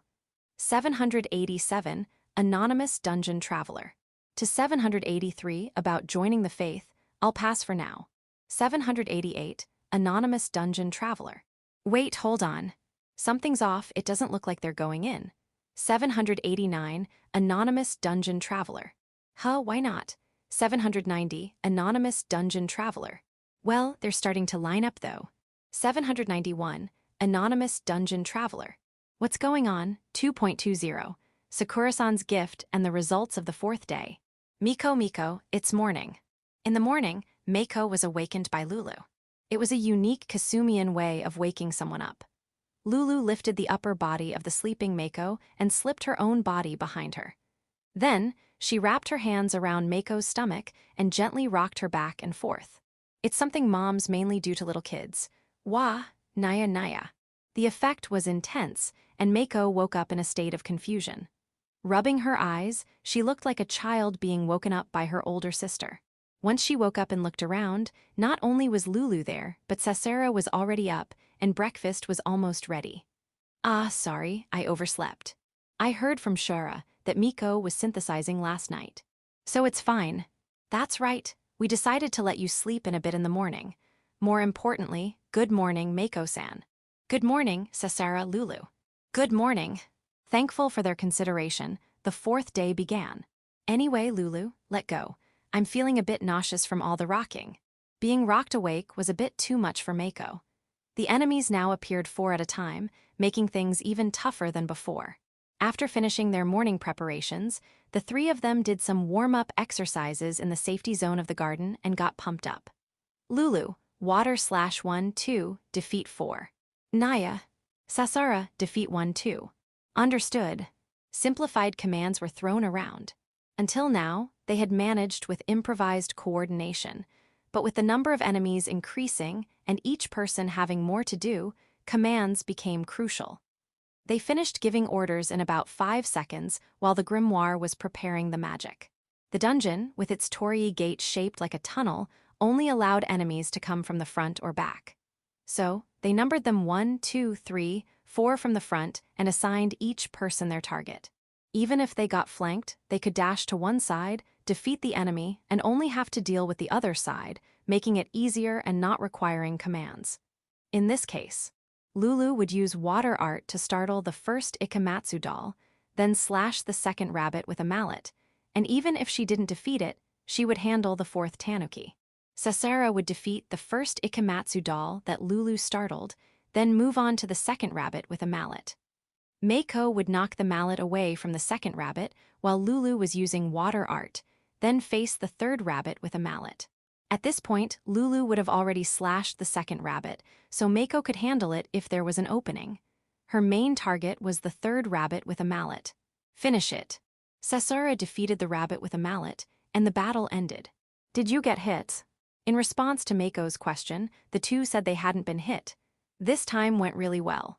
If we can get Lulu to handle the tanuki, it'll be more stable. Naya, tanuki are weak in close combat, so we can take them out quickly. Since the 2 of you handle the other enemies, I can focus on defeating them. They exchanged opinions like this.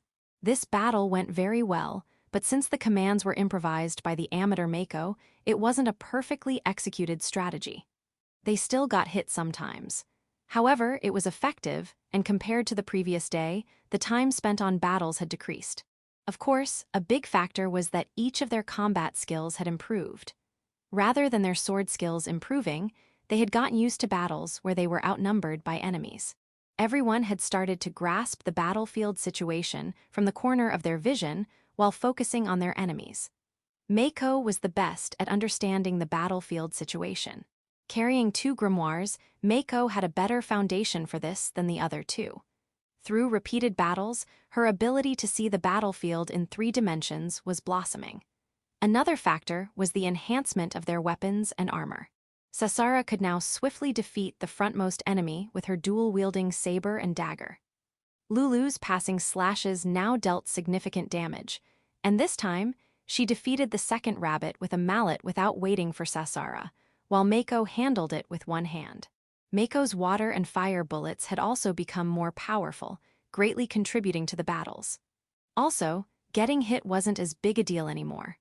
Of course, getting hit in the face by an Ikematsu doll or an rabbit with a mallet was still dangerous, but getting hit in armored areas 2 or 3 times no longer significantly hindered their combat. Overall, the 3 had become significantly stronger. As a result, the time spent per battle decreased and fatigue was reduced. Mako and the others steadily climbed the mountain. Sometimes they entered caves, sometimes crossed small bridges over streams. Since it didn't feel as tough as yesterday, the beautiful scenery made for great photos. By the way, based on her experience from the last dungeon trip, Mako had bought a mobile battery. Lulu, having had a smartphone for a long time, already carried one. Sasara didn't have one, but since all 3 had the same smartphone, they shared the mobile battery. "I'll buy a mobile battery too," Sasara said. It seemed she was already considering entering the dungeon again. The 3 finally reached the mountaintop. As expected, a giant cherry tree stood at the summit, and Mako and the others took photos. Then, like the day before yesterday, they joined their hands and began to pray. May Miko and Shara be friends forever. With her hands together in front of the cherry tree, Lulu innocently made her wish. Oh, then may I be friends with Lulu and Sasara forever too. Fufufu. In that case, may I be friends with Mako-san and Lulu-san forever too. The other 2 joined in and made their wishes. Then a treasure chest appeared. This is it. Among the 3, there was one who had been looking forward to this. Immediately, that one opened the lid, and inside was a single piece of parchment. They looked at the writing on the surface but couldn't read it at all. Since they had obtained a new item, they decided to hold an appraisal session here. This would likely be the last appraisal in this dungeon. After all, it was clear that they were approaching the final stages. From the summit of the second mountain, a staircase led straight down to the base. It was located exactly opposite the starting point of the dungeon. The staircase descended just above the sea of clouds and turned into a flat path, leading to a wide area about the size of a school sports field.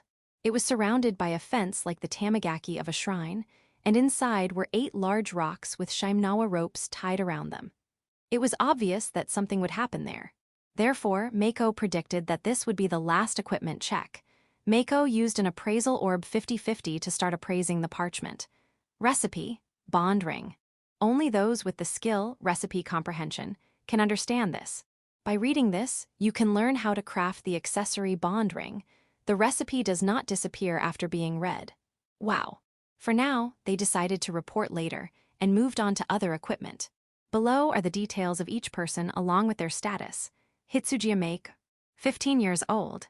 Job, apprentice grimoire user. Level, 13. Karma, plus 1640. Magic power, 78 of 4. Skill, synthesis enhancement. Job skill, grimoire release. Grimoire equipment slot, plus 1. Grimoire equip, small magic attack. Grimoire operation correction, small. Grimoire creation, beginner. Grimoire user's knowledge. Title, the one who congratulated Earth-san, first floor solo clearer. Challenger of the true infinite Torii dungeon. Asura level. Equipment, attack defense values are previous to current. Water grimoire, 125-125. Physical attack, 35 magic attack 82. Fire grimoire 73, 125 physical attack, 24 magic attack 56. Saber 55, 125 attack 38 to 53. Mini scissors 100-100 attack 6.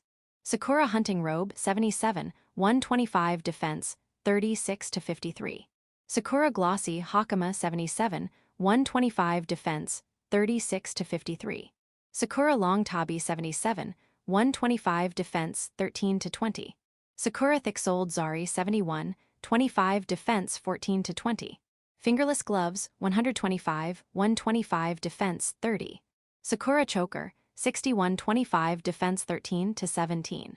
Tanuki ears, 25, 125 defense. To 4. Buff effect up, very small magic power, 1. Sasagasa Sasura. 15 years old. Job, apprentice knight. Karma, plus 1792. Level, 12. Magic power, 1430. Skill, armor performance up. Small. Job skill, knight techniques. Sword principles. Strength up, small. Auto recovery, tiny. Knight's physique. Title, the one who congratulated Earth-san. Equipment, saber 125, 125, attack 77 to 95. Dagger 30, 125, attack question mark to 28. Mallet sword 100, 100, attack 14. Sakura kimono 80, 125 defense, 46 to 55. Sakura hakama 77, 125 defense, 36 to 53. Sakura long tabi 77, 125 defense, 13 to 20. Laced boots 125, 125, defense, 22 to 48. Rabbit ears band, 125, 125 defense, 12. Very small agility up, magic power, 1. Rabbit tail 25, 125 defense, 4. Butt protection magic power, 1.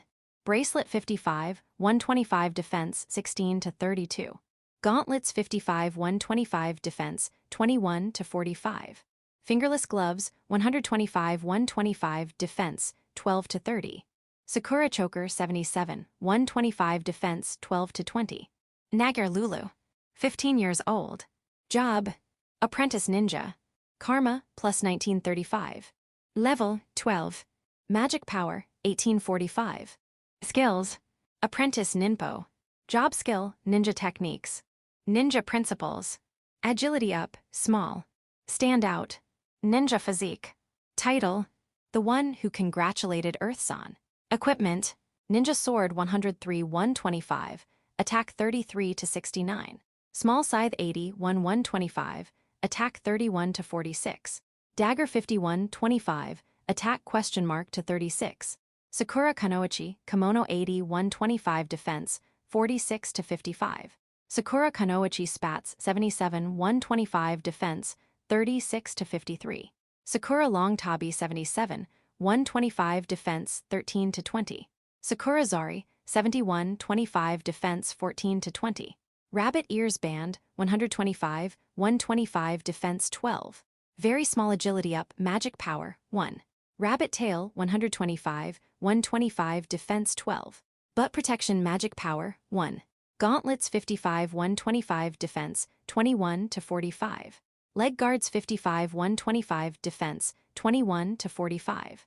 Fingerless gloves 125, 125 defense, 12 to 30. Sakura choker 77, 125 defense, 12 to 20. Hairpin 15, 125 defense, 3. As usual, Sasara was in charge of the final entries, and Mako read them out. The fingerless gloves and Sasara's boots had reached their limit because they had obtained a lot of Tsuchinoko skin and cat bat wings, which had high affinity with leather products. Clothing items also had high affinity with tanuki and rabbit fur, ikematsu kimonos, and obi belts. Tanuki fur gave the most experience points.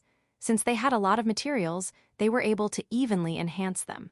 On the other hand, for weapons and armor made of metal, the only high-affinity material was the fragments of ikematsu doll katana, so there was variation in the enhancements. The cat-bat fangs were somewhat high, which was a saving grace.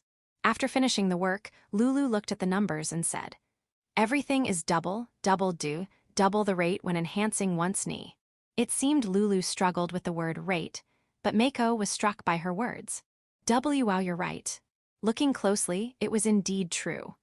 Until now, Mako had only thought, oh, we've gotten stronger, when looking at the numbers in the notebook, but the defense values were calculated using a very simple method. For example, the clothes they were wearing had an initial defense of 15, and each point of synthesis enhancement increased it by 0.5. It's unclear whether the decimal points were rounded down or couldn't be appraised. Once the rate was known, there was no need to use appraisal orbs to find out the numbers. This time, they used 2 orbs, leaving only 3. If they had realized this last night, they could have appraised only the new items, using just one orb. Well, it's fine. Yeah, what's done is done. Thanks for noticing, Lulu. Naya. It was a shame, but they had to let it go as a good lesson. Still, we've gotten much stronger. Yeah. It's thanks to Mako. Absolutely. Without synthesis enhancement, we would have been in pain many times. No, we probably would have died. Well, yeah, and Fufu. Praised by the two, Mako smiled. She hadn't felt it much in the first dungeon, but in this dungeon, she realized how amazing synthesis enhancement was. Mako now thought it was really great that she had obtained synthesis enhancement. First, equipment truly shines with synthesis enhancement. If you're willing to put in the effort, you can make your equipment several times stronger. Mako thought this skill was a huge jackpot as an initial skill. However, for weapons and armor, there seemed to be other ways to increase enhancement values besides synthesis enhancement. It seemed that in this dungeon, the equipment leveled up slightly as the wearer defeated enemies. They noticed this during this exploration. But compared to synthesis enhancement, the efficiency was so low that they hadn't noticed until now. Afterward, Mako shared the recipe information with the other two. Ma, it's a friendship ring knee. I want it. We want it too, the two said with sparkling eyes. But since we don't have recipe comprehension, we'll have to find someone who has it or change jobs to learn it. Well, either way, we can't make it now. After we leave the dungeon, we'll look for a way. That's right. I have an idea. There's a professor at the dungeon garrison who might be able to introduce us to someone from the self-defense forces.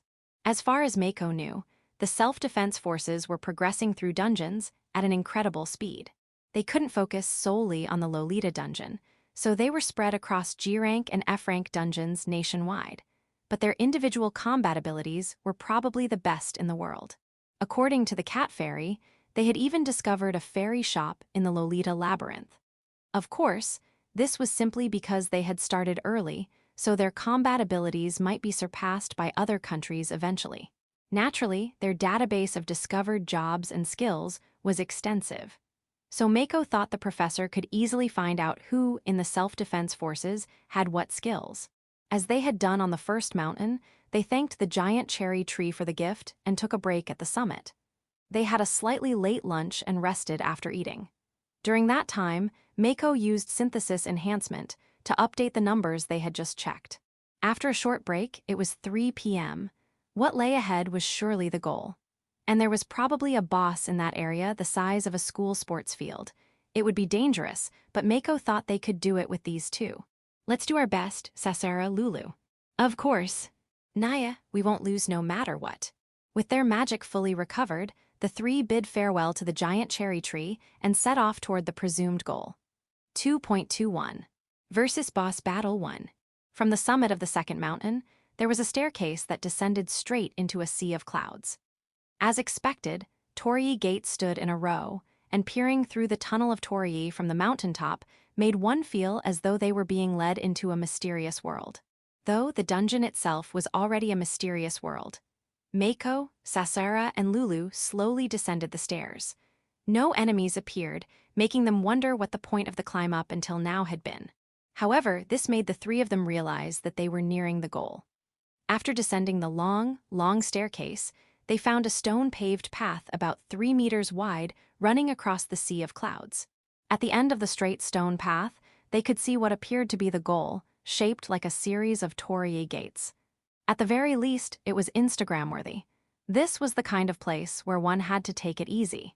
Without any events like a swarm of carnivorous fish rushing through the sea of clouds, they walked straight toward the plaza.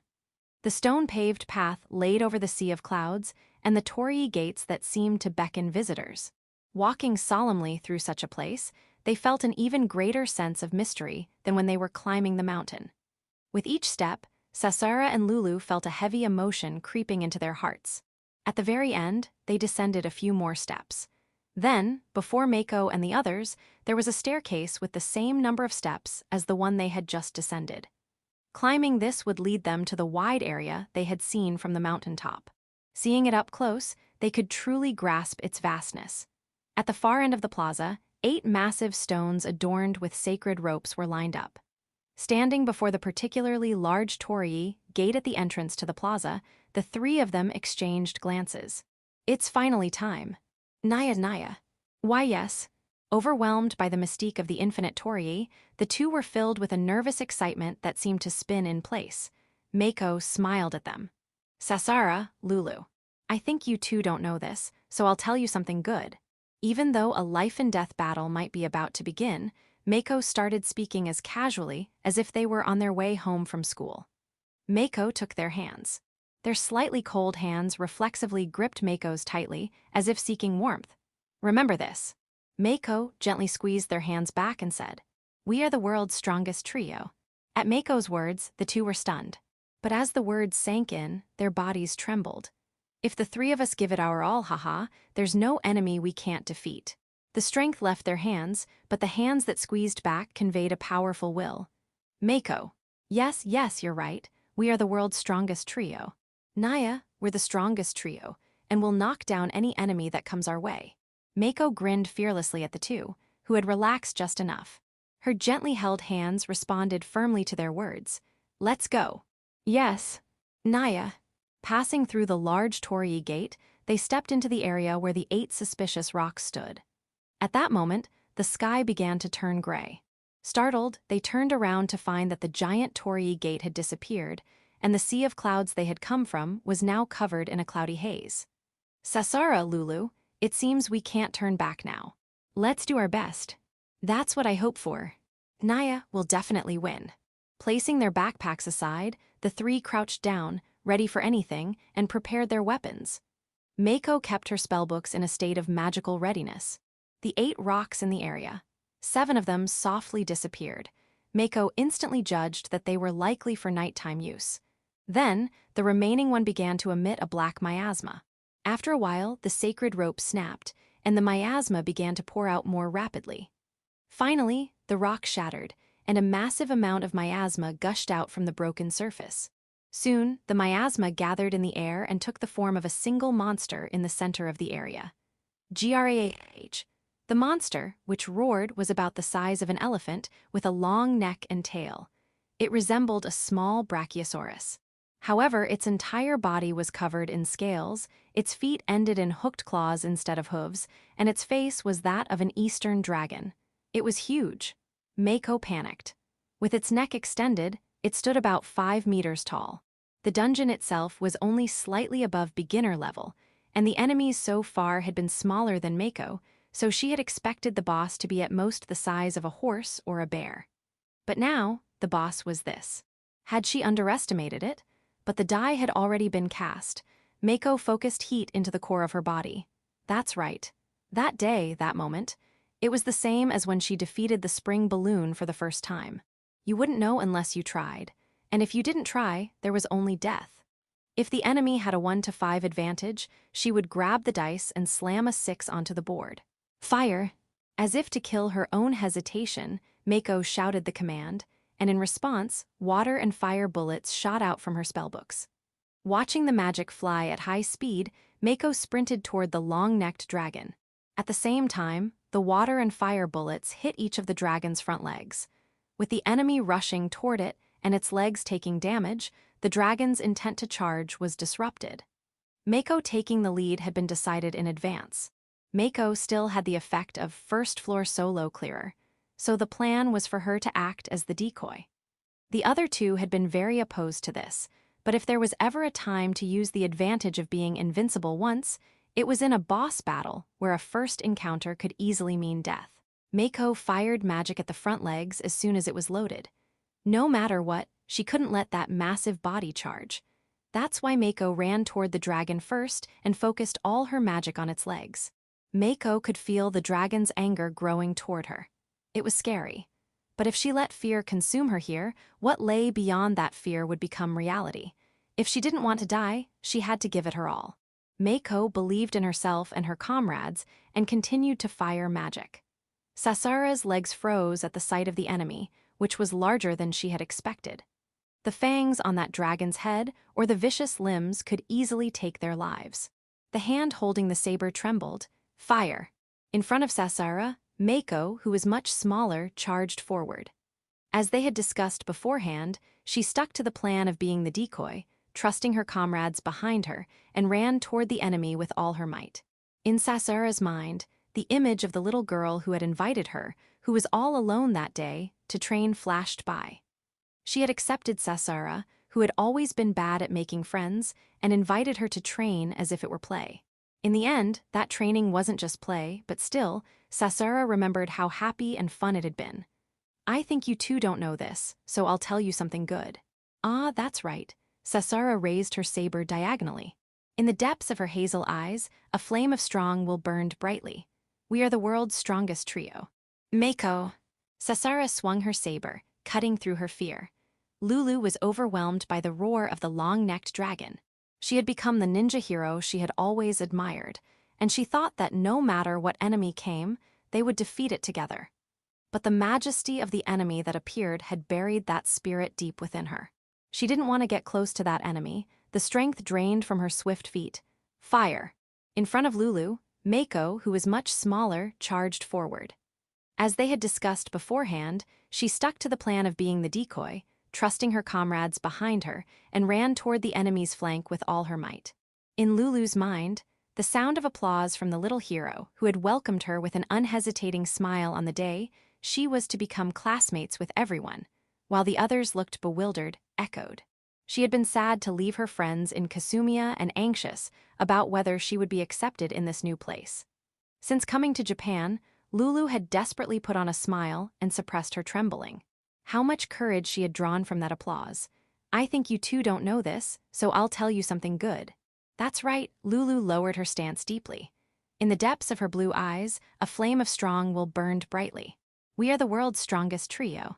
Mako. Lulu ran forward, leaving her fear behind. 2.22 versus Boss Battle 2. After closing the distance to a certain extent, Mako changes her course and moves to the side of the dragon.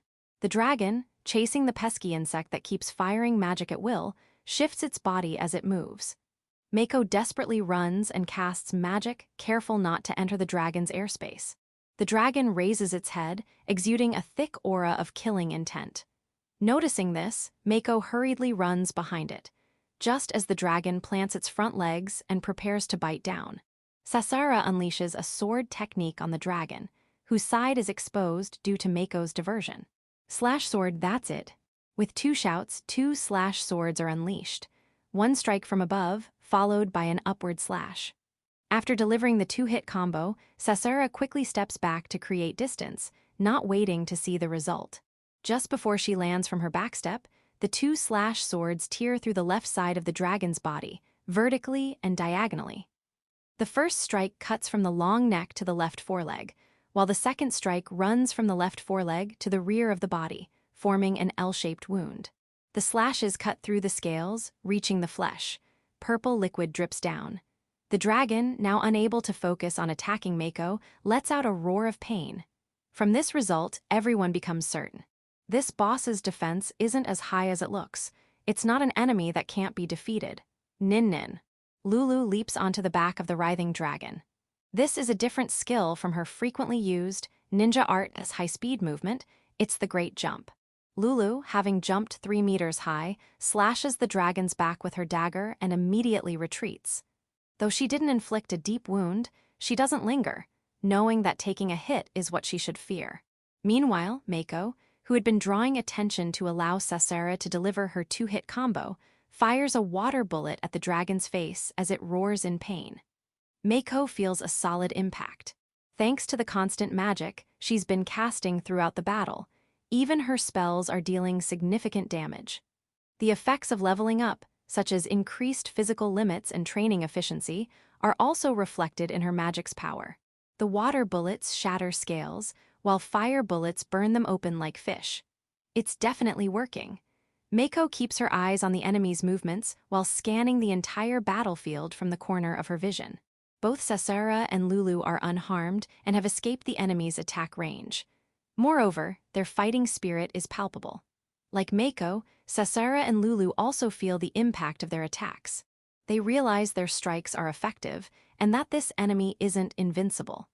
The dragon, having taken significant damage, turns its head toward Sasara and lets out a roar of intimidation. I'm not scared anymore. Facing the pressure-filled roar, Sasara raises her spirits and slashes through her fear with her saber. Though tears well up in her eyes from the intense killing intent, the fire in her gaze never fades. The target shifts to Sasara. Since they don't know the extent of the enemy's attack power, Mako decides she should still be the one to draw its attention. She continues to cast magic relentlessly. Water bullets hit the dragon's body, causing blood to spurt from the wounds Sasara and Lulu inflicted. However, the dragon continues to direct its anger toward Sasara. But though the dragon turns its head toward Sasara, it doesn't charge. Instead, it raises its front legs and stands on 2 feet. Everyone fall back. At Mako's sudden shout, Sasara and Lulu immediately turn and run without question. Mako also runs in the same direction, keeping pace with the other two. She chose this path to avoid being separated and potentially picked off one by one. A few moments after Mako's warning, the dragon slams its raised front legs down. The impact is so heavy that the dragon's head lowers almost to the ground, and blood sprays from the wounds Sasara inflicted on its body. The attack, which damages the dragon itself, causes a wide area around it to erupt, creating a wave of stone pavement that rises like a flower blooming. Before the wave of stone pavement reaches them, a shockwave-like tremor hits the three. Their feet slip, and they lose balance. Sasara and Lulu roll with the fall, quickly recovering and standing up, but Mako falls flat on her back. Nahi. Sasara and Lulu jump to avoid the incoming wave of stone pavement, but Mako, who had fallen, is launched about a meter into the air by the rising stones. She takes almost no damage. But as she falls, her mind goes blank for a moment. The dragon's head turns toward Mako. It charges at her, shaking the ground with each step. Mako! Snapped out of her daze by Lulu and Sasara's shouts. Mako senses the dragon approaching from the ground-shaking footsteps and fires off a reloaded magic spell without even looking. The hastily fired attack hits the dragon's left foreleg, gouging the wound. The dragon, losing balance from the pain, collapses and slides toward Mako. Mako leaps sideways from a half-standing position. In her line of sight, Sasara, using the tilted stone pavement as a stepping stone, leaps into the air and brings her sword down. Slash sword. The slash sword that passes right by Mako slices through the dragon's head as it tries to bite her while sliding, sending it flying. Having narrowly escaped, Mako places her hands on the top of a protruding stone pavement and performs a clumsy cartwheel to create distance from the dragon. As she turns back toward the dragon, she fires another reloaded magic spell. At the same time, Lulu, who had been skillfully moving across the rubble-covered stone pavement, plunges her ninja blade deep into the dragon's underbelly. She deliberately leaves the blade embedded and retreats. Haha. You saved me, Sasara. Hee, it's nothing. After a brief exchange, the two create some distance. The dragon isn't dead yet.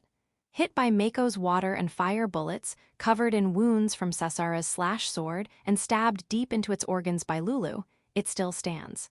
Roaring with fighting spirit, purple blood gushes from its body. The attacks are definitely effective, but its vitality is extraordinary. And with its area attacks, it's no wonder it's the boss.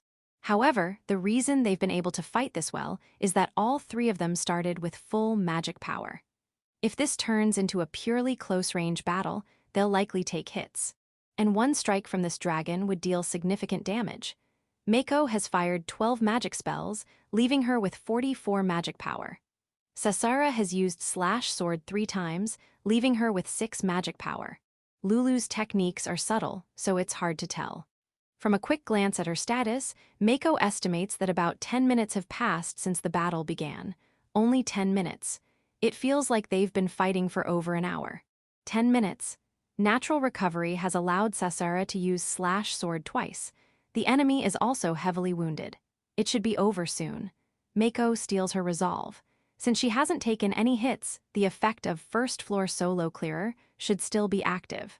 Even Sasara, a human, has auto-recovery, tiny, so it's possible this dragon has a higher-tier auto-recovery skill. No, it's better to assume it does. That's why she wants to deliver the finishing blow now.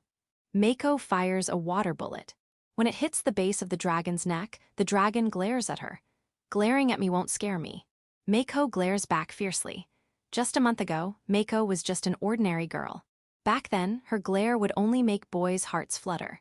But now, after adventuring through dungeons and defeating hundreds of monsters, her gaze carries enough pressure to rival the dragon's. The little girl dares to glare back. This irritates the dragon. It roars, stretching its neck toward Mako.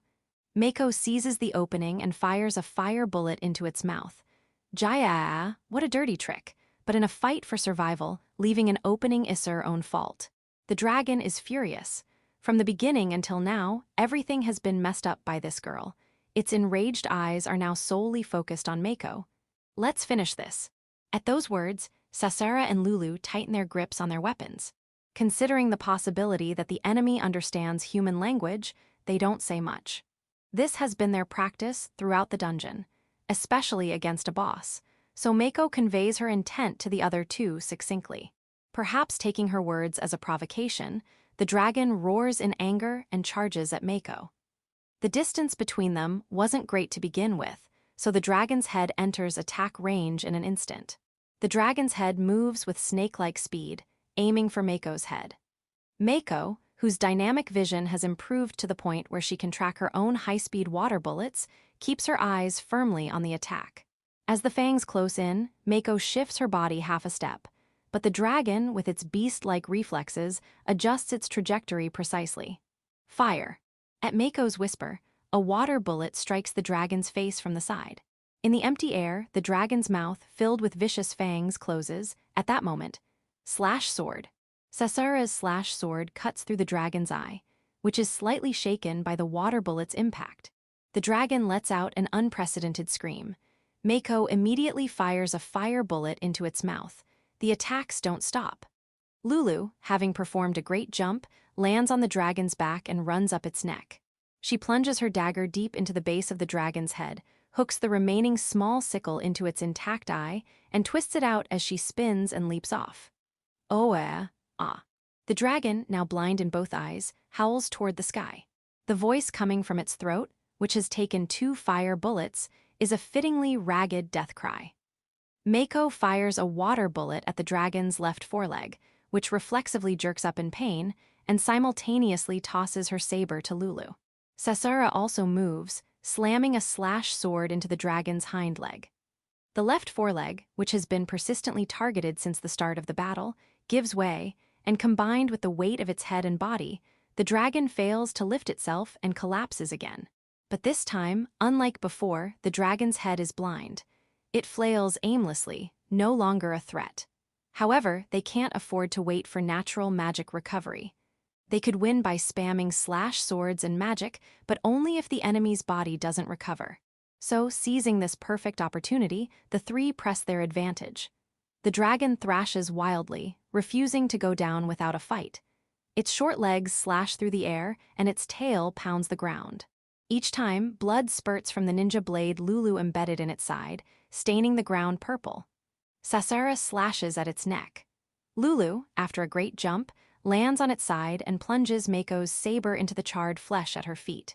Every time the dragon senses their locations and moves its head, Mako's water bullets hit its snout. The trio's relentless attacks overwhelm the dragon, and finally, the moment arrives. At the last moment, Sasara's magic naturally recovers enough for her to unleash a slash sword at point-blank range. The blade cuts perfectly into the neck wounds Mako's fire bullets and Sasara's slashes have created, severing the head completely. The massive body, which had been thrashing wildly, goes limp and collapses to the ground. But the 3 don't let their guard down. Even a doll could show terrifying tenacity and attack. The severed head might still crawl around. Aga. And indeed, it happens. The severed head moves aimlessly, coincidentally charging straight toward Mako. I've seen enough of that from her minions. Mako fires water and fire bullets, knocking the head back. Purple blood flows from its mouth, and it stops moving. As they all catch their breath and brace themselves, the first change occurs in the purple blood scattered around. Then, the fragments of shattered scales scattered everywhere. They turn into particles of white light and rise into the sky. The blood clinging to the trio's bodies also turns into light particles and flies upward. Then, the dragon's two-part body transforms into a massive pillar of light. Witnessing this phenomenon, the three finally realize. Mako, Sasera, and Lulu have defeated the long-necked dragon. As the torrent of light subsides, the dim sky is replaced by a beautiful blue. We did it. Mako, unable to resist her weakening body, sits down on a tilted stone pavement in the rubble. We managed somehow. Sasera, forcing strength into her nearly broken legs, walks through the rubble and sits beside Mako. Being far away would be a waste. She wants to savor the joy up close. We did it. Lulu, feeling the same, joins them, leaning on them from behind and hugging them. You're heavy, Lulu. But I'm so happy, sob. I see. Well then, it can't be helped, sob. Meow. Sasera too, hick. Hick, sob. Mako twists her body to hug Sasera and Lulu. Sasera also hugs the other two. Feeling the warmth of her companions, Mako laughs and cries tears of joy with them. 2.23 Dungeon Clear Reward. The dragon dropped a magic stone as big as a fist, a large piece of skin about 2 meters square with scales, and 2 fangs about 30 centimeters long. After rolling up the large skin together, they returned to the area near the entrance where their backpacks were placed. Well, did it turn out well? It might have been shaky and moved. Mine is facing upwards. As Mako and the others said, to be honest, they had been recording the previous battle with their smartphones. When it comes to a boss battle, the value of information is immeasurable, so they decided to keep a record. However, since they didn't have a tripod, the recording wasn't very stable. Mako and Lulu had smartphone cases attached to their backpack straps, so they set them there to record. Sasera stuffed rabbit fur into the side pocket and adjusted it by clamping it in. They didn't have much time, so they couldn't fine-tune the positions. They pressed the recording button on the smartphone set in the backpack, roughly decided the direction, and left the rest to luck. Moreover, during the battle, the dragon used an earthquake attack, so it wouldn't have been strange if the backpacks had rolled away. In fact, Sasera's backpack had rolled with the smartphone facing upwards. For now, they took the smartphones and saved the recordings. They would check the results later. With their backpacks on, the three started walking. Even after defeating the boss, they couldn't return the way they came. Seeing this, Mako thought that the boss room might be separated by some kind of server-like system. Given the dungeon's specifications, excessive time passing meant death. The difficulty changes at night, so they couldn't leisurely wait in the boss room. Besides, the single path they took to get here had disappeared into the sea of clouds, and they wondered what happened to the people who were walking there. Well, they would have to leave that verification to others. The path they came from didn't reappear, but instead, a new staircase appeared exactly opposite the entrance. At the top of about 30 steps was a 10-meter square platform surrounded by a stone fence. Since it wasn't there before, Mako and the others headed there with anticipation. They detoured around the stone pavement that the dragon had destroyed and moved forward. After climbing the stairs, they found a treasure chest. Mako's fatigue gauge vanished. She jumped up and ran towards it. Sasera and Lulu, who were carrying the dragon's skin, smiled wryly and followed her. Come on, you two, hurry up. It was quite something to make her friends carry the large skin and then hurry them along.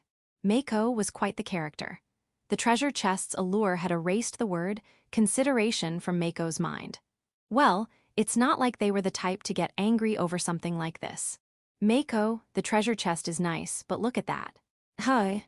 Behind the treasure chest, a golden gate was shining brightly. Despite being extremely conspicuous, it hadn't caught Mako's eye. Oh, is that a clear gate instead of a return gate? The possibility of it being an entrance to a hidden dungeon crossed her mind, but it quickly flew away. Mako wanted to open the treasure chest as soon as possible. Waiting for the other two was the least she could do. There were 2 treasure chests. Above each chest, floating letters indicated their origins. According to them, one was the Dungeon Clear Reward, and the other was the world's first Dungeon Clear Reward. The Dungeon Clear Reward chest was a luxurious red with gold trim, while the world's first Dungeon Clear Reward chest was a rainbow-colored box full of premium feel. We were the first in the world to clear the dungeon. Fufufu, as expected of us. Nyamotes, the world's strongest trio. Adavahata. They all laughed at Lulu's words. After a good laugh, they decided to open the dungeon clear reward first. Inside were 3 jade-colored orbs, a bag containing 30 guinea coins, and several pieces of parchment that seemed to be recipes. Lastly, there was a booklet with a depiction of Mako and the others. For now, they picked up the jade-colored orbs, but nothing particularly striking came to mind. They would need to appraise them. The guinea coins were worth 1,000 guinea each. They knew this because they had seen them when selling items at the cat shop. 30,000 guinea was a significant amount. It was enough to fully equip all 3 of them twice over. The parchment was likely recipes. However, these also needed appraisal. And on the cover of the booklet depicting Mako and the others, it was written, Infinite Torii Dungeon General Store Spring Issue. Opening it, they found images of the 3 of them wearing clothes they had no memory of wearing. However, the equipment itself looked familiar. It was all beginner-level gear. It seemed they had unknowingly been turned into models by some mysterious force. Come to think of it, Mako remembered. I'll take the information fee in return, Naya. The cat fairy had said.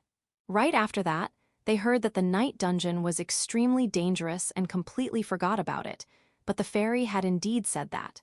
This was probably the information fee in return. In other words, the same booklet would be placed in the fairy shop for lending. That cat really did it. Well, it's fine, foo-foo. At the very least, the spring issue of the booklet was exclusive to Mako and the others. This was a big deal. Everyone would see this and start choosing their equipment based on it. That's Mako's model kimono. Did you go to Infinite Torii? Wow, it was tough, but I managed to clear it by choosing Mako's model. Such conversations would spread among the youth. Well, this Lulu is cute. This Shara is cute too. While Mako was daydreaming about such a future, the other 2 were happily looking at themselves wearing clothes they had never worn before. After collecting everything, they moved on to the world's first dungeon clear reward. Suddenly, they noticed that the adjacent dungeon clear reward chest had disappeared. Treasure chests in the dungeon didn't disappear even if Mako slept inside for about 6 hours, but it seemed that clear reward chests would vanish. If they could have taken it, it would have been a splendid trophy. They shifted their gaze back to the incredibly luxurious chest. It was shining brightly, stirring up anticipation. By the way, they were still recording a video at this moment. Opening the rainbow-colored chest, they found one item inside. A globe. When Mako held the globe, a pishigun sound occurred. Having experienced a pishigun after a long time, Mako learned the details of the item. Earthsan premium figure, with magnifying glass. A detailed figure of the beloved Earthsan. Shows the locations of dungeons around the world. Can change size, with the spherical part ranging from 30 centimeters to 9 meters in diameter. Once placed, it cannot be moved from that location. Can only be placed outside dungeons. It will never break, but excessive rough handling will reduce karma. Using this as a weapon is out of the question? Yay! Mako was delighted. It wasn't because Earthsan was an incredibly powerful being or anything. She was genuinely happy. To be honest, Mako's excitement over the treasure chest wasn't about the contents being that important. The joy of discovery and opening it was the most important. Of course, if the contents were amazing, that would be the best, but even if they weren't, she wouldn't be disappointed. She was a bit of a strange girl. When she explained the globe's effects to the other 2, they were also delighted. They were naturally airheaded. Well, it's Earthsan's figure. I wonder if we're around here somewhere. Kismiya is here. And Japan is here, so we've moved this much on Earthsan. While listening to such vague conversations, Mako thought about what to do with this thing. To be honest, receiving something like this was just heavy. It would be better to just hand it over to someone else. Mako thought that since the world's first dungeon clearers were humans, they got something like this. If they were animals, they would have gotten something useful in the animal industry. Mako and the others later decided what to do with the globe. After that, it was time to appraise the remaining dungeon clear rewards that didn't trigger a pishigun. Using one of the remaining 3 appraisal orbs, they checked them out.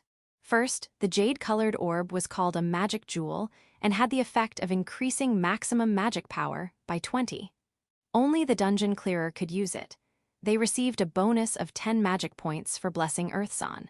At first, they didn't know if 10 was a lot, but now they realized that getting an initial +10 was a big deal. It would take about 10 level-ups to earn that much, and without efficient magic consumption methods, it would be hard to train on their own. Moreover, just getting a job could take away more than 10 points. There was even a possibility that they wouldn't be able to use martial arts or magic even after getting a job. Therefore, Mako thought that this item, which gave 20 magic points, was subtly amazing. Next, the parchment. The parchment was indeed recipes, and it seemed they could make weapons, armor, and accessories. Each piece of parchment seemed to contain multiple recipes.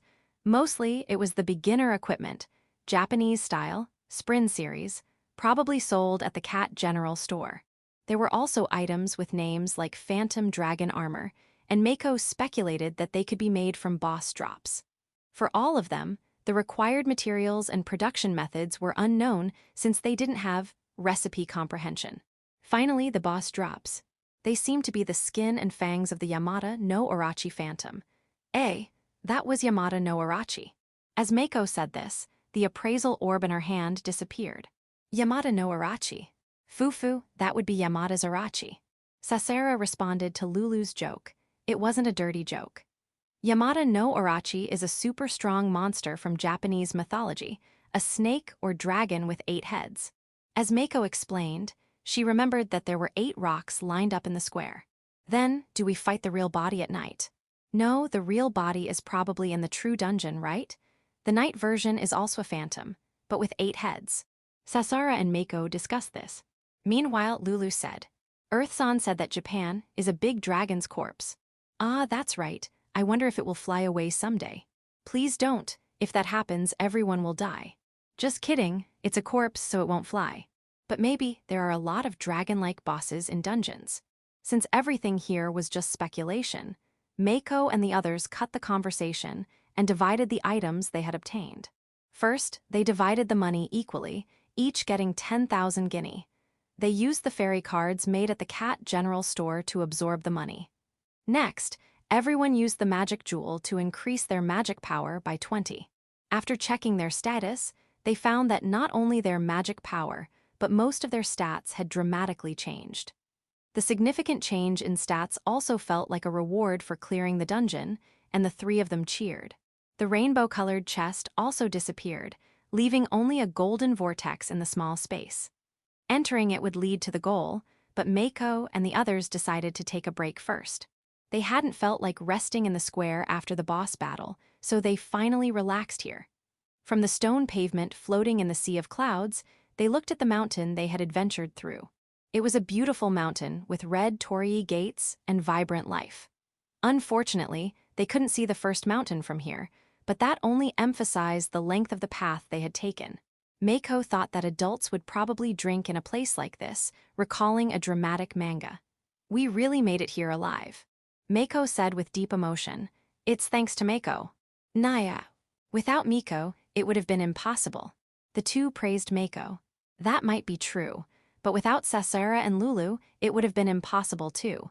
You two cut down the enemies with the weapons I forged. That's why we made it here together. Mako smiled as she said this, but Sasera and Lulu's minds were filled with the image of Mako's small figure bravely rushing towards the terrifying dragon. An ordinary girl with synthesis enhancement would have been overwhelmed by the boss's pressure and wouldn't have realized they could defeat it, leading to the party's destruction. Only now that it was over did they understand. If Mako had been 5 seconds slower to start running, Sasera and Lulu would have surely lost all strength and collapsed on the spot. It was because of Mako that they were here now. Sasera and Lulu were certain of that. Feeling tickled by their admiring gazes, Mako plopped down. Ah, it was really fun adventuring with you two. Looking up at the blue sky, Mako reminisced about the past few days. Adventuring in the dungeon, making various discoveries, defeating enemies, and growing stronger. Alongside her were reliable companions who adventured with her. Everything Mako had been seeking was packed into these past few days. I had so much fun adventuring with Mako and Lulu. I also had fun with Shara and Miko. Sasera said with a flushed face, and Lulu responded with a full smile. The two also lay down. For a while, the 3 of them were lost in thought. In the midst of this, Sasera suddenly remembered something and asked Mako, "By the way, you didn't take a single hit from the boss, right? Do you still have the effect of first floor solo clearer?" "Now that you mention it, I do. That guy, despite his appearance, didn't land a single hit on me. High five." As she said this, Mako checked the effect of first floor solo clearer in her status screen. The effect was grayed out and lost. Why? She had confirmed it was active before the boss battle, and she was sure she hadn't taken a single hit, but when did it happen? A scene from the boss battle flashed through Mako's mind. She had taken one hit. It was the wave of stone pavement that knocked her over after the shockwave. That was the only possibility, and the fact that that one hit was a critical blow. It must have had a magical aspect to it, being the boss's attack, probably earth magic. Eek! Mako broke out in a cold sweat as she remembered how she had narrowly avoided the dragon's sliding bite, and how she had relied on invincibility to become the final decoy. It had been extremely dangerous. It was a miracle they were here now. She couldn't thank Sasera enough for deflecting the dragon's face with her slash sword. If she hadn't been in the mindset that it was okay to take one hit, she wouldn't have been able to relax and become the final decoy. She didn't want to worry them, but information had to be shared. Mako told them the truth. Really? Shara, you did great. The three of them shivered together. Now that the safety net of invincibility was gone, Mako realized it was time to change her tactics and learn a different approach to battles. 2.24. That day, the world was engulfed in a whirlpool of astonishment. As twilight began, the three finally decided to return. In front of the golden vortex, the three held hands with Mako at the center. "All right, let's go home," Sasera Lulu. "Yes, ma'am." Nio. The three leaped into the vortex, and inside, the two on the sides held hands, forming a circle. As the golden light intensified, the three laughed together. When the light subsided, they found themselves at a familiar cherry blossom shrine. However, the scene was completely different from when they had entered. The sun had set behind the mountains, and the dimly lit precincts were illuminated by several lights. There were numerous self-defense force members present. Around them, among the trees outside the shrine grounds, several determined reporters were stationed. Furthermore, news helicopters flew above the mountains, disrupting the mountains' tranquility. Look, the three missing girls have appeared from within the golden light." The voice of the reporter broadcasting live from the forest was surprisingly clear. The cameramen leaned in, determined not to miss a moment of this event. This is it. Mako, already experienced, quickly set down her backpack and drew her saber in front of the stunned self-defense force members. "Grimoire user, Hitsuji Mako." She announced her name and raised her sword above her head. She didn't forget to spin the two grimoires around the sword. "Ninja, Nagar Lulu." Startled by Mako's sudden announcement, Lulu immediately drew her ninja sword and dagger, striking a pose that clearly showed her speed-type nature on Mako's right side. "Emmi Knight Sasasa Sasera." Flustered by the sudden announcements of the other two, Sasera also drew her sword and announced herself. She almost honestly declared herself a squire, but corrected herself, striking a pose on Mako's left side that suggested a thrust-focused style. After the two finished their announcements, Mako read out a proclamation. "We three have defeated the ancient dragons sealed away after a fierce battle and conquered the dungeon of infinite Torii gates teeming with demons." Ninin. Why, yes, ma'am. The ancient dragon was a phantom, and the demons only appeared at night, but it sounded better than declaring they had beaten up rabbits and dolls. The reporter's flashes went off, capturing the three's cool poses. "Everyone, we apologize for the concern." Since the situation was completely different from before, Mako made sure to fulfill the necessary courtesies. She sheathed her sword, and the three bowed their heads together. After this, they were taken into custody by the self-defense force. However, this time they weren't sent to a temporary tent. As Mako and the others were being guided, something happened. Suddenly, a familiar voice poured into the ears of Mako, the others, and the self-defense force members. "Ding dong dang dong. Everyone, it's time for Earth's-On News." It was time for Earth's-On News. This was the first announcement since the day of the big announcement. People in countries where it was daytime held their breath. Just now, a dungeon has been cleared by 3 human girls. Congratulations. I thought the first clear would be a practice dungeon, but to clear a difficulty-changing dungeon? Impressive. To commemorate the first dungeon clear, their journey will be streamed on Earthzone TV on the Human Network in 1 hour. It's a 3-hour feature. I hope this will motivate other humans too. Well then, see you later. We always see each other. Oh, right, that's funny. The world was engulfed in a whirlpool of astonishment. At the same time, the value of the footage Mako and the others had taken slightly decreased. Sigh, cheating is unfair. Emergency, our angel is missing part 45, new dungeon discovered. Continued from 2 to 19, from the bulletin board. 784, anonymous dungeon traveler. Oh, the self-defense force is moving. Are they going in now? 785, anonymous dungeon traveler. Finally, come on, do your best. 786, anonymous dungeon traveler. Damn, if I had leveled up in the dungeon, I could have gathered volunteers and gone in too. 787, anonymous dungeon traveler. To 783, about joining the faith, that's a bit. 788, anonymous dungeon traveler. Wait, hold on. This is strange, it doesn't seem like they're going in. 789, anonymous dungeon traveler. Why? 790, anonymous dungeon traveler. No, but they've started lining up. 791, anonymous dungeon traveler. What's going on? 792, anonymous dungeon traveler. Seems like some emergency has occurred. There are people lining up and others making phone calls. 793, anonymous dungeon traveler. Shrine's God, how noisy. 794, anonymous dungeon traveler. Gods are usually little girls. 795, anonymous dungeon traveler. Sorry, I was imagining a fox-tailed big sister. 796, anonymous dungeon traveler. Wah. 797, anonymous dungeon traveler. She's here. 798, anonymous dungeon traveler. She's here. 799, anonymous dungeon traveler. This scene looks so familiar. 800, anonymous Mako cultist. Everyone, she has descended.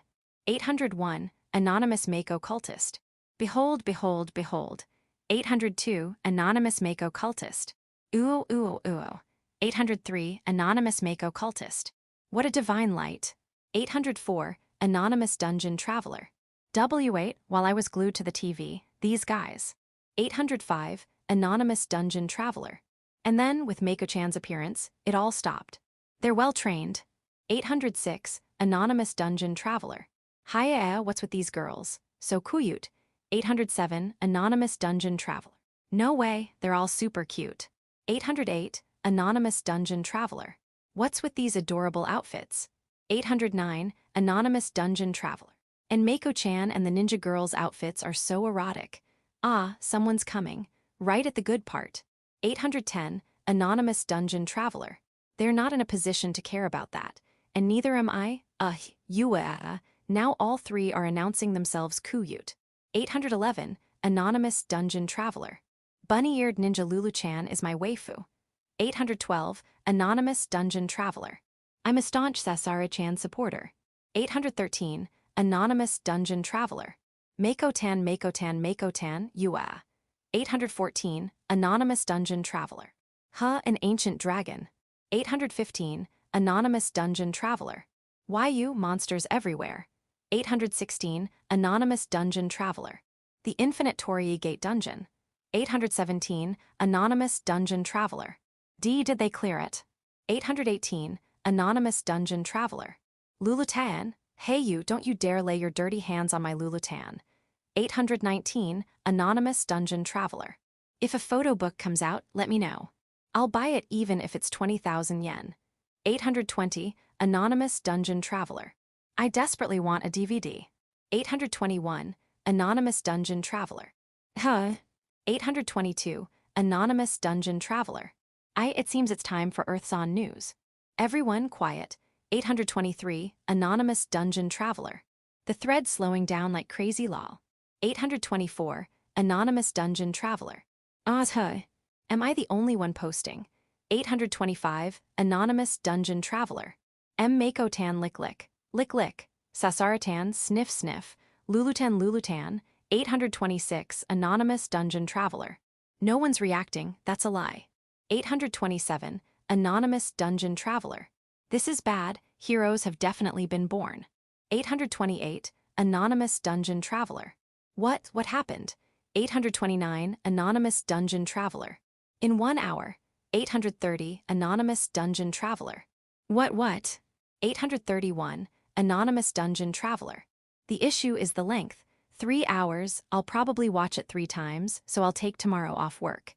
832. Anonymous dungeon traveler. Hey, what did Earthson say? 833. Anonymous dungeon traveler. There's a weird one here, but this guy, not listening to Earthson, are you sane?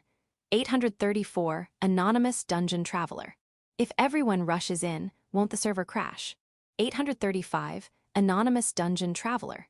Not listening to Earthson, who gave 10 magic points to those who celebrated level-ups last time, is just crazy. 836. Anonymous dungeon traveler. To 834, the number of simultaneous viewers is going to be insane. Well, Earthson is handling it, so it should be fine, right? 837. Anonymous dungeon traveler. In 1 hour, I need to prepare now. 838. Anonymous dungeon traveler. Hi, what's going on? What happened? 839. Anonymous dungeon traveler. By the way, did anyone try to increase their magic with the announcement just now? Mine didn't go up. 840. Anonymous dungeon traveler. Mine didn't go up either. 841. Anonymous dungeon traveler. If you knew the answer, it wouldn't work. 842. Anonymous dungeon traveler. Well, it's pretty obvious you had ulterior motives. Earthson news ended, and Mako and the others were taken to a temporary tent set up in the space below the shrine grounds. On the way, Baba, who had heard of Mako's return, rushed over. She had been on the phone somewhere until now and had even forgotten to put away her military cell phone. Mako-chan, I'm glad you're safe. Baba-san. Sorry for worrying you. No, it's fine. More importantly, did you really clear the dungeon? Yes. Is that so? You did well as expected. Yes, it's because of the 2 of them. Mako, happy to be praised by Baba, suddenly realized something. No matter what, she had to confirm this first. Did anyone else enter the dungeon? No one has entered yet. We were waiting for the higher-ups to decide whether to send a rescue team. That's a relief. That place is a difficulty-changing dungeon, right? Yes. Did you know about it? Yes, dungeons where the vortex color changes drastically over time have been found in 2 other places in the world. This is the 3rd. The other 2 are too dangerous and full of unknowns, so no one has entered them yet. When I heard you had fallen into such a place, I honestly thought it might be hopeless. The vortex color changes too. Baba-san, it seems this type of dungeon requires some tricks. I've brought back a lot of good information, so please look forward to it. Baba gave a wry smile at Mako's words. Mako-chan, your return is the best news. You did well, welcome back. Yes, I'm back. With a smile, Mako answered, and Baba placed her hand on her head, gently ruffling her hair. 2.25. A tiny hero born at the turning point of an era. Wanichayan. Imautua Yuo. Hug. As they approached the temporary tent, her younger sister clung to Mako, crying. Mako, surprised by her usually reserved sister's sudden affection, hugged her back tightly. Makuo. Then their parents joined in. Similarly, it seemed Sasara and Lulu's parents had arrived too, weeping as they embraced their daughters. Only Sasara's mother, who clenched her eyes shut to hold back tears, left an impression on Mako. After their 4-day, 3-night dungeon ordeal, the warmth they'd fought for overwhelmed them, and Sasara and Lulu broke down crying too. Wah, mommy, daddy. Papa, merama. I'm too wilm. Sasara, momentarily forgetting her ladylike demeanor. Lulu, her model-perfect face smeared with tears and snot. The 2 girls, who had bravely faced a dragon dozens of times their size alongside Mako, now cried like the 15-year-olds they were, safe in their parents' arms. Watching them, Mako patted her sister and parents' heads, nodding softly. Tears of sympathy welled in her eyes. This girl, who found dungeons downright fun, shed no more than a few empathetic tears. The child knew not the parent's heart. Next came the routine debriefing.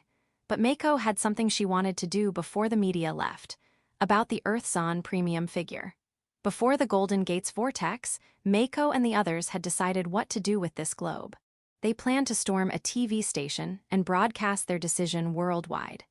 If they kept the globe, people from all over would flock to them, leaving no time for training. They hadn't expected the chaos outside the infinite Torii, so their plan was originally set for a few days later. But luckily, reporters were right outside the tent. Plus, with Earth's on TV streaming, the globe's existence would soon be public. They had to act fast. So Mako told Baba their decision about the globe and other items and asked to announce it to the press. After a phone call, Baba approved. Thus, the three girls held an emergency press conference on the mountainside. Behind them, the lights of the now infamous hotbed of activity, Kazami Town, were visible.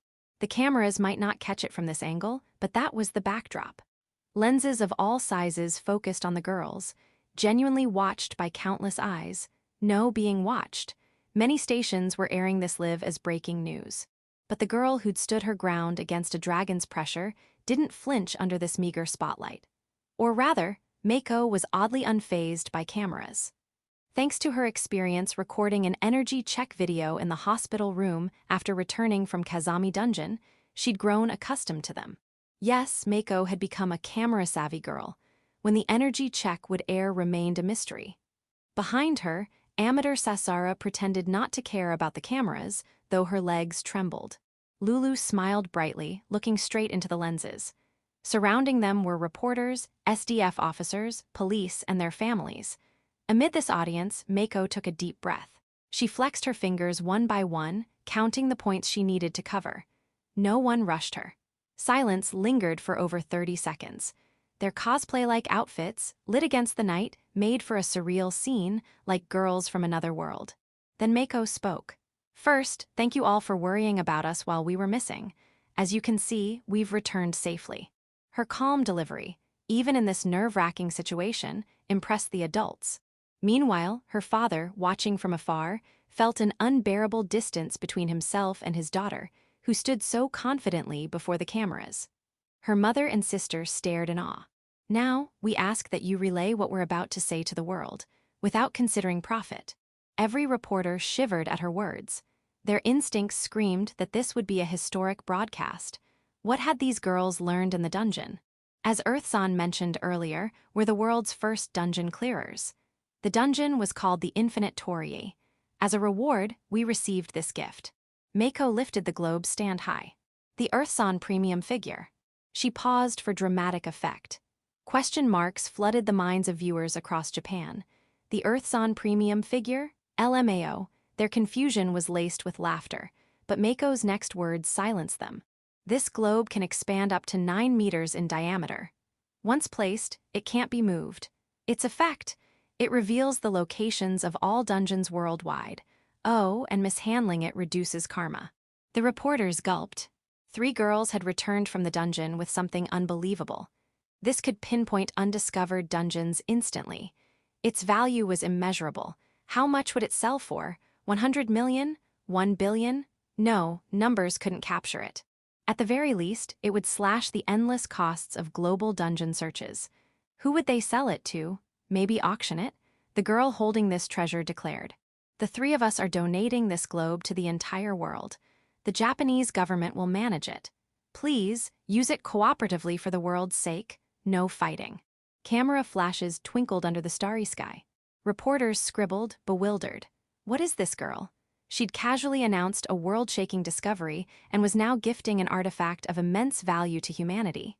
Sure, once all dungeon locations were known, its value would drop. But as a symbol of this new era, a potential World Heritage-level relic, its worth was undeniable. And with no guarantee dungeons wouldn't keep appearing, its core functionality would remain priceless. Was she a clueless fool? Or, next, the recovery potions we found in the dungeon. These restore the body using magic. Many countries have likely discovered and researched them already. We're donating these to Japan too. A third should go to Kismia. Please use them for research. Our recovery potions. Sharp-eared reporters had heard rumors of militaries finding them, but this was confirmation. Lastly, these beginner gear and accessory recipes. Those with the recipe deciphering skill can read them. We're donating these to a future Kazami town facility for dungeon explorers. Until then, the Japanese government will hold them. Countries wanting to craft this gear should contact Japan. Japanese bureaucrats watching groaned. They were already swamped with calls about the world's first dungeon clearers. Now this, a one-way ticket to overwork. But after the girls' actions, failing to respond would disgrace their pride as adults. They had no choice. Mako exhaled. She just announced to the world the fate of items they didn't want to keep.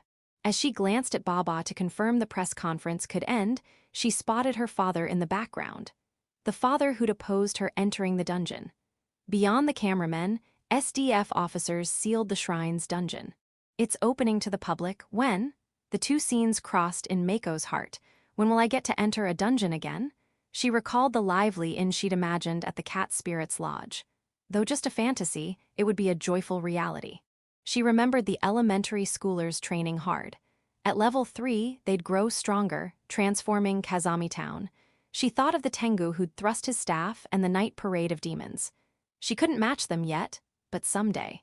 She remembered slaying the dragon, the shared tears of joy.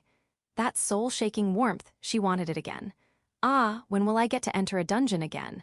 Before she knew it, Mako was addressing the cameras. Everyone. The world has become a fantasy. As she spoke, she levitated her grimoire, readying a spell. The magical display made the reporters gulp. Baba and the SDF officers paled. When Baba moved to stop her, the SDF captain yanked her back. After a beat, Baba froze. Stopping Mako now would be disastrous. Why donate such priceless items?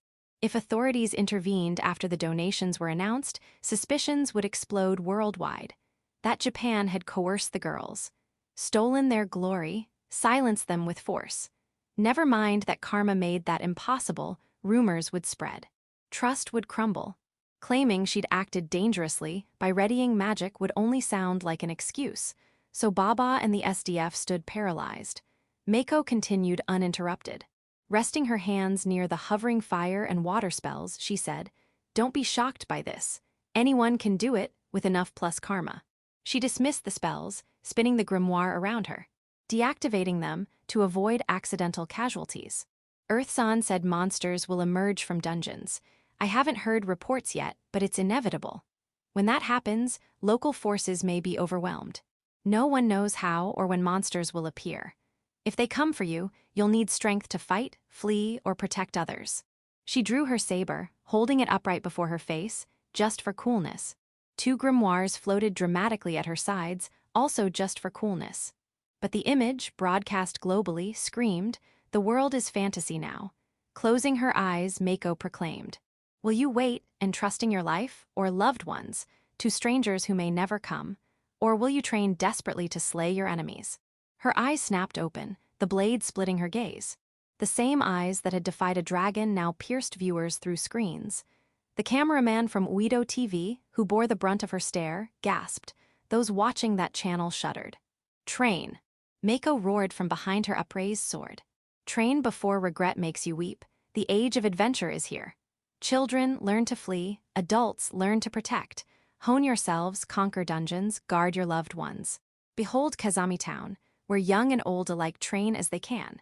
Her cry echoed through Japanese living rooms. The sensitive felt their souls tremble. The cowardly looked away. The jaded smirked, hands shaking. But a stone had dropped into every heart. Ripples spread. Yet without guidance, dungeon entrance will die. Even if you survive, others won't. Leaders guide everyone to grow stronger safely. She concluded, "The era of human conflict is over." Mako sheathed her sword, having said her piece. "Lastly, thank you again for your concern. Sasara, Lulu, and I cleared the dungeon. Earth-san will upload footage, please watch." With a smile, she exited. Sasara, Lulu, and her sister stared, eyes sparkling. Having heard her speech, the 2 girls saw the little hero who'd charged at a dragon alone. As she walked away, Mako nodded to herself. This would accelerate the dungeon's opening. Born at the turning point of an era, the case of Mako Yutani being a battle junkie, tiny great hero. 1. Anonymous trainer.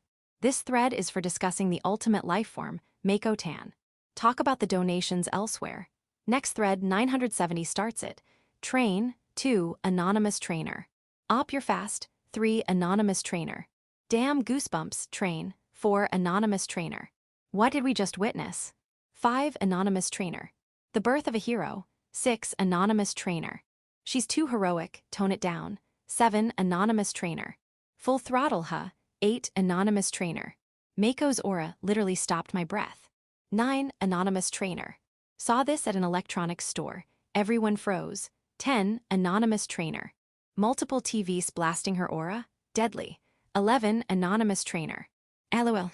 12. Anonymous trainer. At a ramen shop. Everyone ignored their food. Chef stared at the TV while turning off the stove. 13. Anonymous trainer. Make the damn ramen LOL. 14. Anonymous trainer. Not the time for ramen. 15. Anonymous trainer. Her aura overshadowed the donations. 16. Anonymous trainer. Those are blowing up in another thread. 17. Anonymous trainer. Train. 18. Anonymous trainer. No excuses, train. 19. Anonymous trainer. Why's she so obsessed with training? Did the dungeon give her special insight? 20. Anonymous trainer. Earth's on TV might explain. 21. Anonymous trainer. Right. 22. Anonymous trainer. Gonna go jogging. 23. Anonymous trainer. Wait, the video's dropping soon. 24. Anonymous trainer. To 20 remember, Earthson said, I hope this motivates other humans. 25. Anonymous trainer. It did. Does it thinks we're unmotivated? 26. Anonymous trainer.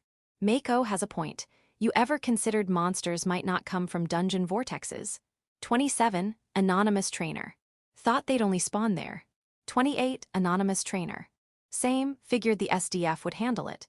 29. Anonymous trainer. But Mako thinks otherwise. 30. Anonymous trainer. No time to train, too busy. 31. Anonymous trainer. Your posting here got time. 32. Anonymous trainer. Pre-training me would have slept instead.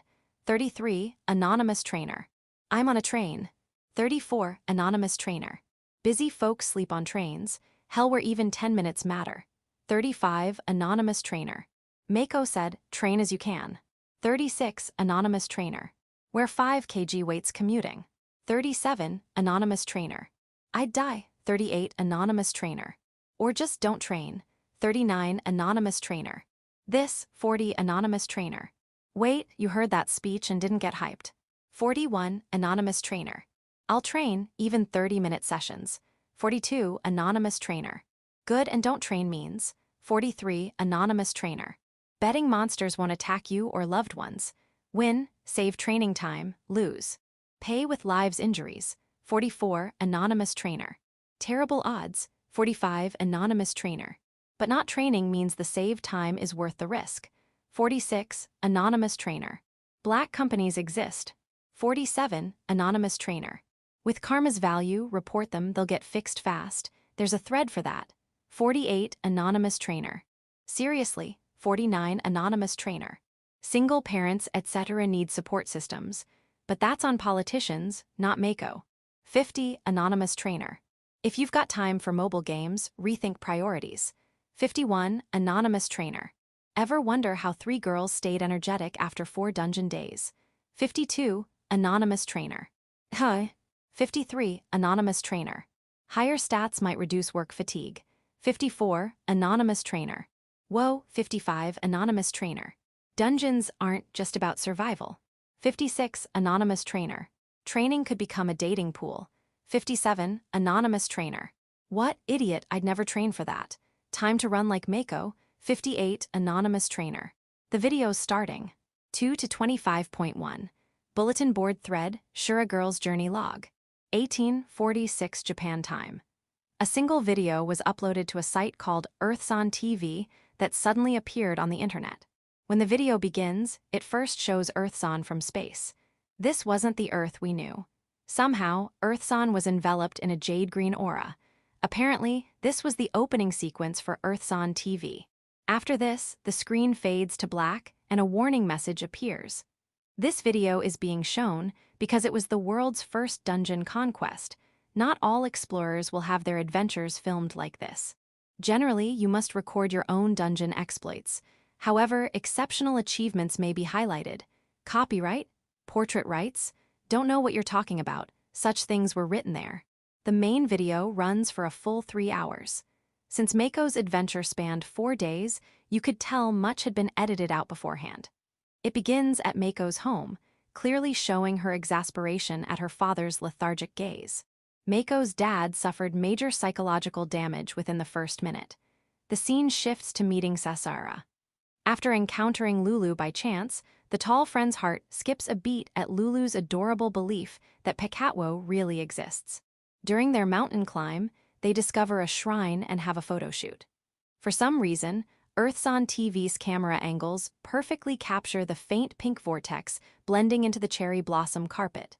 Then, after much frolicking, the three get swallowed by the vortex. What follows is a chronological digest, but viewers could painfully understand just what kind of adventure Mako's group had been through. Some marveled at seeing Mako's magic for the first time. Others were captivated by the seemingly endless red torii gates and scenery. Some sympathized with Lulu and Sasara's grief after killing their first pellet rabbit. Others nervously watched Mako's strange confidence around treasure chests. Some were too creeped out by the Japanese doll to go to the bathroom, and I have one displayed in my entranceway. Viewers learned about safety zones and what jobs were. Many countries hadn't even announced these dungeon mechanics yet. In some countries, people jumped up shouting "Ninja" when Lulu got her amazing job. Incidentally, other countries got dubbed versions, with mysterious annotations for Japanese idioms. Despite being a single video, each viewer saw it in their own language with understandable annotations. And since the dub used the trio's actual voices, the technology made even less sense.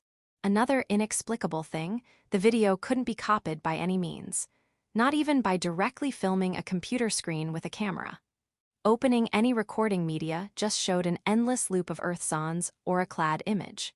And so, the three girls' infinite torii journey continued. People worldwide would be shocked countless times today by the three girls' boss battle. What would you call this Three Beauties Shura Journey Part 1 battle manga? 1. Anonymous Shura. This is an Earthson TV discussion thread about dungeons. For hardcore dungeon skill analysis, go elsewhere. Think before posting. Baseless slander may reduce your karma. Next thread should be declared by whoever catches more than 980. All I can say is these girls are insane. 2. Anonymous Shura. First post nice, cried at the end. 3. Anonymous Shura. First post nice, hey 2 don't jump straight to the end. Think normally, what a waste. 4. Anonymous Shura. Oh, already made, GJ, which part was best for you guys? Like 3 said, let's hold off on post-final battle stuff. 5. Anonymous Shura. Post-bath scene, why cut the actual bathing part? 6. Anonymous Shura. That's why you're hopeless. For me, it's when Sasara-chan and Lulu-chan said they'd fight too early on. 7. Anonymous Shura. To 6 I get it, was so moved I almost cried. 8. Anonymous Mako cultist. Obviously when Mako-sama stayed up synthesizing her comrade's gear. So noble. 9. Anonymous Shura. I mean, I get it but. 10. Anonymous Shura. I get what 8's saying but. 11. Anonymous Shura. When you guys say it like that, 12. Anonymous Shura. So cat fairies exist huh? Total fantasy. 13. Anonymous Shura. Hey, wonder what they're selling. 14. Anonymous Shura. Mako-chan got a booklet at the end, maybe that explains it. 15. Anonymous Shura. I seriously want that. Hope some publisher sells it. 16. Anonymous Shura. Bet some publishers already have their eyes on it. 17. Anonymous Shura. That book has practical uses beyond just equipment. 18. Anonymous Shura. Shouldn't it be cute and practical? 19. Anonymous Shura. True lol.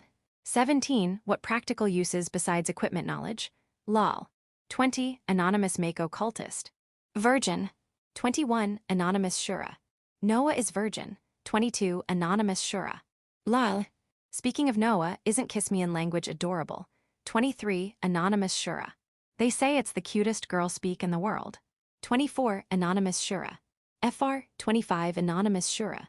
Since the neighboring country has what's called the world's most beautiful language, they're often compared. 26. Anonymous Shura. Back on topic, I like the fashion show scene. 27. Anonymous Shura. That was wild la. 28. Anonymous Shura.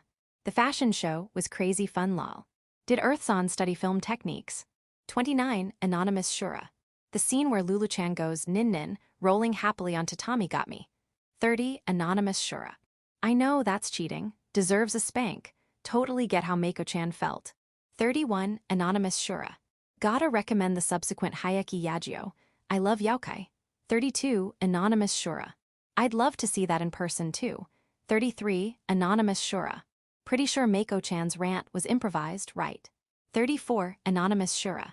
Tengu being immature as always. 35. Anonymous Shura. But that's how they got the hidden stage challenge, right? How does she keep finding these? 36. Anonymous Mako cultist. As the child of destiny, it is her fate. 37. Anonymous Shura. They keep cutting to reaction shots. 38. Anonymous Shura. These girls always strike poses at the coolest lines. 39. Anonymous Shura. My heart raced during their group brawl. 40. Anonymous Shura. Depending on context, they could get handcuffed for that.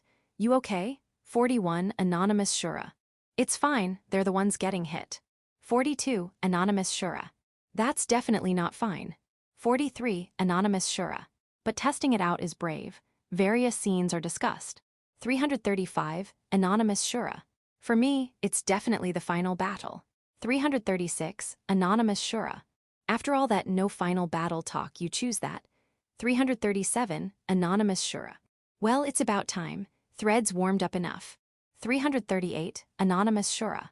Yeah, lifting restrictions. Final battle, yeah. 339. Anonymous Shura. Final battle, MHM. 340. Anonymous Shura. Totally, yeah. Final battle. Final battle. 341. Anonymous Shura. Who else fell off their chair at the first dragon roar? 342. Anonymous Shura. 343. Anonymous Shura. 344. Anonymous Shura. 345. Anonymous Shura. My butt bounced off the sofa. 346. Anonymous Shura. My wife and I both let out this weird "Hiya" sound simultaneously. 347. Anonymous Mako cultist. Mako-sama facing that beast truly proves her supremacy. 348. Anonymous Shura. Seriously though, Mako-chan facing that thing is insane. 349. Anonymous Shura. Sasara-chan and Lulu-chan were totally freaked out. 350. Anonymous Shura. 347 and 348 are saying the same thing. Why does it sound so different? 351. Anonymous Shura. SHH. 352. Anonymous Shura. To 349, but when I saw the two finally charge in, I almost cried. 353. Anonymous Shura. Nothing wrong with crying, I straight up wept. That kind of charge takes more than half-baked friendship.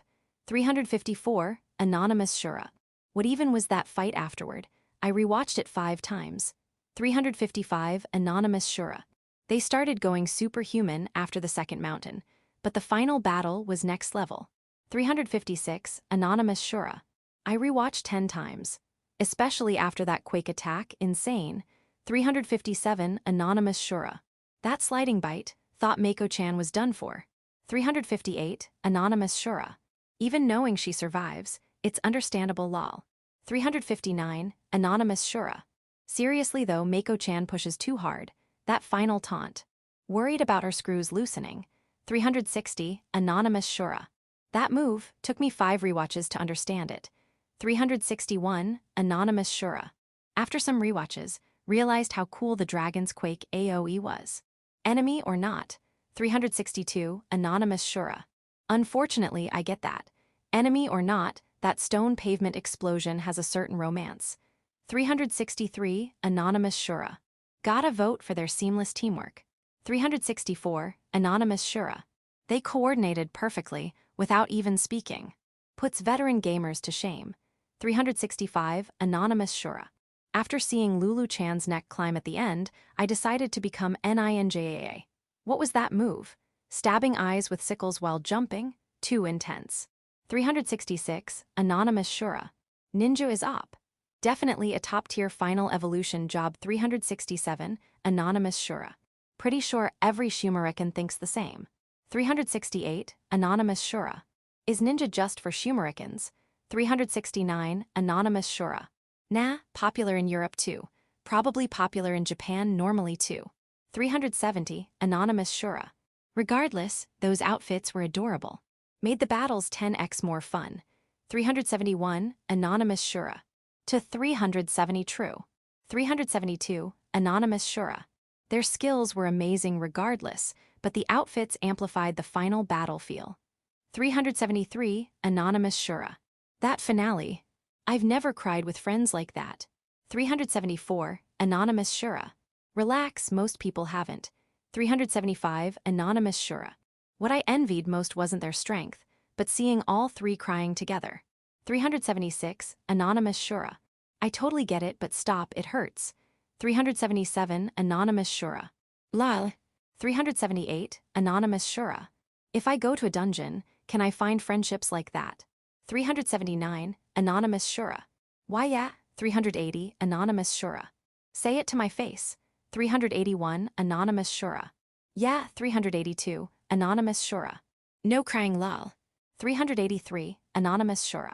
Say it with pride lol. 394, Anonymous Shura. For emotional impact, Mako-chan's pre-boss line. That make anyone happy. 395, Anonymous Shura. If someone said that to me face to face, I'd definitely fall for them. 396, Anonymous Shura. New confession template just dropped. 397, Anonymous Shura. Before a boss fight, you and I are the world's strongest duo. If you get to that point alone together, any confession would succeed. 497, Anonymous Shura. That said, wasn't the dungeon clear reward kinda weak? 498, Anonymous Shura. How? They got enough money for 3 to 4 sets of starter gear, plus 20 magic power, tons of recipes, plus a magazine. 499, Anonymous Shura. But Infinite Torii dungeon itself had no first clear reward, right? That feels weak. 500, Anonymous Shura. If all dungeons had first clear rewards, it'd be chaos. People would overextend and die everywhere. World first is enough. 501, Anonymous Shura. I guess. 502, Anonymous Shura. To 498 magazine, you mean booklet. Either way, I seriously want it. 503, Anonymous Shura. Still feels lackluster for risking your life. 504, Anonymous Shura. I really want that too. 505, Anonymous Shura. You guys. 506, Anonymous Shura. The self-defense forces will read it right. 507, Anonymous Shura. Police are leveling up too, so they'll read it right. 508, Anonymous Shura. It'll get grimy, right? 509, Anonymous Shura. Pages will stick together, right? 510, Anonymous Shura. When we finally get it, damn it. Mako-chan's pages are all stuck together. 511, Anonymous Shura. Why Mako-chan? Lol. 512, Anonymous Shura. To 503, you're thinking from their perspective. Others can train in other dungeons. Though first-timers do risk their lives. Also, those magic boost orbs are huge, no? 513, Anonymous Shura. You'll pass around the original, lol. Just print it lol. 514, Anonymous Shura. To 503, plus 20 magic is huge. Plus 60 for 3. Sharitan could only fire slash sword 4 times, now gets plus 2.5 more. 515, Anonymous Shura. True, that's a massive boost. 516, Anonymous Shura. Hey, Mako-chan's group took tons of photos, right? Will those get released? 517, Anonymous Shura. Magic boost is no joke. I drain my magic daily training, still only at 12. 518, Anonymous Shura. To 516, probably censored by the government. But Earth's on TV showed everything, who knows? 519, Anonymous Shura. To 517, what was your starting magic? 520, Anonymous Shura. BTW, Mako-chan took photos in the first dungeon too. I saw them at Aozora Training Dojo 521, Anonymous Shura. 522, Anonymous Shura. 523, Anonymous Shura. Virgin. 524, Anonymous Shura. Virgin. 525, Anonymous Mako Cultist. Dispatching agents. 526, Anonymous Shura. This doesn't sound like a joke lol. 527, Anonymous Shura. Because it's not. 528, Anonymous Shura. You guys lol. 517 here, my starting magic was 8. 529, Anonymous Shura. To 517, how do you train? 530, Anonymous Shura. Getting to see Mako-chan's phone is seriously enviable. 531, anonymous Shura. 520, should watch their back at night. 532 to 517. Use an axe from the hardware store with axe skill to smash things. 533, anonymous Shura. And there's the death threat lol. 534, anonymous Shura. This happens when conversations diverge lol. The netizens' comments continue. 2.26. Epilogue. Afterward, since descending the mountain at night would be dangerous, Mako and the others spent the night at the rest area below the stairs of the Cherry Blossom Shrine. Perhaps because it served as a relay point for hikers, the space was fairly spacious, with 5 temporary tents set up. Among them, the 3 families each borrowed one. Mako, who had given a speech, was about to get scolded by Baba, but when Earths on TV started, she quickly escaped. Baba, also interested, grumbled, "You're totally reckless," but soon began watching Earths on TV as well.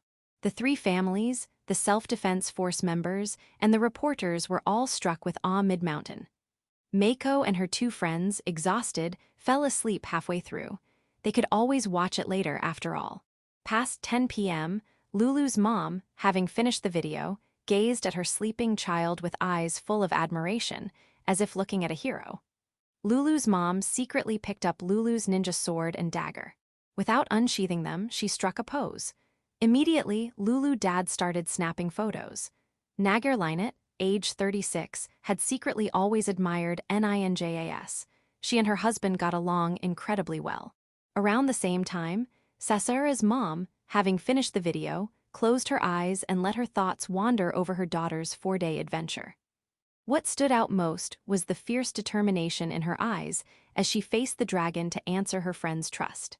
Those spirited eyes, so much like her own, had burned with a passion she'd never seen before.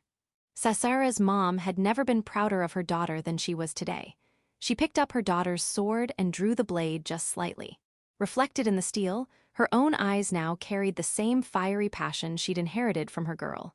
Sasara's dad, after watching his daughter's 4-day journey, was bawling his eyes out. Meanwhile, in the Hitsujiya family's tent, Mako's father sat there, utterly deflated. "In every possible way, she's totally stronger than me, huh?" Crushed by his daughter's heroics, the man who once believed he'd be the one protecting his adorable children now felt like a clown. Was it wrong to want to keep his daughter out of harm's way? Train harder. Mako's little sister spoke to her father like that. Standing before him, arms crossed, she looked down. If you want to protect someone, train harder. Even Momoko says that. Yep, 'cause I've been training too, at the Aozora dojo Oni-chan started. Why, actually, all the kids at school are doing some kind of training. Even the ones bad at sports practice evasion or first aid drills. Why? A shocking revelation. Mako's dad felt ashamed. The kid's awareness of danger was far higher than he'd imagined. And what had he been doing in comparison? He'd said dungeons were dangerous, that he'd protect his daughter, yet used work fatigue as an excuse to do nothing. Sure, there were busy periods, but there were also plenty of days he could leave on time. What had he been doing on those days or on weekends? Not to mention, his office was only a 20-minute drive from home. The face of a junior colleague flashed in his mind. That guy went to karate after work. If someone with nearly the same schedule could do it, why couldn't he? In the end, it was just a matter of resolve. Fate's already in motion. Oni-chan is gonna do even more amazing stuff. If you keep whining, Dad, you'll just get in the way. Gah. There stood a man, thoroughly lectured and crushed by his daughter, who just started 6th grade. Amidst this, Mako's mom was outside the tent, doing side hops with a hup-hup. Chanting, "Train harder, train harder." She bounced around with less than stellar footwork. She was a lolicon mom, easily influenced by trends. The tale of 3 young girls' adventure had reached the eyes of nearly everyone on Earth, unless they lived deep in the jungle. Advanced nations, of course, but even residents of impoverished countries. By this point, funds had poured in from around the world to aid the struggling, providing support on an unprecedented scale. This phenomenon arose because many could no longer bear the eerie reality of negative karma. No, eerie was too soft. It was the spreading conviction that hell was real. After Earthsan's grand announcement, those who committed crimes or accumulated wickedness without repentance, and further reduced their karma, began turning into grotesque charcoal statues, their faces twisted in agony too horrifying to look at. Humanity was being judged, and those with low karma couldn't help but tremble. Of course, only the wicked thought this way. For ordinary people, life went on as usual. Children in nations now receiving aid also watched Earths on TV and Mako's grand speech on devices brought by visitors. After the sudden, life-changing, grand announcement of Earth-sama, a girl named Hitsujiya Mako had appeared like a comet. At the very moment they were saved, this girl had shaken the world not once but twice. Could she be a messenger of the gods? Train harder. Children who'd lived perpetually on the edge of survival found themselves deeply moved by this one girl. Meanwhile, others across the world were equally stunned. The fact that the first dungeon conquerors weren't Shumarika's gunless elite soldiers or Rashif's frost-hardened warriors, but a trio of 15-year-old girls felt like something straight out of Japanese anime. Perhaps the dungeon hadn't been that difficult. The elites of the aforementioned nations, or Japan's own experts, who'd been training relentlessly in G-rank dungeons, could have cleared it far more easily, factoring in their growth along the way. But the sight of 3 teenage girls wiping tears yet smiling as they crossed a monster-infested mountain, then fearlessly facing a boss terrifying even through a screen, shook the souls of people worldwide, forced into rapid change. After Earths on TV, Mako's grand speech, provided by a Japanese broadcaster and aired globally, was next. Her noble spirit, pledging to donate dungeon-locating globes for world peace. Her charisma, urging not just organizations but individuals to grow stronger. To Mako, it was all just selfish provocation to enter dungeons herself. But the world, oblivious, felt as if struck by lightning. Of course, not everyone had time to train. If every cog in society started training, even great nations would collapse. But surely they could spare an hour a day? Then, perhaps like that cheerful Kismian girl, they could always keep smiling. Or, like the girl who said a lady's soul defines her, they could take pride in how they lived. And maybe, like that tiny hero with 2 grimoires, they'd find the courage to face towering beasts. Train harder.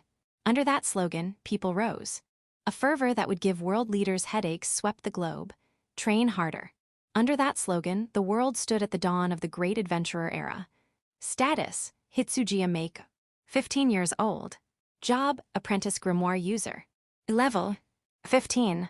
Karma, +1 1810. See notes for details. Magic power, 127 127. Skills, synthesis enhancement. Grimoire release. Grimoire equip, magic attack. Small. Grimoire operation correction, small. Grimoire equipment slot +1. Grimoire scholar's knowledge. Job skill, grimoire creation, beginner. Title, the one who congratulated Earth-san. First floor solo clearer. Challenger of the Usura class dungeon. True infinite Torii dungeon. Adventurer. World's first dungeon clear. Segura Sasara. 15 years old. Job, apprentice knight. Karma, +11942. Level, 15. Magic power, 5454. Skill, armor performance up small. Sword principles. Strength up small. Auto recovery, tiny. Job skill, knight's physique. Knight sword principles. Title, the one who congratulated Earth-san. Adventurer. World's first dungeon clear. Nagar Lulu. 15 years old. Job, apprentice ninja. Karma. Level, 15. Magic power, 6868. Skill, apprentice ninpo. Ninja techniques. Agility up, small. Stand out. Job skill, ninja principles. Ninja physique. Title, the one who congratulated Earth-san. Adventurer. World's first dungeon clear. Magic power, all members gain +20 magic power due to magic orbs, plus other level up adjustments, etc. Karma, +10,000 due to the fate of the globe. +50 due to the fate of the recipe. Additionally, +40 for overcoming the dragon's terror, etc. Title explanations. Adventurer. Having cleared the dungeon, you have become a true adventurer. Effect. The job adventurer becomes selectable. World's first dungeon clear. A title honoring your achievement as the world's first to clear a dungeon. A superior version of the title dungeon clear. Effect. Recognized as a great feat in the world's logic. Notes. donating the globe is indeed an incredible feat. But if karma gains were allowed to skyrocket unchecked, Mikoko and the others' karma could reach 1 million or even 100 million. Thus, I set the upper limit at 10,000. The blessing of being born into this world grants plus 500, so around 10,000 feels right. This is the author's arbitrary decision. The increase rate from recipe donations isn't that high. Recovery potions are relatively easy to obtain, so this also doesn't raise it much. In the author's mind, karma is something that gradually accumulates through daily actions, so please accept this balance. Side story 1: Mako's acquaintances. The footsteps of Kaneko Kurara, an elementary school girl with a self-improvement mindset returning from the Aozora training dojo, were heavy with sorrow. Walking down the twilight road, her figure looked as fragile as a little girl bullied by boys in the park. Plodding along, dejected, the beloved Mako-ni-sama and Sasara-ni-sama weren't coming back. Hanging from her waist was the holy sword Brynhilde, a DIY stick from the 100-yen store, its hilt adorned with a mysterious keychain charm Mako had given her. They'd made it together at the Aozora training dojo. Under the guidance of an old retired carpenter, they'd sanded the edges, coated it with varnish, and crafted the holy sword together. They'd only known each other for about 3 weeks, but Mako was the kind big sister who'd play with her like that.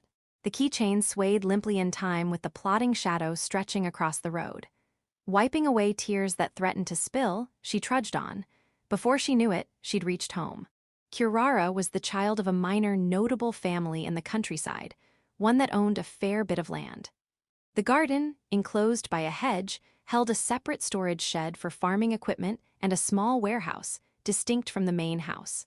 Homes like this were common in the area. From the garden, Kurara looked up at Kazami Mountain.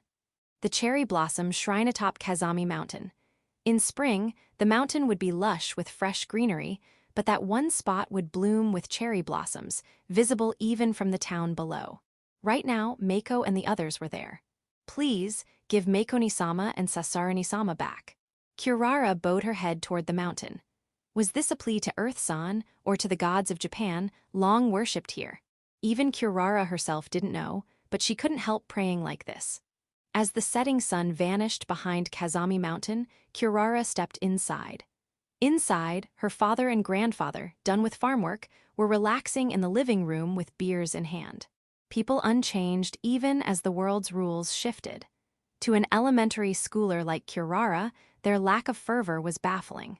If this were about a kaiju appearing in some distant country across the sea, she'd get it.